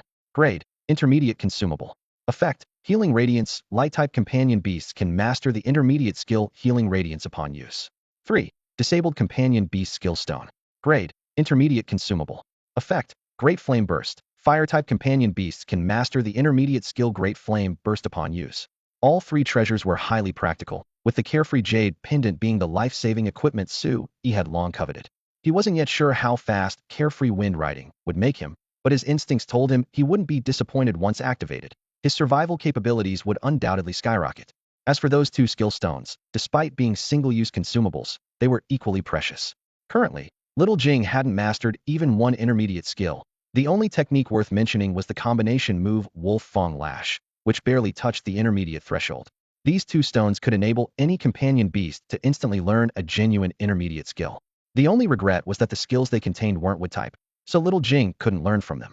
These 3 treasures were each worth over 10 million. As everyone knew, the selling price of disabled treasures didn't match their true value, so Su Yi ultimately paid less than 4 million to acquire all 3 high-value treasures. This was because the 3 treasures were in excellent condition with minimal cracks and defects. If they were like that Frost Guardian from before, they could be taken away for just 100,000. Besides these 3, he spent several 100,000 more to purchase 3 damaged treasures as cover. Succeeding in every activation would be too conspicuous, so to avoid drawing attention, he decided to fail 3 times before activating a mid-tier treasure. Although it meant throwing away nearly 2 million, he still thought it worth Willie as long as he could conceal his real gains. This cost was nothing. Taking advantage of the Beast Tamer Association still being open, Su Yi hopped on his bicycle and raced there, heading straight to Hall 3 with practiced ease. To his secret delight, the staff member operating the activation equipment had changed to a short-haired woman in her 30s, not the young man from last time. With different personnel, there would be less scrutiny. Hello, what service do you need? Comprehensive Beast Tamer services are in Hall 1. The short-haired woman looked over this plainly dressed high school student, her tone polite, but with a hint of reminder. I have 4 disabled treasures that need activation, please help me. Su Yi tried to steady his breathing, which was still rapid from his frantic ride. For pieces. The woman raised an eyebrow, somewhat surprised. From overseas markets? Yes, please help me activate them. Su Yi handed over the Carefree Jade Pendant and the 3 damaged treasures. All 4 treasures were small enough to hold in one hand. As for those 2 mid-tier pet skill stones, he kept them in his storage ring. Activating 3 mid-tier treasures at once would be too eye-catching, and he wouldn't need them anytime soon anyway. All right, sir, please follow me. First, let's handle the payment. The woman led him to the counter. According to regulations, regardless of success or failure, each activation costs 500,000, so 4 attempts total 2 million. Do you have any questions? Su Yi didn't know she was already thinking to herself, gambling on treasures at such a young age, he's probably doomed, and smiled as he handed over his bank card. No problem, please swipe it. This card was a diamond card that Li Wenyu had asked Qin Yufei to help process when he sold those alchemy books last time, requiring 10 million in deposits to apply. The woman recognized it immediately and was secretly shocked. This shabby-looking high school student was actually a rich kid? After payment was completed, 2 million was instantly deducted. The woman handed back the card with both hands, her attitude becoming even more respectful. Please give me the disabled treasures. I'll activate them for you right now. Thank you. Sue first handed over one of the damaged treasures. Are you sure it's this one? The short-haired woman glanced at it and couldn't help but pause slightly upon seeing an obvious crack on it. That's the one, Sue said with certainty. All right. The short-haired woman asked no further questions, as she had never understood gambler's logic. Following his instruction, she placed the treasure into the silver-white activation device and pressed the start button.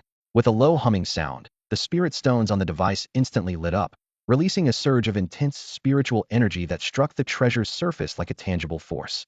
The blinding white light was almost too bright to look at. When the light faded, the treasure remained completely motionless. As expected, the short-haired woman retrieved it and handed it back with both hands, her voice carrying professional regret. I'm very sorry, sir. This treasure is damaged and failed to activate. Would you like to continue? It actually failed. What a disappointment. Sue sighed, but immediately handed over the second, equally damaged treasure. Continue. I refuse to believe my luck will stay this bad. Good luck to you. The short-haired woman took the treasure and operated the device again. The second attempt brought the same dazzling white light and the same silent result. I'm very sorry, sir. She didn't know how to console him. Burning through millions of spirit coins like this, even if his family was wealthy, it would be hard to explain when he got home, wouldn't it? Su Yi's face showed just the right amount of gravity as he pushed the third treasure forward. Continue. Has this young man lost his mind? The short-haired woman shook her head inwardly, but still placed the treasure in the device. After more than 10 seconds, the white light dimmed, and the answer remained the same failure. Still damaged. I suggest that next time, you carefully evaluate before deciding whether to activate. Would you like to proceed with the last one? After 3 consecutive failures, she was starting to feel embarrassed too. Continue. I've already used 3 as padding this time. The success rate must have increased dramatically. Please hurry. Don't let the probability I've finally built up go to waste. Su looked excited, muttering about probability theory that others couldn't understand. Padding? Success rate dramatically increased? The short-haired woman was completely baffled. What kind of twisted gambling logic was this? Poor Thinjif families really had sons like this. No fortune would be thick enough to withstand such squandering.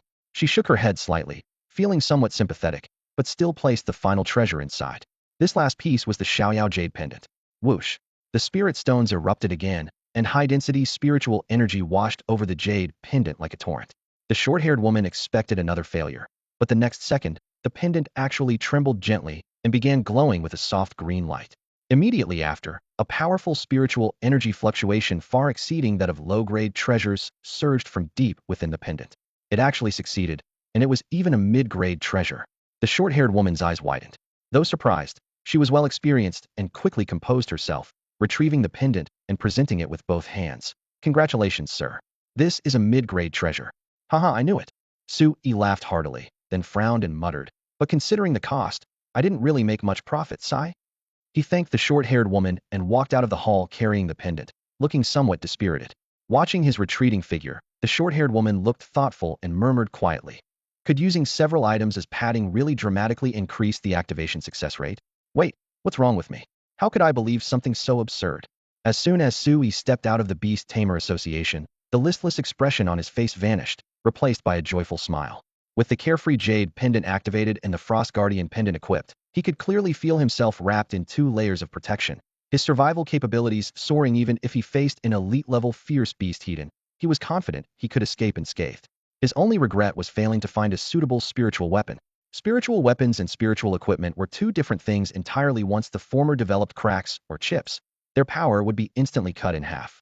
In battle, weapons inevitably clashed with claws and fangs, and who knew when they might snap in two. He couldn't afford to take such risks.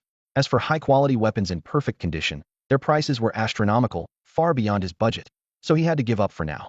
More importantly, with his current physical condition, even wielding a spiritual weapon wouldn't help him defeat apprentice-level beasts. His combat power couldn't even match a fraction of Little Thorn's. If he encountered enemies that even Little Thorn couldn't handle, charging in with 100 spiritual weapons would still be suicide. The conclusion was simple. Until he advanced to ordinary level or even elite-level beast tamer, he'd better stay a lazy fish, hiding behind Little Thorn and cheering, awesome, from the sidelines that might actually be more helpful. His spiritual equipment was now complete, but to participate in the wilderness survival assessment, he still needed a pile of miscellaneous items. Leaving the association, he immediately returned to the Beast Tamer Mall with clear targets: energy water, healing water, plus auxiliary potions like focus pills and spirit-gathering elixir. In the past, with empty pockets, he could only gaze longingly at these medicines. Now with money in hand, he naturally had to provide himself with the best cultivation conditions to avoid being left in the dust by those wealthy heirs. He had originally thought himself filthy rich, but when it came time to pay, he discovered money really didn't last long. Before long, he emerged from the mall laden with bags large and small, his card balance instantly reduced by 1 million, leaving only 2 million, barely enough to buy another Origin Spirit Stone. This is way too damn expensive. Su-yi couldn't help but grumble internally. No wonder so few students in all of Irrigation City High School could advance to elite beast tamer during high school, like by signing without a wealthy family. You simply couldn't afford the costs. Just thinking about it was heartbreaking. His lavish million-yuan medicine stockpile, combined with the spirit-gathering elixir distributed by the training center that he'd been too reluctant to drink, would only last about a month of cultivation at most. Suddenly, an advertisement slogan from a pay-to-win mobile game he'd played before popped into his mind. Creating joy with heart. If you're broke, why the hell are you playing? To rise quickly in this world, you had to be both hardcore and pay-to-win. Being hardcore without paying would make your rise much slower. As for those who neither grinded nor paid, and had terrible luck, poor souls could only stay at the bottom of the beast tamer hierarchy, barely scraping by as lower middle class. Wait, what? With this realization, Su-yi suddenly discovered that once you awakened beast taming talents, the experience seemed to be somewhat more comfortable than those money-grabbing games. 10 days passed in a flash, and the wilderness survival assessment was just around the corner. On the surface, Su-yi had slacked off a bit. Aside from meditation and classroom training, he hadn't done any extra practice yet. His daily cultivation and study time still exceeded 18 hours, leaving only 6 hours for eating, entertainment, and scrolling through his phone. What was terrifying was that he actually felt guilty about this slacking, as if he had become degenerate. He suspected this was probably a side effect of being tortured by Qin Yufei's hellish training for a month. In fact, it wasn't entirely Qin Yufei's fault. His pet beast, Little Thorn, deserved equal credit. This little guy desperately absorbed free-floating spiritual energy into beast space, and once released, it would constantly practice skills. Whipping, Fong Whip Strike, entanglement, hitting targets precisely when available, or switching to burrowing, hardening, and growth when there were none, with almost no rest.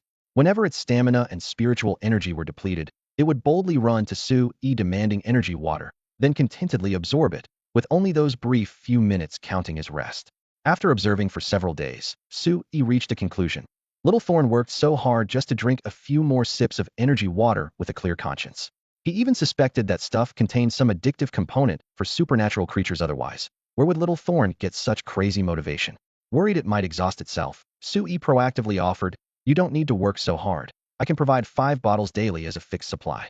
Little Thorn proudly refused, declaring it wanted to earn its keep through merit and wouldn't accept charity, leaving Su-yi both amused and exasperated. So he just let it be. He had to admit this hardcore grinding spirit was remarkably effective. Typically, supernatural creatures that absorbed an entire spirit stone would need at least 5 to 6 months to stabilize their current spiritual energy level. Yet Little Thorn was already close to consolidation after just over a month, and in another half month, its internal spiritual energy would be completely solidified. Then he could consider feeding it more heavenly treasures.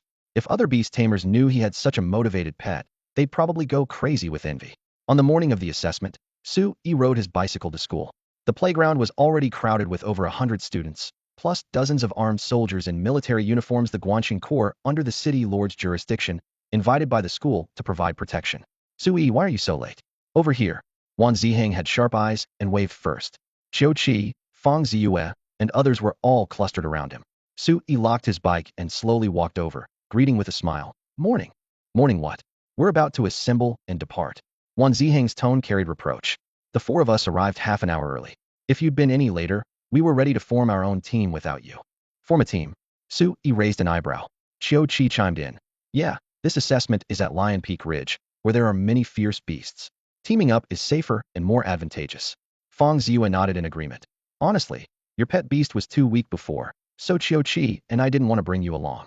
Luckily, one helped plead your case." Wan Ziheng assumed a captain-like posture. "So you don't need to thank me. Just follow orders when the time comes." "Huh."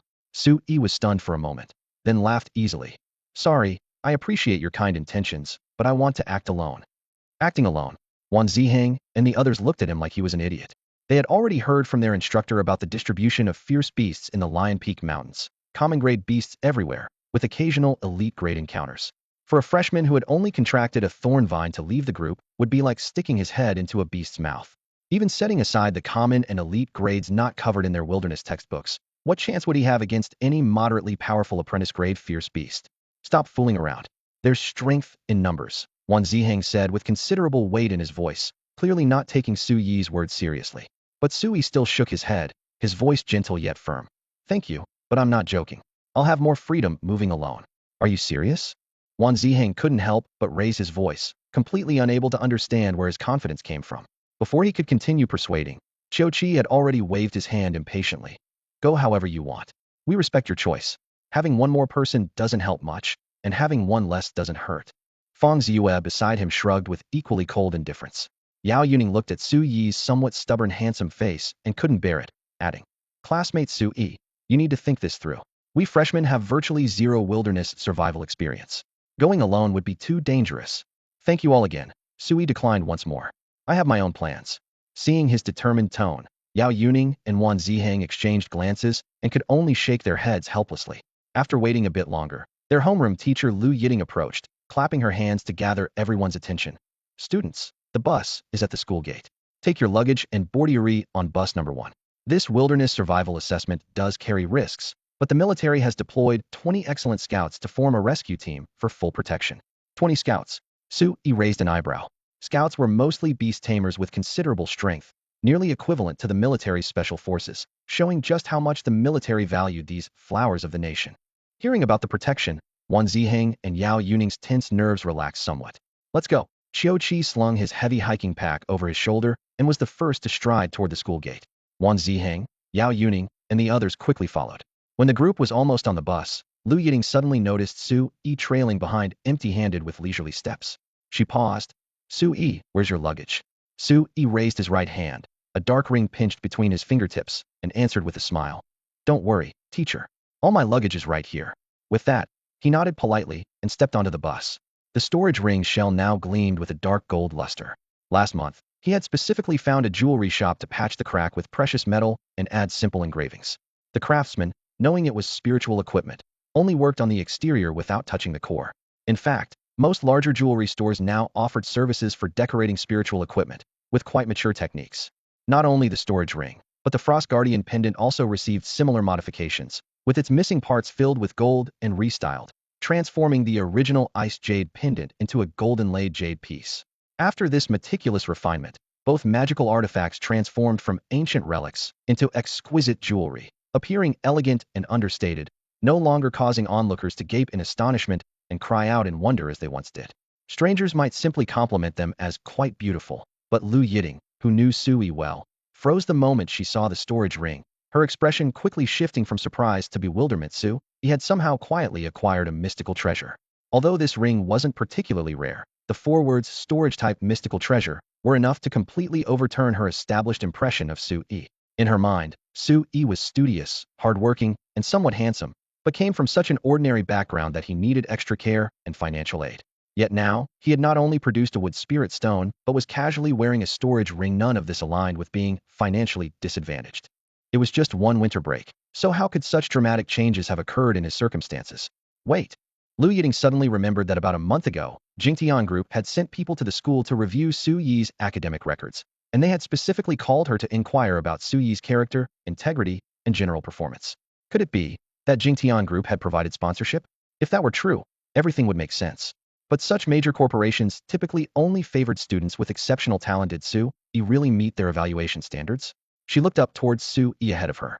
Removing her past preconceptions, she noticed for the first time that the young man's straight posture and confident stride radiated an undeniable self-assurance. At the outskirts of Lion Peak Mountain, 4 buses came to a stop one by one along the roadside, where green trees lined both sides and mountain winds rustled through the treetops with gentle whispers. Over 100 students formed ranks under the guidance of the academic director, their formation somewhat disorderly, but completely silent. Before them stood a burly middle-aged man dressed in dark green military uniform. His frame resembled a tiger at rest, radiating intimidation even while motionless. Behind him, 20 soldiers stood equally rigid as spears, with cold gleams flickering from the weapons at their sides. Let me introduce myself first. The middle-aged man spoke in a hoarse, deep voice.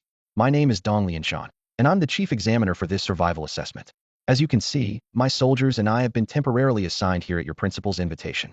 He paused, his gaze sweeping across the student formation like a sharp blade. But I must emphasize one point: we are examiners, not babysitters.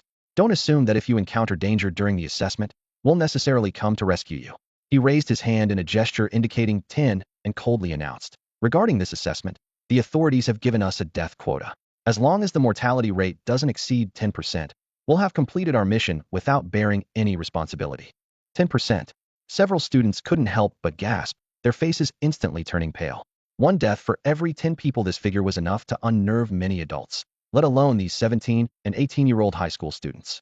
Watching their reactions, Dong Lianshan slowly grinned, revealing a smile like a gaping wound. What? Already weak in the knees from just one sentence? You've been too well protected in your daily lives and have no understanding of this world's cruelty. No matter, since they've made me the chief examiner, I'll give you a proper taste of reality. He bellowed. Listen up, brats. I hope to see you crawling out of there alive in 2 days. These words hit like ice water poured over their heads, nearly bringing the more timid students to tears on the spot. Besides Su Yi, Yao Yuning's shoulders trembled slightly as she suddenly raised her hand and called out with a tearful voice. Teacher, I want to withdraw. Huh? Wanting to quit before the assessment even starts? Are you kidding me? Su Yi turned his head at the sound, staring at Yao Yuning in surprise. Just moments ago, this classmate had been eagerly inviting him to team up, and now she was talking about giving up. The sudden change caught him completely off guard. On second thought, it actually made sense. Yao Yuning's Ice Cotton Rabbit was only at apprentice level 6 star. Although it had learned Ice Arrow, it was far from proficient, making her overall combat power quite weak. Just as Wan Zihang had warned earlier, forget about ordinary level or elite level fierce beasts, she'd struggle against many apprentice level ones. Given this power gap, choosing to withdraw now was indeed the rational choice. Want to quit? Step out of line and stand aside, Dong Lianshan said without making things difficult, simply gesturing with his hand. Yao Yuning bit her lip, her ears turning slightly red. After hesitating for a moment, she left the formation. Her steps were light, but couldn't hide her embarrassment and reluctance. Yao Yuning, Wan Zihang instinctively reached out, wanting to stop her, but swallowed his words before they could leave his mouth. Hearing his voice, Yao Yuning kept her head down and walked away quickly, never daring to look back. Anyone else want to quit? Don't feel ashamed, you only have one life. Once you're in Lion Peak Mountains, it'll be much harder to withdraw. Dong Lianshan's gaze swept across the students, a mocking smile playing at the corners of his mouth. Perhaps his stare was too intimidating, as more hands went up one after another. Sorry, I also want to quit. Me too. And me? Ha! Dong Lianshan suddenly threw back his head and laughed loudly. More are quitting than I expected. Don't report one by one if you want to leave, just step out. I'll give you 30 seconds to decide. 30, 29, 28. The cold countdown echoed across the field. Those still hesitating felt their hearts tighten, no longer daring to delay as they shamefully left the formation. When the countdown ended, over 30 had withdrawn, leaving only about 100 students. Dong Lianshan turned to look at the students who had quit, his smile completely gone, his expression instantly turning ice cold. This is what Guan City No. 1 high school students are like? If you were my soldiers, I'd feel ashamed. This is desertion. Whether due to insufficient strength or simple fear, remember today's humiliation well. Beast taming isn't child's play. If you're not prepared, don't act rashly. If you can't figure out where you went wrong, get lost early and don't disgrace beast tamers. Under such harsh criticism, the 30-plus students hung their heads in silence, several with tears streaming down their faces. Dismissed. Dong Lianshan dropped that single word, ignoring them completely as he walked over to the 100-plus students who had stayed. Your courage is commendable, but don't get cocky yet. This might not be the right choice. The rules are simple. First, you must stay in Lion Peak Mountains for the full 2 days during the assessment. Withdrawing midway means failure. Second, killing fierce beasts earns you points. The higher the beast's level, the more points you get. Each apprentice level beast was worth 1 to 5 points. Ordinary level beasts were worth 100 to 500 points, and elite level beasts were all worth over 10,000 points. After Dong Lianshan announced the rules in his booming voice, he added that the top 10 students in the point rankings would not only receive recommendation slots for the inheritance ruins, but also earn the Courage Medal from the military. The moment those 4 words, Courage Medal, left his lips, gasps of shock rippled across the training ground. All the students knew this medal was no mere decoration. If the recipient chose to enlist, they could be directly commissioned as a sergeant major and would receive priority for future promotions, essentially a fast-track pass for rapid advancement in the military. Some young people who already aspired to military careers immediately lit up, whispering excitedly among themselves. Seeing that he had successfully ignited everyone's fighting spirit, Dong Lianshan smiled with satisfaction. He briefly explained the precautions for the wilderness assessment, then signaled for the teachers from Guanxing First High School to step forward and distribute emergency locators and detailed maps of the Lion Peak Mountains. Meanwhile, the soldiers behind him efficiently summoned their flying companion beasts, and military drones buzzed into the air under the protection of these creatures, entering the mountains ahead of the students to circle overhead and relay real-time updates of the students' activities. On the surface, Dong Lianshan seemed indifferent to the students' safety, but this entire surveillance and rescue system was meticulously planned without any oversight. "Move out," he commanded. Over 100 students entered Lion Peak Mountains under the watchful eyes of military soldiers and accompanying teachers. Tension, excitement, and curiosity intertwined, making the very air seem to pulse with energy.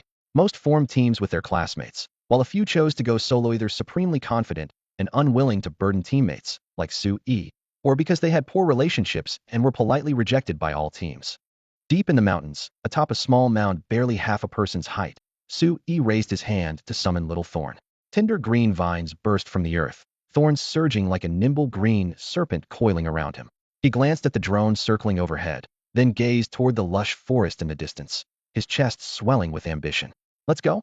First, let's find an ordinary-level beast to practice on." The point gap was clear. Hunting dozens of apprentice-level beasts couldn't match killing a single ordinary-level one. Su Yi had no interest in apprentice-level creatures. Hearing about the upcoming battle with ordinary-level beasts, Little Thorn excitedly whipped its vines, leaves rustling with anticipation. The last time they fought ordinary-level opponents was in the training center, where sparring was too restrictive and unsatisfying. Now they could finally have some real, no-holds-barred battles. Just as they took their first steps, a jungle jackal suddenly burst from behind a thick tree. Its fur was matted, ribs protruding, and its eyes glowed with the bloodshot light of hunger as it fixed its gaze on Su Yi. It licked its fangs, clearly viewing this young man as a rare feast. Well, an apprentice-level beast bold enough to deliver itself to my doorstep?" Su Yi chuckled lightly. "I wasn't planning to bother with apprentice-level creatures, but since you've thrown yourself at me, don't blame me for what happens next. Little Thorn, take care of it." Mum. Little Thorn's leaves vibrated as if nodding. The jackal looked confused. These human and plant not only weren't fleeing, but actually planned to fight back. After glancing at Little Thorn, it felt even more confident. Just an apprentice-level 7-star plant type, while it was apprentice-level 9-star, on the verge of breaking through to ordinary-level. Advantage was clearly on its side.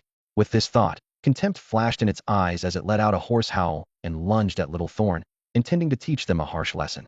In the next instant, 3 thick vines twisted together in the air before whipping down with the sound of cracking whips. Crack! The vines struck the jackal's spine with precision, hitting with the force of a hammer on steel. It didn't even have time to cry out before its spine snapped. Overwhelming pain crashed over it like a tide, and consciousness was instantly swallowed by darkness. Before losing consciousness, only one bewildered thought remained in the jackal's mind. What just happened? The advantage was supposed to be mine. Thorn Ghost Vine emerges victorious in battle. Skill proficiency increased. Dissipating soul force detected. Absorbing. Absorption complete. Gain 9 soul force points. Current total soul force, 358 points. Su Yi dismissed the panel and looked down at the fallen jungle jackal at his feet, feeling both surprised and relieved it was actually killed in one hit. While the jungle jackal wasn't considered a top-tier beast, its spiritual energy level was no joke, and it definitely wasn't the type of creature that could be taken down with just any random strike. Soon enough, he figured out the reason. A wolf's weakness had always been described as copper head, iron bones, tofu waist. Little Thorn's whip had struck precisely at the waist, a critical hit on a weak point. Combined with the base power of Wolf Fang Lash, which rivaled intermediate-level skills, and with proficiency already at mastery level, the instant kill was perfectly logical. "Excellent work. I hereby crown you the king of apprentices." Su Yi called out cheerfully, patting the tip of the Thorn Ghost Vine's tendril. Little Thorn loved this kind of praise and was absolutely delighted, its vines swaying gently, clearly enjoying the compliment. 5 points can't let them go to waste. Better report this first. Su Yi estimated the beast's value while casually wiping the sweat from his palms. Looking up to confirm there were no branches blocking the sky above, he pulled out his emergency locator from his pocket and pressed the green button. The indicator light flashed, and ring-shaped signal waves immediately spread outward. At the outskirts of Lion Peak mountain range, inside a makeshift shed hastily constructed with metal frames and waterproof canvas, dozens of monitors continuously received real-time footage transmitted by drones. So many people scoring kills in just 10 minutes, but they panicked too much when encountering beasts. Dong Lianshan stood before the monitoring wall, commenting while scanning the screens. Something occurred to him, and he turned to look at the 30-plus students who had already withdrawn from the assessment. "Keep your eyes wide open and watch carefully how your juniors handle themselves in the wild. Learn from the good examples. Remember the mistakes, it's all valuable experience. The students nodded repeatedly, not daring to interrupt. Good, you can be taught. Keep watching the screens and report any anomalies immediately. Dong Lianshan yawned and walked over to a nearby reclining chair, plopping down. The students exchanged glances. The examiner was using them as free labor. When they withdrew from the assessment, they thought a bus would take them straight back to school, but due to staff shortages, they'd been dragged here to serve as temporary monitors. In fact, it wasn't just the students, all accompanying teachers were pressed into service. Some remained at the shed as command center, while others followed rescue teams deep into the mountains, both to assist students in danger and to verify battle results on site. Just then, Dong Lianshan's walkie-talkie crackled to life. Captain, Student 62 has reported a kill. Drone 34 has locked onto the carcass. Please review, Captain. Dong Lianshan immediately sat up straight, his gaze shifting to monitor 34. On the screen, a jungle jackal's corpse lay on the grass, with a tall, slender young man standing beside it. Only one person? He was somewhat surprised and looked down to check Student 62's information. Su E, Class 14. Bonded Beast is a mutated thorn vine. Apprentice level 7 stars. Dong Lianshan held the assessment roster in his hands, his gaze sweeping back and forth across the surveillance wall. Plant-type bonded beasts like the thorn vine were naturally inconspicuous, especially the one on screen, dark green throughout with slender vines that looked no different from ordinary creepers. He frowned. The beast was both unremarkable and acting alone. Was its temperament too stubborn to follow the group? But then he recalled the vivid scene of Su E single-handedly taking down the jungle jackal, and nodded approvingly. The performance was acceptable. He pressed the intercom button, his tone steady and brief, notifying nearby personnel to go verify. Over. Copy that. Over. Came the immediate response through the intercom. Monitor 34 nearby was displaying Su Yi's live feed. Yao Yuning, who had been temporarily assigned as a surveillance operator, caught a glimpse and froze. It was actually her classmate Su Yi. Thinking of the jungle jackal's razor-sharp fangs from earlier, she couldn't help but bite her lip gently. Against such a fierce beast, she probably wouldn't last more than a few rounds. It seemed Su Yi was indeed a bit stronger than her. Her mood dampened somewhat. Lion Peak Ridge. Mountain winds rustled through the leaves as the triangular locator's green light suddenly went out, indicating the examiner had preliminarily confirmed the kill. Su Yi smiled and whispered to the thorn vine at his feet. That's enough. Let's continue searching for ordinary grade beasts. Happy. Excited. The vine tips quivered, their sharp barbs gleaming coldly in the sunlight as they unhesitatingly followed their master deeper into the forest shade. About 5 or 6 minutes after they left, while the bent grass hadn't yet sprung back, a teacher finally arrived, breathing heavily. The jungle jackal's corpse on the ground bore only one clean, decisive penetrating wound. He was mildly surprised, but didn't linger, pulling out his notebook to scribble. Student 64, killed one apprentice level 9 star jungle jackal, 5 points. Several miles away, shadows crisscrossed through the cedar forest. The stern-faced Li Yuanhang advanced slowly under the protection of his swift cheetah, his pace leisurely, as if strolling through a garden. From Class 16, one of the seed candidates, his swift cheetah had already reached ordinary level 4 stars and had been under close observation since entering Lion Peak Ridge. Dong Lianshan had even specially deployed a drone to film his activities continuously. Li Yuanhang looked down at his map, confirming in a low voice. According to the markers, the target area is just ahead. As soon as he finished speaking, he looked up toward the dense cedar grove, quiet confidence written on his face as his pace noticeably quickened. Inside the monitoring station, voices suddenly grew animated. In the central big screen's drone perspective, Li Yuanhang's figure stood straight, while his cheetah moved silently and gracefully. It's definitely Li Yuanhang. He's heading straight for the cedar forest. That's a medium-risk zone. Haha, he's from our class. You haven't seen how fierce his swift cheetah is. Anything below elite level would be in trouble against it. He's one of the school's top prospects, definitely making the top 10. Top 10? I'll bet a bag of spicy strips he can make top 3.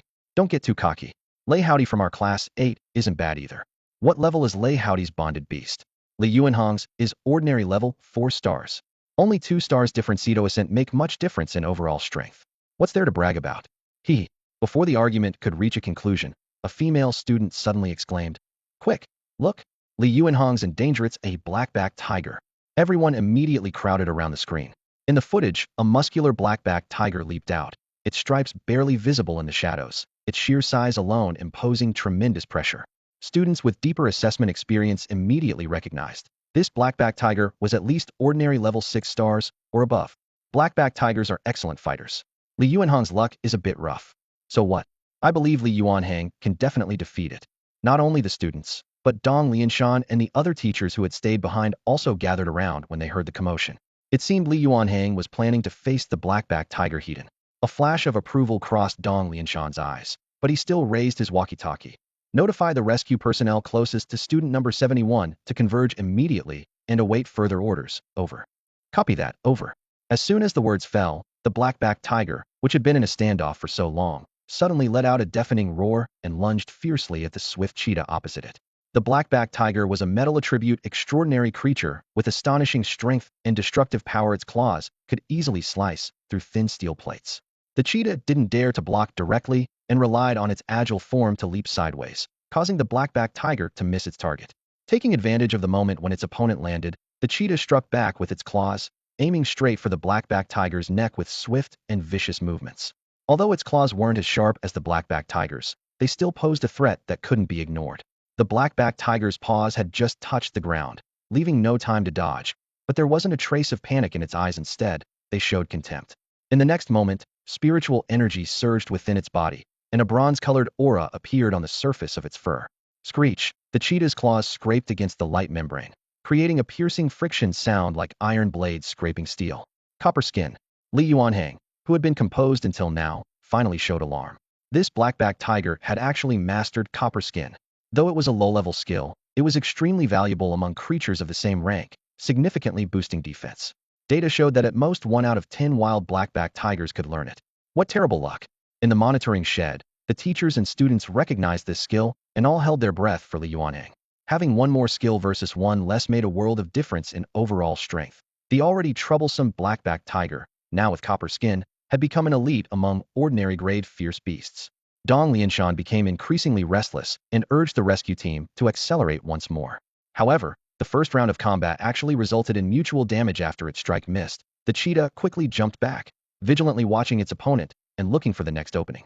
Li Yuanhang's expression grew more serious accordingly, yet he still had no intention of retreating. He could see that this black-backed tiger had just learned copper skin and was still at the beginner level. Though its defense was strong, the coverage wasn't complete, only protecting the head, neck, and back, while the limbs and abdomen remained exposed. If he could seize the opportunity, the cheetah wasn't without a chance of breaking through its defense. After a brief standoff, the black-backed tiger, driven by impatience, lunged again, attempting to tear the cheetah apart with its steel-like claws. Now's the time. When sprint. Li Yuanhang's eyes lit up as he vigorously swung his fist. His swift cheetah, perfectly attuned to his thoughts, immediately unleashed a wind dash. In that instant, it became like a drawn crossbow, seizing the gap when the black-backed tiger raised both claws high, transforming into an arrow that shot forward. Sharp claws wrapped in howling wind struck directly at the opponent's belly. This was the wind-rending claw. In front of the screens, seeing the cheetah's claws surrounded by sharp airflow that tore through the air, many students gasped. Wind-rending claw and copper skin were both high-tier beginner skills, equally matched. The swift cheetah mastering wind-rending claw was like the black-backed tiger mastering copper skin. One technique could completely transform combat power. No wonder Li Yuanhang was rated as a seed contestant. Truly lived up to his reputation. Many students couldn't help but think of themselves. By the time I graduate from senior year, will I be able to catch up to where he is now? As the thought flashed by, what remained was mostly a sense of helplessness and disappointment. Indeed, comparisons are odious. Before the thought could settle, the swift cheetah had already reached beneath the black-backed tiger's belly, its claws slashing viciously. The black-backed tiger was horrified, bringing down its massive claws to force back the enemy that had suddenly appeared so close. But the cheetah excelled in speed, pressing its advantage relentlessly, continuing to tear at the belly. Crash! A brutal tearing sound erupted as the black-backed tiger's belly was ripped open, blood and entrails spilling out, causing some viewers to immediately cover their mouths and retch. At the same time, the black-backed tiger's steel claws struck hard against the cheetah, one claw sweeping directly across its neck, leaving a horrifying bloody gash deep enough to show bone, arterial blood spurting out. Die! Li Yuanhang roared. The wounded swift cheetah didn't retreat but advanced, striking again with wind-rending claw, this time actually tearing out the black-backed tiger's heart. The black-backed tiger let out a piercing wail and crashed to the ground, lifeless. Leopard head. Li Yuanhang rushed over, tearing open a medicine bottle with one hand and pouring a healing potion into the cheetah's mouth, while emptying another bottle entirely onto the wound on its neck. Within moments, the bleeding stopped and the wound began closing at a visible rate. Only then did the teachers and students in front of the screens realize they had been holding their breath, and they all began breathing heavily. Amazing! He actually killed the black-backed tiger that had mastered copper skin. Brother Li is incredible. That beast must be worth at least 500 points. Other people's scores haven't even reached double digits. He's in a league of his own. Praise erupted from all sides. Even students from other classes were convinced. Dong Lianshan's eyes lit up as he nodded approvingly. If such a talented youth could be recruited into the Guanqing Corps, he would surely become a fierce general in a few years. While everyone was still immersed in shock, someone suddenly cried out in alarm. Report, Chief Examiner. Drone 34 has detected an anomaly. A student is surrounded by a wolf pack, and among them is a jungle wolf king. What? Dong Lianshan's heart tightened as his gaze quickly fell on screen 34. Indeed, a pack of jungle wolves had formed a crescent-shaped encirclement around a lone student, with the jungle wolf king clearly leading them. The wolf king was elite among its tier, with combat power no less than the copper-skinned blackback tiger. Worse still, the pack included several jungle jackals that had also reached ordinary tier. A single person trapped in such an encirclement had virtually no chance of survival. Dong Lianshan recognized the student had just reviewed the files not long ago. The name was Su Yi. What a pity. He sighed softly. Even if he immediately dispatched the nearest rescue personnel, they wouldn't make it in time. This kid is finished. At Lion Peak Ridge, Su Yi watched the 6 jungle wolves rapidly approaching and couldn't help but smile bitterly. Why wolves again? Was he naturally cursed to encounter these creatures? After a brief assessment, data immediately surfaced in his mind. 3 of the 6 wolves had reached ordinary rank, with one being the jungle wolf king. Its strength would certainly not be inferior to the wind wolf king he had encountered in that secret realm. Fortunately, this pack belonged to the non-elemental type. The Beast Tamer Association preferred to call it balanced attribute. Their strength, speed, constitution, and other indicators were as evenly distributed as if measured by a ruler, with no obvious weaknesses, but also no outstanding advantages. In 2 words, mediocre. They typically only knew some general skills, with combat styles mainly focused on close quarters biting and tearing, unlike other elemental supernatural creatures with their flashy abilities. In other words, they were relatively straightforward to deal with. A month ago, Sui would have definitely turned and run without looking back. But now things were different. Carried 2 life-saving spiritual equipment pieces, so even if he couldn't win, he could retreat safely without panic. Moreover, little Thorn was extremely excited, its emotions flooding into his mind. I want to fight all 6 of them. This guy dared to be so arrogant only because it had mastered the art of underground drilling. In the monitoring station, the teachers and students watching the screens were anxiously stamping their feet. What is he doing? Why isn't he running? Is he frozen with fear? If he delays a few more seconds before escaping, he might buy the rescue team a little more time. On screen, Sui remained motionless like a wooden post. Someone suddenly noticed something unusual. Wait, look at his expressions, completely calm. Could he really be planning to face those 6 jungle wolves hidden? How can we tell from this distance? Hold on, his stance really looks like he's going to fight. Has he lost his mind? Everyone stared with wide eyes in amazement. Even the usually composed Dong Lianshan muttered quietly. To still have the courage to fight in this situation, this student is quite unexpected, but what a pity. Before he finished speaking, the Wolf King let out a low growl, and the pack surged towards Su Yi like a gray torrent. Su Yi's nerves tightened instantly as he locked onto the Frost Guardian and carefree Jade Pendant, while simultaneously transmitting his thoughts to Little Thorn. Ignore the Wolf King, I'll tank it, Hedon. You focus on taking out those 2 ordinary rank wolves first. Using oneself as bait to reduce pressure on one's beast companion or create ambush opportunities was a common beast tamer tactic.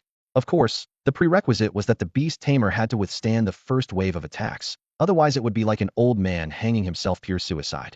Why hasn't he summoned his beast companion yet? The teachers and students in front of the screen grew even more frantic.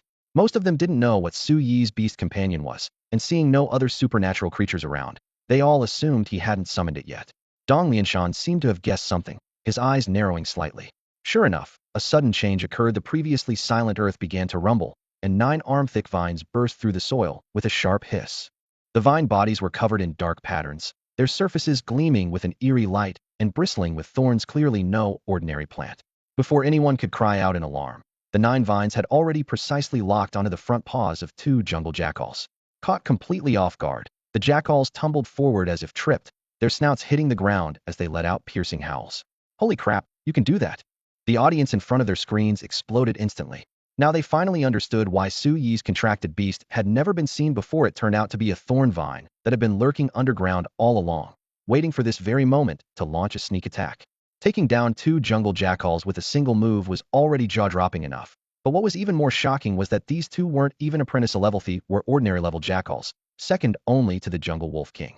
For an apprentice-level pet beast to bring down ordinary-level fierce beasts on the spot, whether through ambush or direct confrontation, was simply beyond comprehension. Immediately after, The 4 vines that had ensnared the jackal's front paws continued to grip tightly, while the remaining 5 quickly twisted together into a thick club that swept down with a whistling sound through the air. Crack, crack, crack. The massive club struck like a whip, landing blow after blow on the jackal's torsos in rapid succession.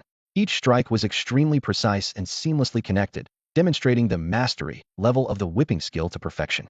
The 2 jackals tried to use brute force to tear at the vines or roll away to dodge, but no matter how they snarled and bit, the vines only trembled slightly, neither breaking nor loosening their grip. Logically, the strength of ordinary-level fierce beasts should far exceed that of an apprentice-level thorn vine, yet they were now completely immobilized. This abnormal scene left them no time to think about the cause before pain consumed all their senses, leaving them only able to roll and wail. Oh well.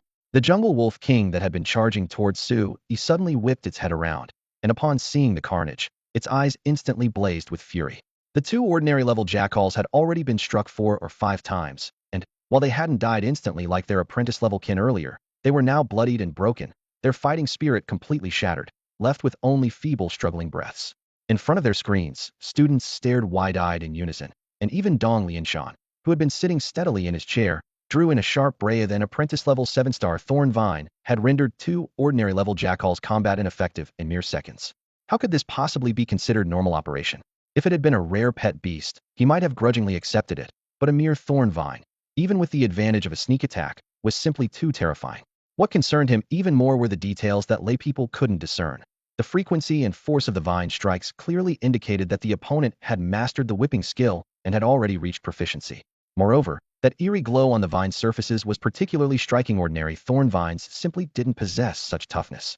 Under normal circumstances, they would have been torn to shreds by ordinary-level jackals immediately. Yet not only had they not broken, but the jackal's fangs hadn't even managed to leave a single mark on the vine bodies. This was clearly abnormal. Could it be hardening? A hypothesis flashed through Dong Lianshan's mind. But wasn't that a skill that only pet beasts with exceptional comprehension could master? Hardening is a skill on par with copper skin and rending claws, all considered among the most powerful of the basic tier abilities.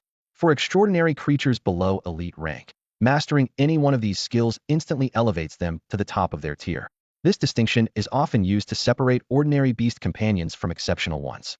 Individuals capable of learning such skills typically possess considerable potential, with at least the prospect of advancing to elite rank. From the surveillance footage he had just observed, Dong Lianshan quickly reached his assessment. The thorn vine that Su Yi had contracted was far from ordinary. Forget elite rank, it might even have the potential to grow into commander level in the future. Even more remarkable was that this was a thorn vine that had undergone beneficial mutation, making it stronger and more valuable than others of its kind. A beast companion with such talent was enough to place Su Yi among the ranks of outstanding students. Once his beast advanced to ordinary rank, he would have the strength to stand shoulder to shoulder with seed candidates like Liaozhai. At this thought, Dong Lianshan's heart tightened, his expression growing grave as he silently prayed for Su Yi to hold out for 2 more minutes until the rescue team arrived. Losing such an exceptional student here would be an irreplaceable loss for Guan City. Despite Little Thorn's impressive display of power, he still didn't believe Su Yi could defeat the Forest Wolf King. The latter was already among the elite of same-tier extraordinary creatures, and its level was a full major rank higher than Little Thorn's. As if confirming his fears, on the surveillance screen, the Forest Wolf King suddenly threw back its head and roared furiously. The ambush that had instantly killed its 2 lieutenants had completely ignited its savagery. It no longer bothered with Su Yi, spinning around abruptly and charging straight toward Little Thorn. As it ran, the Forest Wolf King's body began to swell like an inflating balloon, muscles bulging in chunks, its fur rapidly turning an eerie blood red, as if it might seep actual blood at any moment. Its savage eyes locked onto the target with crushing intensity that made it hard to breathe. This was Blood Rage. Su Yi immediately recognized the skill the opponent had activated. Blood Rage would send an extraordinary creature into complete berserker state, dramatically boosting strength, speed, and constitution across the board. Given the Forest Wolf King's original power, its physical capabilities now likely rivaled some of the weaker elite rank extraordinary creatures. Little Thorn also sensed the enemy's transformation and didn't dare engage directly. It decisively released the 2 ordinary rank jackals, whipping out a vine in a probing strike toward the Wolf King. Bang! Before the vine could connect, massive claws swept it aside. The terrifying impact sent that vine spinning out of control, sharp claw tips carving several horrifying gashes across its surface. That was a vine reinforced with hardening, yet it had been torn right through. Realizing that direct confrontation meant certain death, Little Thorn quickly burrowed underground to hide. By the time the Forest Wolf King reached the 2 ordinary rank jackals, The thorn vine had already vanished without a trace. The enemy had escaped. Oh whoa.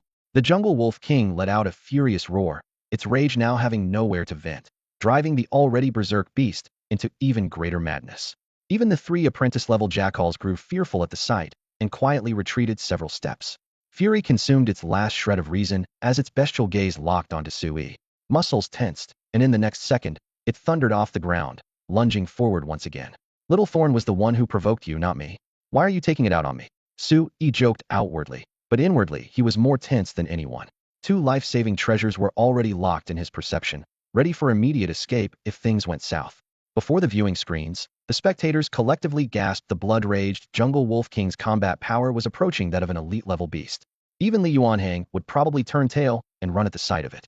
Too fierce. Where did the thorn vine go? It's over now. It's targeting Sui directly. This isn't supposed to be a beast battle. Is it proper for a contracted beast to just hide? Wait, blood rage has a time limit. If he can just hold out, the Wolf King will weaken, and maybe he can turn the tables. Hold out? The way that Wolf King is now, it'll bite anything that moves. Even his contracted beast can't withstand it. The chaotic chatter was cut short by Director Dong's sharp rebuke. His knuckles gripped the table edge as he stared intently at the screen, fearing he might witness the outcome he least wanted to see. At that moment, the Jungle Wolf King was less than 5 meters from Sui, its foul breath rushing forward. At this critical juncture, Little Thorn, which had been lurking underground, suddenly burst from the earth. It didn't charge the Wolf King directly. Instead, it silently burrowed beneath the 3 apprentice-level jackals, thick vines suddenly wrapping around one of their hind legs. Immediately after, 6 thorn-covered tendrils transformed into swift serpents, delivering a flurry of crack-crack lashes. Spikes pierced flesh, blood sprayed, and the 3 jackals let out heart-rending howls before they could react. Sounds so loud they seemed to drop thunder through the dense forest. The howls pierced the air, and the Jungle Wolf King abruptly halted its charge. Turning back, it saw Little Thorn brazenly beating its cubs and descendants right before its eyes. Its fury instantly peaked as it roared and wheeled around, abandoning Sui. Claws churning up fallen leaves, it charged madly toward Little Thorn. Cut it by time. Sui wiped the cold sweat from his forehead, quickly issued the command, then bolted, hiding behind an ancient tree. He no longer dared expose himself to the Wolf King's line of sight. The other jackals had been tied up and dealt with by Little Thorn now. It was an unknown between it and the Wolf King. Of course, this unknown wasn't a direct confrontation. As one of the top 5 in theoretical courses for his entire grade, Sui knew well that weakness always followed blood rage. As long as he could drag out the time, he could reverse the advantage. Little Thorn had perfected its burrowing technique and excelled at hitandron tactics and attrition warfare. This, too, was a form of counter. What a complete turnaround. The teachers and students who had been holding their breath for Sui just moments ago now stared at the screen in stunned silence as the battle situation dramatically reversed. Not only had Sui escaped danger, but he had completely withdrawn from the battlefield, while the frenzied Jungle Wolf King was now desperately chasing after Little Thorn. The Jungle Wolf King's eyes blazed crimson red, having completely lost its sanity. The blood rage state granted it incredible speed that Little Thorn simply couldn't match, but he had mastered his burrowing ability to perfection. Whenever the Wolf King lunged close, he would suddenly dive into the earth and vanish instantly. When he resurfaced, he would either appear dozens of meters away or emerge right behind the Wolf King, taking the opportunity to lash out with his vines. Though each attack was either dodged or swatted away by the Wolf King, the creature's blood pressure kept rising, preventing it from calming down. Even worse, every time the Wolf King used its claws to bat away the vines, several thorns would inevitably pierce into its paw pads. Could he actually win this? In the monitoring station, the students who had been terrified just moments before watched the chase that had now become a game of cat and mouse, their faces filled with disbelief. If this dragged on a little longer, the blood rage would end, and when that happened, the Wolf King would not only drop back to ordinary level, but would also fall into a brief state of weakness, with its strength probably reduced to that of a common wolf. Little Thorn had previously taken out 2 such wolves in one Goth. Scales of victory were quietly tipping in Sui's favor. Dong Lianshan had also seen through the situation and was deeply shaken. This student named Sui was simply a tactical genius. On the surface, Sui hadn't performed any flashy maneuver. She had simply made precise use of his pet's advantages against the enemy's weaknesses. But achieving such precision was incredibly difficult. Throughout the entire battle, he had remained calm, with every single command being 100% correct, operating like a precision instrument with 0 errors. Forget students, even many battle-hardened beast tamers might not possess such composure. Calling him a genius was no exaggeration. After a moment's hesitation, Dong Lianshan picked up his radio again and calmly ordered, Notify the rescue team to observe the situation first when they arrive on scene. Don't rush to intervene. His confidence in Su-yi had been rekindled. Su-yi didn't disappoint anyone. In the mountains of Lion Peak, after Little Thorn had led the Wolf King in circles for 4 or 5 minutes, the blood rage finally ended. The Wolf King deflated like a punctured balloon, its form instantly withering as its spirit became extremely listless. Only then did it regain some semblance of reason. Realizing how foolish it had been to chase after a thorn vine that could burrow underground, it should have recognized this as a trap from the start. Unfortunately, this realization had come far too late. Little Thorn, who had been chased for so long, also had pent-up anger burning in his heart. This was the one and only Thorn's Pike ghost vine, and being chased around by such an extraordinary creature as the Jungle Wolf King was utterly humiliating. It had to reclaim its dignity. Therefore, the moment it sensed the Jungle Wolf King's weakness, it immediately turned around, furiously burrowing into the earth and charging straight back to the battlefield. The Jungle Wolf King's heart tightened as it tried to flee, but exhausted as it was, its running speed couldn't even match the Thorn's Pike ghost vine's underground drilling. Within mere seconds, a thick vine burst from the earth and wrapped around its hind leg with a sharp snap. The Wolf King was terrified, roaring and struggling with all its might. A minute ago, it could have easily torn this vine to shreds, but now, all it could do was drive the thorns deeper while making the vine crackle and snap, barely breaking a few fibers. Next, the remaining 8 vines spun and converged in the air, instantly twisting together into a massive spiked club that hammered down repeatedly on the Wolf King's spine with thunderous blows. A whoa! The agonized howl echoed through the dense forest. The weakened Wolf King was like a lamb to slaughter, with no room for resistance, left only with humiliation and unwillingness. If it weren't for being drained of strength right now, if it were still in its blood rage frenzy, it would have torn this cunning thorn vine to pieces. This guy had absolutely no honor in combat. Did it really win? The crowd in front of the screens was stunned for several seconds before snapping back to reality. Watching that powerful Jungle Wolf King being beaten to death, everyone still felt it was surreal. Taking down an entire wolf pack with just a thorn vine was definitely a 1 versus 6 situation, including a Jungle Wolf King. If they hadn't seen it with their own eyes, they never would have believed it.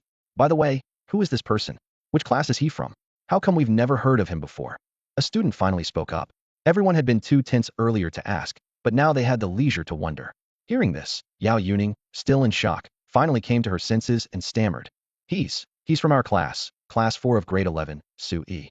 As his classmate, she knew Su-yi's track record better than anyone, so the impact on her was the greatest. That handsome boy who had almost been expelled from number 1 high school was actually this powerful? She wasn't dreaming, was she? Su-yi. Even several teachers looked puzzled, with one of them quickly pulling out his phone, preparing to report this matter to the school. Interesting. Dong Lianshan quietly memorized this name. Student number 64, killed 1 ordinary grade 7-star Jungle Wolf King, 500 points. 1 ordinary grade 3-star Jungle Wolf, 150 points. 1 ordinary grade 2-star Jungle Wolf, 100 points. 3 apprentice grade Jungle Wolves, 13 points. Adding the previous 5 points, that's a total of 763 points. At this moment, this was definitely first place. Brother, you're pretty impressive. I might not even be able to beat you. A scout with a scar across his forehead closed his scorebook and looked up at Su-yi with respect in his eyes. After you graduate, would you be interested in joining our Guangxing military department? Thank you for the praise, but I want to try to get into one of the 3 top beast taming academies in the country. Su-yi replied with a smile. That makes sense. With talent like yours, you'll definitely go to bigger cities for further study. I wish you success in your studies. The scout patted his shoulder and said no more, then tied up the 6 wolf carcasses, called his pet white-head eagle to grab them, and turned to leave. Watching the carcasses hanging from the white-head eagle's claws, Su-yi felt somewhat puzzled. Weren't those his spoils of war? How could they just take them away without asking a single question? Little Jing, you've worked hard. Rest here for a while before we continue. Su-yi paid no attention to the corpses scattered around him. He reached into his backpack, pulled out a bottle of energy water, twisted off the cap, and offered it to Little Jing. The little creature cheerfully shook its branches, extending a vine into the bottle opening and gulping down the clear liquid with satisfied glug-glug sounds until not a drop remained. A look of contentment spread across its face as its leaves swayed gently. Seeing this, Su-yi couldn't help but smile warmly. After that fierce battle, he had gained new insight into Little Jing's capabilities. This vine could actually face off against the Jungle Wolf King, an elite among ordinary grade extraordinary creatures. He had originally thought such a feat would require at least ordinary grade strength. Reflecting on the fight, Little Jing's victory hadn't come easily. Without its burrowing technique that perfectly countered the wolf's blood rage, forget about killing the Jungle Wolf King. Even a safe retreat would have been problematic. If the opponent had been the Wind Wolf King from the Inheritance Secret Realm, little Jing would likely have lost 9 times out of 10. In summary, while defeating the Jungle Wolf King was impressive, little Jing's overall strength still fell slightly short of ordinary grade elites. Against opponents with non-disadvantageous attributes, replicating such results would be difficult. Even so, Su Yi was thoroughly satisfied after all. Little Jing was only at apprentice grade 7 stars. Among the examination students, several reportedly had beast companions that had reached ordinary grade elite status, making his own seem unremarkable by comparison. Su Yi murmured to himself, though he didn't take this to heart. He believed that given another month or two, he would surely surpass those people. As time passed, more and more students encountered ordinary grade fierce beasts. Aside from weaker solo adventurers, most chose to attempt combat. As the saying goes, try and you might die. At least 30% of students suffered crushing defeats when fighting ordinary grade fierce beasts. Mind you, they weren't facing elite monsters like the Jungle Wolf King, just the most common ordinary grade fierce beasts. This wasn't surprising. Most beast companions hadn't yet broken through to ordinary grade, and not everyone possessed Little Jing's ability to fight above its level. Fortunately, many formed teams to somewhat bridge the gap, or the results would have been even more dismal. As dusk approached, over 40 students had been eliminated. Some, sensing trouble, withdrew voluntarily, while others were forcibly removed by rescue personnel. According to regulations, rescue teams only intervened when students faced mortal peril with no hope of survival otherwise. Once rescue was required, the examination was deemed failed. These evacuated students were fortunate, though severely injured, they kept their lives. However, not everyone was so lucky. By dusk, 2 students had already perished in the Lion Peak Mountains when danger struck. They couldn't hold out until rescue arrived. When the rescue team arrived, one of them was found with half their body devoured by a ferocious beast, leaving only half a corpse to recover. This horrifying scene hung over all the students like a dark cloud, finally making them realize that this assessment wasn't a game, they could actually die. When the 2 mangled bodies were dragged back, many students froze on the spot, their eyes vacant. The accompanying counselor had to intervene immediately, providing emergency psychological support and summoning her psychic-type companion Biasta bamboo flute bird, letting its clear, soothing melody echo through the valley to calm their nearly shattered nerves. According to the original plan, all assessment students were supposed to camp overnight in the Lion Peak Mountains on their own. After all, sleeping outdoors was standard practice in inheritance realms. However, after consultation between the supervising dean and Dong Lianshan, they made a last-minute adjustment, establishing 3 camps throughout the mountains and broadcasting coordinates to students via their emergency locators, requiring them to camp at the nearest site after dark. Although headquarters had set a 10 casualty allowance, these students were all carefully selected prospects from the academy. Losing even one would be heartbreaking, let alone actually reaching that 10 threshold. Little Jing, steel spikes. Beautiful. Wrap it up, don't let it escape. In the dim forest, the thorn ghost vine coiled around a golden python like a massive gray-green whip. The python was a metal attribute beast with scales hard as refined iron, but it hadn't learned defensive skills like copper hide, making it vulnerable to the proficient level steel spikes. Sharp thorns pierced its body like a string of pearls, instantly creating thousands of tiny holes as blood gushed out like water from a punctured back. The golden python thrashed its tail frantically, trying to break free, but could only watch helplessly as its life drained away with its blood. Minutes later, its body went limp and crashed to the ground. Thorn Ghostvine victory, Steel Spikes proficiency 1. Dissipating soul force detected. Absorption complete. Gained 23 soul force points. Current total soul force, 521. Su Yi wiped the sweat from his forehead and took a deep breath. Including the forest wolf from earlier, this was his 6th ordinary grade beast kill. Combined with the apprentice-level creatures he'd picked off along the way, his soul force reserves had successfully broken the 500-point barrier. Just 2 or 3 more, and Little Jing can evolve into a thorn demon flower with 800 soul force points, Su Yi calculated. My score's over 1,000 too. I could coast tomorrow and still make the top 10. He looked up at the sky. Dusk was falling, and the forest was rapidly darkening. Pressing the green button on his locator would bring a teacher or scout to record his achievements, but with night approaching, making people trek back and forth seemed inappropriate. After weighing his options, he had Little Jing drag the golden python while he carried the frost guardian, heading directly for the nearest camp.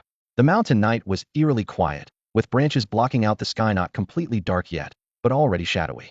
Su Yi had 2 life-saving treasures and Little Jing's protection, giving him some confidence, though he still debated whether to pull out his flashlight early. Just as he reached for his backpack, a sharp scream from behind nearly made him jump out of his skin. Turning around, he saw 4 students, 2 boys, and 2 girls emerging from the tree line. The girl in front was crouched down with her hands over her mouth, staring in terror at Little Jing and the bloody python corpse it was dragging. The other 3 had already retreated behind their respective companion beasts, their faces showing a mix of shock and fear. Seeing this scene, Sui immediately understood their misunderstanding and awkwardly spoke up. Sorry, that's my companion beast and my trophy, not some wild monster. Upon hearing someone speak, the four students finally noticed there was another person in the shadows ahead, wearing the same standard combat uniform from Guanxing No. 1 High School. The four exchanged glances and fell silent. Hey, classmate, dragging such a long beast corpse around this late at night could scare people to death. The short-haired girl with more courage whispered, though her voice still carried reproach. Her gaze fell to the ground. A vine covered in eerie patterns was dragging a blood-soaked golden python, its fierce serpentine head still menacing under the moonlight, looking exactly like some unknown monster. It's barely evening though. Sui muttered to himself, but still nodded sincerely. Sorry, I didn't expect to run into classmates. Only then did the short-haired girl get a clear look at the corpse and recognize it as a golden python. Surprise flashed in her eyes before she dropped her reproachful tone and bent down to help the girl who was still crouching on the ground. She didn't want to easily offend someone with the strength to hunt a golden python alone. Besides, this guy was quite easy on the eyes. The two male students' memories were triggered by Suyi's voice, and they suddenly looked toward the figure under the tree shade. Are you Sui? Qiuqi? Fangziyue? What a coincidence.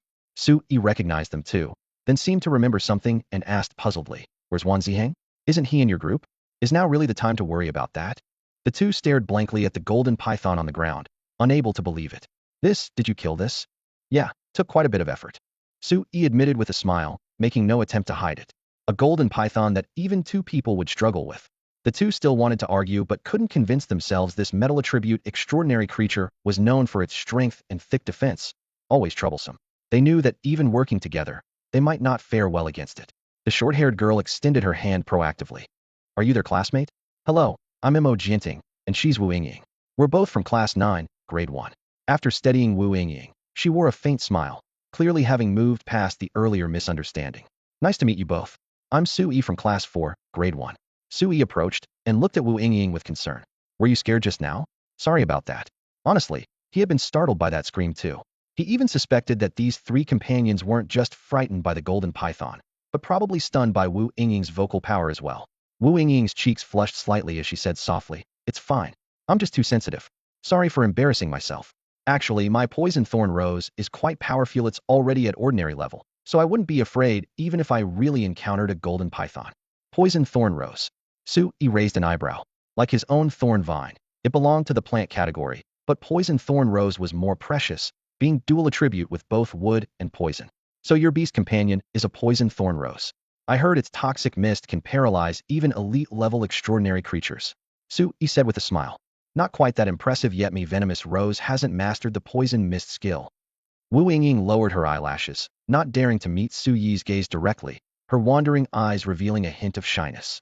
Qiuqi and Fangziyue exchanged glances, their minds practically short-circuiting on the spot. Was this really the Wu Yingying they knew? Just recently, when the two of them had accidentally let a bloodthirsty vine escape, she had publicly berated them for several minutes. By all logic, after being startled by that golden python, Wu Yingying should have unleashed her full fury on Sui. Yet not only was she not angry, she had actually reined in her explosive temper, speaking in a voice so gentle it could drip honey. Complete with perfectly timed bashfulness, it was as if she had become a completely different person. Mo Jianting, who usually maintained a stern expression, had also undergone an obvious transformation. She raised her hand to brush away hair that had been tousled by the wind and proactively addressed Sui. You're heading to the camp up ahead too, right? Since we've run into each other, why don't we travel together? Sounds good. Sui nodded in agreement. After a moment's consideration, the camp was less than 2 miles away, so traveling together wouldn't delay anything. Hearing his acceptance, both Wu Yingying and Mo Jianting couldn't hide their delight, their steps becoming noticeably lighter. Wu Yingying couldn't help but ask, Have you been acting alone all day? To be able to hunt a golden python by yourself, your abilities must be quite formidable, right? Qiuqi coughed and interjected with a correction. You all saw if this beast companion is just a mutated thorn vine with a low spiritual energy level, only apprentice rank 7-star. What's wrong with a thorn vine? What's wrong with a low level? Can your beast companion hunt a golden python solo? Wu Yingying shot back without courtesy. Qiuqi was left speechless. Remembering how Wu Yingying had looked disgusted when she learned his lightning rat was only apprentice rank 8-star, he now completely failed to understand her logic. But if the golden python really had been killed by Sui alone, that would indeed be worthy of respect, but was it even possible? Without direct evidence, he remained skeptical. Mo Jianting pursued the topic with curiosity. Student Sui, how did you kill that golden python? If I'm not mistaken, your thorn vine must have some special qualities, right? In her view, the python had obviously died recently, and combined with Su Yi's good looks, she didn't believe he would lie. Su Yi pondered for a moment before answering frankly. Probably because my thorn vine comprehended hardening. This skill has greatly enhanced its capabilities. Since it would be impossible to hide eventually, he decided to come clean. Hardening. Mo Jianting and Wu Yingying exclaimed in unison, while even Xiu Qi and Fang Ziyue's eyes lit up. Hardening was an extremely powerful basic skill. Generally, if ordinary-grade extraordinary creatures mastered this technique, they could almost certainly grow to elite level in the future, not to mention that Su Yi's thorn vine was currently only apprentice level, making its potential absolutely explosive. The two female students' gazes towards Su Yi instantly became more intense. This guy was not only handsome, but also had serious prospects. Su Yi waved his hand modestly. These are all just rumors without substantial data to back them up. They shouldn't be taken too seriously. Wu Yingying suddenly remembered something important and asked, by the way, what's your current point total? Jianting and I teamed up to hunt 3 ordinary-grade fierce beasts, and each earned over 200 points. There was obvious pride in her voice as she said this. Very impressive. Su Yi praised sincerely. Wu Yingying's face glowed even brighter as she pressed. What about you? I had slightly better luck and managed to take down a few more ordinary-grade fierce beasts along the way. Me total points should have broken 1,000 by now. Su Yi's tone remained calm. Wow. The two female students instantly transformed into fangirls, their eyes sparkling. Behind them, Xiu Qi and Fang Ziyue exchanged glances once more, each seeing shock and bewilderment in the other's eyes. What on earth was happening? Why did the world suddenly feel so unreal? 1,000 points? Sui. The so-called campsite was actually just an open area suitable for camping. At dusk, 2 scouts and 2 supervising teachers assigned the early arriving students to their respective areas. Sky blue, army green, and gray-white tents were pitched shoulder to shoulder, forming an irregular circle. Although there was no fence, the teachers and scouts would take turns keeping watch throughout the night. This promise alone served as an invisible barrier, bringing considerable peace of mind to the students experiencing their first real camping trip. Are you really not joining us tomorrow? If the 3 of us team up, we can dominate anything except elite-level beasts. Wu Yingying dropped her backpack on the ground, her bright eyes sparkling with anticipation. Sorry, I'm more used to working alone. Maybe we can team up next time? Su Yi politely declined. What a shame. I guess I'll have to temporarily team up with these 2 tomorrow. Wu Yingying shrugged, glancing helplessly at Xiu Qi and Fang Ziyue nearby. Are you being polite right now? Xiu Qi was left speechless by her tone, while Fang Ziyue could only manage an awkward laugh. Since their abilities were inferior, arguing would only put them at a disadvantage. With the campsite right ahead, Mo Jianting suddenly turned back. Student Su Yi, we've reached the campsite. See you next time. Su Yi nodded in response. The 2 girls stepped into the tent circle first. Watching their retreating figures, Su Yi murmured softly. 2 very gentle girls, just a bit too enthusiastic. Gentle? Enthusiastic? Xiu Qi and Fang Ziyue's mouths twitched simultaneously. If these 2 could be considered gentle, then the truly gentle girls out there would probably ascend to heaven. With no one else around, Xiu Qi finally couldn't hold back. Su Yi, now that there are no outsiders, tell us honestly, was what you told them earlier true? Has your thorn vine really mastered hardening? Of course it's true. Otherwise, how do you think I killed that golden python? Su Yi countered. Getting a definitive answer, the 2 exchanged glances and seemed to make up their minds. Then, can the 3 of us team up tomorrow? Su Yi raised an eyebrow. I just turned down those 2 girls who are stronger than you both. Do you think I'd agree?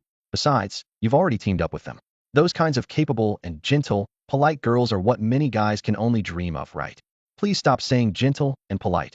Xiu Qi smiled bitterly, then sighed deeply. Forget it. If worst comes to worst, I'll just follow Wan Ziheng's example and withdraw from the competition.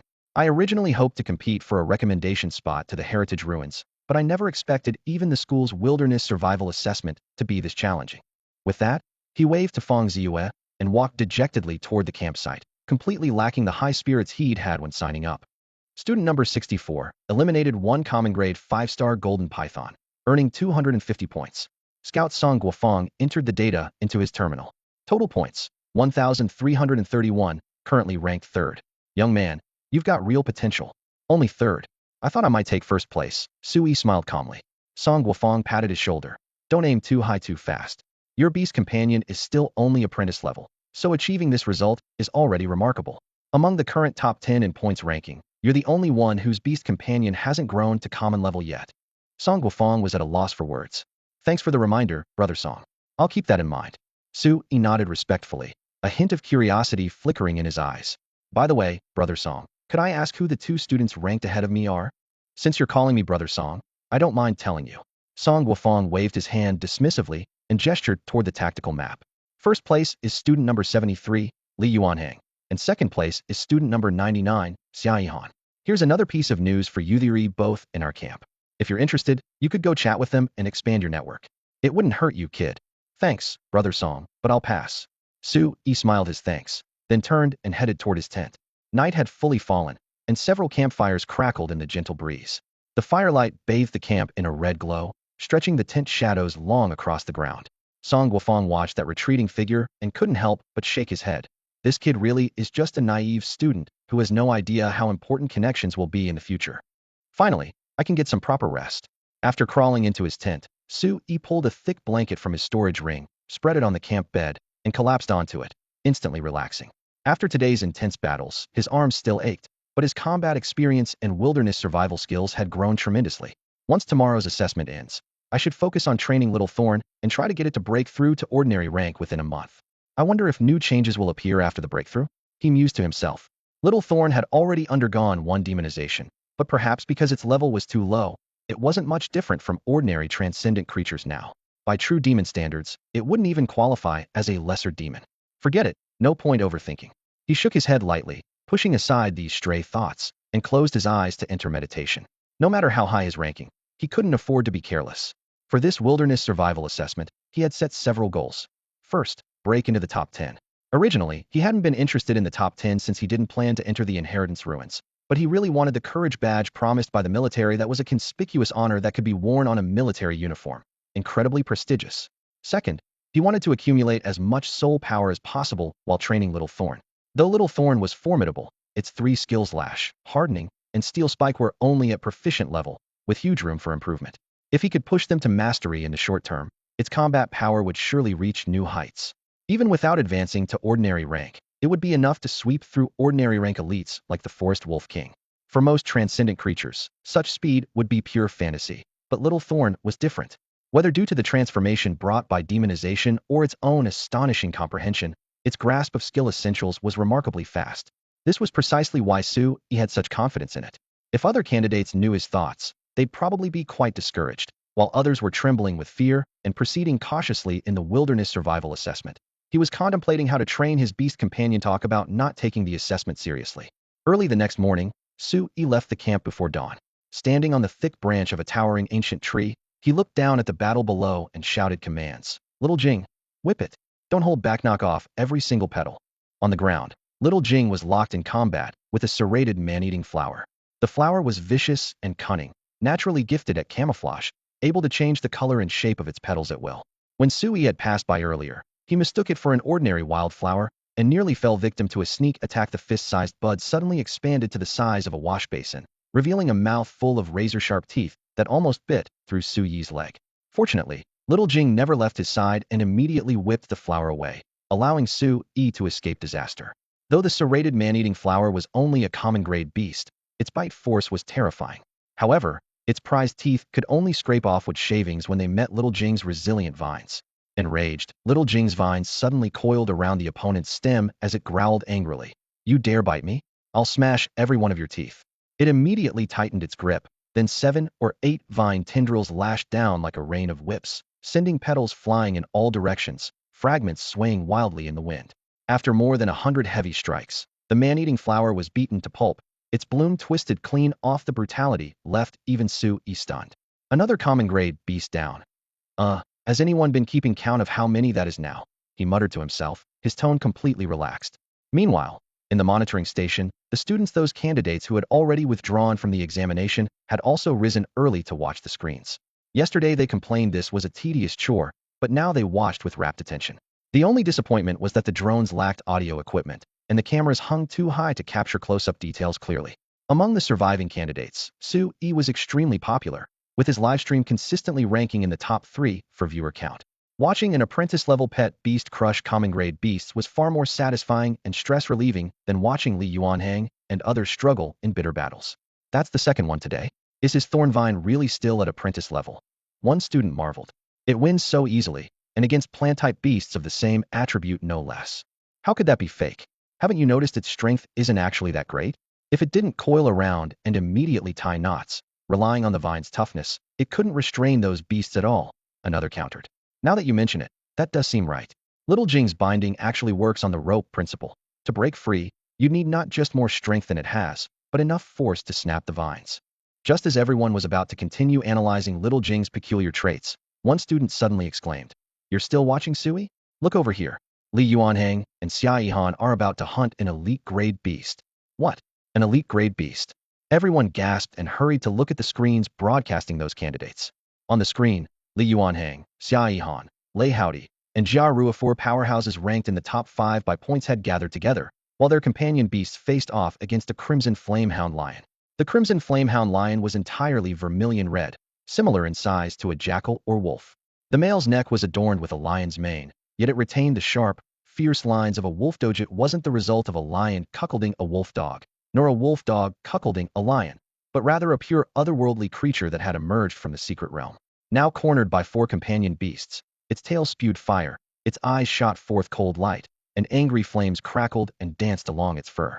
No wonder they teamed up, theory actually planning to hunt an elite-level fierce beast. The watching students whispered among themselves, both admiring and fearing the 4's audacity. Dong Lianshan, who was in charge of monitoring, walked up to the giant screen and frowned. He immediately grabbed his walkie-talkie, notifying nearby personnel to provide immediate support. Elite-level fierce beasts are tough to handle, bring more people. Though he complained that the students were really troublesome, his tone carried a hint of appreciation. After all, without the courage to face elite-level fierce beasts hidden, they would struggle to gain anything when entering Inheritance secret realms later. As for the outcome, he wasn't pessimistic. All 4 students' companion beasts were top-tier among ordinary-level creatures, and with proper coordination, they had a 60 to 70% chance of victory. Roar! The crimson flamehound lion let out an earth-shaking roar that echoed for 2 or 3 miles, signaling the eruption of battle. On another side, Sui, who was searching for prey, paused mid-step and looked up toward the mountain forest. Such a deep roar, its strength is at least no weaker than the jungle wolf king. He turned to his companion Xiao Jing and asked with a smile, "Want to go take a look?" Of course. Xiao Jing's eyes were full of excitement. "Let's sneak over first, don't expose ourselves." Sui lowered his voice, was also curious about who was so bold. Deep in the mountain forest, the battle had reached a fever pitch. The mud rock beast, with its thick limbs, used its comprehended monstrous strength to lock the crimson flame hound lion's neck from behind, forcibly restraining it in its embrace. Blazing flames frantically burned along the hound lion's fur, causing the rock armor to crack and fill the air with a burnt smell. Meanwhile, the rock armor turtle charged forward, opening its mouth to release a gravity field that forcibly slowed the hound lion's movements, finally stabilizing the situation somewhat. Li Yuanhang, Xia Yihan, attack now. The mud rock beast and rock armor turtle can't hold on much longer. Liaozhai's voice boomed like thunder. Upon receiving the command, Li Yuanhang's swift cheetah no longer concerned itself with its weak defense, leaping through the flames with claws wrapped in swift winds, aiming directly for the hound lion's throat. Simultaneously, Xia Yihan's electric bird soared high above, and a purpler lightning bolt crashed down. Are they about to succeed? The teachers and students in front of the screen unconsciously held their breath. However, just as the wind-rending claw was about to hit its target, the crimson flamehound lion took a deep breath and roared again. More than 10 blazing fireballs shot out like meteors, flying toward the cheetah on the ground and the electric bird in the air. "Explosive flame missiles!" everyone exclaimed. Sui, hidden behind a large tree, was also shocked by this scene. These 4 are actually hunting an elite-level fierce beast. They've got some serious guts. He gripped his short bow tightly, but soon smiled bitterly. If it were any other elite-level fierce beast, he might be able to intervene.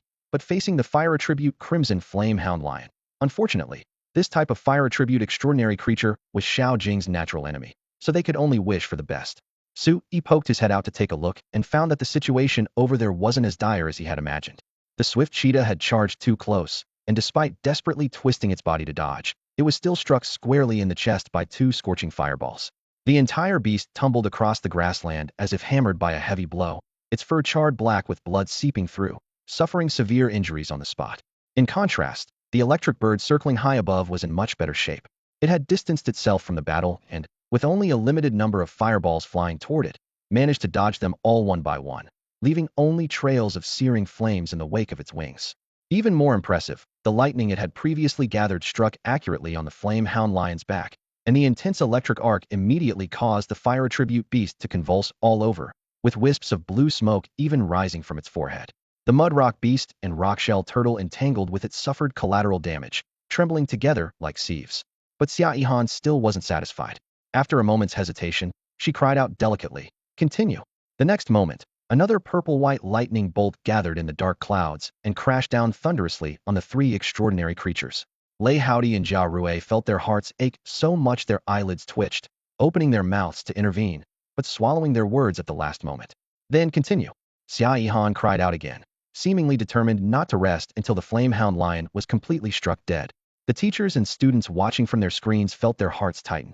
Being repeatedly struck by teammate lightning 3 times in a row, how miserable must that feel? Fortunately, both the mud rock beast and rockshell turtle were earth attribute creatures with constitutions much stronger than ordinary extraordinary beings. Otherwise, 2 or 3 more lightning strikes might have actually sent them to their doom by friendly fire. How ruthless! Su Yi clicked his tongue secretly. Though he understood in his heart while the method was crude, it was effective.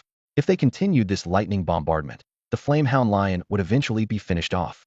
He just wondered how extensive Liaozhai and Jia Rui's psychological trauma must be at this moment. Just as this thought crossed his mind, he suddenly heard the soft rustle of dry leaves behind him. "Who's there?" Su Yi spun around sharply to see 5 adult men dressed as hunters quietly approaching from about 10 meters away. The 5 men each carried weapons, ranging in age from their 20s to 40s. The middle-aged man leading them had a face full of fierce features, with cold, sharp eyes like a hawk's. The spiritual energy fluctuations he emanated alone revealed his identity: elite-level beast tamer. Seeing that Su Yi had noticed them, the middle-aged man forced a fake smile and said in a feigned friendly tone, "Don't be nervous, young man. We're just professional beast hunters passing through. I see you're wearing a Guan City No. 1 high school uniform. Those should be your classmates up ahead, right? The battle looks quite intense. Do you need our help?" As his words fell, he glanced at the flame-hound lion in the distance. Nearly unconscious from the electric shocks, an undisguised greed flashed in his eyes. Hound lions were always in high demand in the pet beast market. If they could capture it alive, selling it for 2 to 3 million would be no problem. Of course, the actual selling price of an elite-level adult flame-hound lion wouldn't necessarily be higher than a cub's, and sometimes might even be lower. First, only elite-level and above beast tamers could forcibly contract wild extraordinary creatures of this caliber, making the pool of potential buyers much smaller than those purchasing cubs. Second, adult extraordinary creatures had already developed mature minds, and even if forcibly contracted, it was difficult to cultivate emotional bonds with them. Their loyalty was generally poor, far inferior to cubs that could be raised from a young age.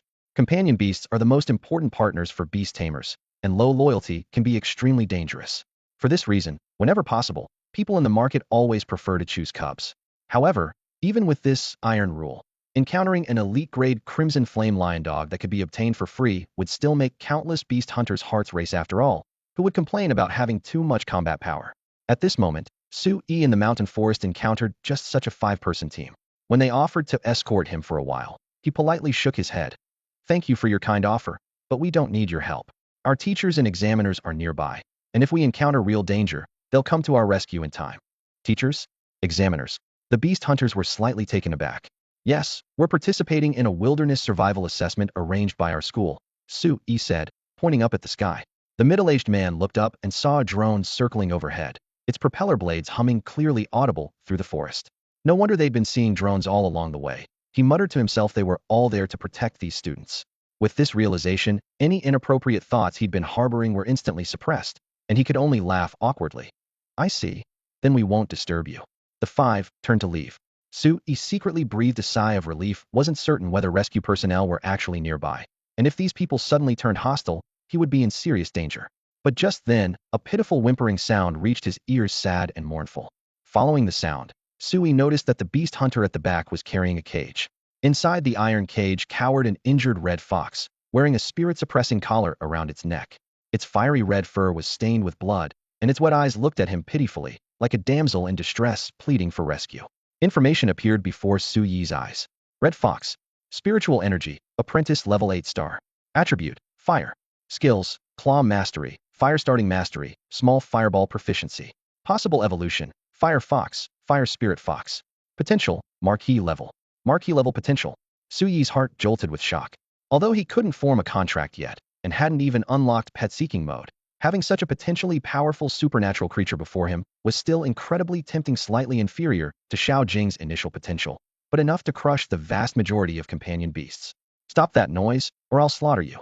The beast hunter, annoyed by the red fox's whimpering, drew a sharp dagger and thrust it into the cage, as if about to stab down. The red fox shrank into a ball, its watery eyes filled with sorrow, fear, and hatred. Seeing this, the man became even more pleased with himself, repeatedly waving the dagger to intimidate the creature. This scene was transmitted in real time through the drone's camera to the assessment center, where several female students watching the screen immediately frowned. Where did these people come from? That red fox is already so pitiful, and they're still scaring it with a dagger. That's too much. Red foxes are naturally gentle and aren't even on the dangerous beast list. Abusing it is illegal. As the discussion grew heated, Sui in the footage reached out and grabbed the beast hunter's wrist, stopping the cold metallic sound abruptly. He spoke calmly. It's quite pitiful, please stop bullying it. The beast hunter shook off his hand and sneered. Didn't expect to meet a bleeding heart saint here? This is our captured prey. What business is it of yours? If you really feel sorry for it, then buy it. I can buy it. Suyi's eyes immediately lit up. Why the hell didn't you say so earlier? All right, name your price.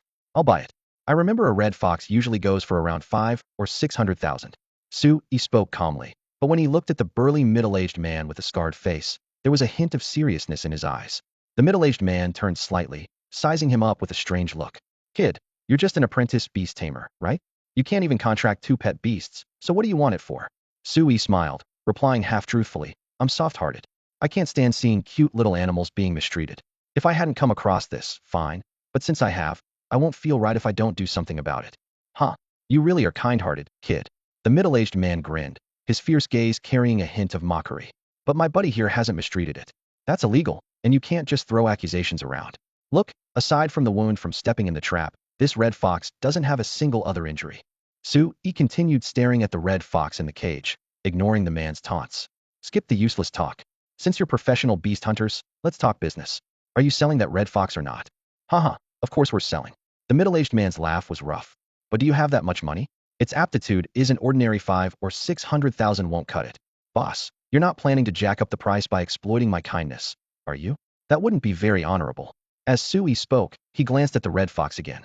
The little creature in the cage seemed to understand his meaning, and a trace of gratitude appeared in its clear eyes. Hey kid, you can't just say things like that. One of the beast hunters in the group spat out his cigarette onto the ground, his voice displeased. Everyone in Guan City knows Brother Fan is honest and trustworthy. Exploiting your kindness? How much is your kindness worth anyway? Brother Fan is an elite beast tamer. Does he need to scam a student like you? The other team members also showed impatience. Just a bleeding heart student, and you're actually treating him like a customer? Brother Fan, let's go. The middle-aged man called Brother Fan nodded and was about to lead his people away. Wait. Sui called out again. What do you want now? The beast hunter carrying the cage narrowed his eyes, his tone increasingly hostile. If not for their wariness of Suyi's teachers and examiners, they wouldn't have been so polite. Just as Sui was about to speak, a deep voice came from nearby. Who are you people, and what do you want with my examinee? The speaker was a stern-looking man in military uniform, Scout Song Guofeng, who had chatted with Sui the night before. Song Guofeng was just an ordinary scout, certainly not as strong as the elite beast tamer Brother Fan. But the 5 men still tensed up when they saw him and quickly concealed their exposed weapons. Don't misunderstand, sir. The leader, Brother Fan, quickly explained. I'm Fan Xin, captain of the Xinxing beast hunting squad.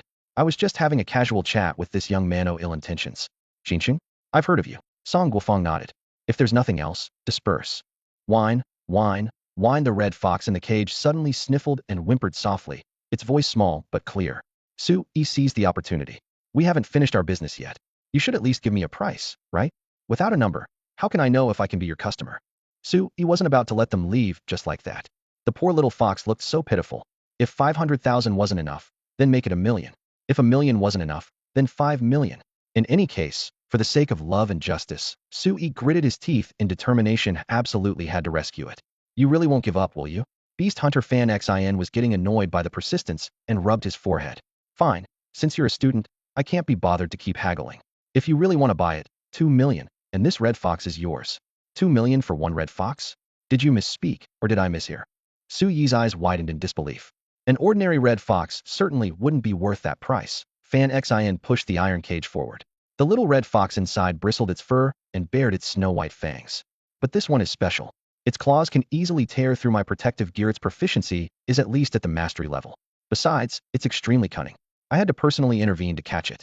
While ordinary red foxes might possibly grow to elite level, this one I guarantee it will 100% reach elite level, and there's a good chance it could even break through to commander level.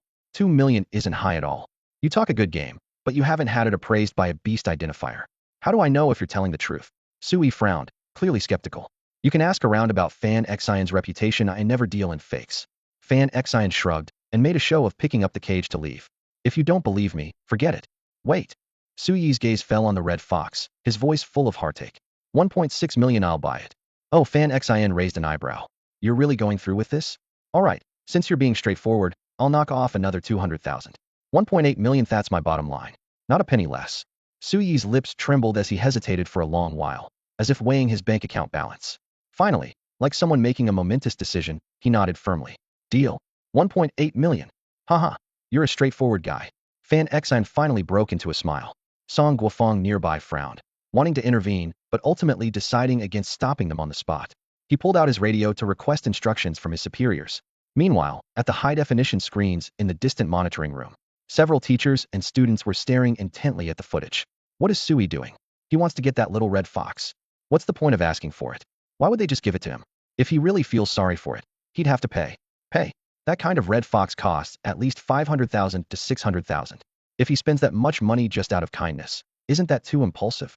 What's wrong with kindness? The little red fox is so pitiful and adorable that you have any compassion. A female student glared at her classmate in displeasure. Before the argument could escalate, Dong Lianshan's radio suddenly crackled to life. Captain, Song Guofeng reporting. Student number 64 is preparing to purchase a red fox for 1.8 million. Should we intervene? 1.8 million? Dong Lianshan paused, then replied in a calm voice. As long as it's not forced buying or selling, there's no need to intervene. If he wants to pay 1.8 million for his compassion, that's his business. We're examiners who don't need to be overly involved. Hearing this, the surrounding teachers and students exchanged glances.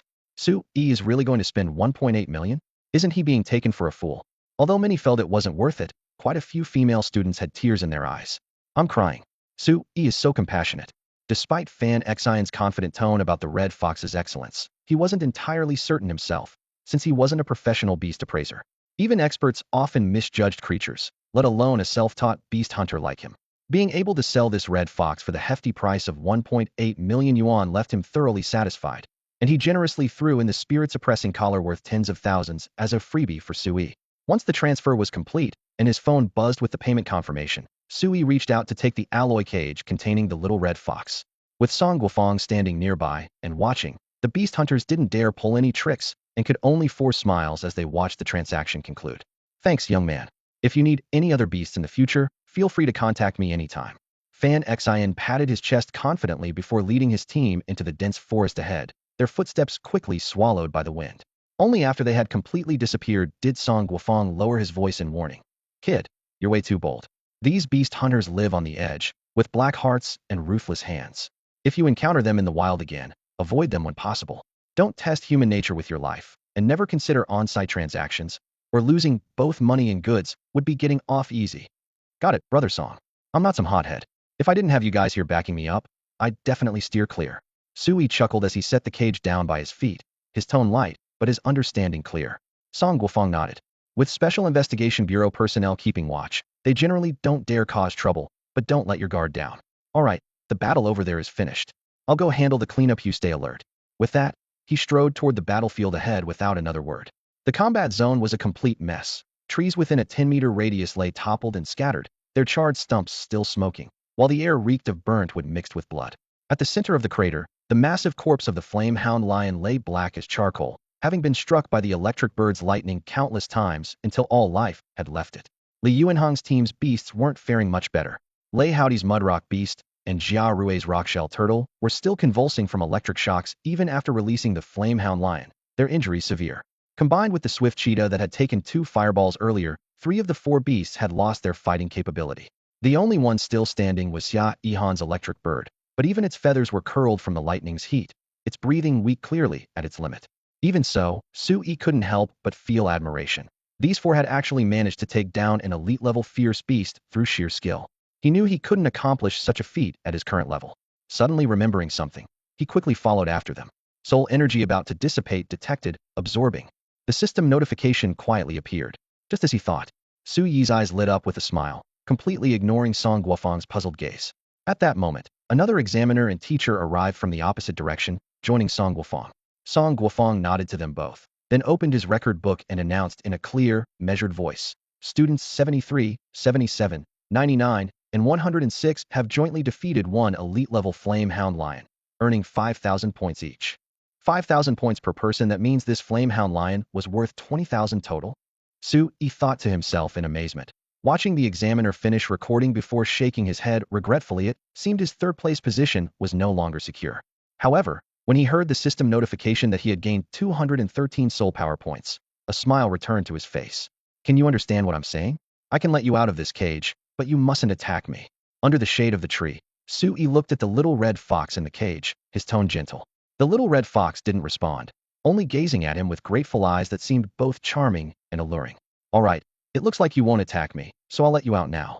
Sui spoke while opening the iron cage, then slowly reached his hand inside. The little red fox instinctively tensed up, but seeing Su Yi's gentle gaze, she ultimately endured her discomfort and allowed him to gently stroke her. This fiery red fur isn't just beautiful to look at, it feels wonderful too. Su Yi smiled, knowing she could sense his goodwill, and simply lifted her from the cage, cradling her in his arms. He finally understood why so many people love petting cats. This fluffy feeling was indeed incredibly satisfying, and the more he petted, the more addictive it became. The little red fox seemed to gradually grow accustomed to this contact, gently closing her eyes. Being held in this human's arms gave her a strong sense of security. Seeing her like this, Sui knew the time was right and asked softly, "Would you be willing to become my contracted beast and be my closest companion?" The little red fox seemed to truly understand, opening her sparkling autumn-like eyes and looking at him in surprise. She hadn't completely understood, but could sense that this human boy wanted her to stay by his side. She hesitated, as staying with this boy would mean beginning a completely new and unknown life. But this boy had saved her, and she also really liked his scent. After a long hesitation, she finally made her decision, closing her eyes again and gently nuzzling into Su Yi's embrace as her answer. "Is this an agreement?" Su Yi was somewhat surprised and delighted. As expected of an extraordinary creature with marquee-level potential, her intelligence was indeed high. He then couldn't help but check the little red fox's detailed information, specifically looking at her gender. Female. Ah, what a relief. It wasn't that he discriminated against males. In fact, if he were just an ordinary beast tamer, he wouldn't care about such things. But he wasn't ordinary. His pet beasts would definitely undergo demonification in the future. He could certainly accept ordinary male pet beasts, but spending all his time with male demons? What would that look like? After checking the gender, he turned his attention to the evolvable species column. Evolution to Fire Fox required. Apprentice level 6 star, and 1 low-grade Fire attribute Spirit Fruit. Evolution to Fire Spirit Fox required. Apprentice level 9 star, 1 Fire Spirit Stone, and 100 soul power points. To evolve from Red Fox to Fire Spirit Fox, the spiritual energy level needed to reach Apprentice level 9 star. This condition was far more demanding than Little Thorn's first evolution. However, she had already reached Apprentice level 8 star. If Su Yi was willing, he could help her grow to Apprentice level 9 star within a few days. It really wasn't difficult. Speaking of which, Su Yi felt somewhat fortunate. Thank goodness this little red fox hadn't eaten a low-grade Fire attribute Spirit Fruit after growing to Apprentice level 6 star, or she would have automatically evolved into a Fire Fox. Missing one demonification opportunity was equivalent to missing a chance to improve potential, which would have a significant impact on an extraordinary creature with only marquee-level potential. The soul power is sufficient, and the Fire Spirit Stone and spiritual energy level aren't problems either. It seems I can try to help her undergo demonification when I return. Su Yi murmured to himself.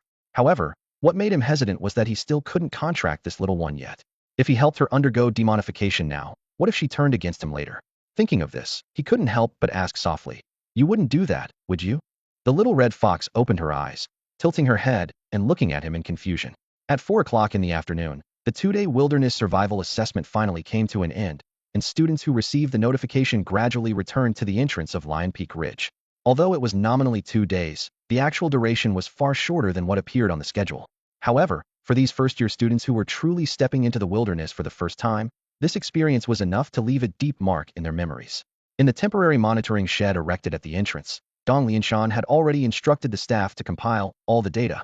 Over 140 students had signed up for the assessment, but only about 50 had actually passed. At the foot of the mountain, behind the low protective barrier, a student who had been waiting for a long time suddenly pointed at the mountain trail exit and shouted, "Look! Li Yuanhang, Xia Yihan, and their group of 4 are back." The crowd instantly erupted. It really is them.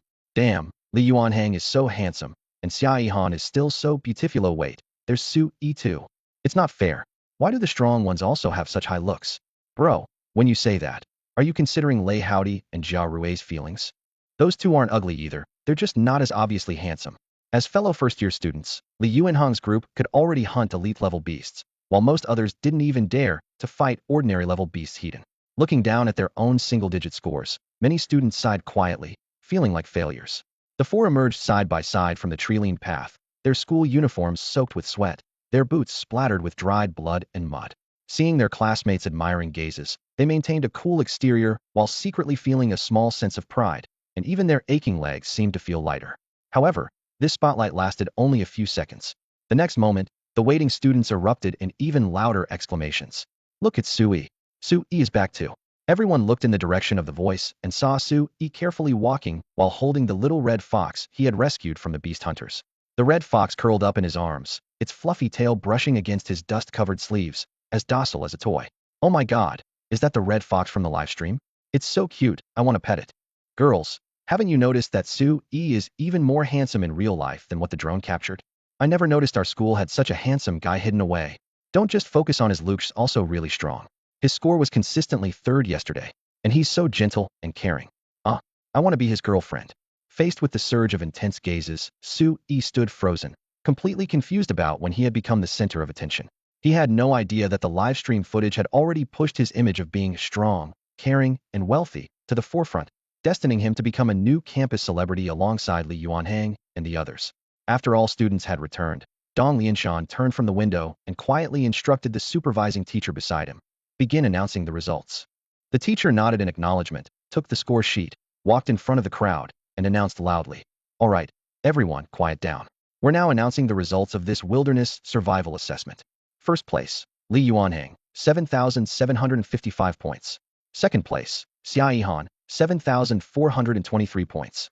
Third place, Liaozhai, 7,289 points. Fourth place, Jia Rui, 7,011 points. It's still those four as expected. Their scores are way too high, all starting from 7,000. I only got a little over 100. Discussions arose one after another, growing louder and louder. Everyone be quiet. The teacher coughed loudly and continued announcing. Fifth place, Sui, 2,442 points. Amazing. Cheers erupted from the edge of the crowd. Sui really made it into the top 5. Someone whispered calculations. If it weren't for Xia Yihan's team killing that crimson flame dog lion, they probably wouldn't even have scored as high as him. And he's probably the only one in the top 10 whose pet beast hasn't grown to ordinary rank yet, right? More exclamations followed one after another. The rankings continued scrolling down. Starting from 6th place, no one had scored above 2,000 points, and 10th place only had around 800 points. The huge gap left many students looking embarrassed. Even more surprising was that only 2 upperclassmen from the 2nd and 3rd years appeared in the top 10, both ranking at the bottom. It was worth noting that upperclassmen made up more than half of the participants in this assessment, yet they were ultimately crushed by the first-year freshmen. Upon reflection, this made sense. 2nd and 3rd year students still at apprentice level were likely limited in talent or resources, so being surpassed by the most outstanding freshmen wasn't surprising. Only after the top 10 did the upperclassmen gradually gain an advantage and barely balance the ratio. After the results were announced, the most exciting moment arrived. Under everyone's watchful eyes, Major Dong Lianshan personally awarded the Courage Medal, certified by the Guan City Military Department, to the top 10. This honor could be written into their life resume, a medal that made all students' eyes shine with envy. After the award ceremony, he solemnly declared, "This wilderness survival assessment is officially concluded. Passing this assessment means you all possess the basic qualities to become warriors. I hope you will continue your efforts and become the nation's pride." Finally over, many students breathed sighs of relief, laughing and patting each other's shoulders. After 2 days of struggling in the wilderness, all they wanted was a hot shower and to collapse into bed. Sui clenched his fists in the crowd. Although he only ranked 5th, he knew his gains were probably the greatest. 1. Courage Medal, successfully obtained as hoped. 2. Little Thorn, combat experience greatly increased, now capable of directly confronting fierce beasts like the Jungle Wolf King. 3. Soul Power, unknowingly accumulated to 893 points. If Li Yuanhong's team hadn't killed the Crimson Flame Dog Lion, he wouldn't have even broken 700. His current soul power was enough for Little Thorn to evolve into Thorn Demon Flower, and after hunting 1 or 2 more apprentice-level fierce beasts, he could prepare for Little Red Fox's demonization. 4. Little Red Fox. This was the true priceless treasure Marquis-level potential. Even Guan City Lord Luo Yanfeng's strongest pet beast was only at this level. Thinking of this, Su Yi's eyes blazed with intense light. Red foxes were fire-attributed, and he happened to possess an intermediate pet beast skill stone containing Great Flame Burst. That was a true intermediate skill, higher level and more terrifying than explosive flame projectile. He unconsciously clenched his fists, his chest heaving violently. Great Flame Burst. If Little Red Fox truly mastered it, her strength might even surpass Little Thorn's. Oh right, there was also an expired Blazing Sun pill in his storage space. He suddenly remembered this item. The fire-type spiritual energy contained within the Blazing Sun pill was no less potent than an entire Fire Spirit Stone, and it could also increase the success rate of beast evolution while boosting the probability of comprehending fire-type skills. He couldn't explain exactly how it worked, but most likely consuming it would temporarily enhance a beast's comprehension abilities. The Great Flame Burst technique combined with the Blazing Sun pill suddenly realized he could cultivate the little red fox in his arms into an extremely powerful fighting force right now. Should he act now? He looked down at the little creature resting with its eyes closed, feeling uncertain. Sui. His thoughts were interrupted by a shout. He looked up to see four classmates walking toward him. Congratulations. Qiuqi strode forward and patted his shoulder. I never would have imagined that you'd be the most outstanding student in our class. If it weren't for you, Class 4 would have really been at the bottom this time. Even the aloof Feng Ziyue managed a rare smile, while Wan Zihang's expression carried a hint of flattery. Thank you. Sui responded politely, though since they weren't usually close, he wasn't sure what to talk about. Qiuqi was naturally good at small talk and added with a smile. You really kept a low profile. If you could spend 1.8 million to save the red fox, why didn't you buy yourself a better beast companion from the start? I didn't have that ability back then. Sui smiled. Don't make me sound more impressive than I am. Without Senior by Jining and Jingtian Corporation, I'd just be an ordinary student. So it was Jingtian Corporation's sponsorship. Qiuqi nodded to himself, still curious. Could you tell us more details about Senior Bai and Jingtian Corporation? It involves confidentiality agreements, sorry. Sui refused without hesitation. Seeing this, Qiuqi tactfully dropped the subject. He was about to make more small talk when he noticed another group approaching. Hello, I'm Liaozhai from Class 6. Liaozhai walked up and extended his hand with a courteous expression. Behind him, Xia Yihan, Lei Howdy, and Jia Rui stood in formation. Sui shook hands briefly, though he wondered why they were suddenly seeking him out. We've heard about your abilities. Liaozhai spoke sincerely. We were busy treating our beast companions back in the mountains and didn't properly introduce ourselves. I apologize for that. They had encountered Sui near the Crimson Flame Lion's corpse, but since his beast companion was only apprentice level, they hadn't paid much attention. Only now did they realize that person was actually the 5th place finisher in the assessment. Don't worry about it. We didn't know each other, and I didn't approach you either.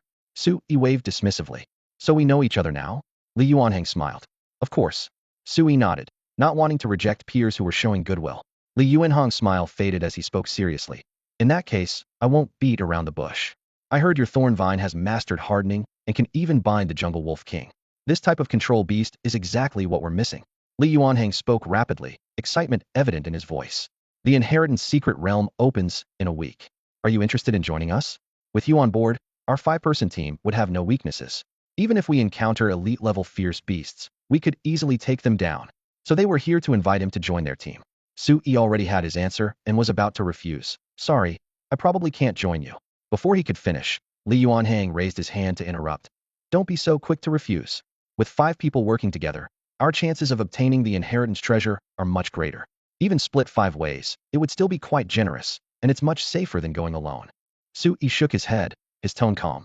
Sorry, you've misunderstood. I'm not refusing because I want to go solo. I know my abilities aren't sufficient, so I don't plan to participate in next week's secret realm exploration. I'll also give up the school's recommendation slot. What did you say? You're giving up. The 4 of them exchanged bewildered glances, almost doubting what they'd heard. That's right. I'm afraid of dying, and I don't do things I'm not confident about. Sui admitted frankly. After a brief silence and some polite exchanges, seeing Sui's firm attitude, Liaozhai and the others had no choice but to leave in disappointment. 3 days later at dawn, sunlight filtered through the curtain gaps into the room. Sui emerged from meditation, stretched his muscles, and felt a refreshing warmth spread along his spine. Beside the bed, a reddish-brown little fire fox lay quietly, its autumn water-like eyes curious yet affectionate.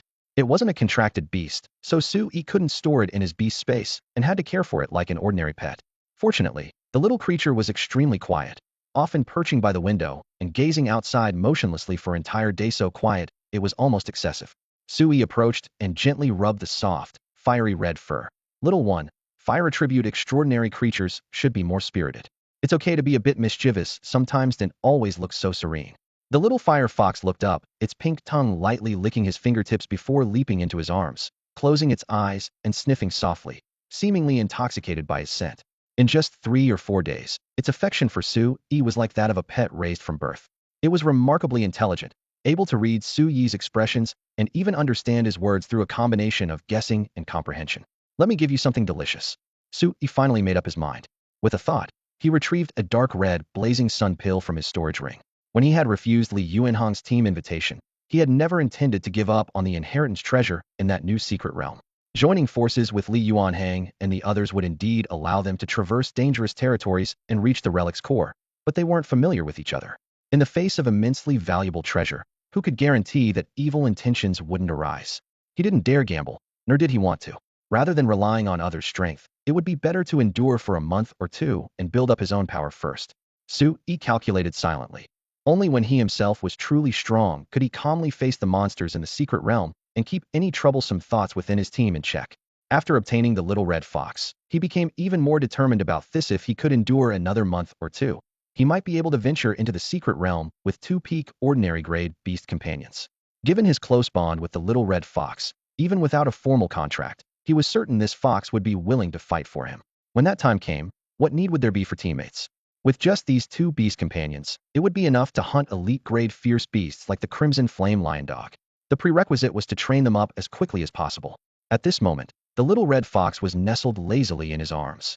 As soon as the pill bottle opened, the medicinal fragrance of the blazing sun pill spread through the air with scorching intensity, and it suddenly opened its eyes. Those eyes, originally calm as a lake, rippled with fine waves, so fragrant, so tempting to eat. It raised its head to stare at the pill in Su-yi's palm, then looked up at Su-yi, unable to hide a trace of longing in its eyes. I thought you were above worldly desires, but you can show this kind of expression too. Su-yi chuckled softly. This was the first time he had seen the little red fox lose its composure, and he found it quite amusing. The little red fox was thin-skinned, and after being teased, a flash of coquettish annoyance appeared in its eyes. It forcibly suppressed its desire and put on an air of tranquility. But then Su-yi raised his hand and gently placed the blazing sun pill into its mouth. The little red fox froze for a moment, wanting to stubbornly spit it out, but its throat betrayed it with an involuntary swallow. The pill went straight down into its stomach. Shame and indignation flashed through it, and just as it was about to struggle, the medicinal power had already transformed into a scorching torrent, instantly washing through its limbs and bones, filling every cell with pure fire attribute spiritual energy. Don't get distracted, absorb it properly. Su-yi watched it intently, without daring to blink. This was his first time feeding a pill to a beast companion, and moreover, this pill's storage age was uncertain, so he couldn't help feeling anxious. A few minutes later, aside from its body surface being slightly warm, the little red fox showed no abnormalities and instead hummed softly in comfort. At the same time, Su-yi clearly sensed its spiritual energy rapidly climbing. Ding, the red fox has met all demonization conditions. Do you wish to consume 100 soul power points to assist its evolution into a fire spirit fox? The system prompt suddenly rang out. How are all the conditions met? Su-yi was startled. Although the little red fox had already reached apprentice level 9 stars, it was still missing a fire spirit stone. After a moment's thought, he understood. Fire spirit stones only supplemented fire attribute spiritual energy, while the fire attribute spiritual energy in the blazing sun pill was even more abundant, naturally serving as a substitute. With this realization, he decisively confirmed. The next second, countless gray-white light points flew out from his body and drilled into the little red fox's body, while his soul power value dropped from 893 points to 793 points. In an instant, the little red fox's body erupted with blinding red light, and scorching waves hit his face, forcing Su-yi to close his eyes and step back.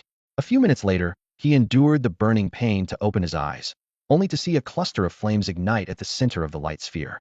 Within the flames, sometimes the silhouette of a fire fox the size of a samoyed appeared, and sometimes the phantom of a charming fox maiden was revealed. Am I seeing things? Su-yi was somewhat bewildered. Just as he wanted to look more clearly, the red lights suddenly converged, and a majestic fire spirit fox stood proudly amidst the flames. Huh? Where's the fox maiden? It really was an illusion. He shook his head with slight regret. The fire spirit fox, however, raised its eyes to look at him, its gaze full of gratitude.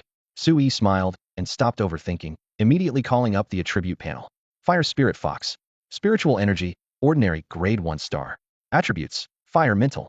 Skills, Claw Strike Proficient, Ignite Proficient, Small Fireball Skilled, Large Fireball Beginner, Explosive Flame Projectile Beginner, Charm Beginner, Transformation Beginner. Possible evolution, three-tailed spirit fox. Potential, king grade.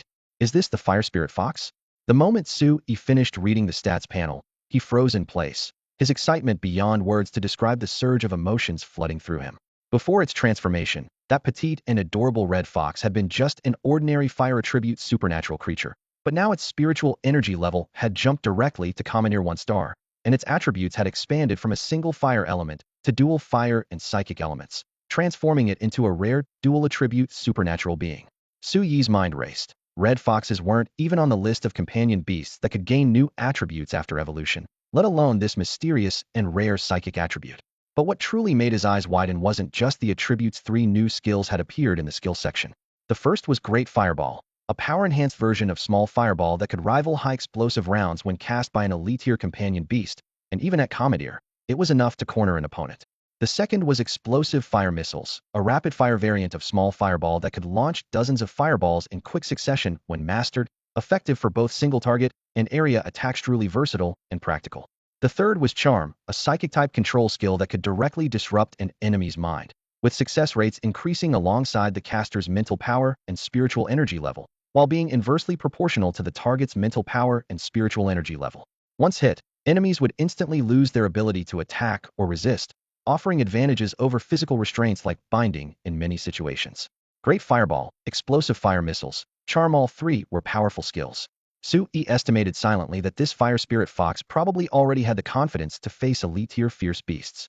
Just as he was about to close the panel, the word transformation at the bottom caught his attention. Transformation? The books never mentioned that red foxes could learn this. Could it be a special ability gained from becoming a spirit? Thinking of legendary monsters' transformation abilities, his curiosity was piqued, and he immediately bent down to address the fire spirit fox. Could you demonstrate this for me? The fire spirit fox tilted its head, ruby-like eyes filled with confusion. Su-yi simply pulled out paper and pen from his backpack, sketching a girl's outline with a few strokes, then pointed to the human figure in the drawing. Transformation. The little creature seemed to half understand, a hint of reluctance flashing in its eyes, but under Su-yi's expectant gaze, it closed its eyes and channeled its spiritual energy. The next second, crimson flames spread from its paw tips, enveloping its small frame. When the firelight faded, a fox-eared girl who appeared to be 13 or 14 years old stood in its place with flamered hair cascading over her shoulders and 2 fluffy fox ears twitching slightly. Her original fur had transformed into a form-fitting fired fox fur outfit resembling a tube top and short skirt that covered the essential areas while revealing expanses of snow-white skin, radiating youthful vitality. However, her transformation still had many imperfections. Her nose tip remained that of a spirit fox, slightly upturned, moist, and distinctly animal-like. Dark red spirit fox markings faintly appeared and disappeared across her cheeks. While she still looked adorable overall, these features inevitably diminished some of the refinement expected in human form. More obvious were her hands and feet. Her pale fingertips were encased in sharp claws, like wearing a pair of gleaming foxclaw gloves over her smooth skin, reflecting cold light as she moved. Su-yi circled around her for quite a while, finally shaking his head in disappointment. Her stature was too small, appearing no more than 13 or 14 years old, nothing like the mature, generous big sister he had originally envisioned. Fortunately, the little fox girl's gaze was calm and elegant, displaying a composure that didn't match her apparent age. "Can you speak?" he asked instinctively. The fire spirit fox simply gazed at him quietly, clearly not understanding. Su-yi had to point to himself. "Me." The fire spirit fox hesitated for a moment, then mimicked him by pointing at him and tentatively whispered, "Mm." Her pronunciation was extremely poor, yet unexpectedly crisp and pleasant. Her ability to respond showed she wasn't completely unable to speak. Su-yi's lips curved upward. A spirit beast that could understand and even learn to speak human language was absolutely amazing. Though she hadn't mastered it yet, with this foundation, they would eventually be able to communicate fluently. After having her transform back into a fire spirit fox, Su-yi contentedly stroked her fluffy, fiery red tail. With this fire spirit fox's assistance, he felt more confident about the inheritance secret realm treasure that was about to open. Unfortunately, the skills he had just comprehended were all at beginner level, with pitifully low proficiency that needed urgent improvement. Transformation didn't require too much effort. Practicing to proficient level would suffice. By then, she should be able to upgrade from little fox girl to fox-eared girl. He wouldn't worry about higher levels for now. This wasn't due to any special preferences, but because time was precious, and he preferred to focus on skills like Great Fireball and Explosive Flame Missile that directly enhanced combat power. Speaking of Great Fireball and Explosive Flame Missile, he suddenly felt a headache coming on. Relying solely on energy water for replenishment wouldn't be enough for practicing fire-type skills. Need to buy fire attribute spirit fruits to sustain high-intensity training. Other beast tamers could let their spirit beasts slowly recover spiritual power naturally, but the efficiency was too low. Take Great Fireball as an example. With recovery-type spirit herbs, he could practice hundreds or even thousands of times per day.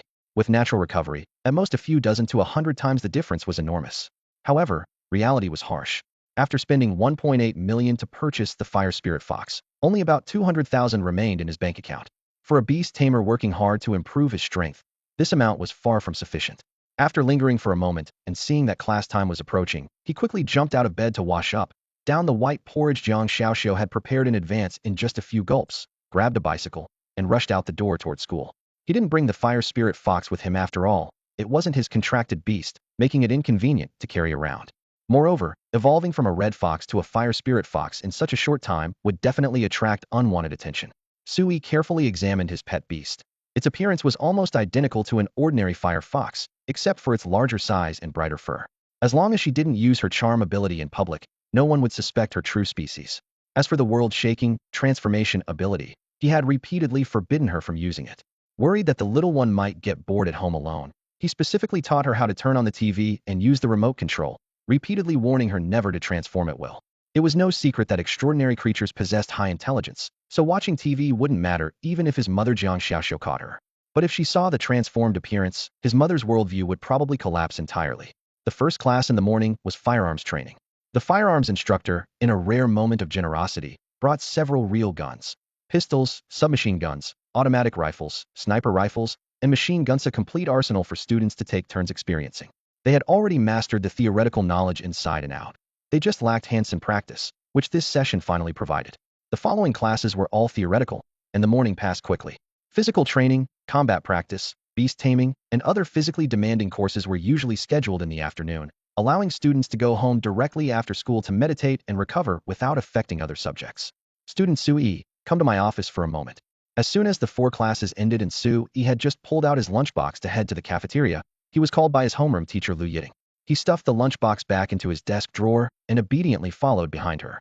Looking at her slender figure, he couldn't help but wonder. Calling him at this time, could she be planning to treat him to lunch? After all, he had placed 5th in the last wilderness survival assessment, bringing honor to the class, so it would be reasonable for the teacher to reward him. However, upon entering the empty office, he realized he had been overthinking. Liu Yiting sat behind her desk, looking at Suyi's expectant face with a complex expression. Although she hadn't accompanied the wilderness assessment, she had learned about Suyi's entire performance from the reports, which made her understand why Jingtian Group was sponsoring him. This student was indeed somewhat special. During the assessment, he had actually spent 1.8 million to save a red fox, a gesture far beyond what an ordinary sponsored student could afford, making it seem more likely Wen Yu had taken on a godson. However, she had no intention of interfering in her student's private affairs and simply handed him a form, speaking calmly. Congratulations, student Sui. You have been selected as a key cultivation target by the school. In addition to regular courses, the school will provide you with more professional guidance and certain resources free of charge, which will greatly benefit your growth. Key cultivation target? Sui asked puzzledly. Could you elaborate on the courses and sponsorship? Liu Yiting smiled slightly. Your pet beast is a wood attribute, Thorn Vine. The school will arrange for a corresponding master-level teacher to teach you more scientific methods of training your pet beast and help it learn new skills. Regarding sponsorship, the school will provide the spiritual herbs and medicines needed for training free of charge. She paused and added, however, there's one condition: you must join the school's beast taming team. After hearing Liu Yiting's explanation, Sui finally understood. The benefits she mentioned were roughly divided into 2 parts. First, the school would provide spiritual herbs and medicines for free. Second, students could receive unknown guidance from special grade teachers. The former didn't concern Sui much due to limited funding and likely poor quality, but the latter caught his attention. Even though that unreliable Qin Yufei had only taught him briefly, he had gained tremendously from it, so a more professional special grade teacher would surely provide him with higher level improvement. In fact, he had always been troubled by how to help his beast companions master new skills through systematic training. Whether it was Little Thorn or the Fire Spirit Fox, their existing moves were almost all self-learned during evolution or breakthroughs. With targeted guidance, efficiency would undoubtedly multiply. As for the school's beast taming team, he had heard about it long ago. Members had very few restrictions in daily life, but once there were major competitions such as the statewide high school league or the national high school league, team members had to represent the school. Bai Jining was a key player on the team and had even secured 12th place in last year's statewide league. With these thoughts in mind, Sui readily accepted the form Lu Yiting handed him. On the white paper with black borders, columns for name, gender, age, family background, parents and siblings were laid out in a row, but the most striking was the annual household income section. Sui paused. Was this an application form or a political background investigation? Lu Yiting noticed his hesitation and proactively explained. The information is mainly for the special grade teachers to review. For unknown teaching, they're somewhat taking on disciples, so the screening is strict, and sometimes there are additional assessments. Sui nodded to show understanding, but still found reality somewhat harsh. So, how should I write my household income? Include any financial aid you can get, Lu Yiting suggested after a moment's thought. All right. Sui stopped hesitating and wrote down 20 million. As the numbers settled, Lu Yiting's gaze froze slightly, and beyond shock, she couldn't help but wonder. What kind of price would one have to pay for such financial aid? After lunch, the classroom quieted down. Sui lay on his desk with his eyes closed as usual, though unfortunately his seat wasn't by the window, so he couldn't enjoy the scenery. Sui, the inheritance secret realm opens in 3 days. Are you really not going? Qiuqi moved his chair over to Li Xinhao's seat, looking curious. I heard Liaozhai and his group have been training like crazy this week, throwing rare treasures at their beast companions like money's no object, all eyeing the inheritance treasures inside. Sui looked up at him with a calm tone. No thanks. Time's too tight, and I'm not prepared enough. You're already pretty strong, and didn't Li Yuanhong's group invite you? You could ride their coattails. From what I know, there are only 100 spots this time, and their team has the strongest overall power, so they have the best chance of getting the treasures. Where did you get this information? Sui sat up straight and patiently corrected him. The City Lord's office, Beast Tamer Association, and military all have quite a few recommendation slots, plus various major factions can gather many excellent apprentice-level beast tamers. Li Yuanhong's team would be doing well to rank in the top 3 overall. Moreover, these people all have influential backgrounds, and their families should be able to secure 1 or 2 recommendation slots. When the time comes, they'll definitely have plenty of people helping them, Qiuqi said with certainty. Sui looked at his anxious expression and couldn't help but laugh. I specifically researched historical records of inheritance ruins. Those powerful beings who left behind their legacies weren't looking for whoever had the most people or influence, but for whoever had the most exceptional talent. Without true genius, even if 100 people attempted together, they still won't pass the trials. So you mean? Qiuqi was stunned. Historical records show that only apprentices capable of single-handedly confronting elite-level fierce beasts have any chance of gaining recognition from the ruins. Sui paused. So the apprentice-level beast tamers entering this time will most likely all return empty-handed. This wasn't just his personal judgment. Recently, many influential figures had privately reached the same conclusion. Even when Bai Jining called a few days ago to congratulate Sui on placing 5th in the wilderness survival assessment, she had subtly inquired whether he planned to participate in that inheritance secret realm. According to Bai Jining's revelation, major powers throughout the state, and even the entire country, who held recommendation slots were now frantically investing resources in their most outstanding descendants. They were throwing all kinds of rare treasures and enhancement potions at them without regard for the consequences of forcing growth. The reason was simple: the inheritance ruins likely contained 1, or even several, imperial grade or higher potential beast eggs. As long as they could obtain the treasure, it wouldn't matter if they ruined their current battle pets in the process. They'd still have a chance to reach imperial grade or even higher in the future. Most of these wealthy families couldn't make it to the first round of exploration, yet they dared to invest so heavily because they were certain that small places like Guan City simply couldn't crack this tough nut with hasty preparation. And indeed, this was the reality in historical records. There were virtually no examples of inheritance ruins being conquered in the first round. Either they had to wait for the nation's top talents to gather, or drag it out to the second round before they would truly be opened. The low success rate stemmed from 2 factors: insufficient beast tamer capabilities and inadequate preparation time. That Guan City could schedule the first exploration round for 1 month later was already their utmost effort, and who knew how much pressure from higher authorities they had withstood. Jingtian Group, being one of Guan City's notable major powers, was similarly busy preparing Bai Jian for the second round. If not for Bai Jian's slightly insufficient strength, Bai Jingtian and Li Wenyu would have even wanted her to directly attempt the first round. On the surface, all seemed calm, but underneath, undercurrents were already surging. Countless eyes from across the nation were fixed on this suddenly manifested inheritance ruin. Sui was also making preparations, but compared to those wealthy second-generation beast tamers, he appeared quite modes that couldn't even afford the daily training potions for his battle pets. I need to find another way to make money. He sighed deeply. If he really let loose, he had plenty of ways to earn money. Gambling on secret treasures or venturing into secret realms for treasure hunting could both yield quick returns. However, gambling on secret treasures would create too much commotion and attract attention. The remaining option was only secret realm treasure hunting. Actually, he had long planned to systematically sweep through those low-risk secret realms and dig out all the overlooked treasures. With his current combat power, moving freely through such realms shouldn't be a problem, and he could also give Little Thorn and Fire Spirit Fox practical combat experience while improving their skill proficiency much better than shadowboxing. That's right. He suddenly remembered something. The system notification had mentioned that the small island in the center of the lake in the Lakeside Forest secret realm contained a mid-grade secret treasure. Mid-grade secret treasures weren't street food. Even the cheapest consumable items or spiritual materials would sell for several million. At this thought, his eyes lit up. The money had just presented itself. He was strapped for cash and couldn't wait a moment longer. Early Saturday morning, he took a taxi to Huanhu Forest. The morning sunlight had just begun filtering into the streets and alleys, yet the small town outside the forest entrance was already bustling with life. While the town couldn't be called prosperous, it was particularly lively due to the constant flow of beast tamers coming and going. Equipment shops, potion stores, and simple inns lined the square in a neat row, their signs swaying gently in the breeze. The air was filled with a mixture of fresh vegetation and the scent of beast companions. This secret realm had long been thoroughly explored, with genuine treasures now few and far between. However, its complex terrain and complete range of exotic beasts still made it a top choice for many beast tamers seeking training.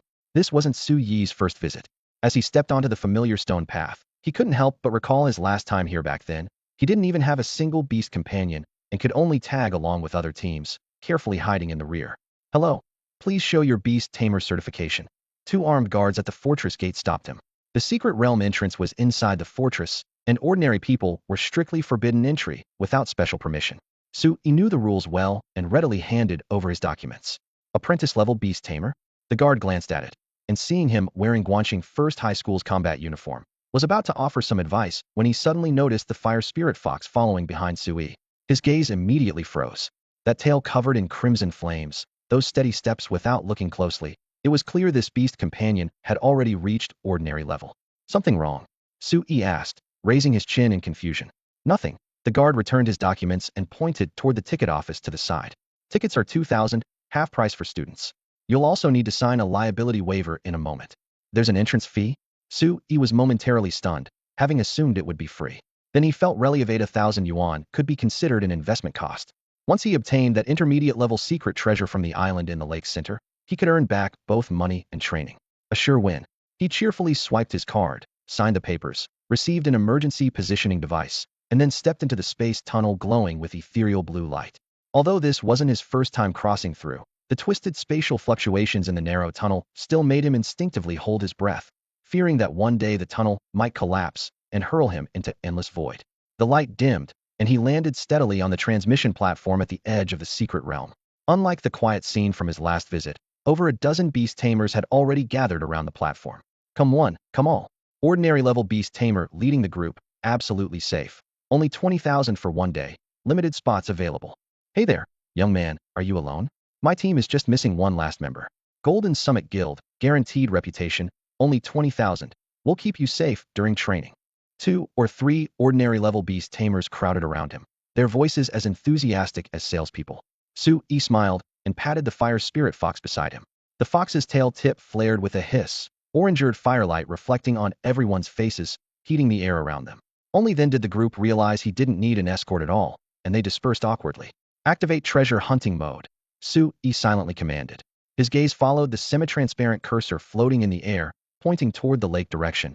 Then he strode away from the transmission platform. After walking for some distance and seeing no one else around, he summoned Little Thorn as well. Perhaps it had been too long since its last battle, but Little Thorn seemed absolutely delighted after emerging, swaying left and right as if searching for prey. However, the moment it spotted the fire spirit fox, it immediately straightened up and pretended to be a proper lady. Let's go. Attack any fierce beasts we encounter without asking for my permission, Sui declared with hands on his hips, radiating unmistakable confidence. Combat training officially begins. Following the forest trail, they didn't encounter a single ordinary-grade fierce beast until reaching the lakeside. Along the way, they did clear out several waves of apprentice-grade beasts, but these weaklings weren't even enough to fill the gaps between his pet's teeth. The greatest threat came from a pack of 6 tusked wild boars. The fire spirit fox opened its mouth and unleashed explosive flame bullets. 6 fingernail-sized fireballs shot out simultaneously, striking each boar with perfect accuracy. Boom, boom, boom. The small fireballs exploded into bloody mist as the boars screamed and collapsed, creating a gruesome scene. seeing them barely clinging to life. Little Thorn couldn't even be bothered to deliver finishing blows, merely shaking its vine leaves in disgust. If we want real training, it looks like we'll have to go to the island in the lake, Sui sighed. The island sat across the water with boats available at the dock, but the prices were painful. 500 for a one-way trip, 1,000 round trip, basically buying another ticket. Sui glanced at his system notification, 2.3 kilometers north, intermediate treasure detected, and could only grit his teeth. He'd endure it. The wooden boat slowly cut through the water. Seeing the fire spirit fox crouched on deck, the boatman kindly warned, "Young man, even though your fire fox is ordinary grade, you'd better be careful on the island. There are plenty of ordinary grade fierce beasts there, and occasionally elite grade ones appear. Someone gets hurt almost every month." Suyi's expression stiffened. Why didn't he mention this before boarding? The money was paid. They were in the middle of the lake. Wasn't it too late for warnings now? The boatman shrugged. How is it too late? We're exactly halfway now. If you really want to go back, I won't charge extra any further, and I'll have to add fees. So that initial 500 definitely won't be refunded, right? Sui couldn't be bothered to respond further. 10 minutes later, they reached shore. The island's forest was even denser, and just dozens of meters into the depths, he encountered an ordinary grade, fierce Biasta-tusked monster. Little Thorn, I choose you. Sui clenched his fist and summoned Little Thorn again. Using both pets against this level would be bullying and wouldn't provide proper training. Only when facing elite grade beasts or something like a forest wolf king would he consider having Little Thorn and the fire spirit fox team up. Little Thorn trembled with excitement, immediately burrowing into the soil and charging straight for the tusked monster's ankles. Monday morning, class for classroom. Sui lay sprawled across his desk, drowsy. Sui, your face. A gentle female voice came from beside him. Sui looked up to see Zhang Xiaodong and quickly sat up straight, touching the scab on his face with a smile. Just a minor injury, nothing serious. Got it yesterday in the lakeside forest.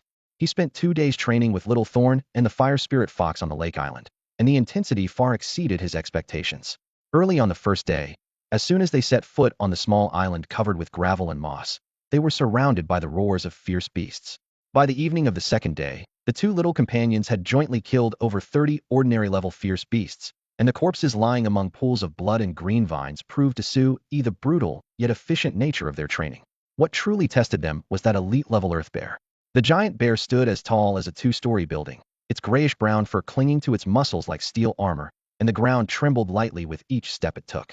Sui gritted his teeth and ordered a trial battle. Little Thorn charged first, shooting steel spikes like a torrential rain toward the opponent, but the sharp metal only left sparks when it struck the bear's hide, unable to penetrate. The fire spirit fox gathered fireballs from the flank, but its spell proficiency was too low, and the basketball-sized fireball that hit the bear's back only left shallow scorch marks.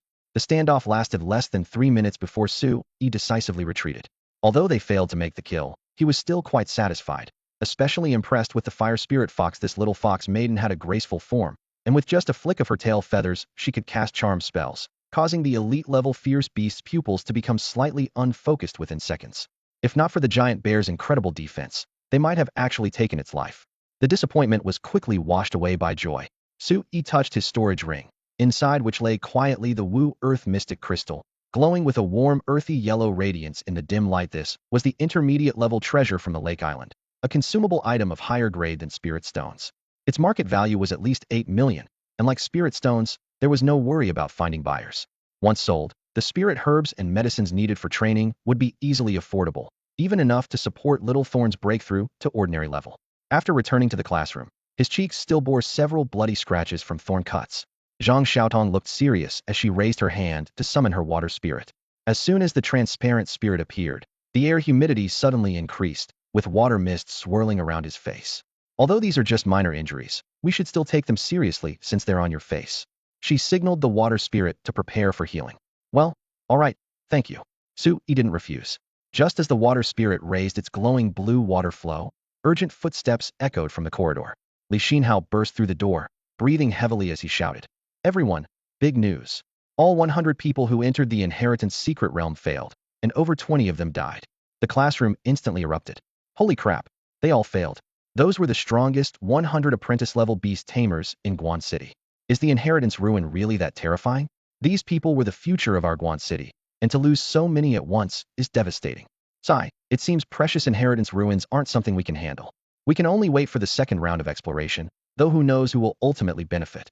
In the corner, someone whispered, "I don't care about others. I just want to know how Li Yuanhang is doing. I hope my Xiaoyihan is safe." Xia Yihan should be fine. But I heard Li Yuanhang was seriously injured. Li Xinhao added. Li Yuanhang. Inside and outside the classroom, people gasped. Even the water spirit's flow paused slightly. Su Yi's mood also sank a few degrees. The result wasn't unexpected, yet it still made his chest feel heavy. The first group's failure meant the second round of exploration would come soon.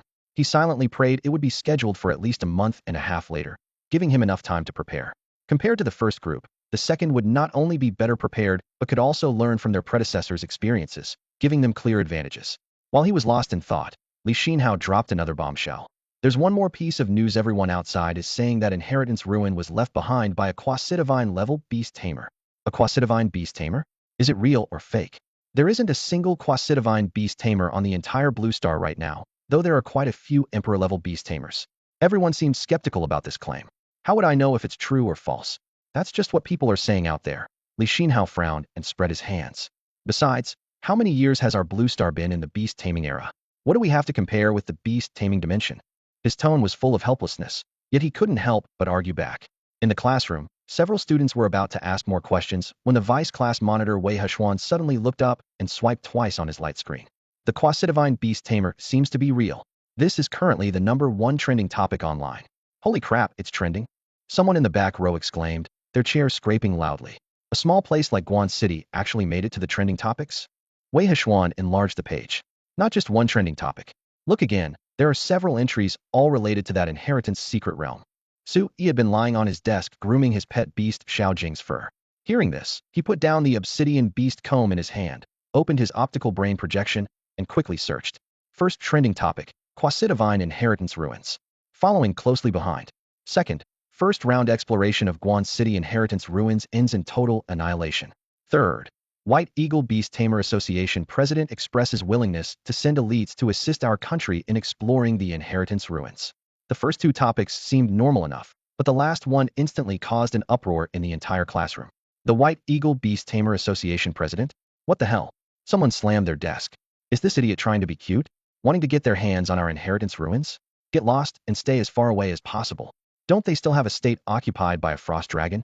Another male student snorted coldly. They should reclaim their own lost territory before meddling in our affairs. Calm down. A girl in the corner pushed up her glasses. This isn't the first time.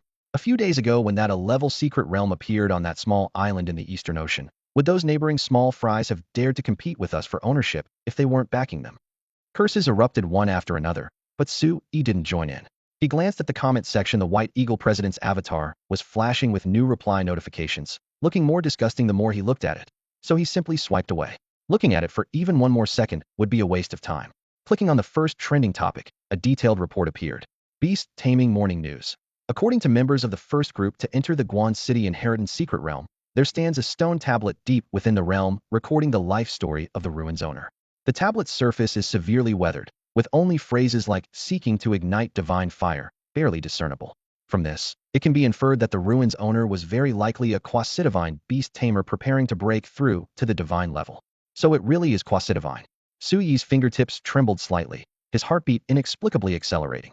If the news was true, this inheritance ruin most likely contained beast eggs with Quasidivine potential.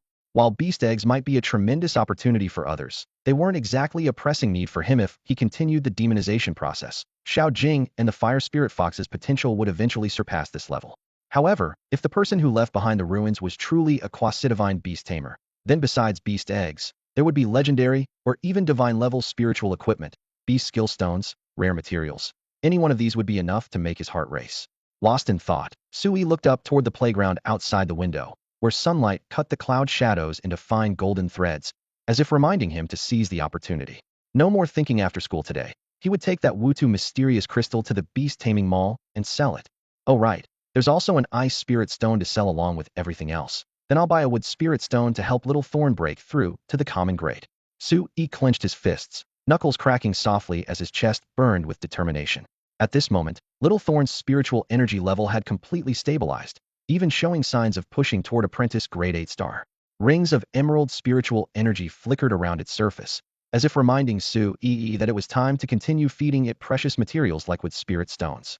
As a plant-type beast, little Thorn's 3 core skills Whip Strike, Hardening, and Steel Spike had all advanced beyond proficiency. Combined with its signature technique, Fong Whip Strike, its attack power rivaled intermediate level skills. Once it broke through to common grade, its combat strength would soar, and its thorns might truly pierce through an earth bear's thick hide. With some free time on his hands, He pulled out his phone and opened the beast taming commerce app, fingers sliding rapidly across the screen. This time, he didn't head straight for wood spirit stones, instead typing keywords like comprehension and skill enhancement into the search bar. Wanted to find spiritual medicines or materials that could boost comprehension short-term or directly strengthen skill power. After all, despite Little Thorn's diligence, it still hadn't managed to push Whip Strike, Hardening, and Steel Spike to perfection. He planned to give it another helping hand. Meanwhile, Fire Spirit Fox's skill proficiency was also progressing sluggishly. At this rate, by the time the Inheritance Secret Realm opened again, she might not have mastered Great Fireball and Explosive Flame Bullet to proficiency.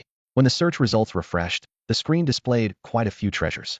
Enlightenment Pill Elementary Spiritual Medicine produced by Dragon Soar Pharmaceuticals. After consumption, both meditation training and skill practice become twice as effective, lasting 6 to 8 hours. Usable by both beast tamers and their companions. Blazing Fruit of the elementary spiritual plant Blazing Flower. Consumption slightly increases fire-type skill power, with enhanced effects when eaten during practice. Dragon Vein Mystic Wood Intermediate Spiritual Energy Material that can be grafted into plant-type beasts, significantly enhancing root and stem hardness and flexibility. Sui stared at the descriptions, sighing inwardly. Poverty limits imagination. Who knew there were so many things that could boost beast strength? Currently, Little Thorn's hardening was already quite advanced. With a piece of Dragon Vein Mystic Wood, it might immediately break through to perfection. Unfortunately, this treasure was prohibitively expensive. Intermediate spiritual materials commanded their price, a whopping 6 million. The most expensive thing he'd bought before was the 2,100,000 Origin Spirit Stone.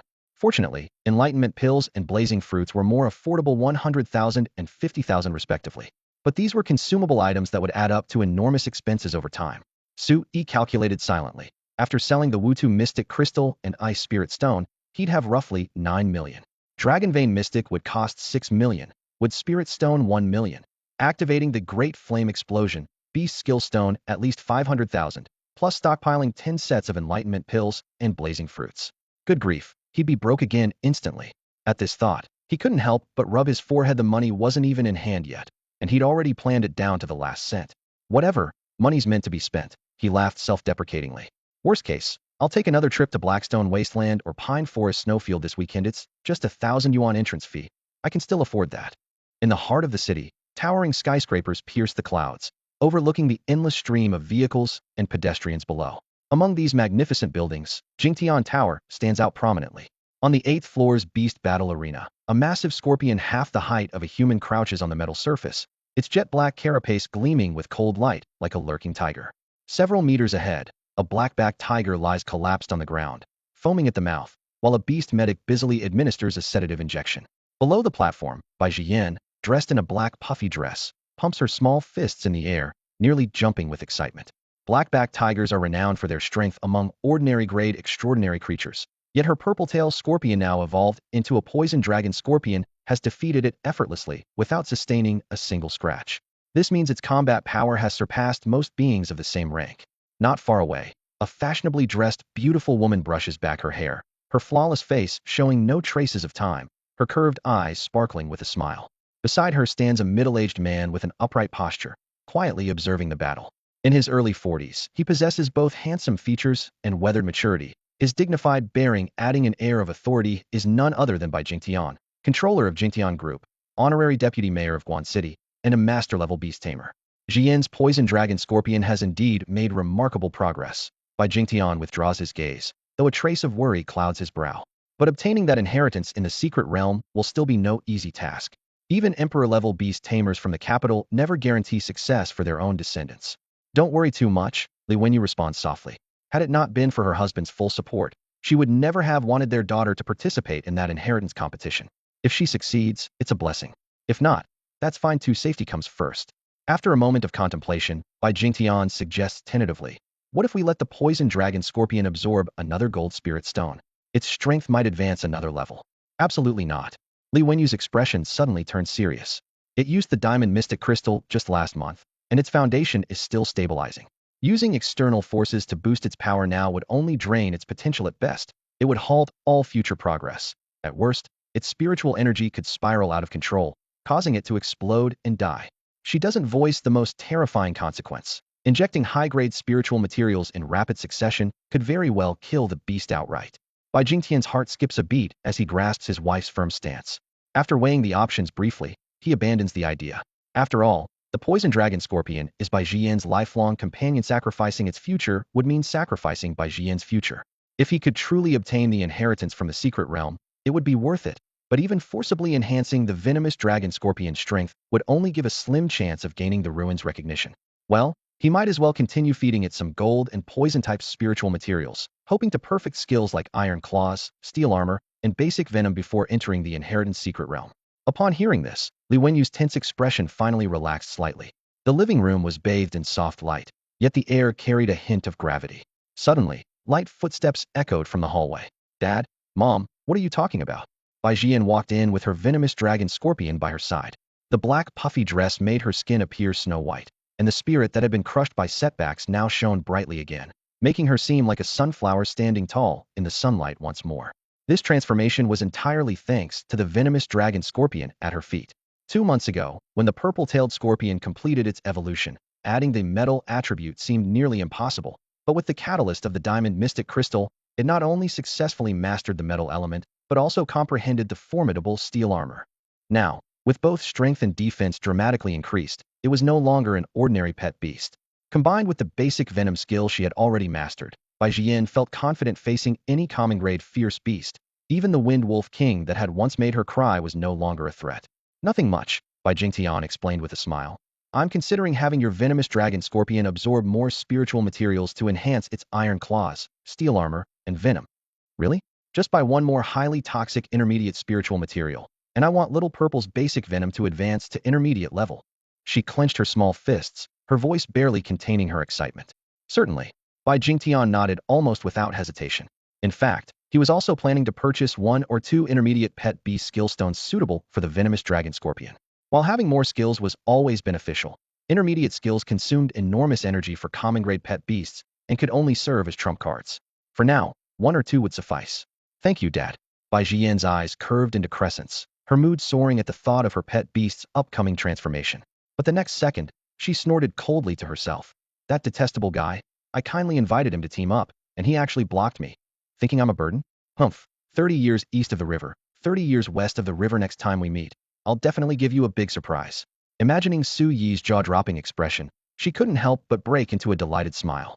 Achoo! On the other side, Su Yi suddenly sneezed in his rental apartment covered with pet beast posters. He rubbed his nose, his gaze falling on the mottled mold stains and peeling wallpaper, his brow furrowing as he muttered to himself, "Should I consider buying a house?" His requirements weren't high, just clean, tidy, and well-lit. But this old residential area was not only dirty and chaotic, the illegal constructions in front of the building also blocked the sunlight, making it dark and damp throughout the day. Living in such a place for too long would definitely affect one's health. Back when he had no money, there was no choice, but now, spending 1 or 2 million on a decent house was nothing to Su Yi. After all, this place was just a rental, and his mother hadn't returned yet. When she came back, they could discuss it together. A mere 1 or 2 million really wasn't worth worrying about. With this thought, he boldly made the decision. A few days ago, he had explored the Blackstone Wasteland's secret realm. Though that realm had been thoroughly searched by beast tamers, Su Yi still managed to unearth 3 elementary treasures: an earth spirit stone, a metal spirit stone, and a large piece of granite spirit rock. All 3 were elementary grade, yet quite valuable, especially the granite spirit rock, which stood half a person's height. After weighing it, the beast taming mall directly offered a purchase price of 3.2 million. Adding this to the earth and metal spirit stones, plus the income from previously sold Wutu mystic crystal and ice spirit stones, his account balance shot up to 14 million again. To avoid drawing attention, he sold the items through 3 different channels, some to the beast taming mall, some on the Beast Tamer Association's trading platform, and he rented a stall at the Haitao market for a day to sell 2 spirit stones. Beast tamers earn money quickly but spend it just as fast. Over 10 million really wasn't that comfortable.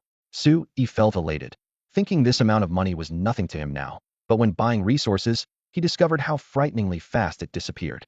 He purchased a section of dragon pattern mystic wood, a wood spirit stone, and 20 portions of spirit awakening pills and flame fruits, leaving only about 4 million in his account. "Come here, Little Thorn, this dragon pattern mystic wood is for you." Su Yi summoned Little Thorn while cradling the piece of wood in his palm. The mystic wood was as thick as a bull's mouth, about half a meter long, entirely dark green, with patterns resembling winding dragons and serpents visible on its cross-section. This is... Little Thorn excitedly coiled her vines. She couldn't identify it by name, but instinctively sensed that the wood contained essence extremely precious to her if absorbed. It would significantly boost her strength. She swayed her vines and looked up at Sui. So, it's for me? Her vines looked around like little heads, seemingly unable to believe her beast tamer had suddenly become so generous. She remembered clearly when she had secretly absorbed a wood spirit stone before. This stingy beast tamer had been so heartbroken he couldn't sleep all night. Suyi's eyebrow twitched at her thoughts. Hey, even if you think I'm petty, don't directly transmit those thoughts to me, just keep them to yourself. Besides, back then I wasn't reluctant to give you the wood spirit stone, I just thought that with your low level, using grass wood spirit fruits would be more cost-effective. Before he could finish, Little Thorn had retracted her thorns and coiled her vine up his leg, gently touching his cheek with her soft tip. What was that? A kiss on the cheek? Sui didn't know whether to laugh or cry, but he genuinely felt the little one's affection. Just as he was about to say something more, Little Thorn pointed with her vine toward the fire spirit fox lying nearby. The fire spirit fox taught you that? But where did you learn it from? Sui looked puzzledly at the fire spirit fox. The fire spirit fox merely blinked lazily without a word, her gaze casually drifting toward the television screen in the distance.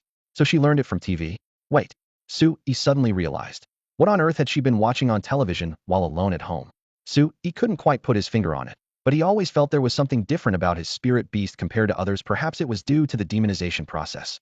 He couldn't articulate the exact difference, but the fire spirit fox's every gesture seemed increasingly human-like rather than beast-like. With this thought, he looked down at the fox in his arms and suggested with a smile. How about I give you a name? The fire spirit fox quietly lifted its head, a glimmer of light flashing through its golden-red eyes before returning to calm composure, showing no signs of refusal. Since you're not objecting, I'd better think this through carefully. Sui rested his chin on one hand and began listing options. Sudaji, Tamamonome, Ari, Tushanhonghong. As he went through each name, the fire spirit fox simply blinked without any emotional response. You don't like any of them. Sui rubbed his nose tip and had to think more seriously. Let's settle on a surname first, Sui or Tushan. Sui sounds better to my ears. His gaze lingered on the fox's lively ear tips. Spirit fox. Lingling. He immediately shook his head, too stiff. How about Lioli? Sui Lioli. That sounds nice. With that thought, he made his decision. It's settled then. From now on, you'll be called Sui Lioli. The fire spirit fox gazed at him for a moment, then suddenly lifted its head and gently nuzzled his chest with its soft head, signaling acceptance. Meanwhile, Little Thorn had been waiting somewhat impatiently. Its vines swayed as they coiled around the piece of dragon pattern mystic wood, wrapping tightly around the material in several loops. In the next moment, sharp spikes emerged, piercing through the wood and beginning to frantically absorb its essence. Sui didn't dare interrupt, simply standing guard nearby. As energy flowed in, Little Thorn's vine color gradually shifted from emerald green to dark green, and its texture appeared more compact and resilient. The entire process was slow but continuous. 2 hours passed, and just as drowsiness was setting in, Sui suddenly saw 2 system notifications appear before his eyes. Ding! The Thorn Ghost Vine's wood quality has changed, becoming more compatible with the hardening skill. Hardening skill proficiency has increased to masterful. Ding! The Thorn Ghost Vine's wood quality has changed, becoming more compatible with the Steel Spike skill. Steel Spike skill proficiency has increased to masterful. It really improved. Although he had expected this, seeing the notifications with his own eyes still filled Sui with excitement. Beyond the skills, Little Thorn's physical constitution had also dramatically increased. Even without using hardening, its vines were significantly harder than before, and its spiritual energy level had risen from apprentice level 7 star to apprentice level 8 star. 6 million well spent. Sui thought to himself. Intermediate spiritual energy materials were already the highest grade readily available on the market. Anything higher would be rare materials costing tens of millions or even hundreds of millions. After another 10 minutes or so, Little Thorn finally drained the last bit of energy from the dragon pattern mystic wood. The released wood instantly crumbled into a pile of gray-black charcoal dust, no longer emanating any spiritual energy fluctuations. The surge of power left Little Thorn extremely excited, its vines shooting out like springs to coil around Sui's waist and arms, writhing like snakes to convey its joy and gratitude. Sui quickly stopped it, patting the vines with a laugh. Don't get too excited, yeah, there's still more good stuff. You can celebrate properly later. With that, he pulled out a crystal stone of vibrant green from his backpack, turning it between his fingers as its lustrous glow illuminated his palm. A wood spirit stone. Little Thorn immediately recognized the object and became excited once again. When was the last time it absorbed a wood spirit stone? It seemed like over 2 months ago. For Little Thorn, that felt so long ago it could barely remember the taste of wood spirit stones. The allure of wood spirit stones far exceeded that of dragon-veined mystic wood, and even though they cost only one-sixth the price of a ladder, they still made its mouth water. Seeing that it was practically drooling, Su-yi stopped teasing it and placed the wood spirit stone directly onto its vines. Little Thorn showed no restraint. Its vines quickly coiled around the ore, and in an instant, emerald light flowed as energy was devoured along its branches. Nearby, Liaozhai watched quietly, and despite her usually calm eyes that were like an ancient well, a hint of undeniable envy still flickered through them. The next morning, Su-yi opened his eyes from meditation and immediately looked toward Little Thorn in the distance. The wood spirit stone had been completely absorbed, and the main vine was noticeably thicker than yesterday. Thorn Ghost Vine Spirit. Grade, Common Level 1 star. Attribute, Wood. Skills, Burrowing Mastery, Entanglement Mastery, Growth Mastery, Hardening Mastery, Steel Spikes Mastery, Whipping Proficient, Transformation Beginner. Evolvable Species, Thorn Demon Flower. Potential, Emperor Level. Common Level. Su-yi let out a long breath. Although it was only 1 star, from now on the gap between Little Thorn and other common level extraordinary creatures was merely in star rating, not grade level. Moreover, it had an entire row of skills that were almost all at mastery level. Suddenly, his gaze fixed on the skill list transformation.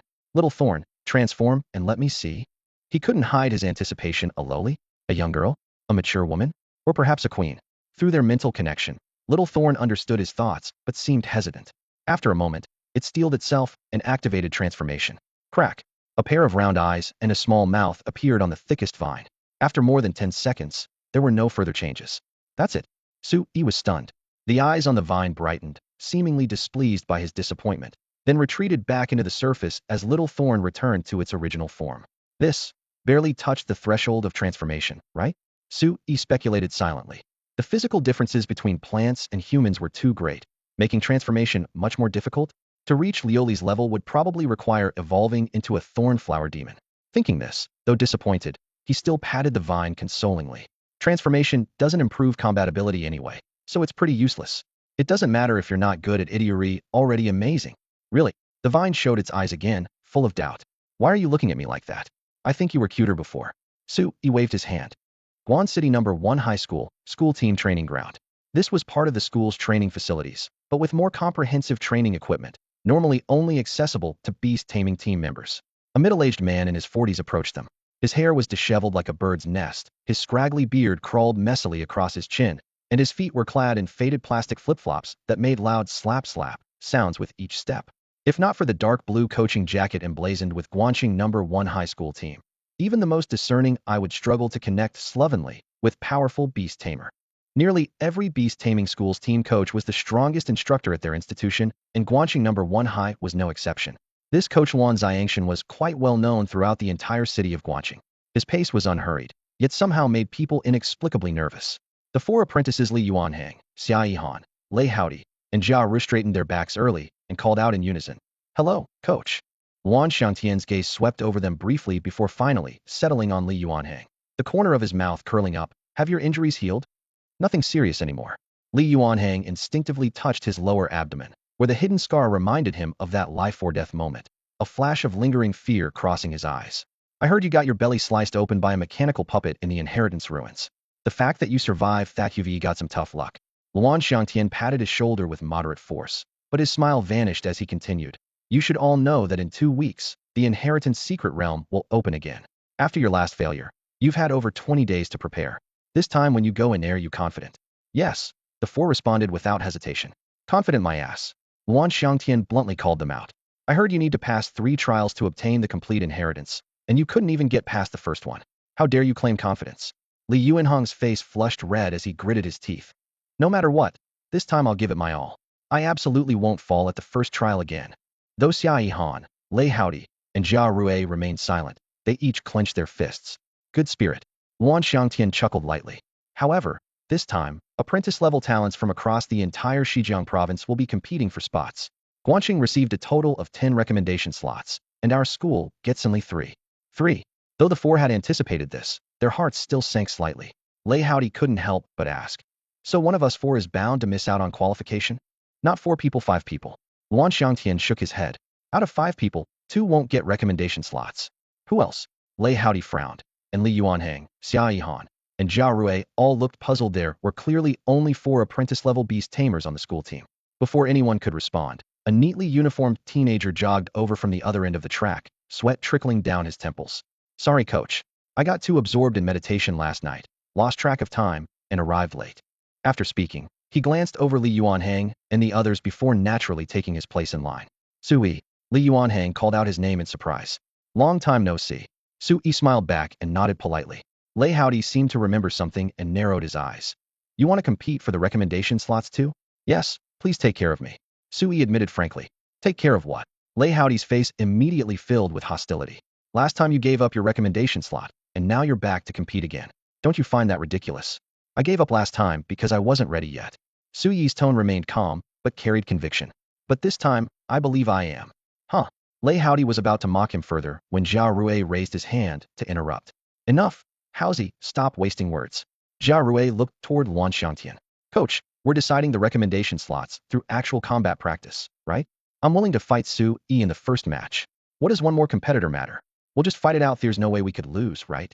Jia Rui, Li Yuanhang, and the other two had known each other for a while, and having explored the inheritance secret realm together, they had naturally formed a tight-knit group.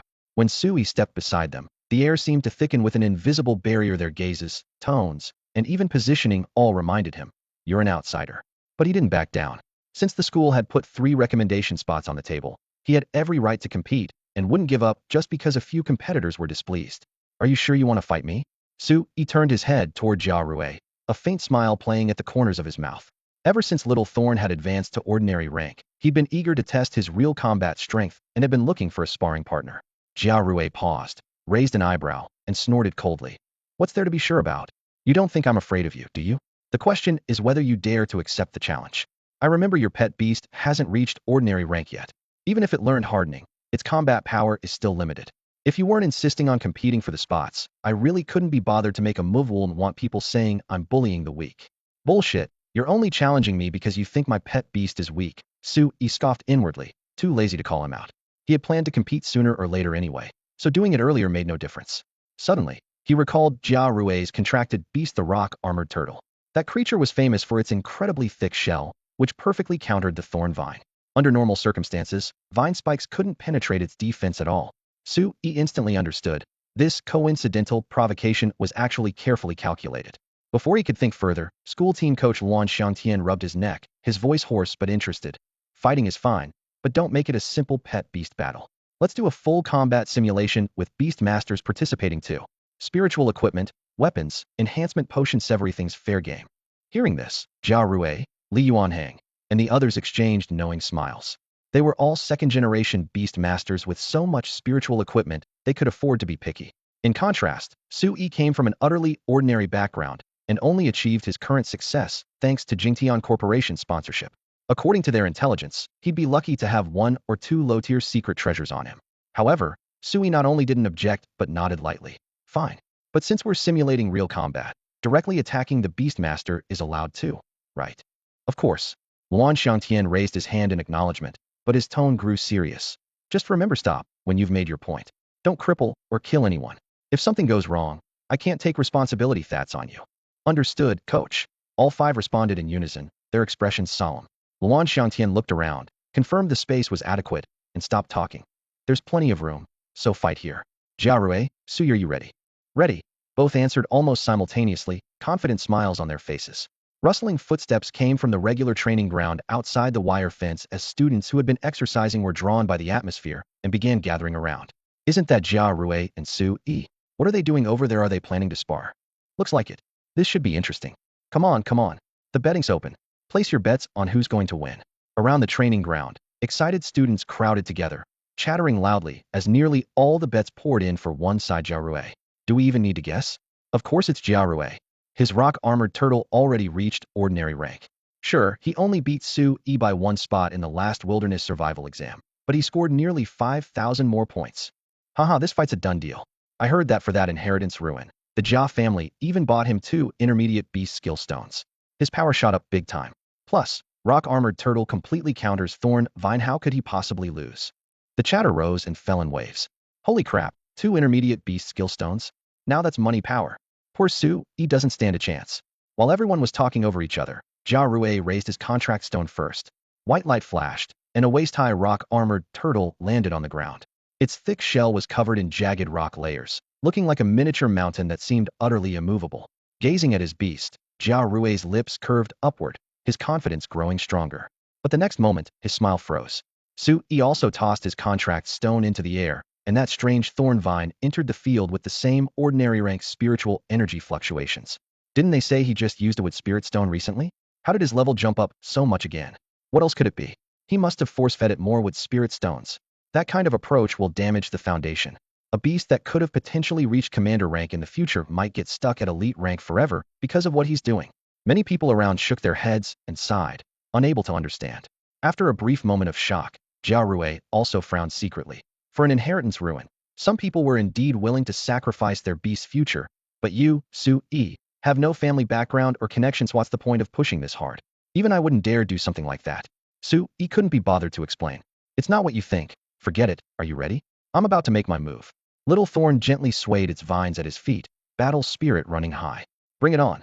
Jia Rui pushed aside his stray thoughts, thinking he still had to face Liaozhai next. No need to waste time here. Su Yi raised his hand and waved. Little Thorn, charge. Got it. The thorn vine suddenly burrowed into the ground. The soft earth gave way to its vines, leaving only tiny cracks behind. It moved toward the rock-armored turtle at a speed barely visible to the naked eye. The rock-armored turtle, relying on its defensive power, stayed firmly in place without moving an inch, seemingly prepared to counter with stillness. Seeing this, Jia Rui chuckled softly, a hint of contempt in his eyes. Burrowing underground? Fancy tricks, as if that could break through my turtle's shell. Suddenly, his expression sharpened as he sensed something wrong. Rock shield, he shouted. Bulma, a translucent rocky barrier instantly formed around him, solid as cast diamond.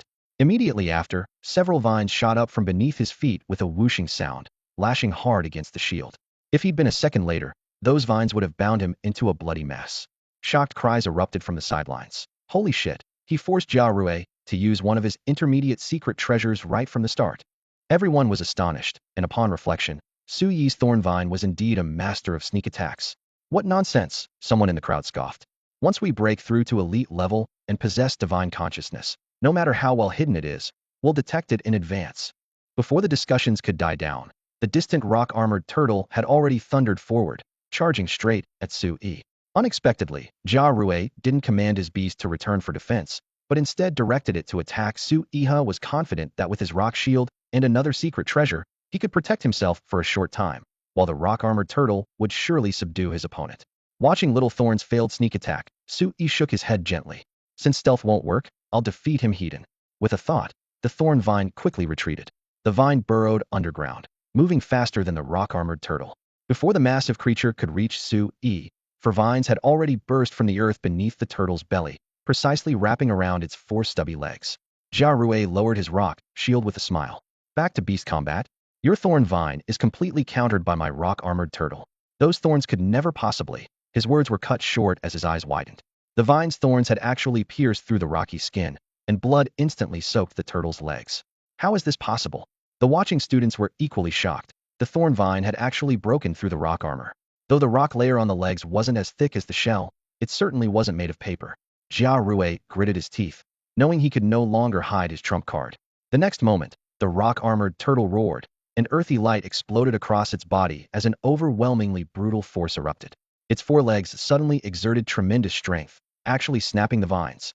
Intermediate skill, savage strength, knowledgeable students exclaimed.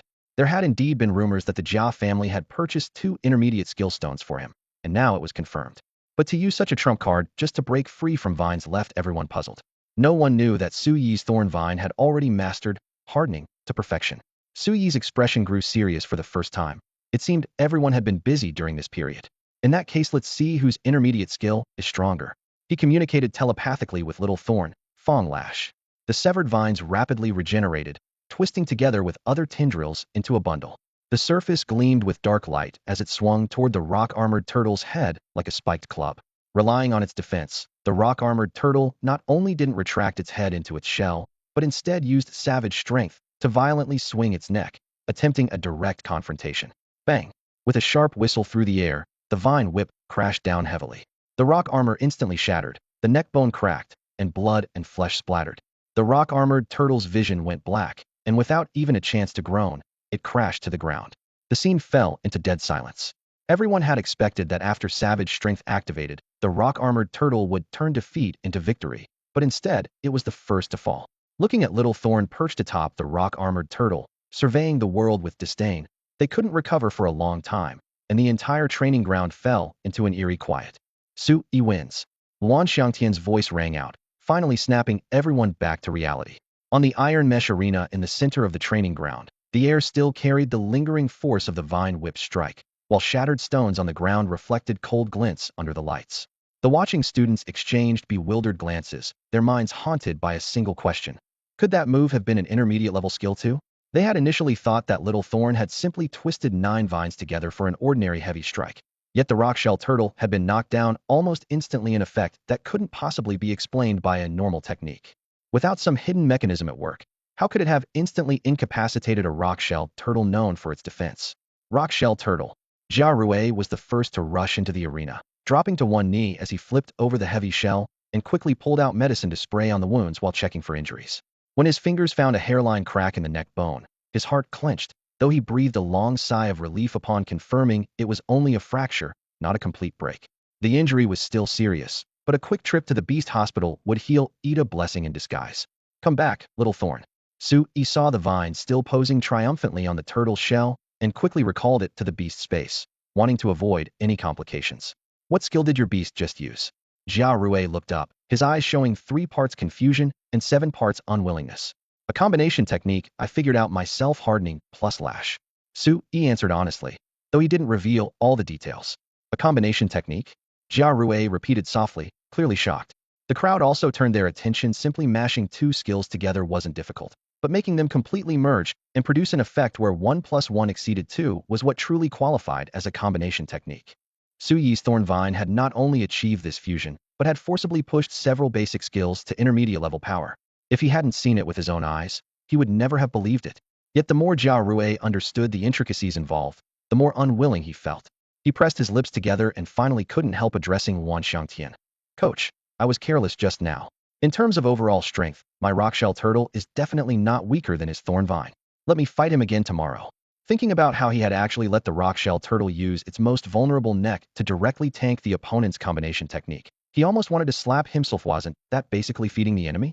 Not to mention the rock-shell turtle had an intermediate skill that never got used before losing, leaving him so frustrated he felt ready to burst. Luan Xiangtian merely lifted his eyelids, his tone ice cold. A loss is a loss. Where do you get off making so many excuses? Whether it's carelessness or underestimating your opponent, you pay the price yourself.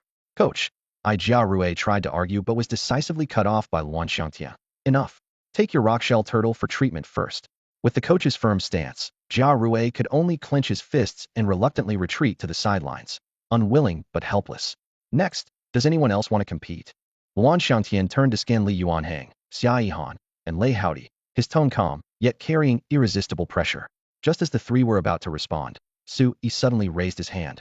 Coach, could I fight a few more matches? If I beat 2 more of them, the recommendation spot should be secure, right? Whoa. At these words, the students gathered around the iron mesh collectively gasped. Bold enough indeed, even making Luan Xiangtian raise an eyebrow. The faces of Liaozhai and the other 2 immediately darkened, especially Liaozhai, who stepped forward and spoke coldly. If you want to keep fighting, I'll oblige.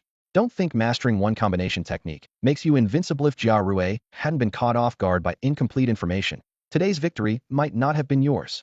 Su Yi spread his hands, his tone steady. I didn't mean anything else by what I said. If it caused any misunderstanding, I apologize. Su Yi's attitude was completely sincere. Enough talk. Let's do this. I've been wanting to fight you for a long time, Liaozhai said, raising his hand with a sweeping gesture. A deep rumble accompanied swirling dust as a rock-armored mudstone beast landed heavily in the center of the training ground.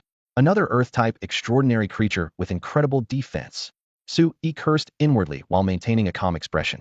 He took a deep breath, spiritual light flickering in his palm as the emerald thorn vine Little Thorn boost from the earth once more.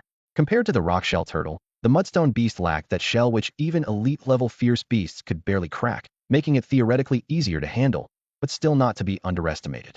Seeing both pet beasts in position, Luan Xiangtian simply nodded and stepped aside without another word. Another fight? The crowd of students outside the wire fence grew larger, with even upperclassmen mixing in. Is Su Yi planning to fight Liaozhai and all the others one by one? Whispers spread through the crowd.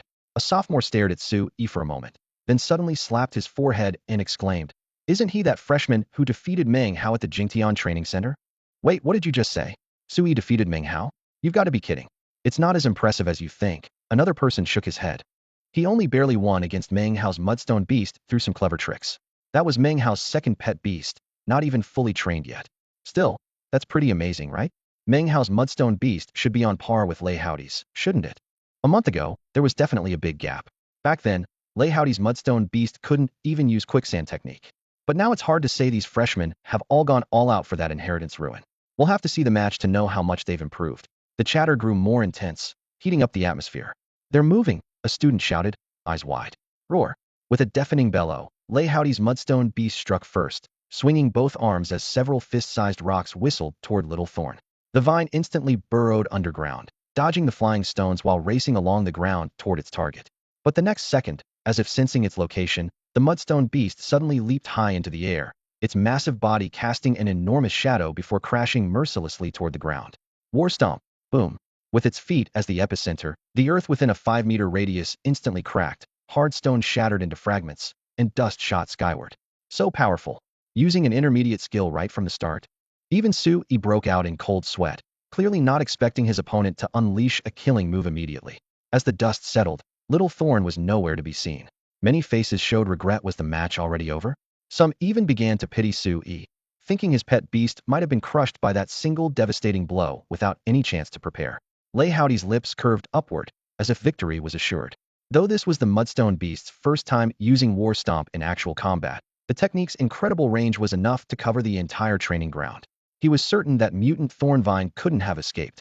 Even if it survived, it must be severely injured. Just as he hesitated whether to suggest Su Yi surrender, the broken earth at the edge of the area suddenly bulged upward. Little Thorn burst out from beyond the War Stomp's range, its vine covered in fine cracks and debris, leaves slightly curled, looking particularly battered.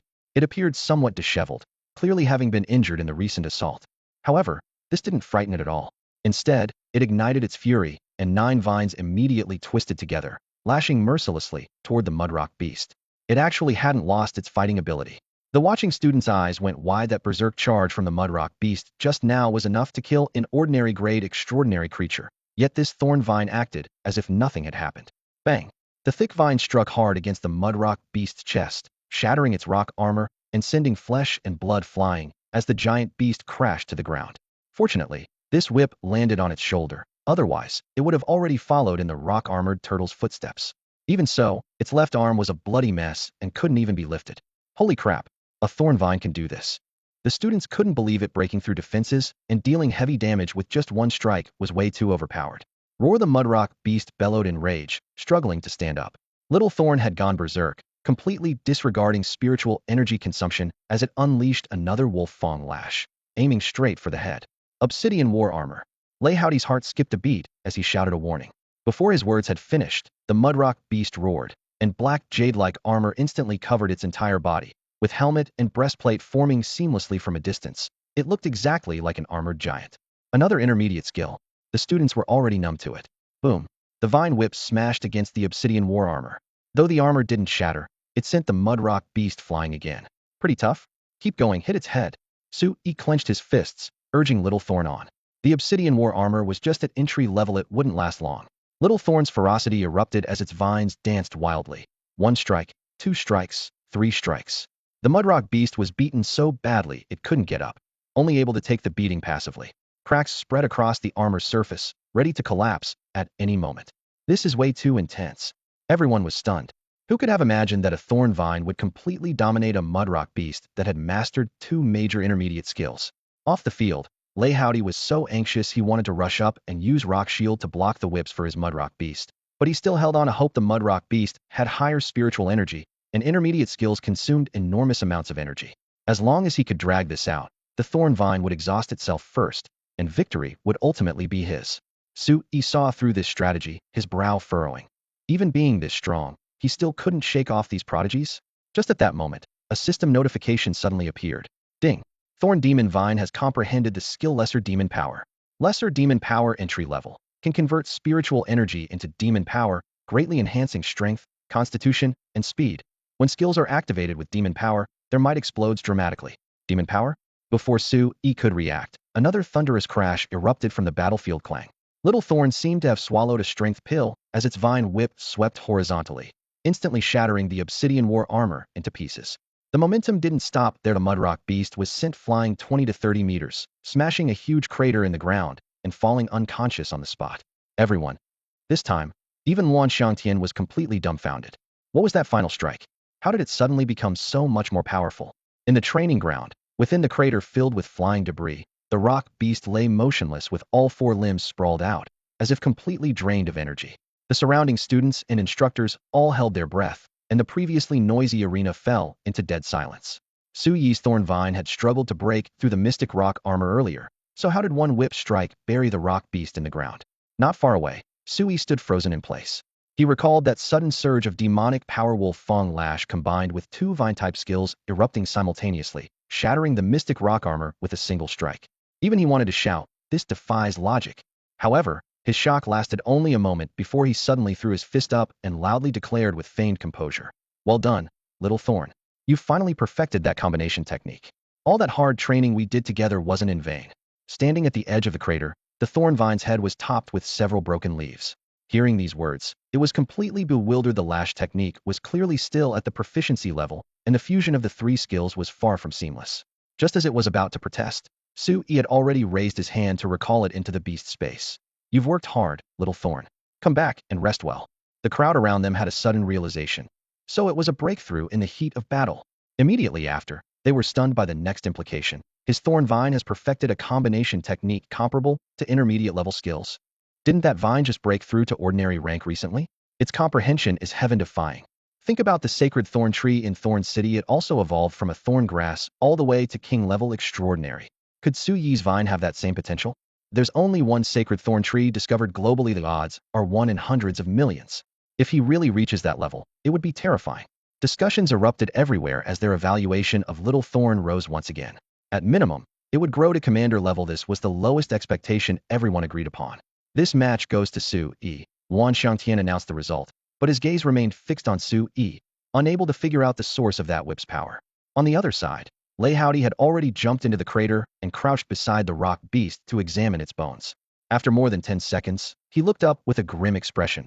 Countless bones were broken throughout the rock beast's body, with injuries far more severe than the rock armor turtle's, completely losing its ability to move. The only consolation was that although it had lost all combat capability, its life wasn't in serious danger. "Su Yi, do you want to continue?" Luan Xiang stared at Su Yi for a moment before suddenly asking. Previously, he had somewhat looked down on this student, originally thinking Su Yi wouldn't get a recommendation spot, and that letting him compete was merely following protocol. However, after 2 consecutive victories, he had to admit that this young man before him was unexpectedly strong, at least on par with acknowledged top performers like Li Yuanhang and Xia Yihan. "Coach, after winning 2 matches in a row, have I already secured a recommendation spot?" Su Yi couldn't help but ask. He had originally planned to fight another match, but the intense battle had severely drained Xiao Jing, who needed time to recover. More importantly, he was eager to return and study that demonic power he had just encountered, and really couldn't muster any interest in continuing the competition. Winning just 2 matches isn't necessarily enough. Luan Xiang casually ran his fingers through his disheveled hair, his tone casual yet serious. With 5 people taking turns in duels, theoretically, there could be an extreme situation where everyone ends up with 2 wins and 2 losses. You might still need to fight 1 more match. However, the probability of that is very low. Understood. Su Yi nodded and bowed. "If another match is needed, please notify me, coach." With that, he turned around decisively and walked straight out of the training ground. Luan Xiang stared at the departing figure in slight bewilderment. This kid was running away way too fast, wasn't he? Even if he didn't want to fight anymore, he should have stayed to observe his opponents. Didn't he want to figure out Li Yuanhang and Xia Yihan's capabilities at all? Meanwhile, Li Yuanhang and Xia Yihan's expressions looked somewhat grim. The two were already competitors, so logically anyone would seize the opportunity to observe their opponent. Yet Su Yi couldn't even be bothered to watch, clearly not taking them seriously. Though they felt uncomfortable about it, neither dared to underestimate Su Yi anymore. That Thornvine's mastery of combination techniques rivaled intermediate level skills, and he had refined them to perfection. This level of strength was enough to make them feel pressured. Night fell, and the dim yellow light illuminated the shabby rental apartment. Xiao Jing lay motionless by the window, its vines silently extending beyond the window frame, accompanied by subtle spiritual energy fluctuations. Through their shared vision, Su Yi could clearly see spiritual energy being gradually refined within its body, converging into an entirely new form of energy, sinister, violent, yet solid and substantial. Without a doubt, this was demonic power. This was obviously a higher tier form of energy. No wonder using demonic power to cast skills would dramatically increase their potency. Strictly speaking, those could no longer be called ordinary skills, but rather demonic arts. Su Yi began drafting in his mind. Demonic art, underground drilling, demonic art, entanglement, demonic art, hardening. Just thinking about the names made him feel the prestige instantly elevated. What truly shocked him went beyond even this. After mastering this new ability, the spiritual energy within Xiao Jing hadn't completely transformed, but coexisted with the demonic power, allowing for free switching between them. As long as it didn't actively convert, it appeared no different from an ordinary supernatural creature. Even if someone captured it for dissection and research, they wouldn't discover anything unusual. Once demonic power is activated, the creature instantly transforms from a companion beast into a demon beast, with dramatic improvements in strength, constitution, speed, and all other attributes. Su Yi conducted a simple test and confirmed that in demon beast form, Xiao Jing's physical capabilities approached those of elite-level fierce beasts, with only minimal differences. Even more impressive was the skill enhancement. Take burrowing, for example, with demonic power amplification. Xiao Jing's underground movement speed nearly doubled, and other skills showed similar improvement rates. This level of combat power was enough to overwhelm ordinary elite-level fierce beasts. The inherent secret realm is about to open, and you've mastered such a powerful ability at this crucial moment. Xiao Jing, you really know how to make me proud. Thinking of this, Su Yi felt a surge of excitement. If he couldn't claim the inheritance treasure from the secret realm this time, he'd feel like he was wasting this incredible opportunity. Xiao Jing straightened its vine-like body, the wooden patterns on its chest slightly swelling with obvious pride in its transformation, though it still couldn't understand why it had suddenly awakened this ability. Su Yi casually rubbed its main trunk, then turned his attention to the fire spirit fox, Lu Li. Since Xiao Jing can awaken demonic power, this fire spirit fox that looks even more demon-like should be able to do the same. He began recalling Xiao Jing's entire awakening process. At that time, Xiao Jing had repeatedly used Wolf Fang Lash to strike the Mudrock beast. During the process, it was severely injured by War Trample, anger surged, and demonic power erupted. There seemed to be no other key factors in the whole event. Could anger be the trigger condition? Like a super scion, he narrowed his eyes and looked at Lu Li with a mischievous smile. Want to experiment? What could make you really angry? Lu Li caught the playful glint in his eyes and immediately shook her head, curling her golden red tail to her chest, her eyes full of resistance. Su Yi had to give up. If he misjudged the situation and things got out of hand, it would damage their relationship instead. All right then, let's start training. We've already wasted 15 minutes. Can't afford to waste any more. He patted both companion beasts on what would be their shoulders. With only 2 weeks left until the inheritance secret realm's second opening, time was running short. Xiao Jing whooshed into the beast taming space, sitting cross-legged directly beside the central spirit spring to absorb the floating spiritual energy. With the space's enhancement, its cultivation speed was significantly faster than in the outside world. This was one of the few benefits for extraordinary creatures after contracting with a beast tamer. Unfortunately, Su Yi's spiritual energy level hadn't yet broken through ordinary grade, so he couldn't provide higher amplification rates. Lu Li also closed her eyes, her ear tips trembling slightly as she entered meditation. Perhaps stimulated by Xiao Jing's progress, she had been training particularly diligently recently. The nighttime breathing exercises were just an appetizer. Early Saturday morning, Su Yi shouldered his tactical pack and headed to the suburban outskirts with his 2 companion beasts, selecting a low-risk forest area rarely visited by people. The branches and leaves provided moderate coverage, and the ground offered a good mix of soft and firm terrain, perfect for practicing various skills.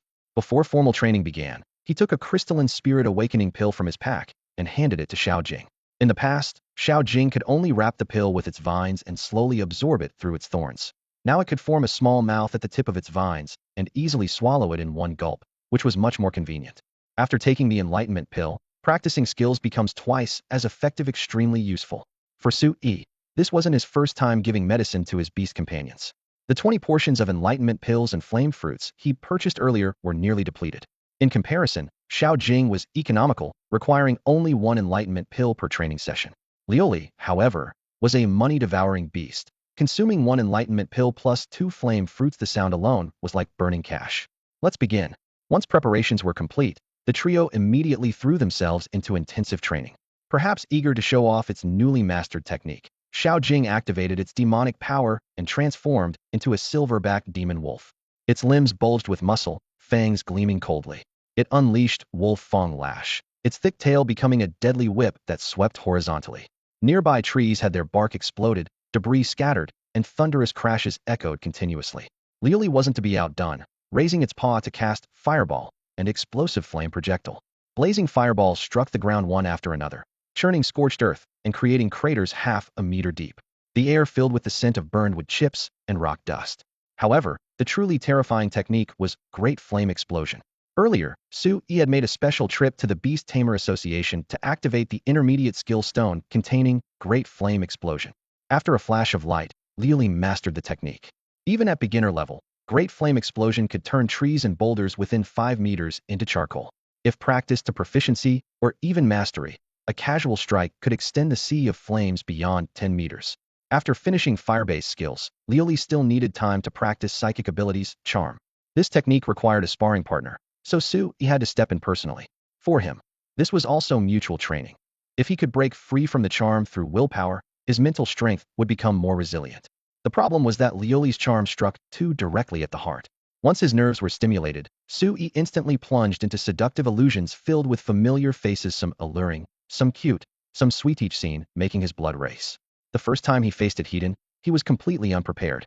Even though beast tamers typically possessed strong mental fortitude, he was firmly bound and couldn't break free. Only when Liaozhai noticed something was wrong and voluntarily stopped did he recover. After this setback, he recalled an old story about a beast tamer who contracted a psychic-type companion and used charm to open a shop selling beautiful dreams, earning a fortune daily. He'd once thought it absurd, but now understood the trick. This technique could literally be deadly. Unwilling to repeatedly embarrass himself before his own beast companion, Su Yi tried again and again. After several failures, he resorted to biting his tongue hard, using pain as an anchor to finally break free from the illusion for the first time. That brief moment of clarity felt like spiritual transcendence. From then on, Liaozhai's charm could no longer completely bind him. As training continued, his willpower grew increasingly solid under repeated assaults, and the time needed to break free from illusions became shorter and shorter. After experiencing the charm ability firsthand, Su Yi discovered it was practically a divine skill that could be used for combat, cultivation, and even entertainment.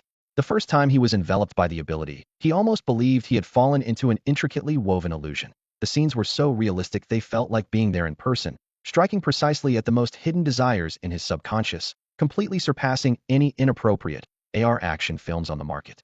Every frame was tailor-made for the target, and if one indulged without defenses, it would be an utterly unforgettable dream. But this dream was equally terrifying. The charm ability would leave people dazed and confused, with their rationality severely weakened, and their bodies and minds quickly dominated by the most primitive impulses. Breaking free was far more difficult than imagined. Even with Su Yi's considerable mental strength, he could barely grasp a thread of consciousness. What made it worse was that the scenarios appearing in the illusions completely contradicted his moral values. Mothers and daughters, sisters, despicable acts. Scene after scene pierced his heart like countless thorns, filling him with strong resistance and guilt. He gritted his teeth and swore he was not that kind of person. Even staying one more second felt like a boulder pressing on his heart. Through his exceptional willpower, he finally struggled out of the illusion. Based on this alone, he felt he was already ahead of 90% of his peers. However, it still wasn't enough. Had lingered in the illusion for too long.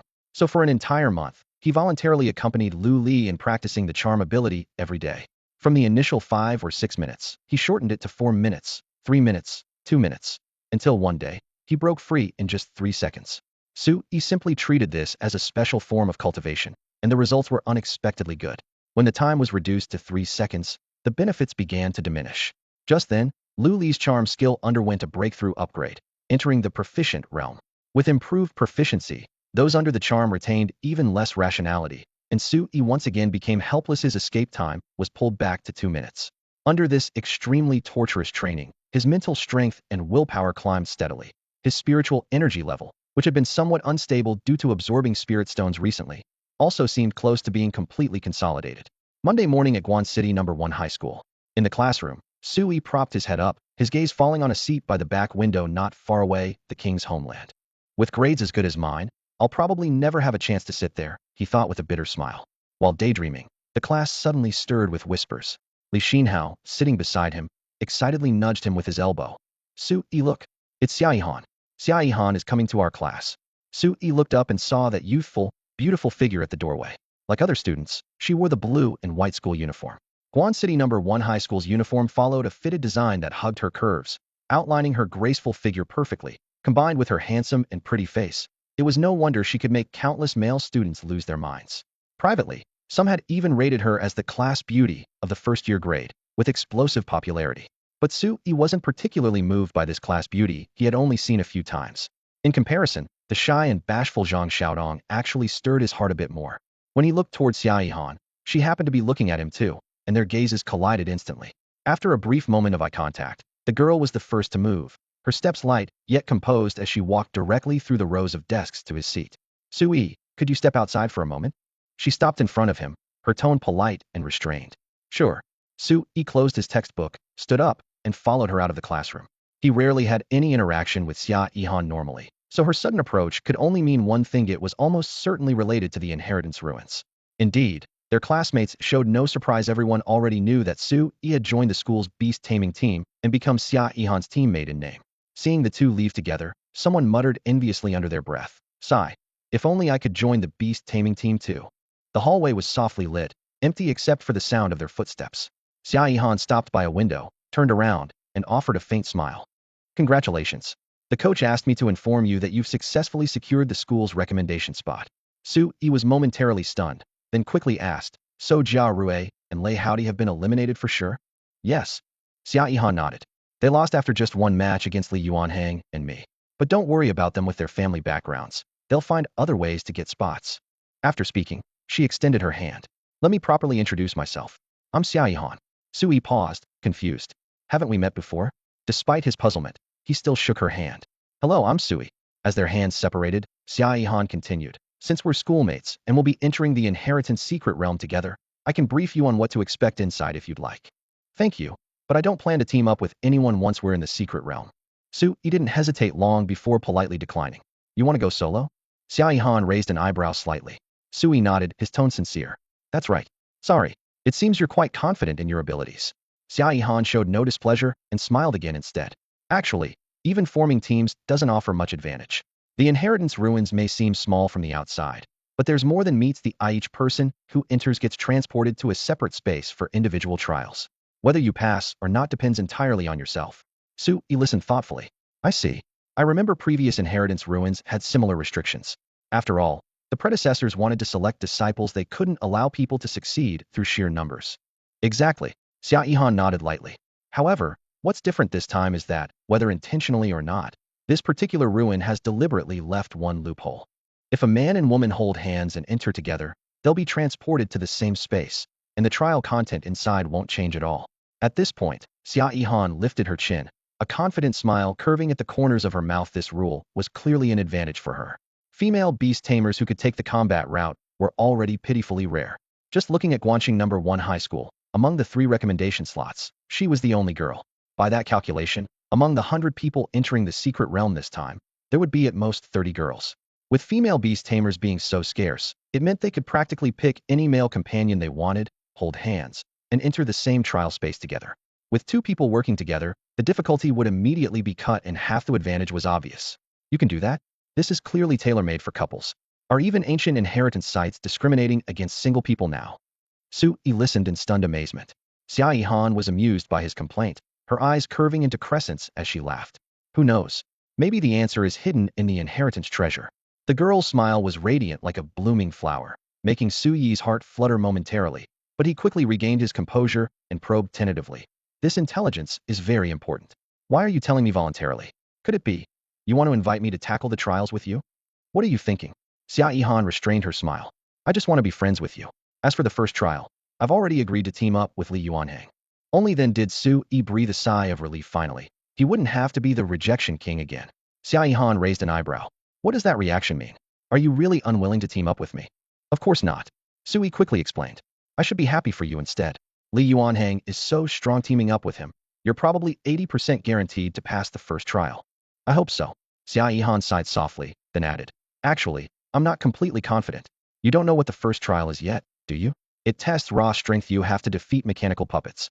She lowered her voice and spilled all the details from her previous experience. 1. The mechanical puppets only had combat power equivalent to ordinary grade supernatural creatures, but they were incredibly tough and extremely difficult to dismantle. 2. After smashing the first one, 2 more would spawn, defeat those 2, and 4 more would pop up. 3. She and Jia Rui could only hold out until the 3rd wave before they had to retreat from the trial space. Mechanical puppets. Su Yi silently noted this while curiously asking, why didn't you enter the trial with Liaozhai that time, but with Jia Rui instead? Xia Yihan explained, nobody knew the detailed rules back then. The 4 of us held hands and went in together to see if we could be assigned to the same space. It just happened that Jia Rui was the one holding my hand. I understand. Thanks for sharing. Sui expressed his gratitude earnestly. Don't mention it. See you in the secret realm. Xia Yihan waved her hand and turned to leave. The setting sun cast long shadows across the playground, and the girl's retreating figure was crisp and light. Sui watched that silhouette, his lips unconsciously curving upward. He remembered Song Guofeng once saying he should make more friends and expand his network. And now it seemed that as long as he displayed sufficient strength, friends would come looking for him on their own. Liaozhai fireball. A blazing flame roared forth, streaking directly toward the large tree ahead that would take several people to wrap their arms around. Immediately after, Su Yi's voice rang out again. Excellent. Once more explosive flame missile. In the woods outside the city, flashes of fire erupted one after another. Liaozhai unleashed over a dozen fireballs in rapid succession, each one striking the tree trunk with perfect accuracy as charred marks spread quickly across the bark. Su Yi gazed at the scene with satisfaction and nodded approvingly. A month and a half of grueling training had completely depleted his 20 spirit awakening pills and flame fritza, full 3 million yuan investment that had resulted in a dramatic leap in his 2 beast companions' abilities, making every penny worthwhile. Now, Xiao Jing had mastered all skills except transformation and demonic power to perfection. Even the combination technique, Fong Whiplash, had been practiced to near flawlessness, almost certainly reaching the same level of mastery. If he were to face Lei Howdy's Mud Rock Beast again, this single technique alone would be enough to secure victory without even needing to tap into demonic power. Liaozhai's progress was equally remarkable. Claw Strike, Ignite, and Small Fireball had long since been refined to perfection, while Big Fireball, Explosive Flame Missile, and Charm had all advanced to proficient level. The only slight disappointment was the intermediate skill Great Flame Explosion, which had only progressed from beginner to skilled proficiency. For ordinary grade supernatural creatures, intermediate skills were indeed quite challenging. Even so, Liaozhai remained formidable without using Charm. She was already capable of overwhelming Li Yuanhong's Beast Companion.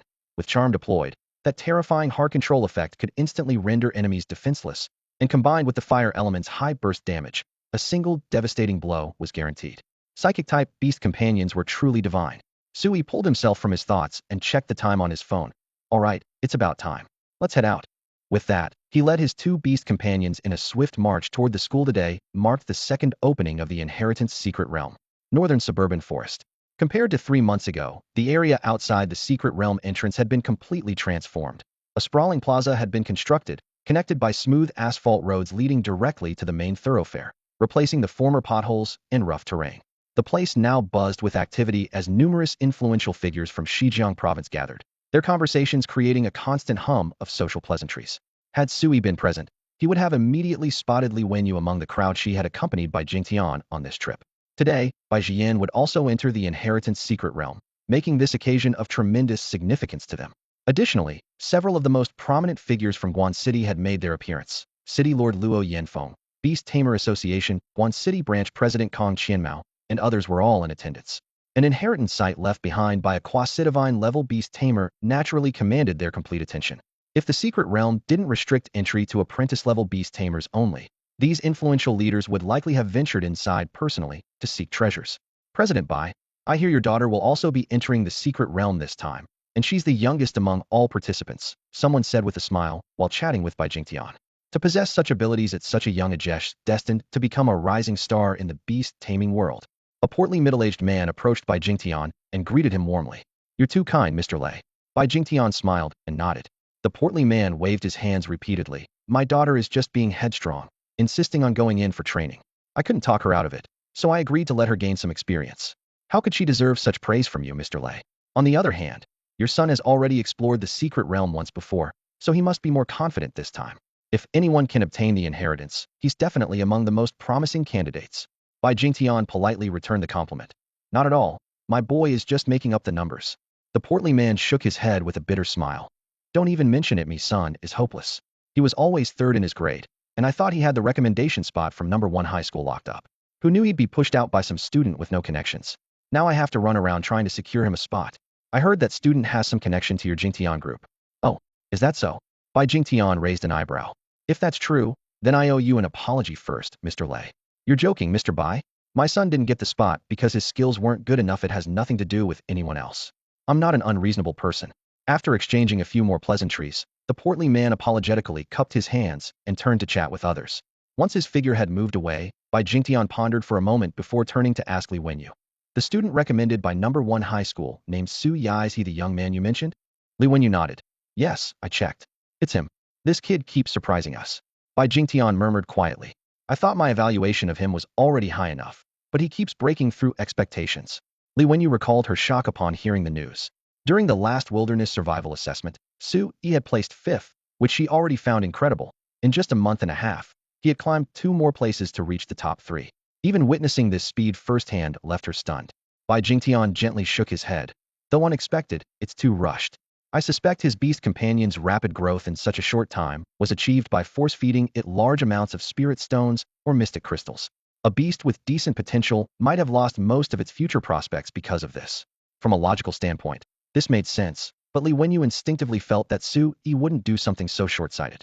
Though the thought crossed her mind, she still nodded in agreement without arguing. Never mind, Bai Jingtian waved his hand. Regardless, this counts as a good deed. Once they're in the secret realm, he'll look out for Jiyan to some extent. Moments later, all 100 apprentice-level beast tamers participating in the exploration had assembled, forming neat rows outside the secret realm entrance while waiting for guards to verify their identities one by one.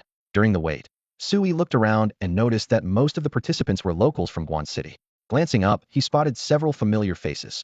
His schoolmates Li Yuanhang, Xia Yihan, Lei Howdy, Jia Rui, and that girl by Jiyan. Li Yuanhang and Xia Yihan proactively nodded in greeting, while Lei Howdy and Jia Rui seemed to still hold grudges from their previous competition, treating him like air throughout. Most dramatic was by Zion. Ever since spotting him, the little girl had been deliberately looking at him sideways with a face full of, I'm very displeased expression. Su Yi chuckled to himself. Wasn't it just adding her to his blacklist? It had been over 2 months. Was she really still holding such a grudge? He had no idea that Bai Jiyan was already determined in her heart once they entered the secret realm, she would definitely show her true strength and thoroughly shock this guy. She wanted to prove with her abilities that the current Bai Jiyan was no longer the same Bai Jiyan as before. Most of these 100 explorers came from well-established families and, being from the same city, were generally acquainted with one another, though their relationships varied from friendly to hostile. As they approached the secret realm's entrance, the group naturally divided into circles of varying sizes based on their familiarity, engaging in hushed conversations punctuated by occasional laughter or snorts of derision. Su Yi quietly observed the scene, and, aside from Li Yuanhang and Xia Yihan's group of 4, was surprised to spot Bai Jiyan surrounded by her own circle several second-generation beast tamers, whose prestigious lineages were immediately apparent, along with a young military officer in uniform whose mature demeanor set him apart from his peers. There were plenty of lone wolves as well, standing with arms crossed or eyes closed in meditation, each radiating confidence in their own abilities. Some even tilted their chins skyward, their gazes dripping with contempt. Su Yi casually activated his detection device to examine these individuals' beast data. They were indeed formidable, with several creatures matching the combat power of Li Yuanhang's team. But everyone present was among the elite of their generation, so a bit of arrogance wasn't particularly unusual. While he was pondering this, a guard responsible for identity verification approached Su Yi. After checking his beast tamer certification, the guard looked down at the glossy-coated firefox at his feet and frowned slightly. This firefox isn't your contracted beast, is it? You want to bring it inside with you. She's not my contracted beast yet, but I've been raising her and she follows my commands completely. Su Yi explained straightforwardly. The regulations don't seem to prohibit bringing such extraordinary creatures inside, do they? Well, no, they don't. The guard had clearly never encountered this situation before. After a moment's hesitation, he turned and hurried toward a superior officer nearby to report. That officer was none other than Dong Lianshan, the chief examiner from the previous wilderness survival test. After hearing the report, he looked up at Su Yi and caught sight of the fire fox, surprise flashing in his eyes. Wasn't this the red fox Su Yi had purchased during the examination? In such a short time, it had already evolved into a fire fox and advanced to ordinary grade. Dong Lianshan mused to himself. The kid's got some nerve, investing resources in training a beast without a contract. However, considering Su Yi's performance, he raised his hand and signaled, let him bring it. Yes, sir. The guard saluted, returned to continue checking others' documents, and dropped the matter of the fire fox. With permission granted, Su Yi secretly breathed a sigh of relief. If Lioli couldn't enter, his overall combat strength would be significantly diminished. At that moment, Bai Jian's voice drifted from behind, laced with contemptuous laughter. Humph. What's the point of bringing an uncontracted beast? Even if it's obedient, once you enter the ruins, it'll be classified as an independent entity and won't be able to undergo the trials alongside you. Got it. Thanks. Sui turned around and flashed her an infuriatingly smug smile. Thanks for what? I was mocking Yotsant you tell when you're being mocked. Bai Jian didn't give him a pleasant look. Jian, do you know him? He looks unfamiliar. Is he a friend of yours? The young man in military uniform asked quietly, glancing towards Sui at the back of the group, clearly hoping to make a new acquaintance. Bai Jian tossed her short hair and replied indifferently. No, I don't know him. He's not even in my contacts. The young man was momentarily stunned and could only nod politely at Sui before abandoning his intention to strike up a conversation. The identity verification ended quickly. Kong Qianmao, the branch president of the Beast Tamer Association's Xizjiang province chapter, dressed in a gray suit and silver-framed glasses, walked over with measured steps. His sharp gaze swept across the 100 explorers before he smiled and spoke. You are all the young talents of Xizjiang province and the future of this state. I hope you will all return from this secret realm with great rewards. He raised his hand, pointing toward the twisted spatial light curtain in the distance, his voice not loud, but every word crystal clear. You understand the significance of inheritance ruins better than I do. If you can bring back the inheritance within, Xizjiang province might welcome a new emperor-level beast tamer, or even our first quasi-god-level beast tamer. Personally, I hope it ultimately remains in our province. Kong Qianmao's gaze sharpened. Do you have confidence? Yes, the 100 explorers responded in unison. Excellent. He laughed heartily. Set out then, and we await your good news. City Lord Luo Yanfeng waved his hand gently, and the guards stationed at the entrance immediately cleared a path. The 100-person team entered the swirling spatial rift according to their assigned numbers.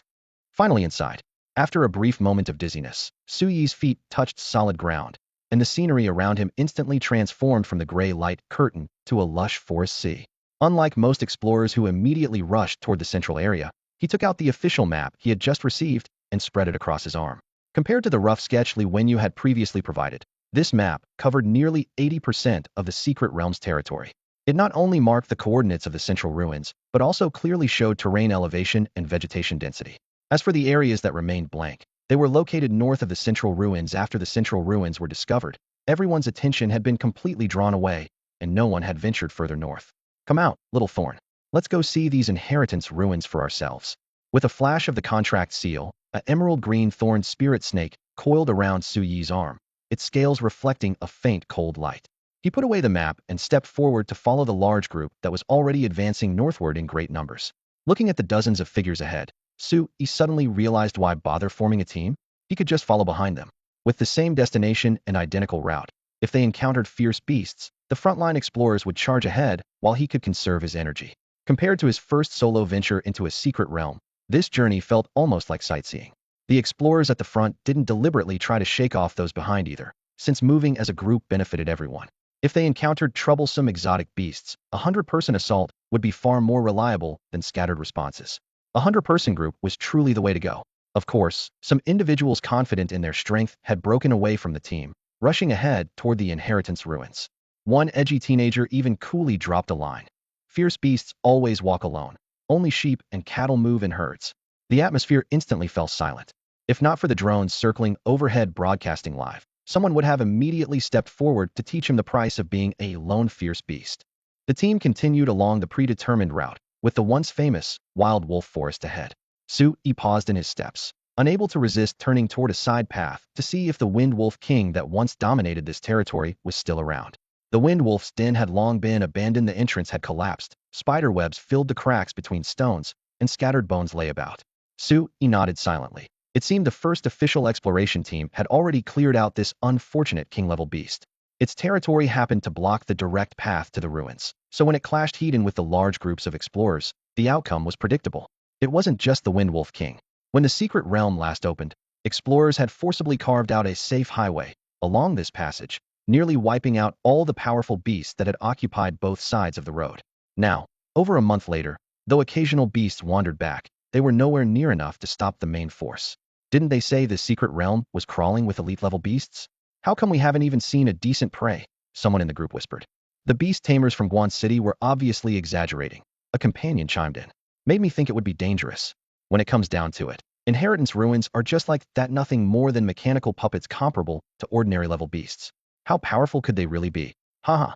My blackback tiger may only be ordinary level, but it could take on 4 at once, no problem. Boastful voices rose one after another. Before the words had even finished echoing, several people had already eagerly broken away from the main group, speeding toward the ruins in a mad dash, afraid someone else would beat them to it. The experienced Li Yuanhang and Xia Yihan, however, remained unhurried. They knew well, if the inheritance treasures were truly this easy to obtain, the previous batch would have cleaned them out already. Since someone was willing to charge ahead, they let them scout the way perfect for figuring out the second and third trials. Su Yi shared this mindset, deliberately slowing his pace, and even considering whether to search for some secret treasures first. Just then, his vision filled with consecutive notifications. Ding. 2.3 kilometers southeast, elementary secret treasure detected. Ding. 1.1 kilometers northwest, intermediate secret treasure detected. As expected from a new secret realm, treasures everywhere. Su Yi marveled silently. The nearby spiritual herbs and fruits were also ridiculously abundant. Just picking some casually could fetch hundreds of thousands outside. Unfortunately, most explorers were currently fixated on the inheritance ruins, turning a blind eye to these scattered riches. Some second-generation beast tamers wouldn't even bother bending down to pick them up when they stumbled across them, considering them too low-grade. The team continued forward for who knows how long. Just as Su Yi was preparing to arrive at the ruins with the main group, his vision suddenly erupted with another series of system notifications. Ding.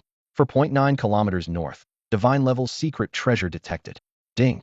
4.9 kilometers north, legendary secret treasure detected. Ding. 4.9 kilometers north, legendary secret treasure detected. Holy crap. Divine level secret treasure. Legendary secret treasures. This was like hitting the mother lode. Su Yi deliberately counted them and found that besides one terrifyingly powerful divine tier treasure, there were actually 5 legendary tier treasures.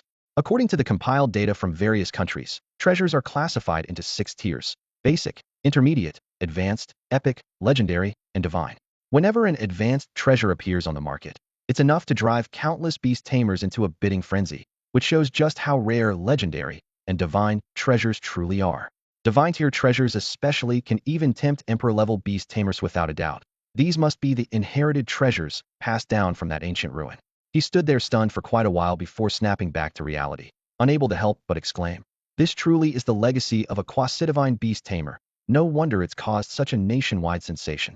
Although he didn't yet know the specific types of those treasures, whether they were spiritual materials, beast skill stones, or something else entirely, anything bearing the labels legendary or divine would be enough to make everyone flock to them.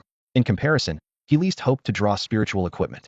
That stuff was meant for the beast tamer themselves. But at his current stage, he had virtually no combat ability, so even if he held a divine artifact in his hands, the improvement to his overall strength would still be limited.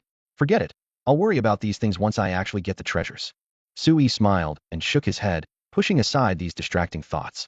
Suddenly, he remembered another urgent matter and silently thought. Enter pet-seeking mode. Ding. Pet-seeking mode activated. All treasure-related notifications instantly disappeared, and the system window refreshed to display new beast information. Ding. 4.9 kilometers north, quasi-divine potential beast egg discovered. Ding. 4.9 kilometers north, quasi-divine potential beast cub discovered. There really are 2 quasi-divine potential beasts. Su Yi gasped. Though he claimed not to care, seeing the notification still filled him with surprise. Contracting either one would be equivalent to obtaining an entry ticket to becoming a quasi-divine beast tamer. The value was self-evident. What species could they be? He couldn't help but speculate. Dragons, phoenixes, behemoths. Every legendary name flashed through his mind. But it was merely curiosity. His desire to possess them wasn't as strong as he'd imagined, since the 2 beasts he already had were equally extraordinary. Liaozhai, though currently appearing to be an ordinary fire spirit fox, would become a 3-tailed spirit fox after just one more transformation. If she continued evolving, reaching the 9-tailed realm was certainly not beyond hope. 9 tails. Her racial talents would definitely not be inferior to behemoths and the like. Little Jing's current performance was slightly lacking, but Su Yi believed that as her transformation count increased, she would bring surprises too. Perhaps one day she'd evolve into a Thorn Queen or something similar. After all, Xiao Jing's potential was evident, and even at his worst, he wouldn't be too far behind. After walking for nearly another hour, Su Yi's group finally reached the legendary inheritance ruins. The palace before them was magnificent and mysterious, with upturned eaves and pointed arches, like a hybrid of Chinese and Western architecture. Outside the palace gates stood a broken stone tablet, its inscriptions blurred by years of erosion. Even if intact, they wouldn't have been able to decipher the otherworldly script. More eye-catching than the stone tablet was the palace's main entrance. A deep curtain of light hung in the doorway, with ethereal radiance swirling like a miniature spatial tunnel. Above the light curtain hung a blank plaque with 3 fist-sized transparent gems embedded in its center. At this moment, the leftmost gem was already glowing with a pale green color like tree leaves. The group stopped, and Sui looked up carefully. The 3 gems seemed to correspond to the trial's progress, with their color intensity indicating the specific stage of whoever was furthest ahead. Just as he was pondering this, Xia Yihan's voice came from behind him. How do you judge it? Sui turned around to humbly ask for guidance. Xia Yihan's expression was grave. The deeper the gem's brightness, the further the progress. This current color indicates that the fastest person has already defeated 2 waves of mechanical puppets and is now battling 4 puppets. This is where we failed last time. Before she finished speaking, an explorer suddenly exclaimed, "Look, the color's getting deeper." Everyone looked up to see the gem instantly change from leaf green to dark green. Liaozhai, with his burly frame, immediately burst out with a curse. The 3rd wave has 4 puppets. And finishing that still doesn't complete the first trial? Does that mean there's a 4th wave? Are 8 puppets going to pop out at once? How could an apprentice-level beast tamer handle that? His anxiety represented many people's feelings. Jia Rui and several other explorers who understood the color meanings also cursed under their breath. The mechanical puppet strength was close to that of height-tier beasts like jungle wolf kings. Facing 8 simultaneously would be suicide. Before the complaints ended, the gem suddenly faded back to leaf green. A young man stumbled out of the light curtain, clutching a blood-covered black-backed tiger in his arms, his steps unsteady but stubbornly holding on. Clearly, he was the participant who had just triggered the 4th wave. Hey, it's that guy. Several explorers recognized him, the same teenager who had earlier declared fierce beasts walk alone, cattle and sheep travel in herds. Though their impression of him was mediocre, someone still approached to inquire. Brother, did you really beat the 3rd wave? Impressive. What's the 4th wave like? More puppets. The teenager kept a cold expression, only focusing on medicating his pet beast without uttering a single word. None of your business. Having their enthusiasm met with such coldness, several people looked displeased but could do nothing except swallow their anger. Seeing this, Sui knew that waiting longer wouldn't yield any useful information. He cheerfully withdrew his gaze and waved to Lu Li. Come on, let's go in and give it a try. Before Sui reached the central ruins, many people had already entered, though none had passed the trials yet. As an unremarkable member among the explorers, he wouldn't normally attract attention, but when he walked toward the ruins entrance leading 2 pet beasts, whispers and gasps immediately erupted around him. Weren't apprentice-level beast tamers only able to contract 1 pet beast at most? Could it be that one of them wasn't his contracted beast? Even his acquaintances Bai Jian and Xia Yihan couldn't figure out his intentions. Bai Jian stamped her foot and muttered under her breath. I already warned him that the fire fox would be judged as an independent entity, yet he insists on bringing it inside? Humph, treating my words like they're nothing. I should have kept my mouth shut. Sui noticed the curious gazes around him, but offered no explanation. He simply picked up the fire fox with its crimson coat and fluffy tail. Liuli and whispered gently, if we get teleported to different spaces, don't hesitate. Exit immediately and wait for me outside the ruins. Xia Yihan had previously theorized that only men and women holding hands could ensure entry into the same space. But no one had verified whether holding an uncontracted supernatural creature would work. Besides, since Liuli could transform into a fox girl, she could arguably be considered female, so Sui decided to take the gamble. Liuli heard him clearly, her golden eyes calm as she nodded lightly. On the other side, little Thorn stood by his feet, its vines swaying gently. Taking a deep breath, Sui stepped into the light barrier. He actually went in. The crowd outside stared wide-eyed, expecting to witness a spectacle, but instead saw a brilliant white light instantly engulf Sui and his 2 pet beasts. All 3 became a single beam of light and disappeared. Holy crap, that actually worked? Explorers familiar with the rules were stunned. If it was a single beam of light, it meant they were sent to the same space. If it were 3 separate beams, they would be scattered apart. This was clearly the former. Does this count as exploiting a bug? Someone muttered. Others stared at the firefox's pale golden fur and speculated. Maybe in that otherworldly predecessor's eyes, there's no difference between female supernatural creatures and human women. Didn't some Western countries already allow citizens to marry humanoid supernatural beings? As these words fell, several male beast tamers who couldn't find female teammates exchanged glances, their eyes quietly shifting to their companions' pet beasts as bold ideas began to form. Meanwhile, Sui passed through the light barrier and felt his mind grow hazy. When his vision cleared, he found himself standing in a wasteland where withered grass bent in the wind beneath a gray sky. Looking up to confirm, he saw that Liuli and little Thorn had indeed appeared beside him. He smiled slightly. Looks like I bet correctly. Before he could examine his surroundings more closely, a clear message suddenly invaded his mind. Welcome, stranger. Obtaining my inheritance won't be easy. Prepare to face the first trial. This wasn't a voice or text. but something akin to brainwave similar to telepathic communication. Su Yi's heart skipped a beat. Could this be the lingering consciousness left behind by that quasi-divine beast tamer? Before the thought could fully settle, the space before him suddenly trembled, and a six-pointed star formation materialized out of thin air. White light flickered as a mechanical puppet over 2 meters tall crashed heavily to the ground. The puppet had elongated limbs and was forged entirely from an unknown metal. Only 2 crimson lights flickered where its head should be, replacing all facial features. Its blade-like arms gleamed coldly in the light, sending chills down one's spine. Mechanical puppet. Type: psychic technology, hybrid mechanical creature. Rank: common grade. Gold skills: iron armor, whirlwind blades, energy missiles. Traits: exceptional strength and resistance to physical attacks. The overwhelming presence made Su Yi instinctively focus his mind. This was his first time facing such an opponent, requiring utmost caution. Little Thorn, however, was so excited it could barely contain itself, repeatedly requesting permission to fight through their mental link. Su Yi chuckled and gestured with his hand.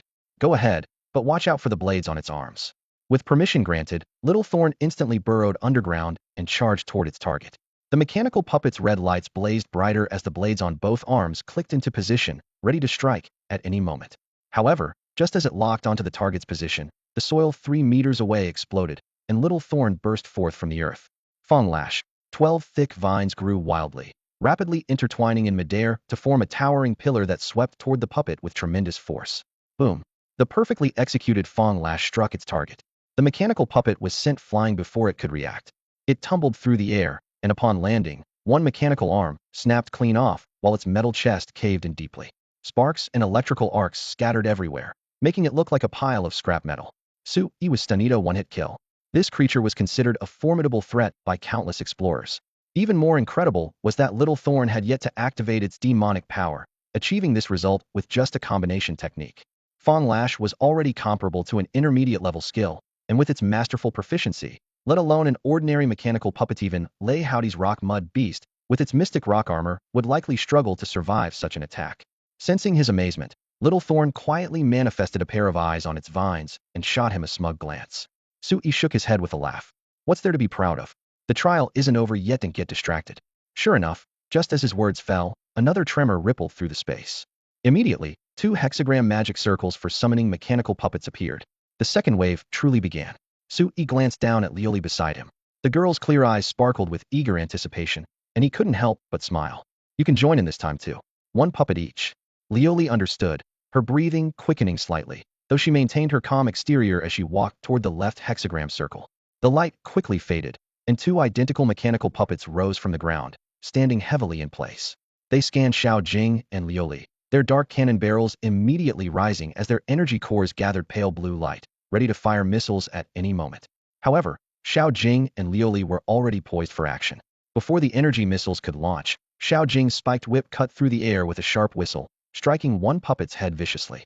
A crisp crack accompanied the sound of breaking gears as the puppet's metal skull was knocked clean off.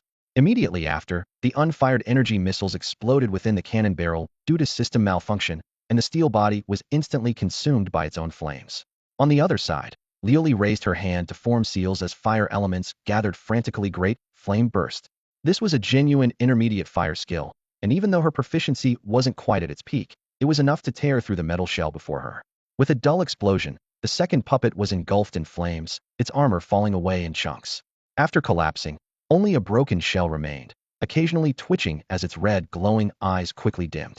Another instant kill. Su Yi felt reassured. It seemed the first trial wasn't as challenging as he'd imagined. Even if 8 puppets appeared simultaneously next time, it would just be a matter of crushing them effortlessly. What he overlooked was that by fighting with 2 beast companions, he was already considered a mixed team under the rules. Before he could think further, new hexagram circles lit up about 10 meters ahead, 4 of them this time, just as Xia Yihan had predicted. But Su Yi remained calm. In terms of raw power, Xiao Jing and Liaozhai were clearly a level or 2 above these mechanical creations. Even doubling their numbers wouldn't bridge that gap. Outside the ruins entrance, more and more people passed through the light barrier. Xia Yihan didn't want to delay either, turning to Liaozhai. Let's go in too. With our current strength, even if we really encounter 8 mechanical puppets, we have a 70% chance of winning. Liaozhai pondered for a moment, then nodded in agreement. All right, let's go. Just as he finished speaking, the first gem above the entrance suddenly changed from dark red to dark green. Look, someone else has defeated 3 rounds of puppets and entered the 4th round. Liaozhai exclaimed. Li Yuanhang glanced up, his tone steady. Not surprising. This batch of explorers is better prepared theory, all elites from various cities. Overall stronger than the previous group. Forget the third round. It's perfectly reasonable for someone to clear the fourth round too. True enough. Lei Haoti's gaze swept over Xia Yihan, secretly regretting that he hadn't secured a partnership with her before Li Yuanhang did. As the two chatted casually, they suddenly heard an even greater commotion nearby. Holy crap, it's lit. The second gem is lit too. Everyone looked in the direction of the shouts to see the second gem on the entrance instantly illuminate. Li Yuanhang, Xia Yihan, and the others fell silent from the first gem's color change until now had been mere moments. Yet someone had swept through the fourth wave of puppets in such a short time and officially passed the first trial. Who could it be? When did Xizjiang province produce such a powerhouse? The crowd buzzed with discussion, but couldn't think of anyone who fit the criteria, and no matter how hard they tried. Not far away, Bai Jian was equally shaken by this sudden achievement, her composure wavering for a long moment before she whispered to herself. Who could it be? Well, as long as it's not Sui. That guy just went in not long ago, so he can definitely be ruled out first. Someone has already passed the first trial. The explorers waiting outside the inheritance ruins could no longer contain themselves. Fearing that others would claim the treasures first, they swarmed into the site. Bai Jian, Xia Yihan, and others followed suit. In the desolate trial space, Su Yi stood among the scattered debris, his face showing unmistakable pride. As expected, the fourth wave had brought 8 mechanical puppets, yet they still posed no threat to him whatsoever. This battle could hardly be called a challenge. Xiao Jing and Lu Li had trained together for years, their coordination flawless. 1. Xiao Jing lashed out with her spiked whip, instantly destroying one puppet. 2. She then burrowed underground, sending reinforced vines bursting through the earth to entangle the remaining 7 puppets' legs. Despite their brute strength, the puppets couldn't immediately break free from the hardened vines. 3. Lu Li seized the opportunity, unleashing 4 consecutive great flame bursts that engulfed the metal bodies in blazing fire, ending the battle.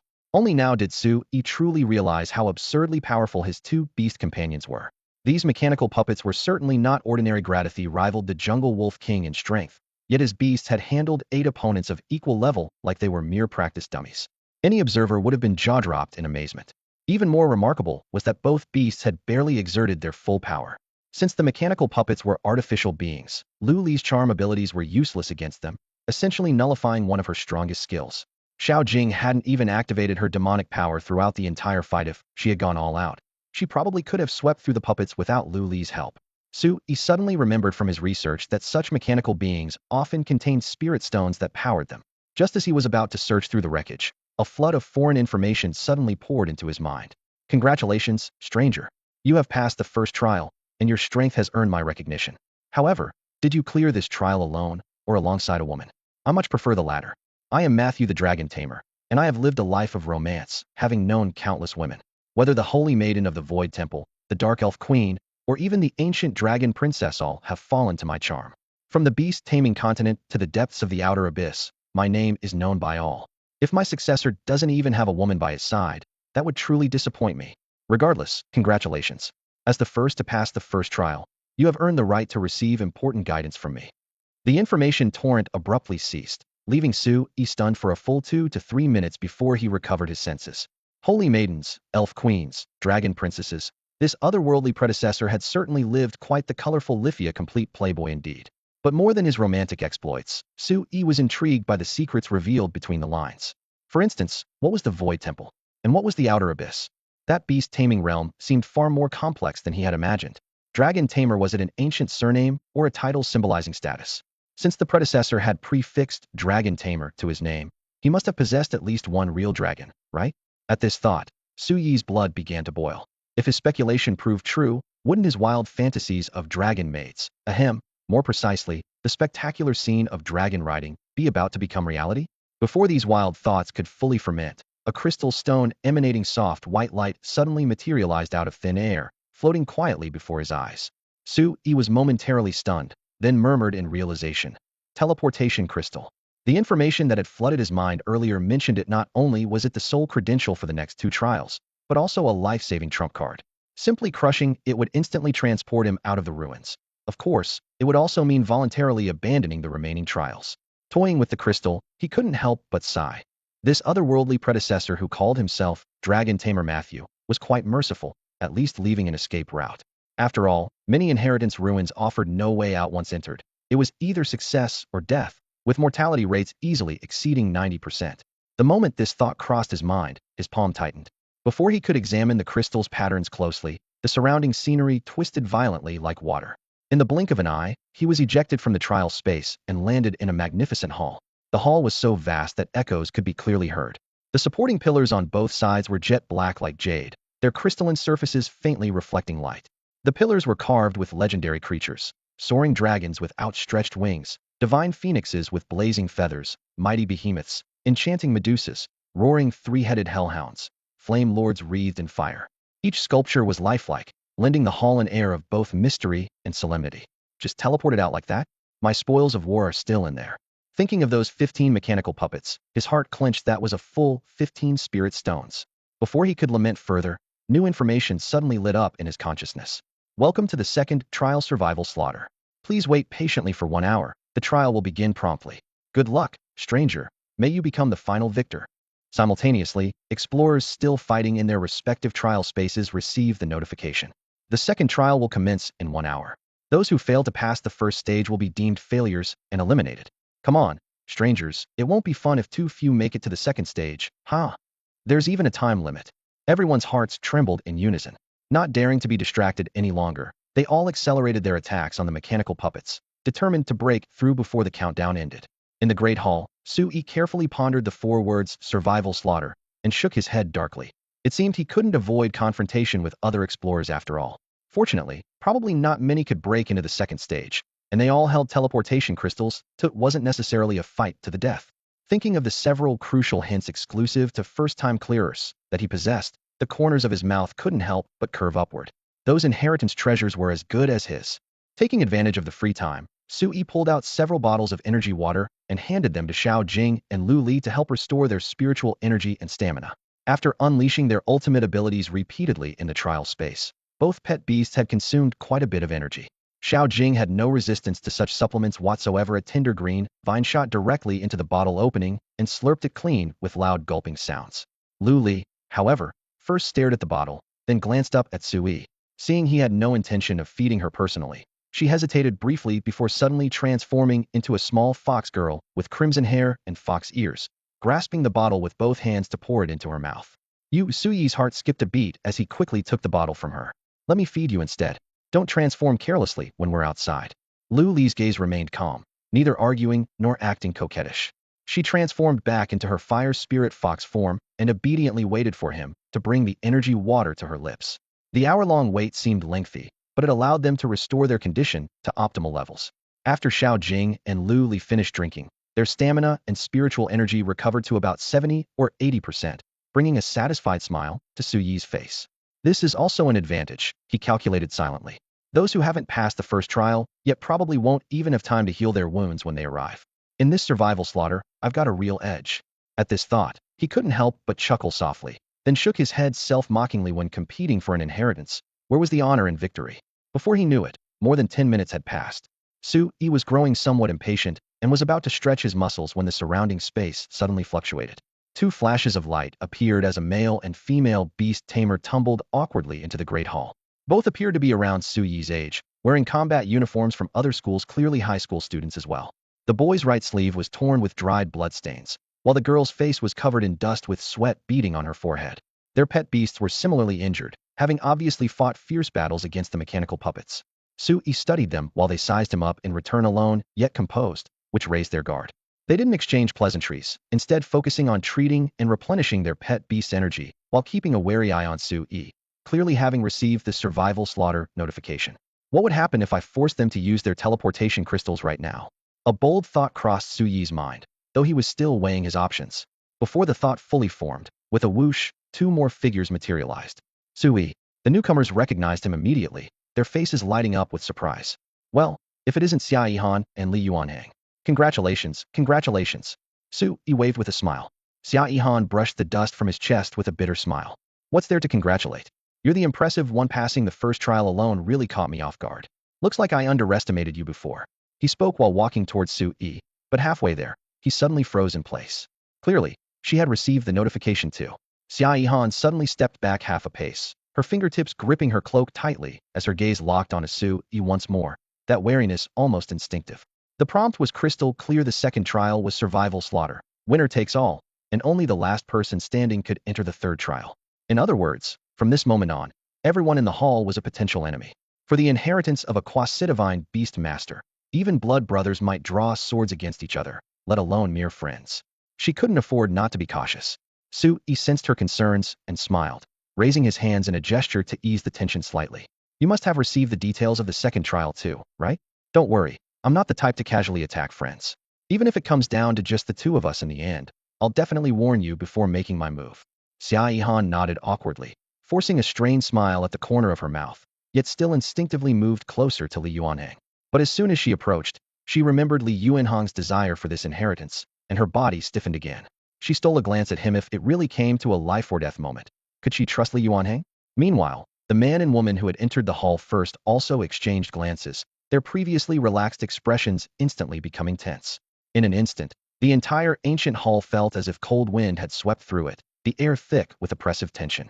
What are you all doing? Li Yuanhang suddenly burst into hearty laughter, breaking the suffocating atmosphere. Student Su-yi, Yihan, we're natural allies here. We don't even know how many more people will come in later. If we don't stick together and instead become suspicious of each other, fighting separately, we'll definitely be picked off one by one. Su-yi narrowed his eyes.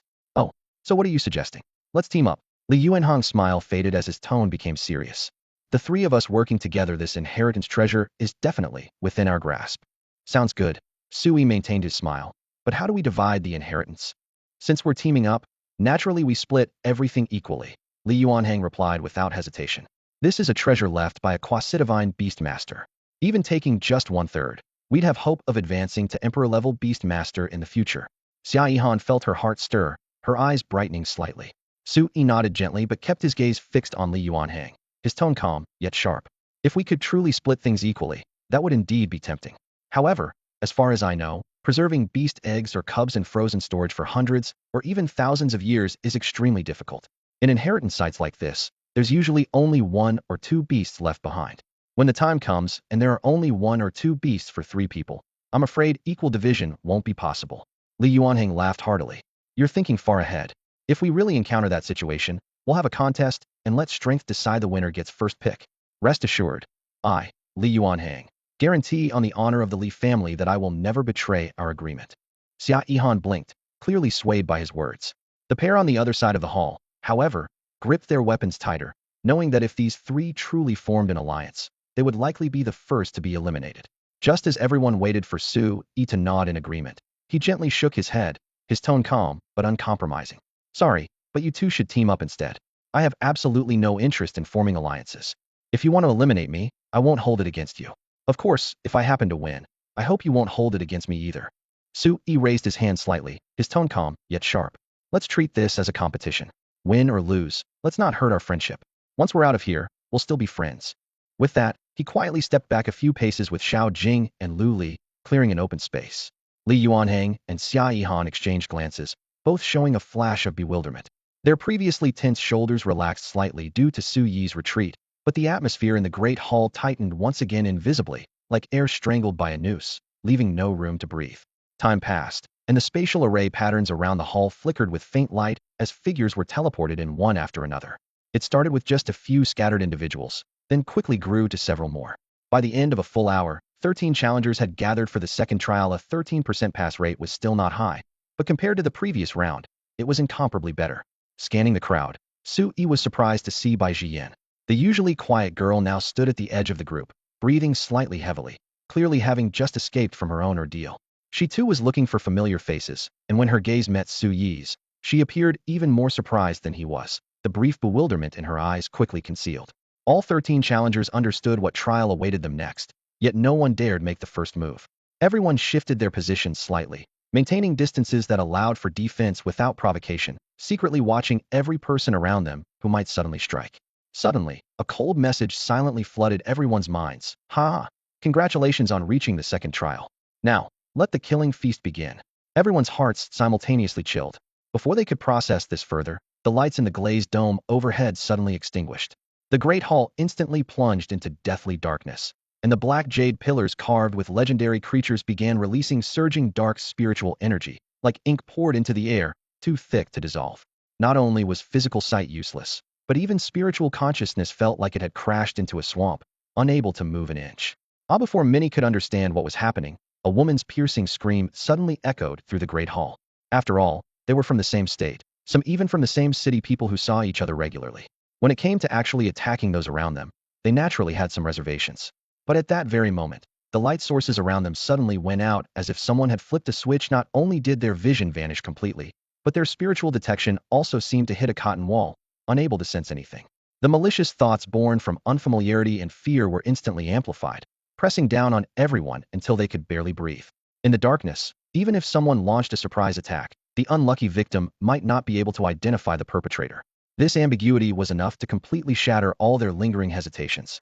The instant the great hall plunged into complete darkness, a sharp female scream tore through the silence like a signal flare, detonating the Pandora's box hidden in every explorer's heart. The notion of strike first to gain the advantage, strike last, and suffer the consequences simultaneously arose in countless minds. The next second, dense whooshing sounds erupted one after another as various skills flew wildly through the pitch-black space. In mere moments, the crowd that had barely maintained restraint completely devolved into beasts hunting each other, and the great hall instantly became a chaotic free-for-all. Little Jing, Liaozhai, let's go. Su Yi's heart lurched, and his first instinct was to retreat to a corner with his two contracted beasts. Though Little Jing and Liaozhai were powerful, they could easily cause friendly fire in this kind of blind battle. More importantly, as long as they stayed out of the intense fighting and let the other competitors exhaust themselves first, they could reap the benefits. Just as this thought formed, a sharp whistling sound exploded overhead. Razor-sharp claws carrying fierce wind struck directly at his face.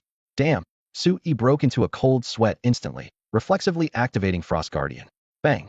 A transparent ice shield suddenly materialized in front of him, stopping the claws less than 8 inches away and sending ice shards flying. You bastard, Liaozhai! Su Yi cursed through gritted teeth. Though his eyes had failed him, his mental perception caught the form of that attack, the swift leopard's wind-rending claw. Moreover, the direction and distance perfectly matched Liaozhai's previous position.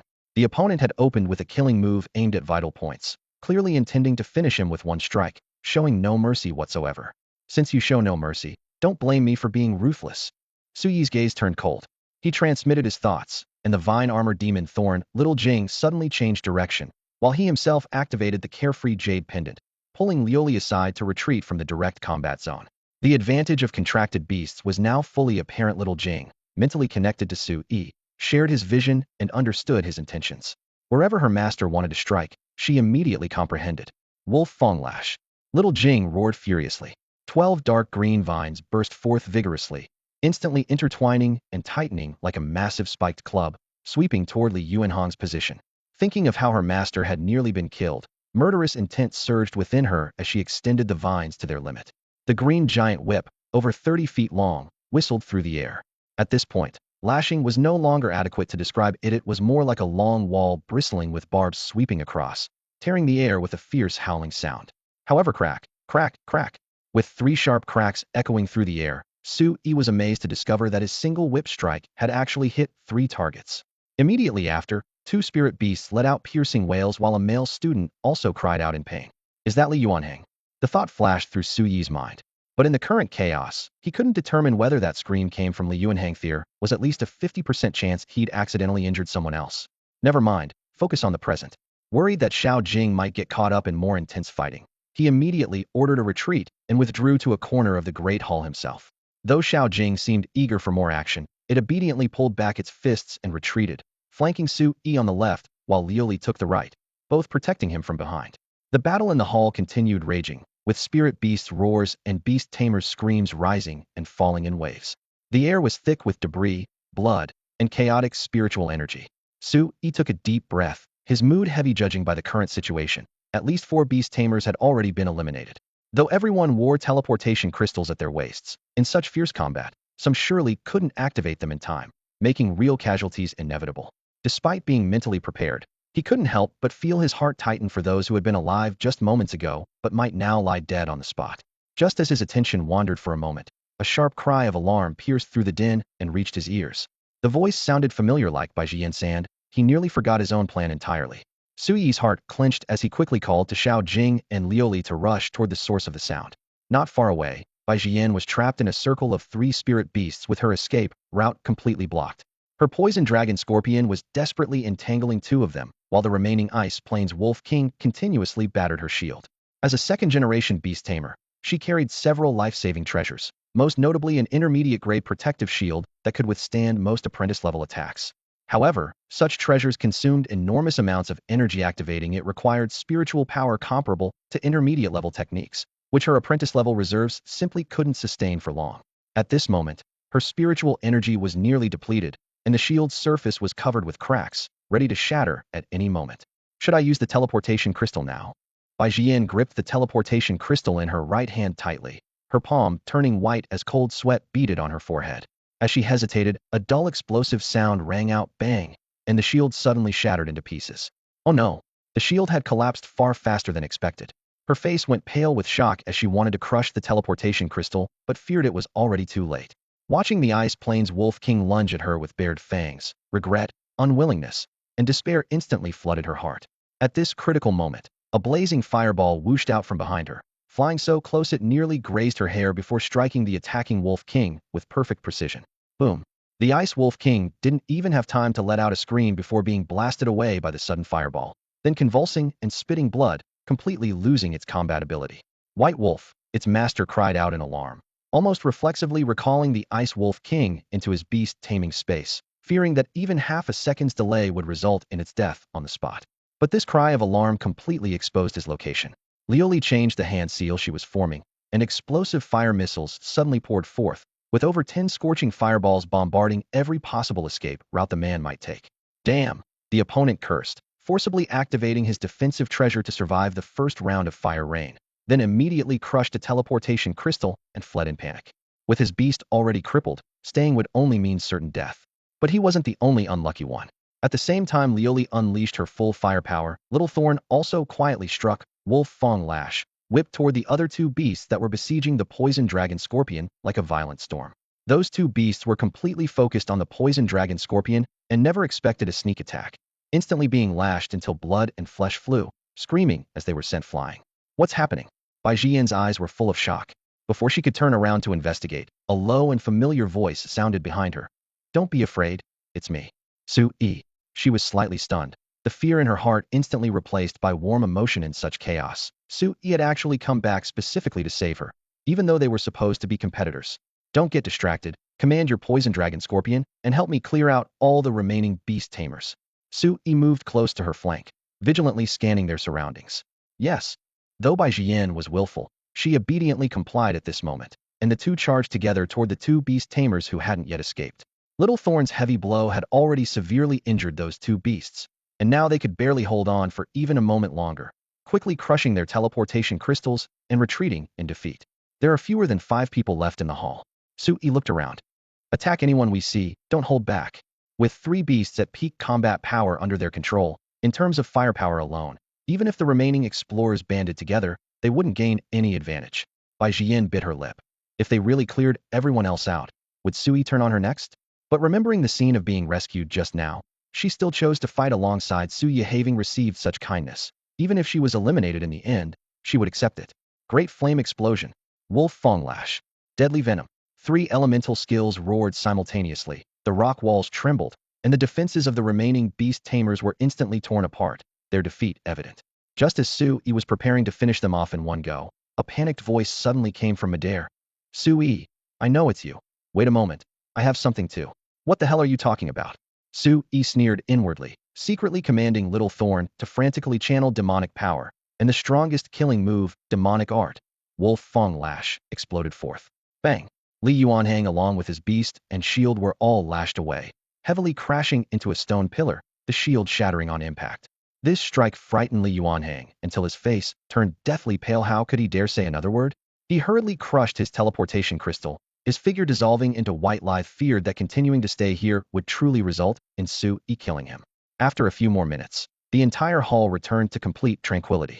The magnificent stone pillars emerged once again in the light. The residual dark spiritual energy in the corridors quickly dissipated, and the air returned to its original crisp coolness. At this moment, only Su-yi and Bai Jian remained in the hall. Now that there's no one else but the two of us, what comes next? Shouldn't you eliminate me? Bai Jian crossed her arms, her gaze slightly lowered.